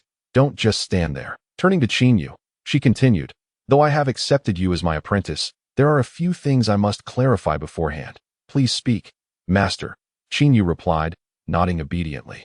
Appearing like a compliant pupil, Xiao Manzi went on, "As the saying goes, a master leads you to the door, but the cultivation is up to you. As your teacher, I will provide guidance and insights regarding your cultivation and abilities. But I shall not offer you excessive material support. In this world, flowers nurtured in a greenhouse cannot withstand the harshness of the storm. You must venture out to hunt ferocious beasts or engage in other pursuits. Some resources, even if I possess them, you will still need to purchase from me. Do you understand?" "Yes." Qin Yu nodded earnestly. "I shall remember your words, Master, and I will strive diligently to ensure I do not bring shame upon you." As the original protagonist of the tale, he lacked neither cunning, intellect, nor resilience. In fact, aside from being a somewhat refined egoist, he had few significant flaws. Satisfied, Xiao Manzi then turned her gaze to Li Hao. However, before she could speak, Li Hao interjected, "Rest assured, beautiful sister, I too shall work hard to repay your kindness for taking us in today." Flattering words were something anyone could utter, but he was determined to ensure his significance in Xiao Manzi's eyes surpassed that of Qin Yu. Xiao Manzi was momentarily taken aback. She had not anticipated Li Hao would be so astute and charming. Moreover, the way he sweetly called her beautiful sister was quite endearing, while she was aware of her own beauty. Being a woman in her 30s, hearing Li Hao refer to her in such a manner brought her a sense of comfort. Yet, she responded, "In the future, please refrain from calling me beautiful sister. It would be rather embarrassing." "Then I shall call you Manzi Jia," Li Hao replied, his expression sincere and hopeful. "That I lost my parents at a young age and have no family left, Sometimes I dream of having a relative once more. Xiaomanzi. Qinyu. He truly did not expect Li Hao to be so unabashed. Little did he know that Li Hao's words stemmed from his knowledge of Xiaomanzi's background. As detailed in the original tale, though not from a servile district, Xiaomanzi had emerged from a background of hardship. Through her innate talent and perseverance, she had become a member of the Thunder Martial Arts Hall and gradually ascended to the position of its head in Xingtan City. Tragically, her younger brother had perished at the jaws of a ferocious beast while they hunted together when she was just 23, a wound in her heart that had never healed. Indeed, a flicker of confusion and heartache passed through Xiaomanzi's eyes before her gaze softened toward Li Hao, revealing an unspoken bond. Yet, as a woman who had faced countless trials, she did not allow her eyes to well with tears. She simply sighed and nodded, saying, "If that is what you wish, then so be it." She certainly did not intend to take Li Hao as her younger brother, but she had unknowingly begun to value him a bit more. Ding! Rebel System, congratulations, host, for successfully triggering the task to seize Xiaomanzi. Current progress. 1. Note. Complete the task to receive branch rewards. Li Hao. Qinyu. S. Winky face. Ding! Rebel System. Congratulations, host, for successfully influencing the protagonist's mindset. Gained Rebel Points 20. He could clearly discern that Xiaomanzi's attitude toward Li Hao had suddenly softened, evoking a sense of possessiveness within him, as if something of his was being taken away that he certainly did not wish for Xiaomanzi to regard Li Hao as a brother. That would create an even closer bond than that of a master and apprentice. However, he had only just become Xiaomanzi's apprentice, and at this moment, he dared not speak ill of Li Hao in her presence. Moreover, his principles forbade such behavior. You all may stay here tonight. And tomorrow, you can resume your own affairs. I will provide you with my contact number. Xiaomanzi paused, then added, however, unless it is urgent, there is no need to contact me. Qinyu. Wait until you are nearing the threshold of a third-tier ability user before seeking me out. Her temperament dictates that she cannot be overly attentive to Qinyu. After speaking, she rose from her seat, appearing somewhat fatigued, and prepared to retire to her bedroom for rest. Just as she took a couple of steps, something seemed to cross her mind, and she turned back to inquire, "By the way, what weapons are you proficient in?" "Swords, daggers." Qinyu and Li Hao replied in unison. Xiaomanzi nodded. "Then I shall impart a set of sword techniques and dagger techniques to you both tomorrow morning. Take your time to comprehend them. It will significantly enhance your strength." "Thank you, Sister Manzi." Li Hao promptly expressed his gratitude, even though he had no need for dagger techniques at all. Qinyu nodded in agreement, though his expression was somewhat uneasy. Ding! Villain System. Congratulations, host, for successfully influencing the protagonist's mindset, gaining 20 villain points. He pondered, feeling quite unsettled. This fellow, Li Hao, had evidently reaped the benefits by merely tagging along, had he not shamelessly sought to be acknowledged as a disciple. The teacher likely would not have bestowed upon him any techniques at all. Even the most rudimentary techniques hold considerable value. Xiaomanzi nodded and returned to her bedroom. Li Hao, Qinyu, and Su Liao exchanged silent glances. Once the maid had tidied up the guest room, they each retreated to their quarters for the night. Naturally, Li Hao shared a room with Su Liao.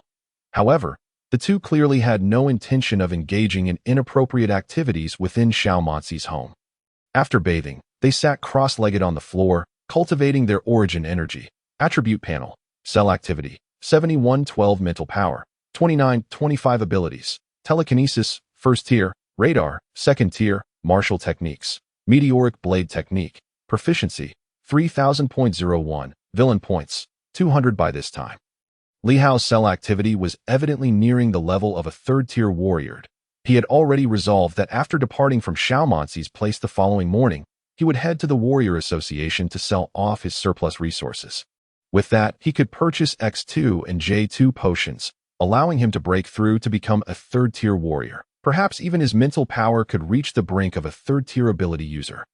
According to the original novel's premise, each individual could consume approximately 15 to 20 potions of the same tier to enhance their cell activity and mental power. Afterward, they would develop resistance to the potions, rendering further consumption ineffective. However, he had yet to consume a single J2 potion. Assuming each J2 potion boosts mental power by 200 points, even if he only used 15 before developing resistance, his mental power could reach nearly 6,000 points.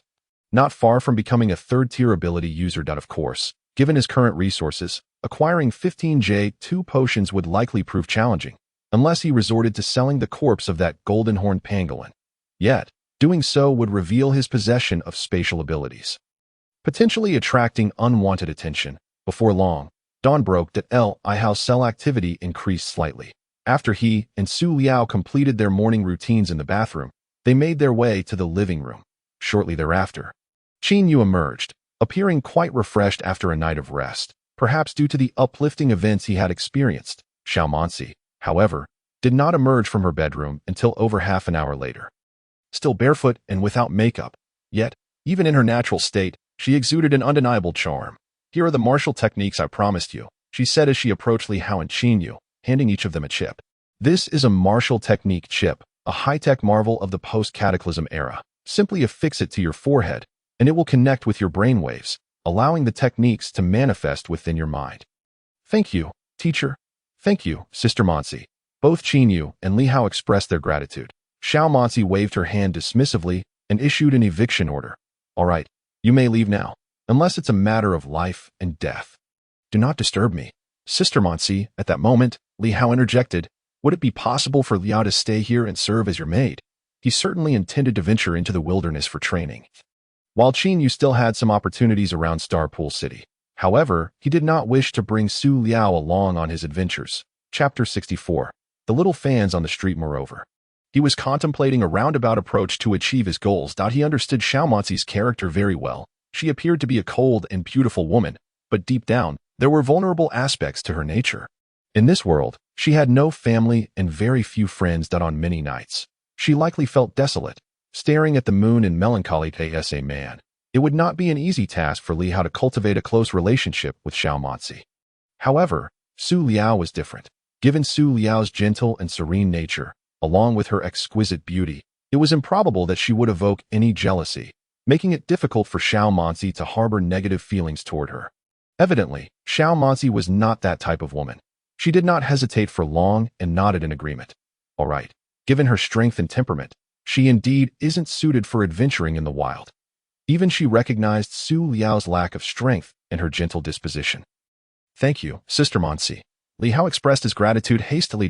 Su Liao bit her lip, her beautiful eyes filled with reluctance. This matter had been discussed between her and Li Hao the previous night, and she understood that he was considering her best interests. Yet at this moment, Su Liao silently vowed to diligently cultivate and enhance her strength, vowing not to become a burden to her brother Hao in the future.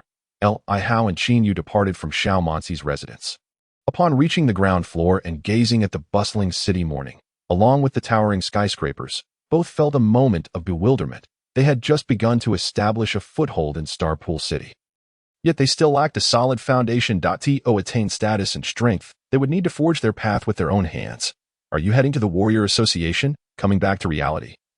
Qin Yu asked. Li Hao nodded. "Aren't you coming?"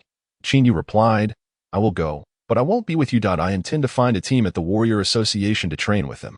"Why?" Li Hao queried. "Sister Mansi has asked me to be your attendant." Li Hao thought to himself, feeling that Qin Yu seemed determined to part ways with him. Was he truly that displeased with him? Had he perhaps taken advantage of him too much in the past? Qin Yu scoffed. "With your strength, it would be a waste for you to follow me. Besides, you will likely want to bring Ma Bijing and Li Ying. Right? To be honest, their strengths are too low and will only hold me back." Li Hao blinked, letting out a sigh. "Very well then. In truth, Qin Yu was mistaken. He had no intention of teaming up with Ma Bijing and Li Ying. Their abilities were insufficient for the places he wished to explore. Moreover, he preferred to go solo to maintain his secrets and cultivate his strength without reservations. However, if Qin Yu wished to fly, then let him soar. After all, even the most adept monkey could not escape the grasp of Buddha. "Hey, beautiful." Li Hao called out to a few eye-catching girls passing by on the street, smiling as he asked, "Could you please tell me how to get to the Warrior Association?" The girls were momentarily taken aback. In Starpool City, only children would be unaware of the way to the Warrior Association. "Oh my, you're Li Hao, right? The captain of the team from hunting competition zone 14. One of them soon recognized him. Li Hao awkwardly nodded. "Yes. Wow. Your performance in the hunting competition was truly remarkable. I've been watching the competition for years, and I've never seen anyone as impressive as you. Oh my, you really are Li Hao. Even more handsome than on television. How did you become so powerful in the dog slave zone?" The girls' faces lit up with excitement. their enthusiasm reminiscent of fans meeting a celebrity. Thank you. Thank you. You're too kind. Li Hao scratched his head, feeling flattered. Wow, so cute.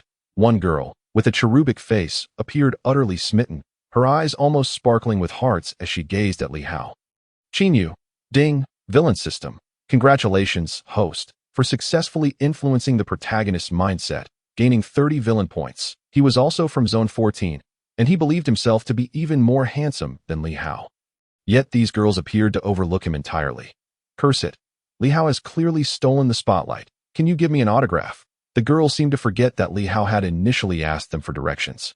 Now surrounding him instead, one girl quickly pulled a pen from her bag, her eyes filled with anticipation as she looked at Li Hao. Winky face, he had never expected to receive such adoration. Perhaps he should consider becoming an internet celebrity in the urban district? Of course, he replied, taking the pen. Sign on my clothes. The girl handing over the eyebrow pencil remarked that Li Hao had inscribed his name upon her clothing. Wow, he can write, and his penmanship is exquisite, she exclaimed, visibly astonished. Beside her, another girl was equally taken aback. Li Hao responded with a nonchalant wave. He was no ordinary sycophant who merely scribbled his name on the garments of numerous girls. Eventually, he reached the girl with the cherubic visage. This girl was undeniably bold. She audaciously lifted her t-shirt slightly to reveal a glimpse of her undergarments and flirtatiously beckoned to Li Hao, saying, "Little brother, please sign on my panties. I wish to keep it as a memento de." Li Hao was momentarily taken aback. Ding! The villain system chimed. Congratulations, host. You have successfully influenced the protagonist's mindset, earning 20 villain points. Qinyu, observing from the sidelines, was wide-eyed, harboring no doubts that should Li Hao propose it, this girl would likely be willing to engage in a relationship of profound intimacy with him.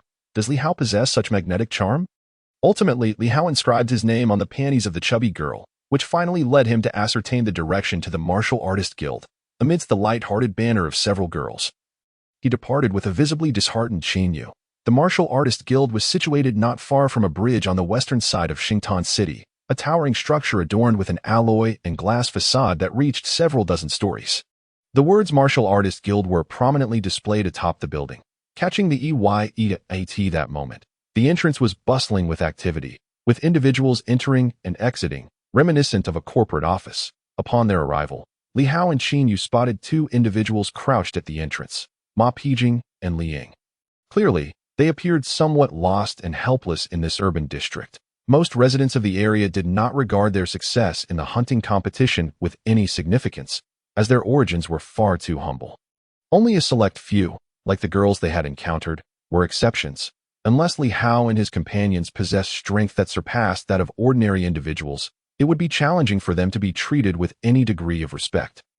Li Hao called out, "Ma Pijing, Li Ying." As he approached them, both stood up hurriedly, exclaiming, "Brother Hao, you're here?" Ma Pijing promptly handed Li Hao a bag he had been carrying, scratching his head and saying, "We sold those crystal cores. But we're unsure what kind of phone to buy, so we waited for you here." As Li Hao opened the bag, he was astonished to find it filled with cash. He had given Ma Pijing a total of 8 crystal cores, comprising both first and second tiers, without paying much attention at the time. While these beasts were among the most common, and their crystal cores were worth less than their corpses, there was still a sum of around 50 to 60,000 within.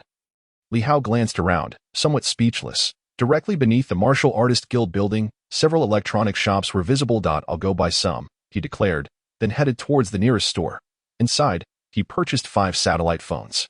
Since the cataclysm, many foundational infrastructures on Blue Star had been destroyed during the war, and with the resurgence of technology, communication now relied entirely on satellites. The expenditure totaled over 40,000. He distributed 1 phone each to Ma Pijing, Li Ying, and Qinyu. Although Qinyu's expression was somewhat complex, he ultimately accepted the gift. Li Hao then patiently instructed them on how to use the devices. Among the 3, only Qinyu, who had experienced a brief period as a vagrant, recognized a few characters. It was evident that fully integrating into urban life would require a process. "Why don't you both split this money?" Li Hao suggested, handing over the rest of his remaining funds to Ma Pijing. "I am heading into the wilderness to hunt. I can't take you both with me, and I might encounter some trouble soon. If you want to live a stable life, find a job in the city. But if you aspire to become strong, Seek out a team within the martial artist guild that matches your abilities and venture out to hunt. Should anything arise, feel free to call me. In this era, despite inflation, even ordinary jobs in urban areas could yield a monthly income exceeding 50,000, yet it was impossible to become powerful this way, only by becoming free martial artists. Venturing out to hunt and risking their lives could they acquire sufficient resources. Li Hao spoke candidly, feeling no shame in his words. Ma Pijing and Li Ying understood this well, though their expressions were slightly complex.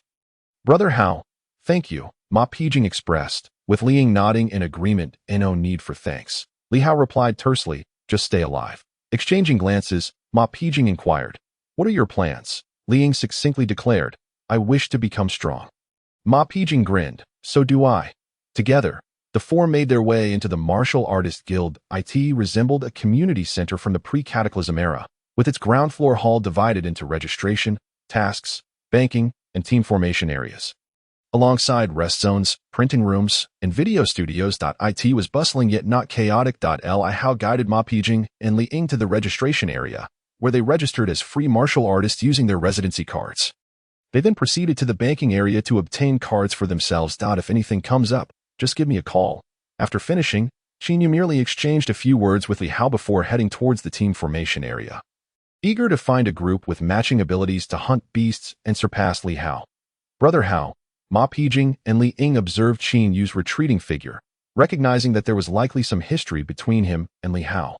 Though they refrained from asking, Ma Pijing said, we'll also head to form a team. If you need anything, just call us. He was clearly mindful of Li Hao's kindness.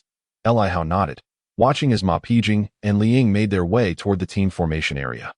Letting out a soft sigh, he walked over to the task area, consulting the self-service LCD computer for third-tier martial artist missions. There were few tasks listed, many of which were recruitment ads, either seeking assistance from free martial artists to hunt beasts or offering jobs. Some formidable beasts were far stronger than martial artists of the same tier. Li Hao had no interest in these missions. To be more precise, he looked down upon the commissions offered, instead of undertaking these tasks.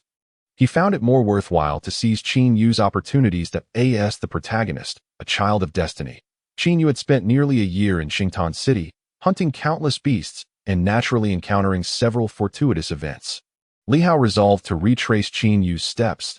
He exited the Martial Artist Guild and headed towards the beast processing market adjacent to it. This market served as the center for beast processing in Xingtan City, where all beasts hunted in the wild were brought for processing. The blood essence, elemental essence, and crystal cores of the beast from Xingtan City were all disseminated from here. Upon reaching the exterior of the beast processing market, Li Hao observed large trucks transporting massive beasts or piles of them entering and exiting. Inside the market, there were shops that purchased the corpses of beasts, reminiscent of meat wholesale markets from the pre-Cataclysm era. Here, the prices for beast corpses and crystal cores were nearly transparent, with little variance. He walked into one of the shops at the entrance, where numerous individuals were busy dissecting a beast corpse resembling a legged tuna. The portly proprietor lounged at the counter, nonchalantly watching videos on his phone. Li Hao see the boss hesitantly remarked that there was a fourth-tier golden horned pangolin carcass available, albeit without a crystal core. As soon as Li Hao finished speaking, the body of the golden horned pangolin manifested on the ground. The boss, well aware that Li Hao possessed spatial abilities, found himself too astonished to express his surprise. He stared blankly at the carcass of the golden horned pangolin, a fourth-tier ferocious beast. The fact that Li Hao could hunt down such a formidable creature was astonishing, even though he operated a business in this beast market. Specifically a golden stall, it was not an everyday occurrence to encounter a fourth-tier beast. The leap in power from a third-tier to a fourth-tier beast was indeed qualitative, and the same applied to martial artists. In Xingtan City, third-tier warriors were ubiquitous, akin to fish crossing a river, yet those at the fourth tier and above were exceedingly rare. For a third-tier warrior, a cellular activity level of 7,500 points sufficed. Whereas for a fourth tier, the threshold soared to 67,500 points. However, the boss refrained from inquiring how Li Hao had acquired the carcass of the golden-horned unicorn, adhering to the customary practices of their trade. The market prices for ferocious beasts were as follows: 20,000 for a first-tier beast, 80,000 for a second tier, 200,000 for a third tier, and 800,000 for a fourth tier. The boss retrieved a calculator, muttering to himself as he clacked away at the keys. The total value of the carcass came to 1,940,000. Li Hao nodded in agreement and proceeded to calculate the value of the crystal cores. He then extracted the remaining 6 crystal cores from his storage space and placed them on the counter. The boss glanced at him before returning to his calculations. The crystal core of a fireball rabbit was valued at 2,005. That of the drilling snake at 14,000, and the tiger-toothed dog at 32,000. The price range for crystal cores varied widely and lacked transparency. Common beasts like the fireball rabbit, drilling snake, and tiger-toothed dog had crystal cores that were considerably less valuable than their carcasses. However, cores from rare beasts like the ghost-faced bat or Qin-used teleportation core could fetch tens to hundreds of thousands, with many vying for them. After tallying the values, the boss concluded that Li Hao's assorted crystal cores amounted to approximately 300,000. He rounded down to 290,000. Li Hao, uninterested in haggling, produced his bank card and requested a transfer. Once the weapons and soft armor were excluded, his storage space was nearly empty. Yet, his bank account swelled by over 2 million, a sum that represented the earnings of the majority of urban dwellers over 2 to 3 years. Upon receiving the bank notification, Li Hao promptly exited the beast processing market and made his way to a potion shop situated at the entrance. After inquiring about prices, he found that both the J2 and X2 potions were priced at 40,000 each. He purchased 2 X2 potions and 20 J2 potions in one breath, along with 2 S4 potions. Although third-tier warriors could use lower-tier life potions to heal, the recovery speed was considerably slow. The higher the tier of the potion, the quicker the healing. However, one could not use excessively high-tier potions, as they were too nourishing. Subsequently, Li Hao perused other potions, which included antidotes for various toxins and calming potions for mental restoration. Among others, a veritable cornucopia of options, they were primarily marketed as essential remedies for home travel and illicit activities, boasting decent utility but at a steep price. He refrained from purchasing them. Once outside the urban district, one could never predict the ferocious beasts one might encounter.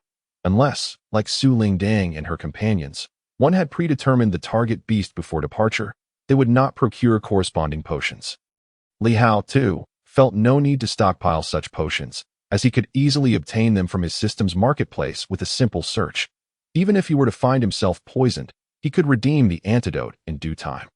His purchase of life potions was merely due to their reasonable cost and the likelihood of their necessity. In the blink of an eye, he had spent 92,000. Li Hao mused silently that as a free warrior, money came quickly, but so did expenses. Please fetch me 12 X3 potions, Li Hao instructed the sales clerk. With 2 X2 potions in hand, he could elevate himself to third-tier warrior status, and at that level, further consumption of X2 potions would be rendered ineffective. Li Hao was not one to scrimp on spending. After all, money was less valuable than villain points, and villain points were far more challenging to acquire. The X3 potions were priced at 100,000 each. As Li Hao exited the potion shop, he found his balance reduced to a mere 120,000. Yet, his expenditures were far from over. He meandered around the vicinity of the beast processing market for over an hour, purchasing various instant foods, seasonings, lighters, clothing, tents, gasoline, and an array of other miscellaneous items deemed essential for outdoor survival. He even bought a motorcycle, the most basic model. While it might not withstand a ferocious beast's blow, it was convenient for travel. With his funds dwindling to less than 40,000, Li Hao felt a twinge of envy. If only he possessed a battle vehicle like Xiaomanxi's. He wouldn't have to go through such hassle. Ultimately, he did not retain the remaining 40,000. He visited a jewelry store and purchased 2 pieces of jewelry, an emerald Buddha pendant, symbolizing safety, costing over 10,000, meant for Su Lulu, and a pair of purple diamond earrings, albeit small, costing around 30,000, intended for Xiaomanxi. After meticulously confirming his purchases, Li Hao rode his motorcycle to Xiaomanxi's residence. Upon arriving at her doorstep, he knocked, and it was Su Lulu who answered. "Brother Hao." Upon seeing Li Hao return so soon, Su Lulu was filled with both surprise and delight, extending her arms wide. Li Hao smiled and replied, Su Lulu blinked her eyes and opened her palms, revealing a mobile phone box that Li Hao placed in her hands. "This is a phone. I've saved my number on it. Have the maid teach you how to use it, so you can contact me whenever you wish to." "Okay," Su Lulu responded, her cheeks slightly flushed as she nodded obediently. Although she had never used a phone, she had seen them on television. "Here, this is the emerald pendant, a gift for you." Li Hao produced a deep purple jewelry box, opened it to reveal a glistening jade Mithriya Buddha. Women are naturally drawn to such items. Much like Western dragons are irresistibly attracted to gold and jewels, that a hint of enchantment flickered in Su Lilu's eyes. Li Hao fastened the pendant around her neck, and in an instant, it seemed to vanish as if the cord had grown longer. Li Hao commented. Su Lilu, feeling bashful, responded with a shy expression. Despite having spent some time with Li Hao and having tried various romantic gestures, she still felt a sense of shyness around him. Li Hao chuckled and took out another jewelry box. This is a gift for Sister Monsi. You can give it to her. He leaned in closer to Su Lilu's ear. This one is more expensive than yours. But when I return next time, I'll definitely bring you something even better. Su Lilu shook her head earnestly. She gazed at Li Hao, stating, as long as you come back safely, that's all that matters. Of course, Li Hao replied. I expect you to give me a bunch of chubby babies. Su Lilu's cheeks flushed a deep red, yet she acquiesced. All right, just stay home and wait for me, Li Hao added.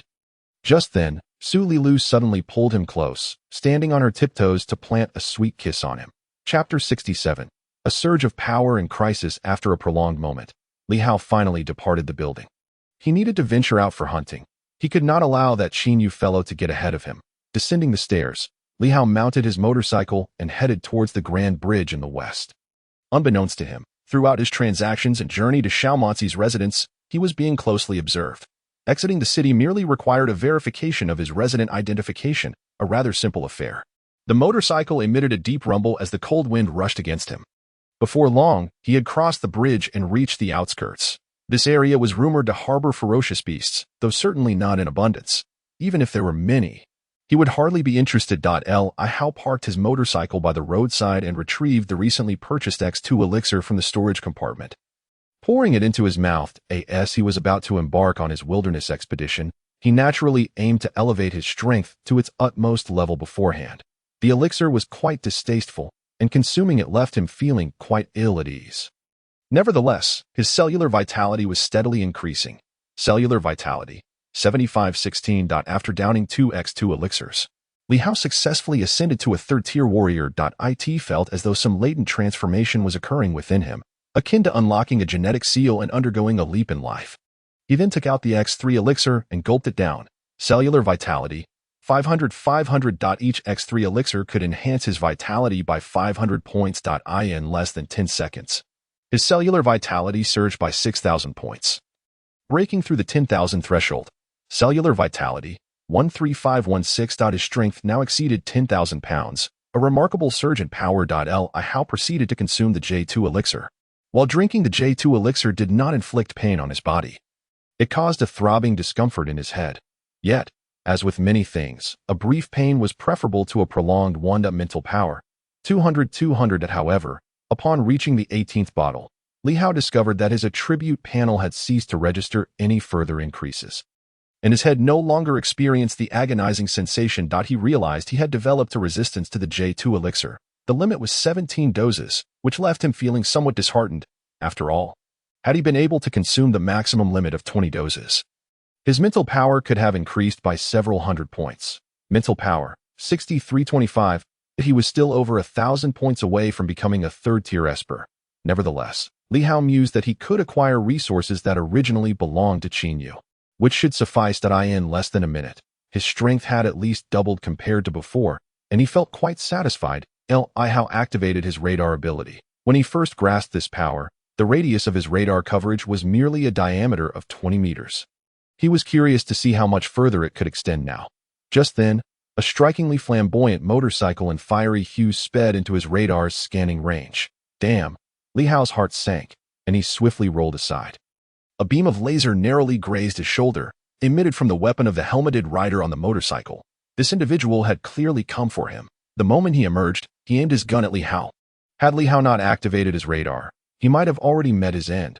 Upon witnessing Li Hao evade the attack, the rider was momentarily taken aback, not anticipating such vigilance and rapid reflexes from someone he presumed to be merely a second-tier warrior. Yet, even if Li Hao were a third tier, he was determined to kill him. The rider unleashed a series of laser fire. Each shot aimed directly at Li Hao. He dodged continuously as yellow beams struck the ground, creating deep craters. Li Hao's heart burned with rage. He needed no further contemplation to know who sought his demise. It had to be that individual desiring to woo Su Lulu. He immediately retrieved a metal throwing knife from his storage space and hurled it at the rider. However, the rider merely adjusted the angle of his gun, and the laser accurately struck the metal knife, causing it to plummet to the ground before Li Hao could react. The rider's reflexes, perception, and accuracy left no doubt in Li Hao's mind that this adversary was at least a third-tier warrior. Perhaps even one with an ability enhancing his shooting prowess. In this world, many warriors pursued high-tech routes, mastering firearms and other advanced weaponry, often deliberately honing abilities like Eagle Eye or Lock-On that greatly assisted in marksmanship. He had previously encountered a teammate of Su Lingdang, who followed such a path.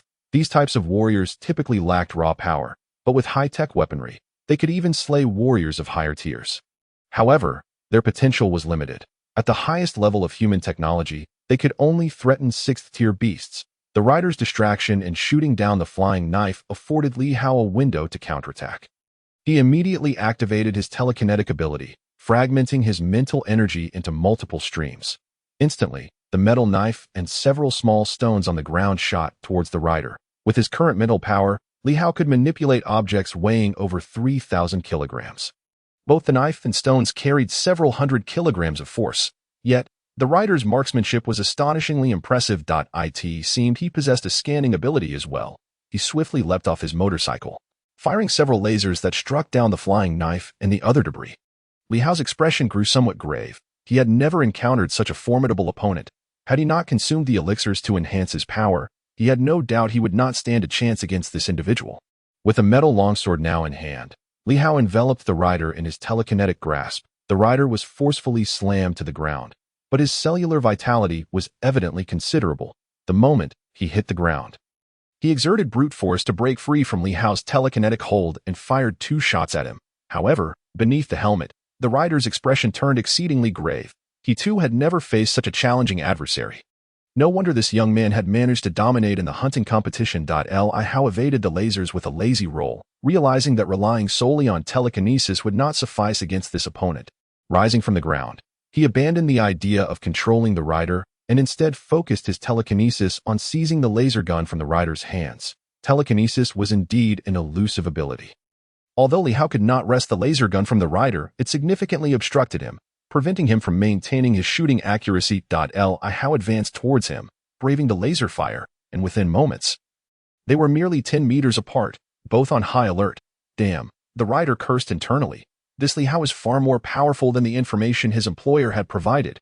It was evident that he could not resolve this with his laser gun. In a sudden move, the rider discarded the laser gun and drew a trident from his back. His cellular vitality surpassed his mental power, exceeding 10,000 points. He was unafraid of engaging in close combat with Li Hao. Yet he overlooked a crucial detail. Chapter 68. The helm-clad rider. No one can truly multitask. The brain cannot perform 2 tasks simultaneously. It merely switches between them, creating an illusion of multitasking. However, with specialized training, one can compress the transition time between tasks to a minimal duration. For instance, some individuals can solve 2 Rubik's Cubes at once, serving as a classic example. In this world, those who can manipulate multiple objects simultaneously belong to a similar category. Yet, Li Hao transcended such limits. With the aid of his radar ability, he could genuinely divide his focus and execute fine-tuned operations. The moment the rider discarded his laser gun, Li Hao was already closing in on him. Just as the laser gun was about to hit the ground, it suddenly flipped, aiming directly at the rider. The rider's reflexes were astonishingly swift, being a 3rd-tier warrior and 3rd-tier esper endowed with night vision, radar, and eagle eye abilities. He attempted to retreat the instant he sensed something amiss with the laser gun. However, a force from behind impeded his movement. The laser struck the rider squarely in the chest. Li Hao paused momentarily, exhaling softly in relief, but soon furrowed his brow again and charged towards the rider once more. The laser gun, manipulated by his telekinesis, hovered about 10 meters from the rider, unleashing a barrage of lasers towards him. The rider, undeterred, charged at Li Hao, allowing the lasers to burn several large holes in his clothing, revealing the gleam of black metallic armor beneath. He was clad in alloy armor of evidently high caliber, with the lasers merely leaving small perforations but failing to penetrate. Li Hao surveyed the helmeted rider from head to toe, helmet, armor, and alloy boots. He couldn't help but think that this individual was quite affluent. In the blink of an eye, they were engaged in close-quarters combat. Clang! The clash of the triangular fork and the longsword generated a formidable force, causing both combatants to stagger backwards several steps. How could your cellular activity be so astonishing? The knight finally spoke, his face, concealed beneath the helmet, revealing a look of utter astonishment. How merely grinned wickedly. Moments earlier, he had utilized his telekinesis to hinder the knight's movements, thereby gauging the extent of this individual's cellular vitality. While the knight's vitality undoubtedly surpassed his own telekinetic abilities, it was not excessively high either. Embrace your demise, Li Hao declared, wielding the alloy longsword with relentless strikes aimed at the knight, simultaneously applying telekinetic force to impede the knight's actions. Telekinesis, ranked first in the tier of supernatural abilities, was not merely advantageous for ranged combat. Otherwise, countless martial artists and supernatural beings would not clamor for it, and it would not be so highly sought after yet scarce. The knight's heart quaked in horror. His cellular vitality indeed far exceeded Li Hao's, but that was before Li Hao had ingested the X2 serum.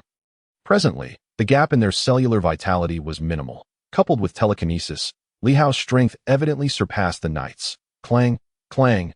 Under the impediment of telekinesis, the knight's strikes were utterly outpaced by Li Hao. Spare me, the knight exclaimed in terror as Li Hao carved 2 deep gashes into his alloy armor.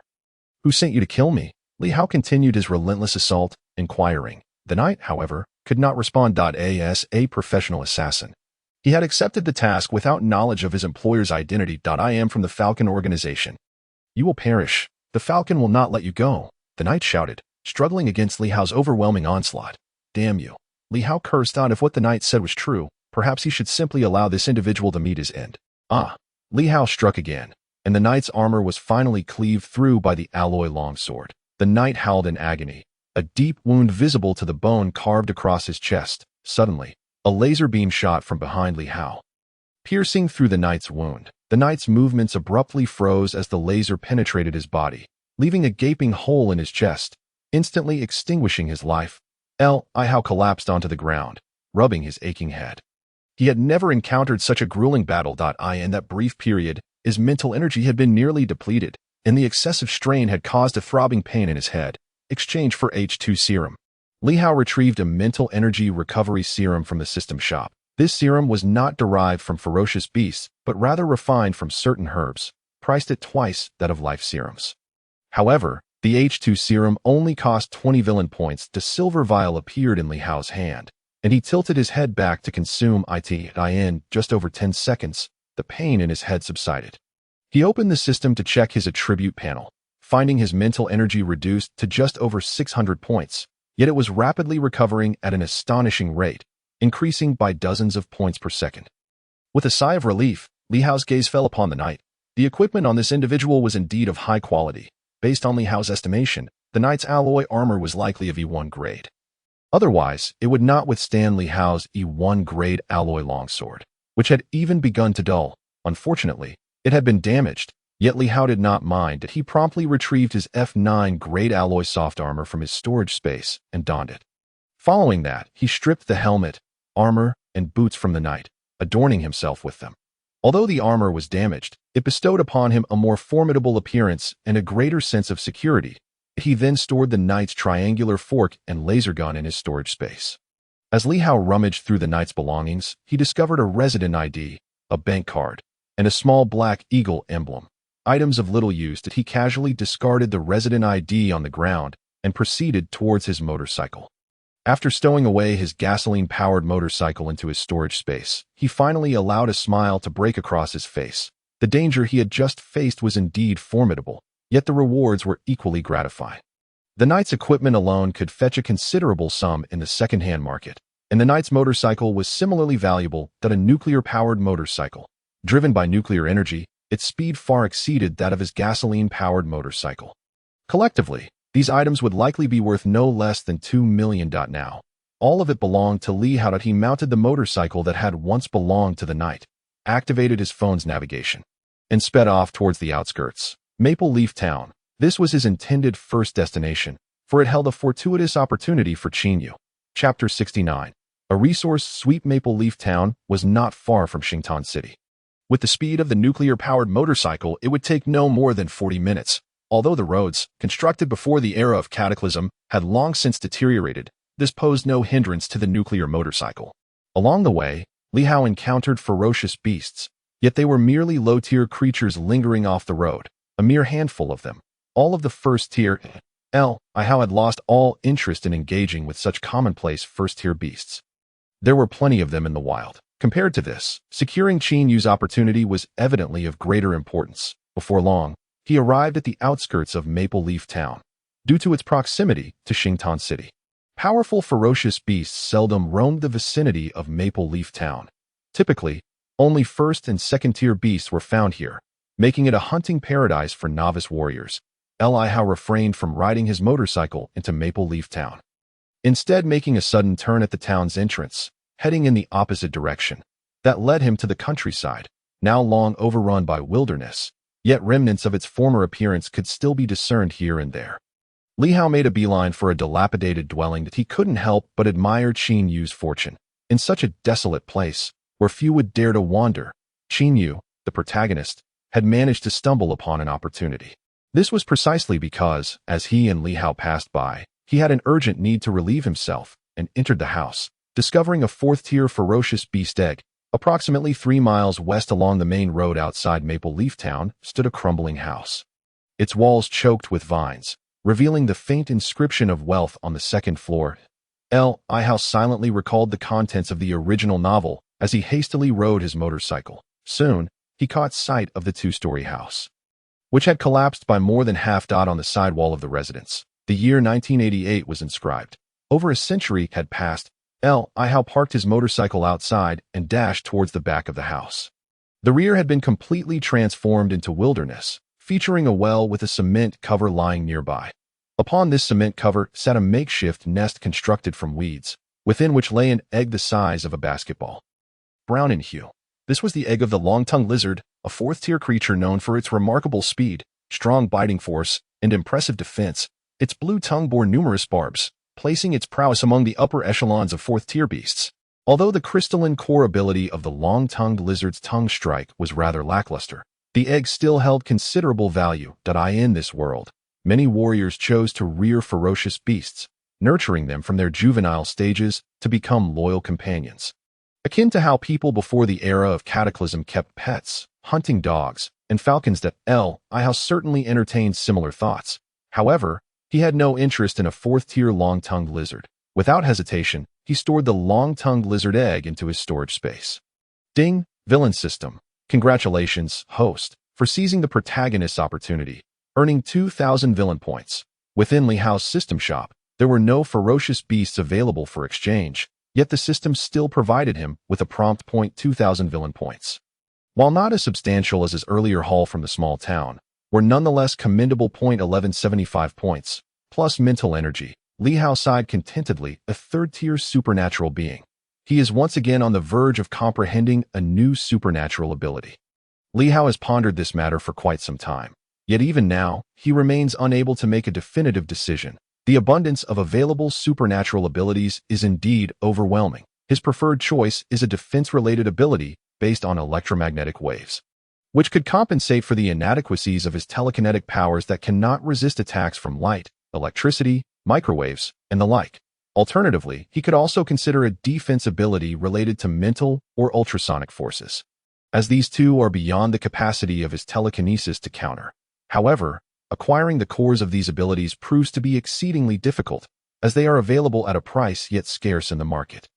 The possibility of encountering a ferocious beast in the wild that possesses such a core is akin to winning the lottery.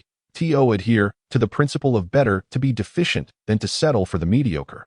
He must exercise patience in his search. Emerging from his abode, Li Hao mounted his nuclear-powered motorcycle and recalibrated his navigation to Huanghua Town.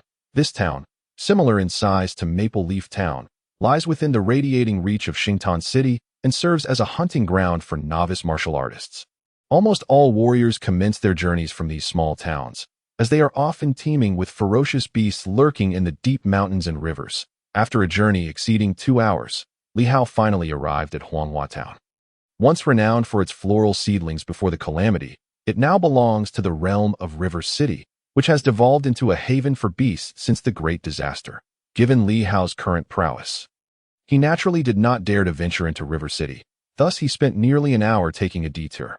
Nevertheless, he managed to arrive safely in Huanghua Town.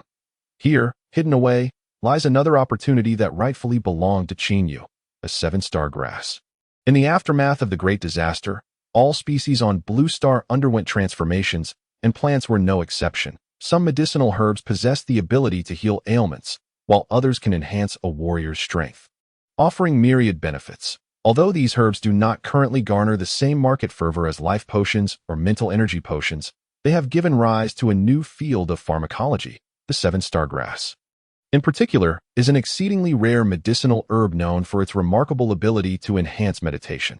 While Li Hao possesses potions with similar effects in his marketplace, the villain points required for exchange are astonishingly high, far beyond his current means to eye in the crevice of a cracked wall on the west side of the primary school in the town center. Concealed within vibrant red ivy, Li Hao rode on while silently musing that Qin Yu was quite fortunate.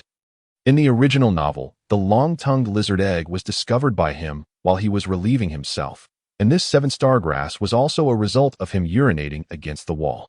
Li Hao was unaware of Qin Yu's current activities, but his departure from Xingtan City was solely to seize the opportunities that Qin Yu had obtained in the vicinity. The 7-star grass is valued far higher in the market than the long-tongued lizard egg. However, just as Li Hao was en route to the town center primary school, a dozen figures suddenly emerged from a dilapidated house by the roadside. Among them were both men and women, all dressed in simple attire. Even less fortunate than the thralls in the dog-slave district, they were vagrants. Unable to survive in the urban area, these vagrants chose to congregate in small towns or villages that existed before the Great Disaster. Within the confines of Xingtan City, the number of vagrants far exceeds that of the urban populace, and many possess formidable strength. Li Hao was disinclined to engage with these vagrants, let alone confront them. Just as he considered bypassing them, the already fractured street in front of him suddenly erupted, revealing a solid earthen wall that obstructed his path. Chapter 70. The Robbery, Earth-Based Supernatural Ability, Earthen Wall. This ability is rather lackluster. Compared to fire or water manipulation, the earthen wall ability hardly holds its own. It is ineffective in terms of offense and offers little more than basic defense. Inferior even to enhanced abilities. However, it excels in blocking pathways, reinforcing embankments, and constructing temporary shelters. The soil enhanced by mental energy is far more resilient than ordinary soil. Li Hao furrowed his brow and was compelled to halt his motorcycle. The vagrants hurriedly encircled him, stopping a few meters away, exuding an aggressive aura, each brandishing weapons, some even wielding alloy arms. Li Hao surveyed the group and inquired, "What do you intend to do? Hand over your armor?" Motorcycle, and then Scram, the leader of the vagrants, a young man in his 20s clad in a leather jacket with a buzz cut, stood at the forefront, brandishing an alloy dagger and coldly addressing Li Hao.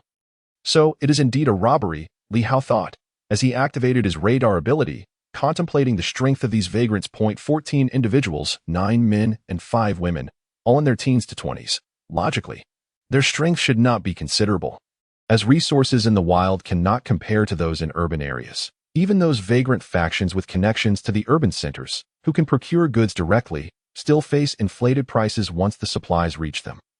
Generally, the strength of vagrants pales in comparison to their urban counterparts. However, the sheer number of them was concerning. "What if I refuse?" Li Hao replied.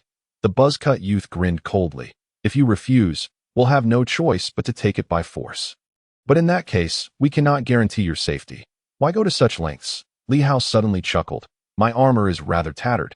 You won't gain much from it. Moreover, if a fight breaks out, you may not all walk away unscathed.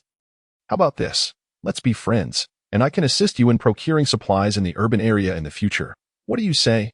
Robberies by vagrants are a common occurrence within Xingtan City. These individuals resemble ancient refugees, driven to chaos out of desperation when resources run low, capable of resorting to any means. Although Xingtan City frequently organizes security forces to suppress and clear out vagrants causing turmoil, new ones continuously emerge. Moreover, there are numerous individuals within the urban area who covertly supply resources to the vagrants. Even among the officials under the city lord's jurisdiction, many profit through such means. Some factions even cultivate their own vagrant forces outside the urban area as private soldiers. Since the Great Disaster, Many urban regimes have fallen to vagrant factions. Yet, in the end, it often results in a cycle of destruction, where the dragon-slaying youth becomes the dragon themselves. Li Hao was not eager to engage in a deadly confrontation with these vagrants. However, he was reluctant to part with his armor. Thus, he sought to negotiate a cooperative relationship. Yet, the buzzcut youth displayed no interest, barking, "Enough with the nonsense. Quickly strip off the armor and get lost." "Damn it," Li Hao cursed inwardly. "I am a transmigrator with a system. How could I be bullied by you?" Suddenly, the nuclear motorcycle vanished before the vagrant's eyes that a laser gun appeared in Li Hao's hand. "You little brat. Who gave you the audacity to speak to me like that?" He brandished the laser gun, aiming it at the buzzcut youth's head. The sudden turn of events caused the vagrants' faces to pale. "He's an ability user," someone exclaimed. "He possesses spatial abilities." A laser gun, even though the laser gun in Li Hao's possession was merely of the lowest grade. It posed a significant threat to those below the 4th rank. They had never anticipated that Li Hao would be such a prosperous individual, let alone possess spatial abilities. From a distance, they had perceived Li Hao as merely a somewhat affluent person. Given his tattered armor and lack of weapons, who would have thought that his laser gun was concealed within his spatial ability? This was utterly illogical, as ability users with spatial powers typically follow supportive paths and rarely act independently. The buzzcut youth's face turned pale with fear. He wanted to flee but dared not move, left only to stare blankly at Li Hao. The other vagrants hesitated to make any rash movements. To counter a laser gun at close range, only telekinesis, metal manipulation, or mental attack abilities could provide a countermeasure. Yet, both metal manipulation and mental attack abilities are exceedingly rare. Even abilities like Qin Yu's Dawn Rooster Cry are quite uncommon. Among these 14 individuals, though some possess abilities, none have metal manipulation or mental attack capabilities. Abilities of the mind and space are inherently the most scarce. What do you want?" The buzzcut youth's forehead glistened with cold sweat as he queried Li Hao. They had risked their lives to engage in robbery, yet clearly, none wished to meet their end at this moment. Li Hao sniffed and commanded, "Drop all your alloy weapons on the ground and then get lost." In the spirit of reciprocity, one must return the favor in kind. Whether or not to eliminate these vagabonds is of little consequence to him. However, a counter-theft is imperative. The expression on the buzzcut youth's face is rather dismal. Their strength is inherently feeble, with only a couple of them possessing special abilities. Should they discard their alloy weapons, the potency of their group would diminish even further. Henceforth, not only would robbery be rendered impractical, but even confronting ferocious beasts would become significantly more challenging. Typically, martial artists without weapons find it difficult to contend with ferocious beasts of the same rank, as the physical prowess of these beasts far surpasses that of the martial artists. "Let us have at it." At this moment, an unknown voice called out, and a wall of earth suddenly materialized before Li Hao. Interposing itself between him and the buzzcut youth, Dai appears the one who shouted was the earth ability user. However, the earthen wall cannot hinder Li Hao's radar ability. He immediately aimed and pulled the trigger at the buzzcut youth. The youth, surprisingly quick to react, evaded to the side the instant the wall appeared. Li Hao's marksmanship, unfortunately, left much to be desired. Thus, the laser merely grazed the youth's shoulder after penetrating the wall. The buzzcut youth cried out in agony as a charred hole appeared on his left shoulder, causing his entire arm to fall limp. Li Hao discarded the laser gun and, using telekinesis, fired 2 more shots at the buzzcut youth. Simultaneously, he retrieved an alloy long knife from his storage space. Armed with a laser gun and fully equipped, he felt no fear in confronting these vagabonds. Chapter 71. The elder studying abilities with the alloy long knife in hand, he exerted his strength and leapt over the 2-meter-high earthen wall. He also retrieved alloy throwing knives from his storage space, launching them swiftly toward a vagabond. The vagabonds scattered in panic, unable to anticipate Li Hao's ferocity. Spatial ability. What new power is this that has emerged now? Telekinesis? Metal manipulation? Yet, judging by the youth's voice, he seems quite young. How could he manage such multitasking? In a bustling urban area, he would undoubtedly be considered a prodigious talent. No, it is multitasking on a triad level. Controlling the laser gun and pulling the trigger are 2 separate tasks. With the cries of anguish resounding, one vagabond was pierced through by the alloy-throwing knife, while the buzzcut youth was also struck by the laser gun, resulting in a gaping hole in his abdomen, emitting a wisp of black smoke. His body stiffened abruptly, collapsing to the ground. "Stop, Li Hao."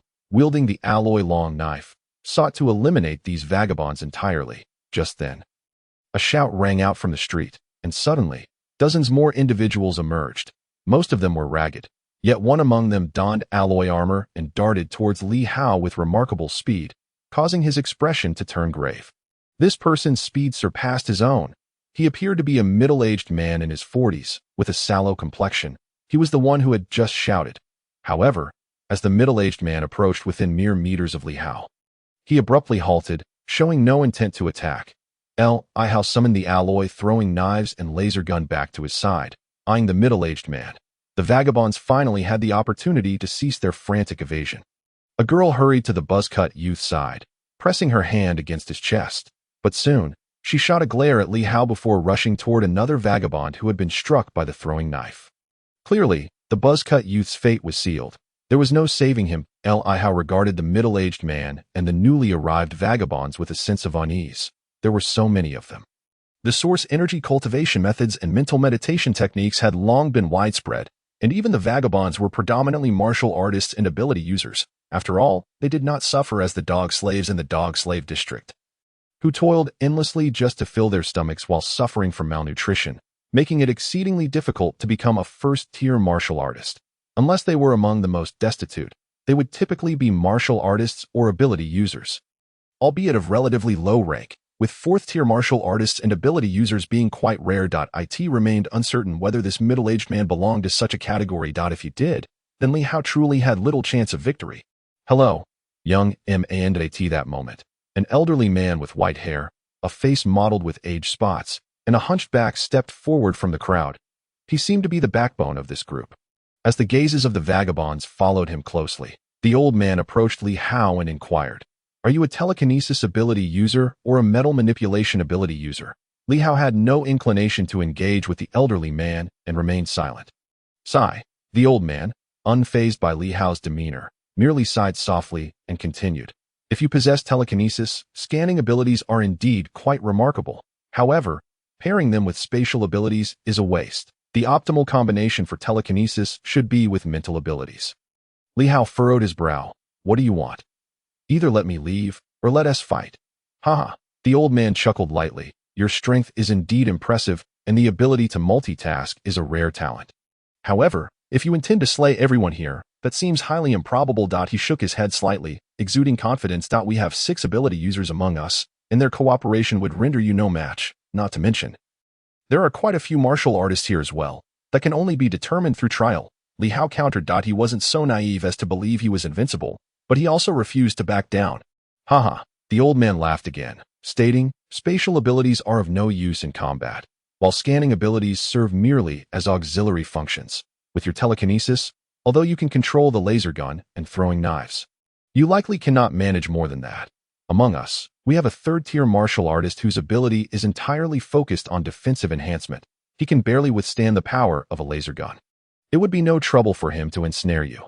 Additionally, we have a third-tier martial artist with dual speed abilities, 2 third-tier martial artists bolstered by offensive abilities, and 2 earth and wood ability users capable of controlling your movements.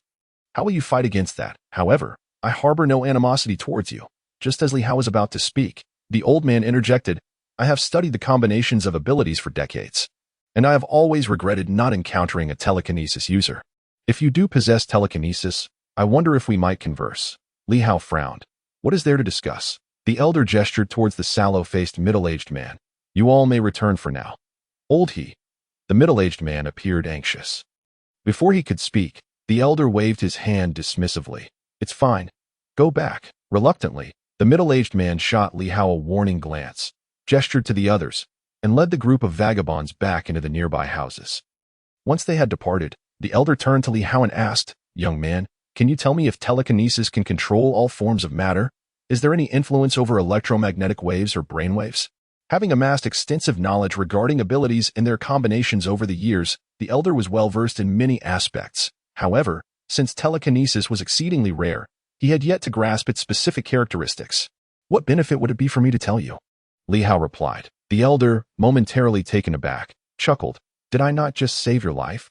Surely that counts for something." Li Hao rolled his eyes. "You saved many lives today, including those of your companions, and yet you were just about to rob me." However, he recognized that this elder was no ordinary individual. He spoke with authority on various abilities. Although Li Hao was aware of much about the abilities in this world, he surmised that the elder's decades of research had likely provided him with far more insight. When the elder mentioned his decades-long study of abilities, Li Hao's mind began to formulate a question regarding the optimal combinations for telekinesis. "What do you desire in return?" the elder asked, a look of resignation on his face. "Anything and everything would be ideal. Ferocious beast corpses, crystal cores, beast eggs, weapons, medicinal herbs, whatever you have. After all, I possess spatial abilities," Li Hao responded with a grin. The elder's expression shifted to one of disbelief. "If we had access to such resources, we wouldn't be out here resorting to robbery." "That's not my concern," Li Hao replied. Chapter 72. The Soul of Elements. The elder pondered for a while before offering. "I possess a tome on abilities and their combinations, the culmination of my decades of research. Would you care to take a look?" Li Hao dismissed it. "I have no interest." The elder's irritation was palpable as he bristled. "Young man, this is the product of my decades of research.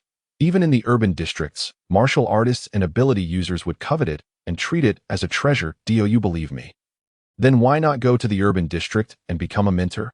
Li Hao retorted. "I how dismissively remarked," the elderly man stated. "I do not wish to be constrained," yet his countenance unmistakably revealed a hint of despondency. He had indeed sought to promote his unique abilities and theories concerning their combinations, but being merely a third-tier ability user, no one ever took his research seriously. Some even ridiculed him, arguing that theory and practice are disparate realms. As a mere third-tier ability user, who had scarcely encountered formidable beasts or other ability wielders, what significant discoveries could he hope to achieve? His writings had never garnered the serious attention of influential figures. "I shall offer you another fourth-tier crystal core, a mental type 1, ranked third in the sequence." The old man grit his teeth and declared. "Very well," Li Hao responded, observing the elderly man's anguished expression, deducing that there was little profit to be gained from this exchange. And he immediately grinned in agreement. "Let us proceed. Present it to me."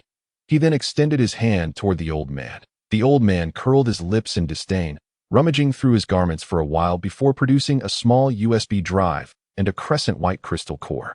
"How cunning!" Li Hao cursed inwardly. The old man had clearly concealed more valuable items on his person. After acquiring the USB drive and the crystal core, he asserted, "The conclusion is that telekinesis has no effect on electromagnetic waves, sound waves, light, or electricity. It is only effective against tangible particles visible to the naked eye. If one were willing, they could even manipulate dust. However, it proves ineffective against light or wind-based abilities, although radar abilities can detect the electromagnetic fluctuations of light and electricity. This fourth-tier crystal core will precisely compensate for your deficiencies in mental assault capabilities, a spear of the mind. However, the prerequisite is that you must be able to comprehend it. Alas, young man, possessing the exceedingly rare and elite first-tier ability of telekinesis, how could you squander it by choosing a spatial storage ability? What a waste of an ability slot," the old man continued. "What should I focus on instead?" Li Hao inquired. "Scanning and reconnaissance abilities are quite commendable. They could occupy a second-tier slot. However, for the third-tier slot, following the conventional path, one ought to select either mental or sound wave defensive abilities," the old man responded. "Telekinesis inherently possesses formidable offensive and controlling capabilities, posing a significant threat to both martial artists and ability users alike. Yet, it is of little utility against similarly ranged mental, sound wave, or some elemental abilities. Despite the plethora of elemental abilities available, telekinesis can effectively manipulate objects. If you were to also grasp mental and sound wave defensive abilities, you would achieve near invulnerability.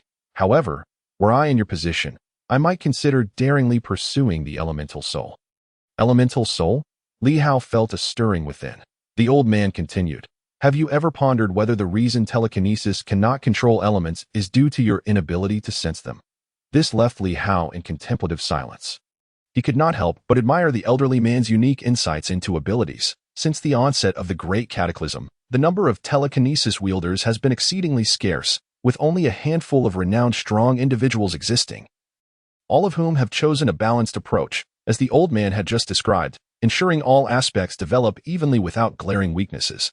Telekinesis offers an abundance of combinations yet remains largely unexplored. If he were to pair telekinesis with radar abilities, No one had attempted such a combination previously. The old man's proposition of the elemental soul ignited a fervor within Li Hao. Should the old man's hypothesis prove valid, he would gain the ability to manipulate any element present in the air, akin to a universal ability user. Of course, if the old man's hypothesis were to falter, he would effectively squander an ability slot. The elemental soul, after all, is merely an auxiliary ability that allows one to perceive surrounding elements and holds limited combat utility, ranking far beyond the top 100 in the third-tier ability sequence. Once I ascend to the fourth tier, I shall certainly explore the elemental soul. Li Hao stated that it may be too late now. The old man countered, shaking his head. Among low-tier beasts, those possessing the elemental soul crystal core are exceedingly rare. Not significantly more common than those with telekinesis crystal cores. Among fourth-tier beasts, only the Holy Shadow Elk possesses the elemental soul crystal core. Can you capture a Holy Shadow Elk? He shrugged, feigning regret. The Holy Shadow Elk, evolved from the elk, boasts a pure white coat, enveloped in an ethereal glow, exuding a sacred aura, although it ranks as a mid-tier entity among fourth-tier beasts since the Great Cataclysm. Locating this creature has proven exceedingly difficult. Even though the elemental soul crystal core may not be favored by ability users, the price of a Holy Shadow Elk's corpse remains exorbitantly high, often unattainable despite its value. The younglings of the Holy Shadow Elk command an even more outrageous price. Alas, Li Hao feigned a sigh. I shall defer this matter for now. Yet in his heart, he resolved to comprehend the elemental soul ability at all costs. The Holy Shadow Elk may be elusive, but the likelihood of encountering a third-tier elemental soul crystal core is considerably greater. Moreover, there are indications of such third-tier beast prowling within the radiation range of Xingtan City. Moonlight monkeys, evolved from golden silk monkeys, rank near the bottom among third-tier beasts, with telekinesis and radar abilities in play. His curiosity about ability combinations surged. If you truly wish to attempt this, could you leave me a contact number? The old man inquired. He remained hopeful. Certainly, Li Hao promptly agreed, exchanging phone numbers. He Xianhua. XXXXXXX. Although he had read the original novel, there were countless aspects of this world not covered in the text, leaving him with many informational gaps. Given the old man's insights into abilities, it was likely that he would seek the Elder's counsel again in the future. Old He, may I take my leave? Once he had saved He Xianhua's contact information, Li Hao addressed him. Farewell, He Xianhua replied, letting out a soft sigh before strolling toward the nearby residential area. Li Hao retrieved his nuclear-powered motorcycle from the spatial storage and continued toward the central primary school of the town. Although he yearned to hunt the moonlight monkeys, his priority was to secure any available resources from Qinyu first. Chapter 73.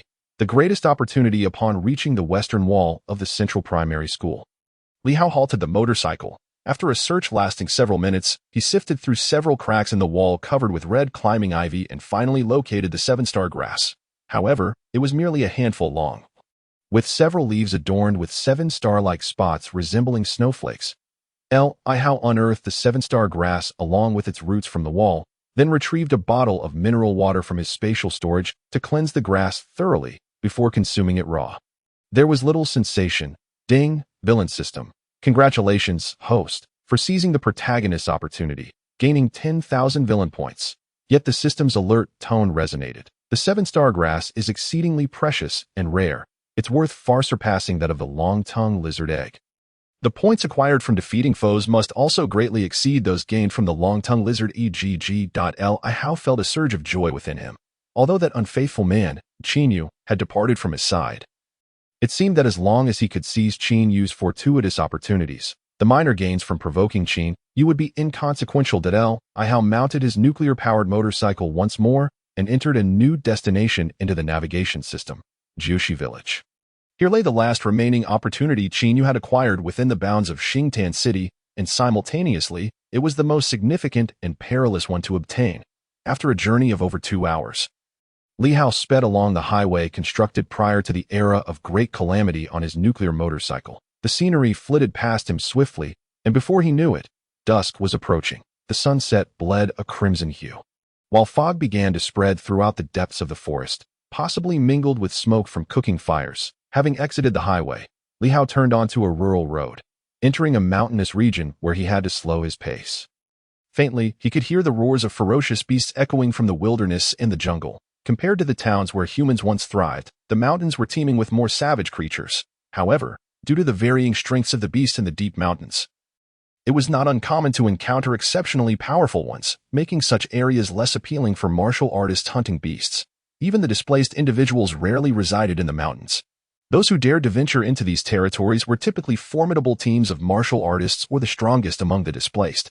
When Qin initially ventured into these mountains, he had already reached the level of a Tier 3 martial artist and an ability user. Of course, Li Hao was not significantly weaker than Qin at that time.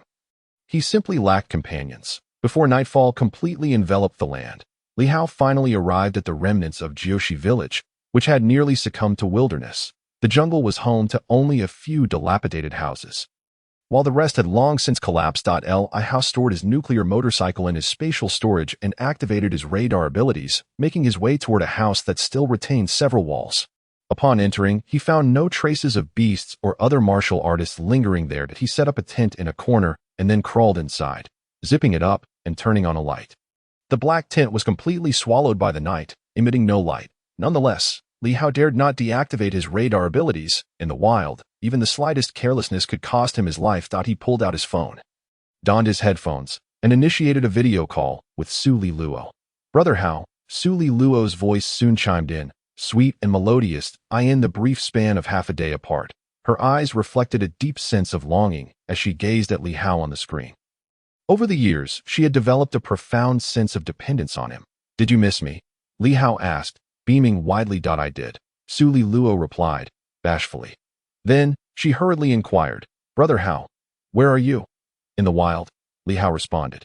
Su Li Luo discreetly adjusted the angle of her phone, revealing Xiao Manshur reclining lazily on the sofa. Xiao Manshur possessed keen perception. She immediately glanced at Su Li Luo's phone and remarked coolly, "Thank you for the purple diamond earrings you sent me, but there is no need for such extravagance in the future. I have no need for these things." Li Hao scratched his head, saying, "I merely wanted to express my gratitude to you, Sister Manshur." Xiao Manshur nodded and turned away. Indeed, this woman's heart was too resolute. After just half a day apart, the ripples Li Hao had managed to stir within her heart had once more settled into calmness.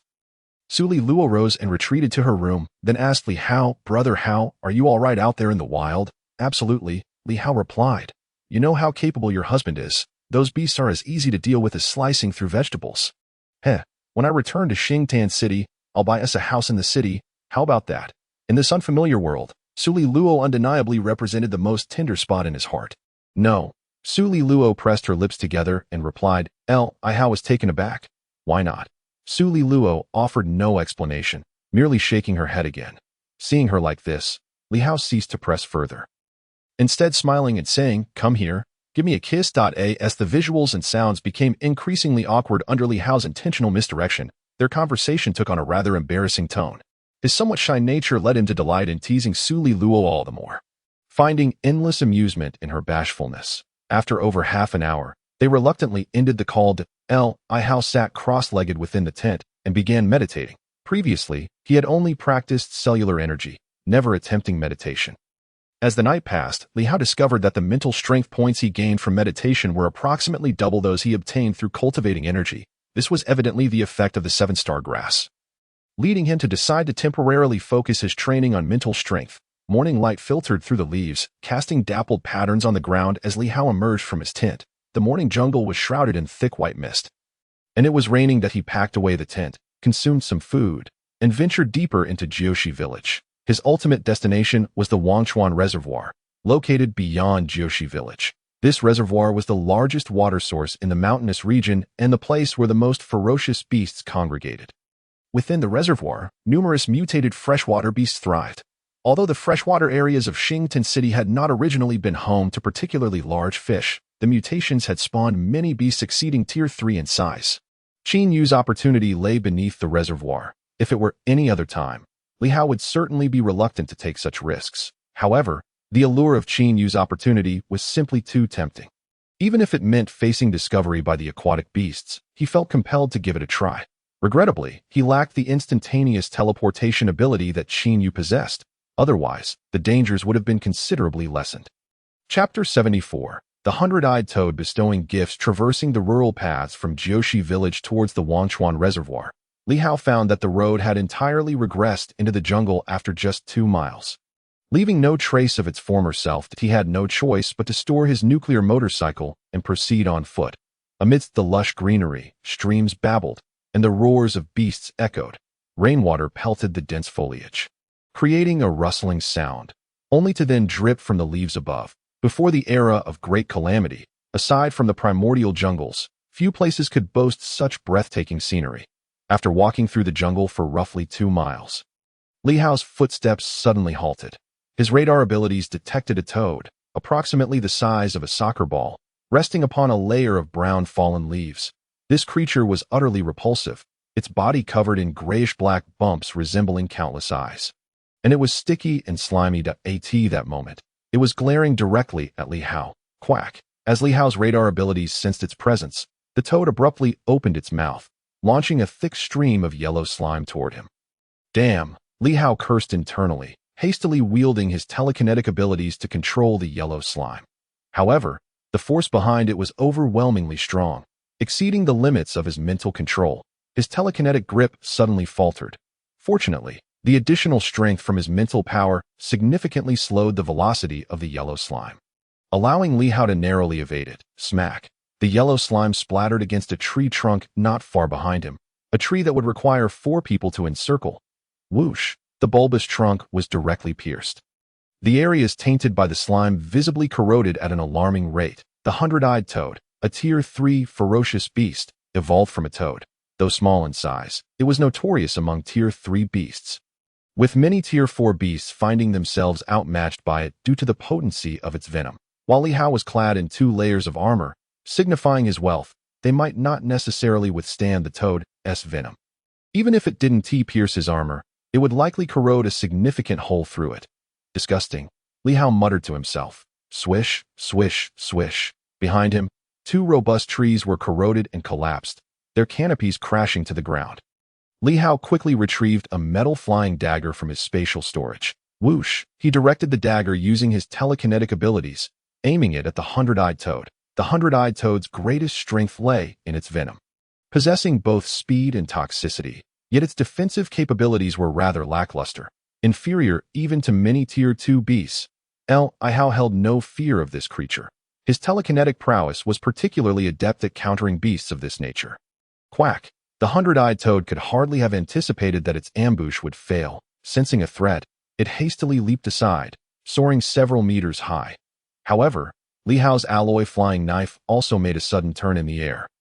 With a sharp cry, the 100-eyed toad was pierced through its body by the knife, and then, akin to a deflated balloon, its rotund belly rapidly shrank, crashing to the ground, motionless. The flying knife had nearly severed it in 2.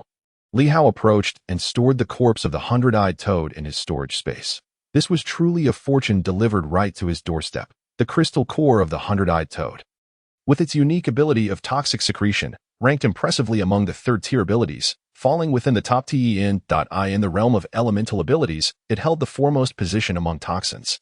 The crystal core was immensely valuable and highly sought after by those specializing in toxin-based powers. Continuing onward, after a while, Li Hao arrived at the Wangchuan Reservoir. At the edge of the reservoir, remnants of the originally man-made embankment remained. The concrete slope was in disrepair, overgrown with wild weeds. In the distance, Li Hao noticed a ferocious beast drinking from the reservoir, a 1st-tier beast resembling a deer, known as the long-eared deer. This creature possessed the ability to spit water arrows and frequently needed to drink water for functional replenishment. Above the water's surface, several flying beasts circled, occasionally diving sharply to create splashes. A small black fish, no larger than a palm, was snatched by one of the flying beasts. At that moment, Li Hao observed the long-eared deer suddenly startled, raising its head in alarm. Panic-stricken, it seemed, as numerous small black fish suddenly burst forth from beneath the water's surface, directly attaching themselves to the deer's head, rapidly covering it. Li Hao then witnessed the long-eared deer collapse to the ground, subsequently being dragged under the water by the swarm of black fish. As waves of blood surged forth from the surface, Li Hao swallowed hard. The 1st-tier beast, the spiny-toothed crucian carp, was an evolved form of the crucian carp, commonly found in freshwater bodies. Its grade was low, and its strength weak, yet its numbers were vast. Its mouth was filled with fine teeth, accompanied by a slight paralyzing toxin. while a bite from a spiny-toothed crucian carp posed little danger. An assault from a swarm could incapacitate a creature, much like the long-eared deer just now. Fortunately, he was fully armed, so he need not worry excessively about this. What concerned Li Hao were the fiercely aggressive beasts lurking beneath the surface, capable of breaching his armored defenses. Nevertheless, he felt compelled to take the risk. Li Hao walked along the reservoir's embankment for several dozen meters until he reached a collapsed area. Taking a deep breath, he plunged into the water as darkness enveloped him. Li Hao activated his radar ability and swam toward the depths. The Wangshuan Reservoir, at the embankment's edge, possessed depths of several meters. The radar scanned the area, revealing that the concrete slope had been hollowed out by an unknown beast, exposing the soil and stones beneath. Uneven and pockmarked, a dark hole, half a meter square, appeared in Li Hao's mind. The radar detected winding passages within, extending beyond the scanning range. Inside, a several-meter-long python coiled within the cave. Indeed, it was the third-tier beast, the black star eel. This creature was not an evolved snake, but rather a type of eel. Before the cataclysm, crucian carp and eels were staple foods for humans. Now they had become formidable beings. Li Hao chose not to dive deeper, instead splashing his hands in the water to create noise. He had no desire to provoke the black star eel. Though not particularly powerful, it possessed sharp teeth and an impressive constricting strength, lacking other means of attack. However, it would undoubtedly pose significant challenges underwater, where a martial artist's abilities were severely diminished. Li Hao could not ascertain if he was capable of defeating the Black Star eel. In the original storyline, 2 members of Qin Yu's 5-person team had fallen victim to this creature. Qin Yu had relied on his teleportation skill to seize an opportunity at the bottom of the water and escape. Yet, the opportunity lay hidden within the Black Star eel's lair. Suddenly, the Black Star eel opened its eyes and darted swiftly toward the cave's entrance. Li Hao quickly swam toward the surface, gripping the concrete slope and leaping out of the water. Just as he emerged, the Black Star eel leaped out as well, its head as thick as that of a hippopotamus. With a swish, Li Hao directed his mental power to control the alloy flying knife, which struck the Black Star eel, leaving only a shallow white mark. The creature's body was covered in scales, displaying formidable defensive capabilities. However, the Black Star eel emerged with its head above water, much to Li Hao's delight. Although the flying knife had not succeeded, he immediately exerted his mental power to seize the Black Star eel's body. With his current mental strength of 7,500 points, the force he could exert exceeded 7,000 pounds. Though the Black Star eel was robust, it weighed at most a few hundred pounds. It stood no chance against such force and was swiftly thrown onto the shore. Writhing in place, it raised its head, its crimson eyes fixed intently on Li Hao. Yet on land, Li Hao had no reason to fear it. With a flurry of shots from his laser gun, the Black Star eel twisted in agony, its scales insufficient to withstand the laser's might, resulting in gory holes peppering its body. Realizing Li Hao was a formidable opponent, it hastily attempted to dive back into the water. Li Hao was unwilling to grant it that reprieve. He seized the Black Star eel's tail with his mental power. The creature was startled and thrashed its tail vigorously. Despite its strength, the mental grip momentarily faltered, yet it significantly hindered the Black Star eel's speed. Li Hao charged forward wielding his alloy long knife, positioning himself in front of the Black Star eel. With a sharp clang, the blade struck the creature's forehead, slicing deep into its skull. The E1 grade alloy long knife's sharpness was unmatched, and no third-tier beast could withstand it. The Black Star eel twisted a few times before falling still. Li Hao grinned widely, marveling at the superiority of mental power over teleportation, appreciating its utility. Coupled with his radar ability, it was undeniably a cheat-like advantage. Scanning with his radar, Li Hao quickly exerted his mental power to extract the opportunity from the Black Star eel's lair. Once again, he uncovered a set of eerie white bones, clad in a complete suit of armor, C-grade alloy armor. The armor bore shallow bite marks. Qin Yu had acquired this opportunity after hearing from nearby refugees about a powerful being battling a gigantic turtle-like beast in the Wangshuan Reservoir. Both the human and the beast had vanished beneath the waters and never resurfaced. Qin Yu and his companions, driven by a sense of chance, had ventured to investigate the area. One of their team members, possessing scanning abilities, had unexpectedly discovered this corpse within the Black Star eel's cave. It was surmised that the powerful being had met its demise at the hands of the turtle beast. and the black star eel had dragged the body back to its lair. The black star eel must have attempted to consume the corpse, but the sea-grade alloy armor was too sturdy, leaving only these shallow marks. Yet this did not diminish the armor's defensive capabilities. Li-Hao felt a surge of delight. Ding! The villain's system chimed. Congratulations to the host for seizing the protagonist's opportunity. Gaining 36,460 villain points. The system's prompt resonated within his mind. Li-Hao grasped the alloy armor, weighing it in his hands. Together with the helmet, boots, and various components of the armor, it amounted to a mere 2 pounds. This alloy, originating from the era of the Great Cataclysm, was remarkably unique, distinct from any metal produced prior to that time. It was not cumbersome and boasted exceptional malleability. Li-Hao was unaware of the specific classification of this alloy. Yet based on the villain points he had acquired, it was unequivocally a C-grade alloy, and certainly not of the C1 tier. Villain points. For 7535 in an instant, his accumulated villain points had neared 40,000. Li-Hao rubbed his nose and stored the corpse of the black star eel into his spatial storage. He had thoroughly scavenged the opportunities available in the Starpool City region associated with Qinyu. However, he wondered whether Qinyu, the destined protagonist, would encounter any other fortuitous encounters. Li-Hao did not intend to depart, just yet was now certain that this formidable being had perished here. Consequently, his weapon should also lie within the Wangshuan Reservoir, though its precise location remained unknown. The E1 grade alloy longsword, while capable of penetrating the defenses of any beast below the 4th tier, no longer held any allure for Li-Hao. He discarded his tattered armor and donned the new one. That the primary drawback of this armor was that the helmet was not fully enclosed. Nevertheless, the previous helmet had merely been a face shield, offering subpar protection compared to the alloy. Li-Hao navigated the periphery of the Wangshuan Reservoir, utilizing his radar ability to probe the depths below. The images of beasts, stones, and aquatic plants materialized in his mind. His radar's detection range had now expanded to nearly 100 meters in diameter. Yet, even this was insufficient to survey the entire bottom of the Wangshuan Reservoir. After circling the reservoir without any findings, Li-Hao gritted his teeth. 10,000 points, plus mental energy. In any case, he intended to pursue both martial artist and psychic paths, momentarily.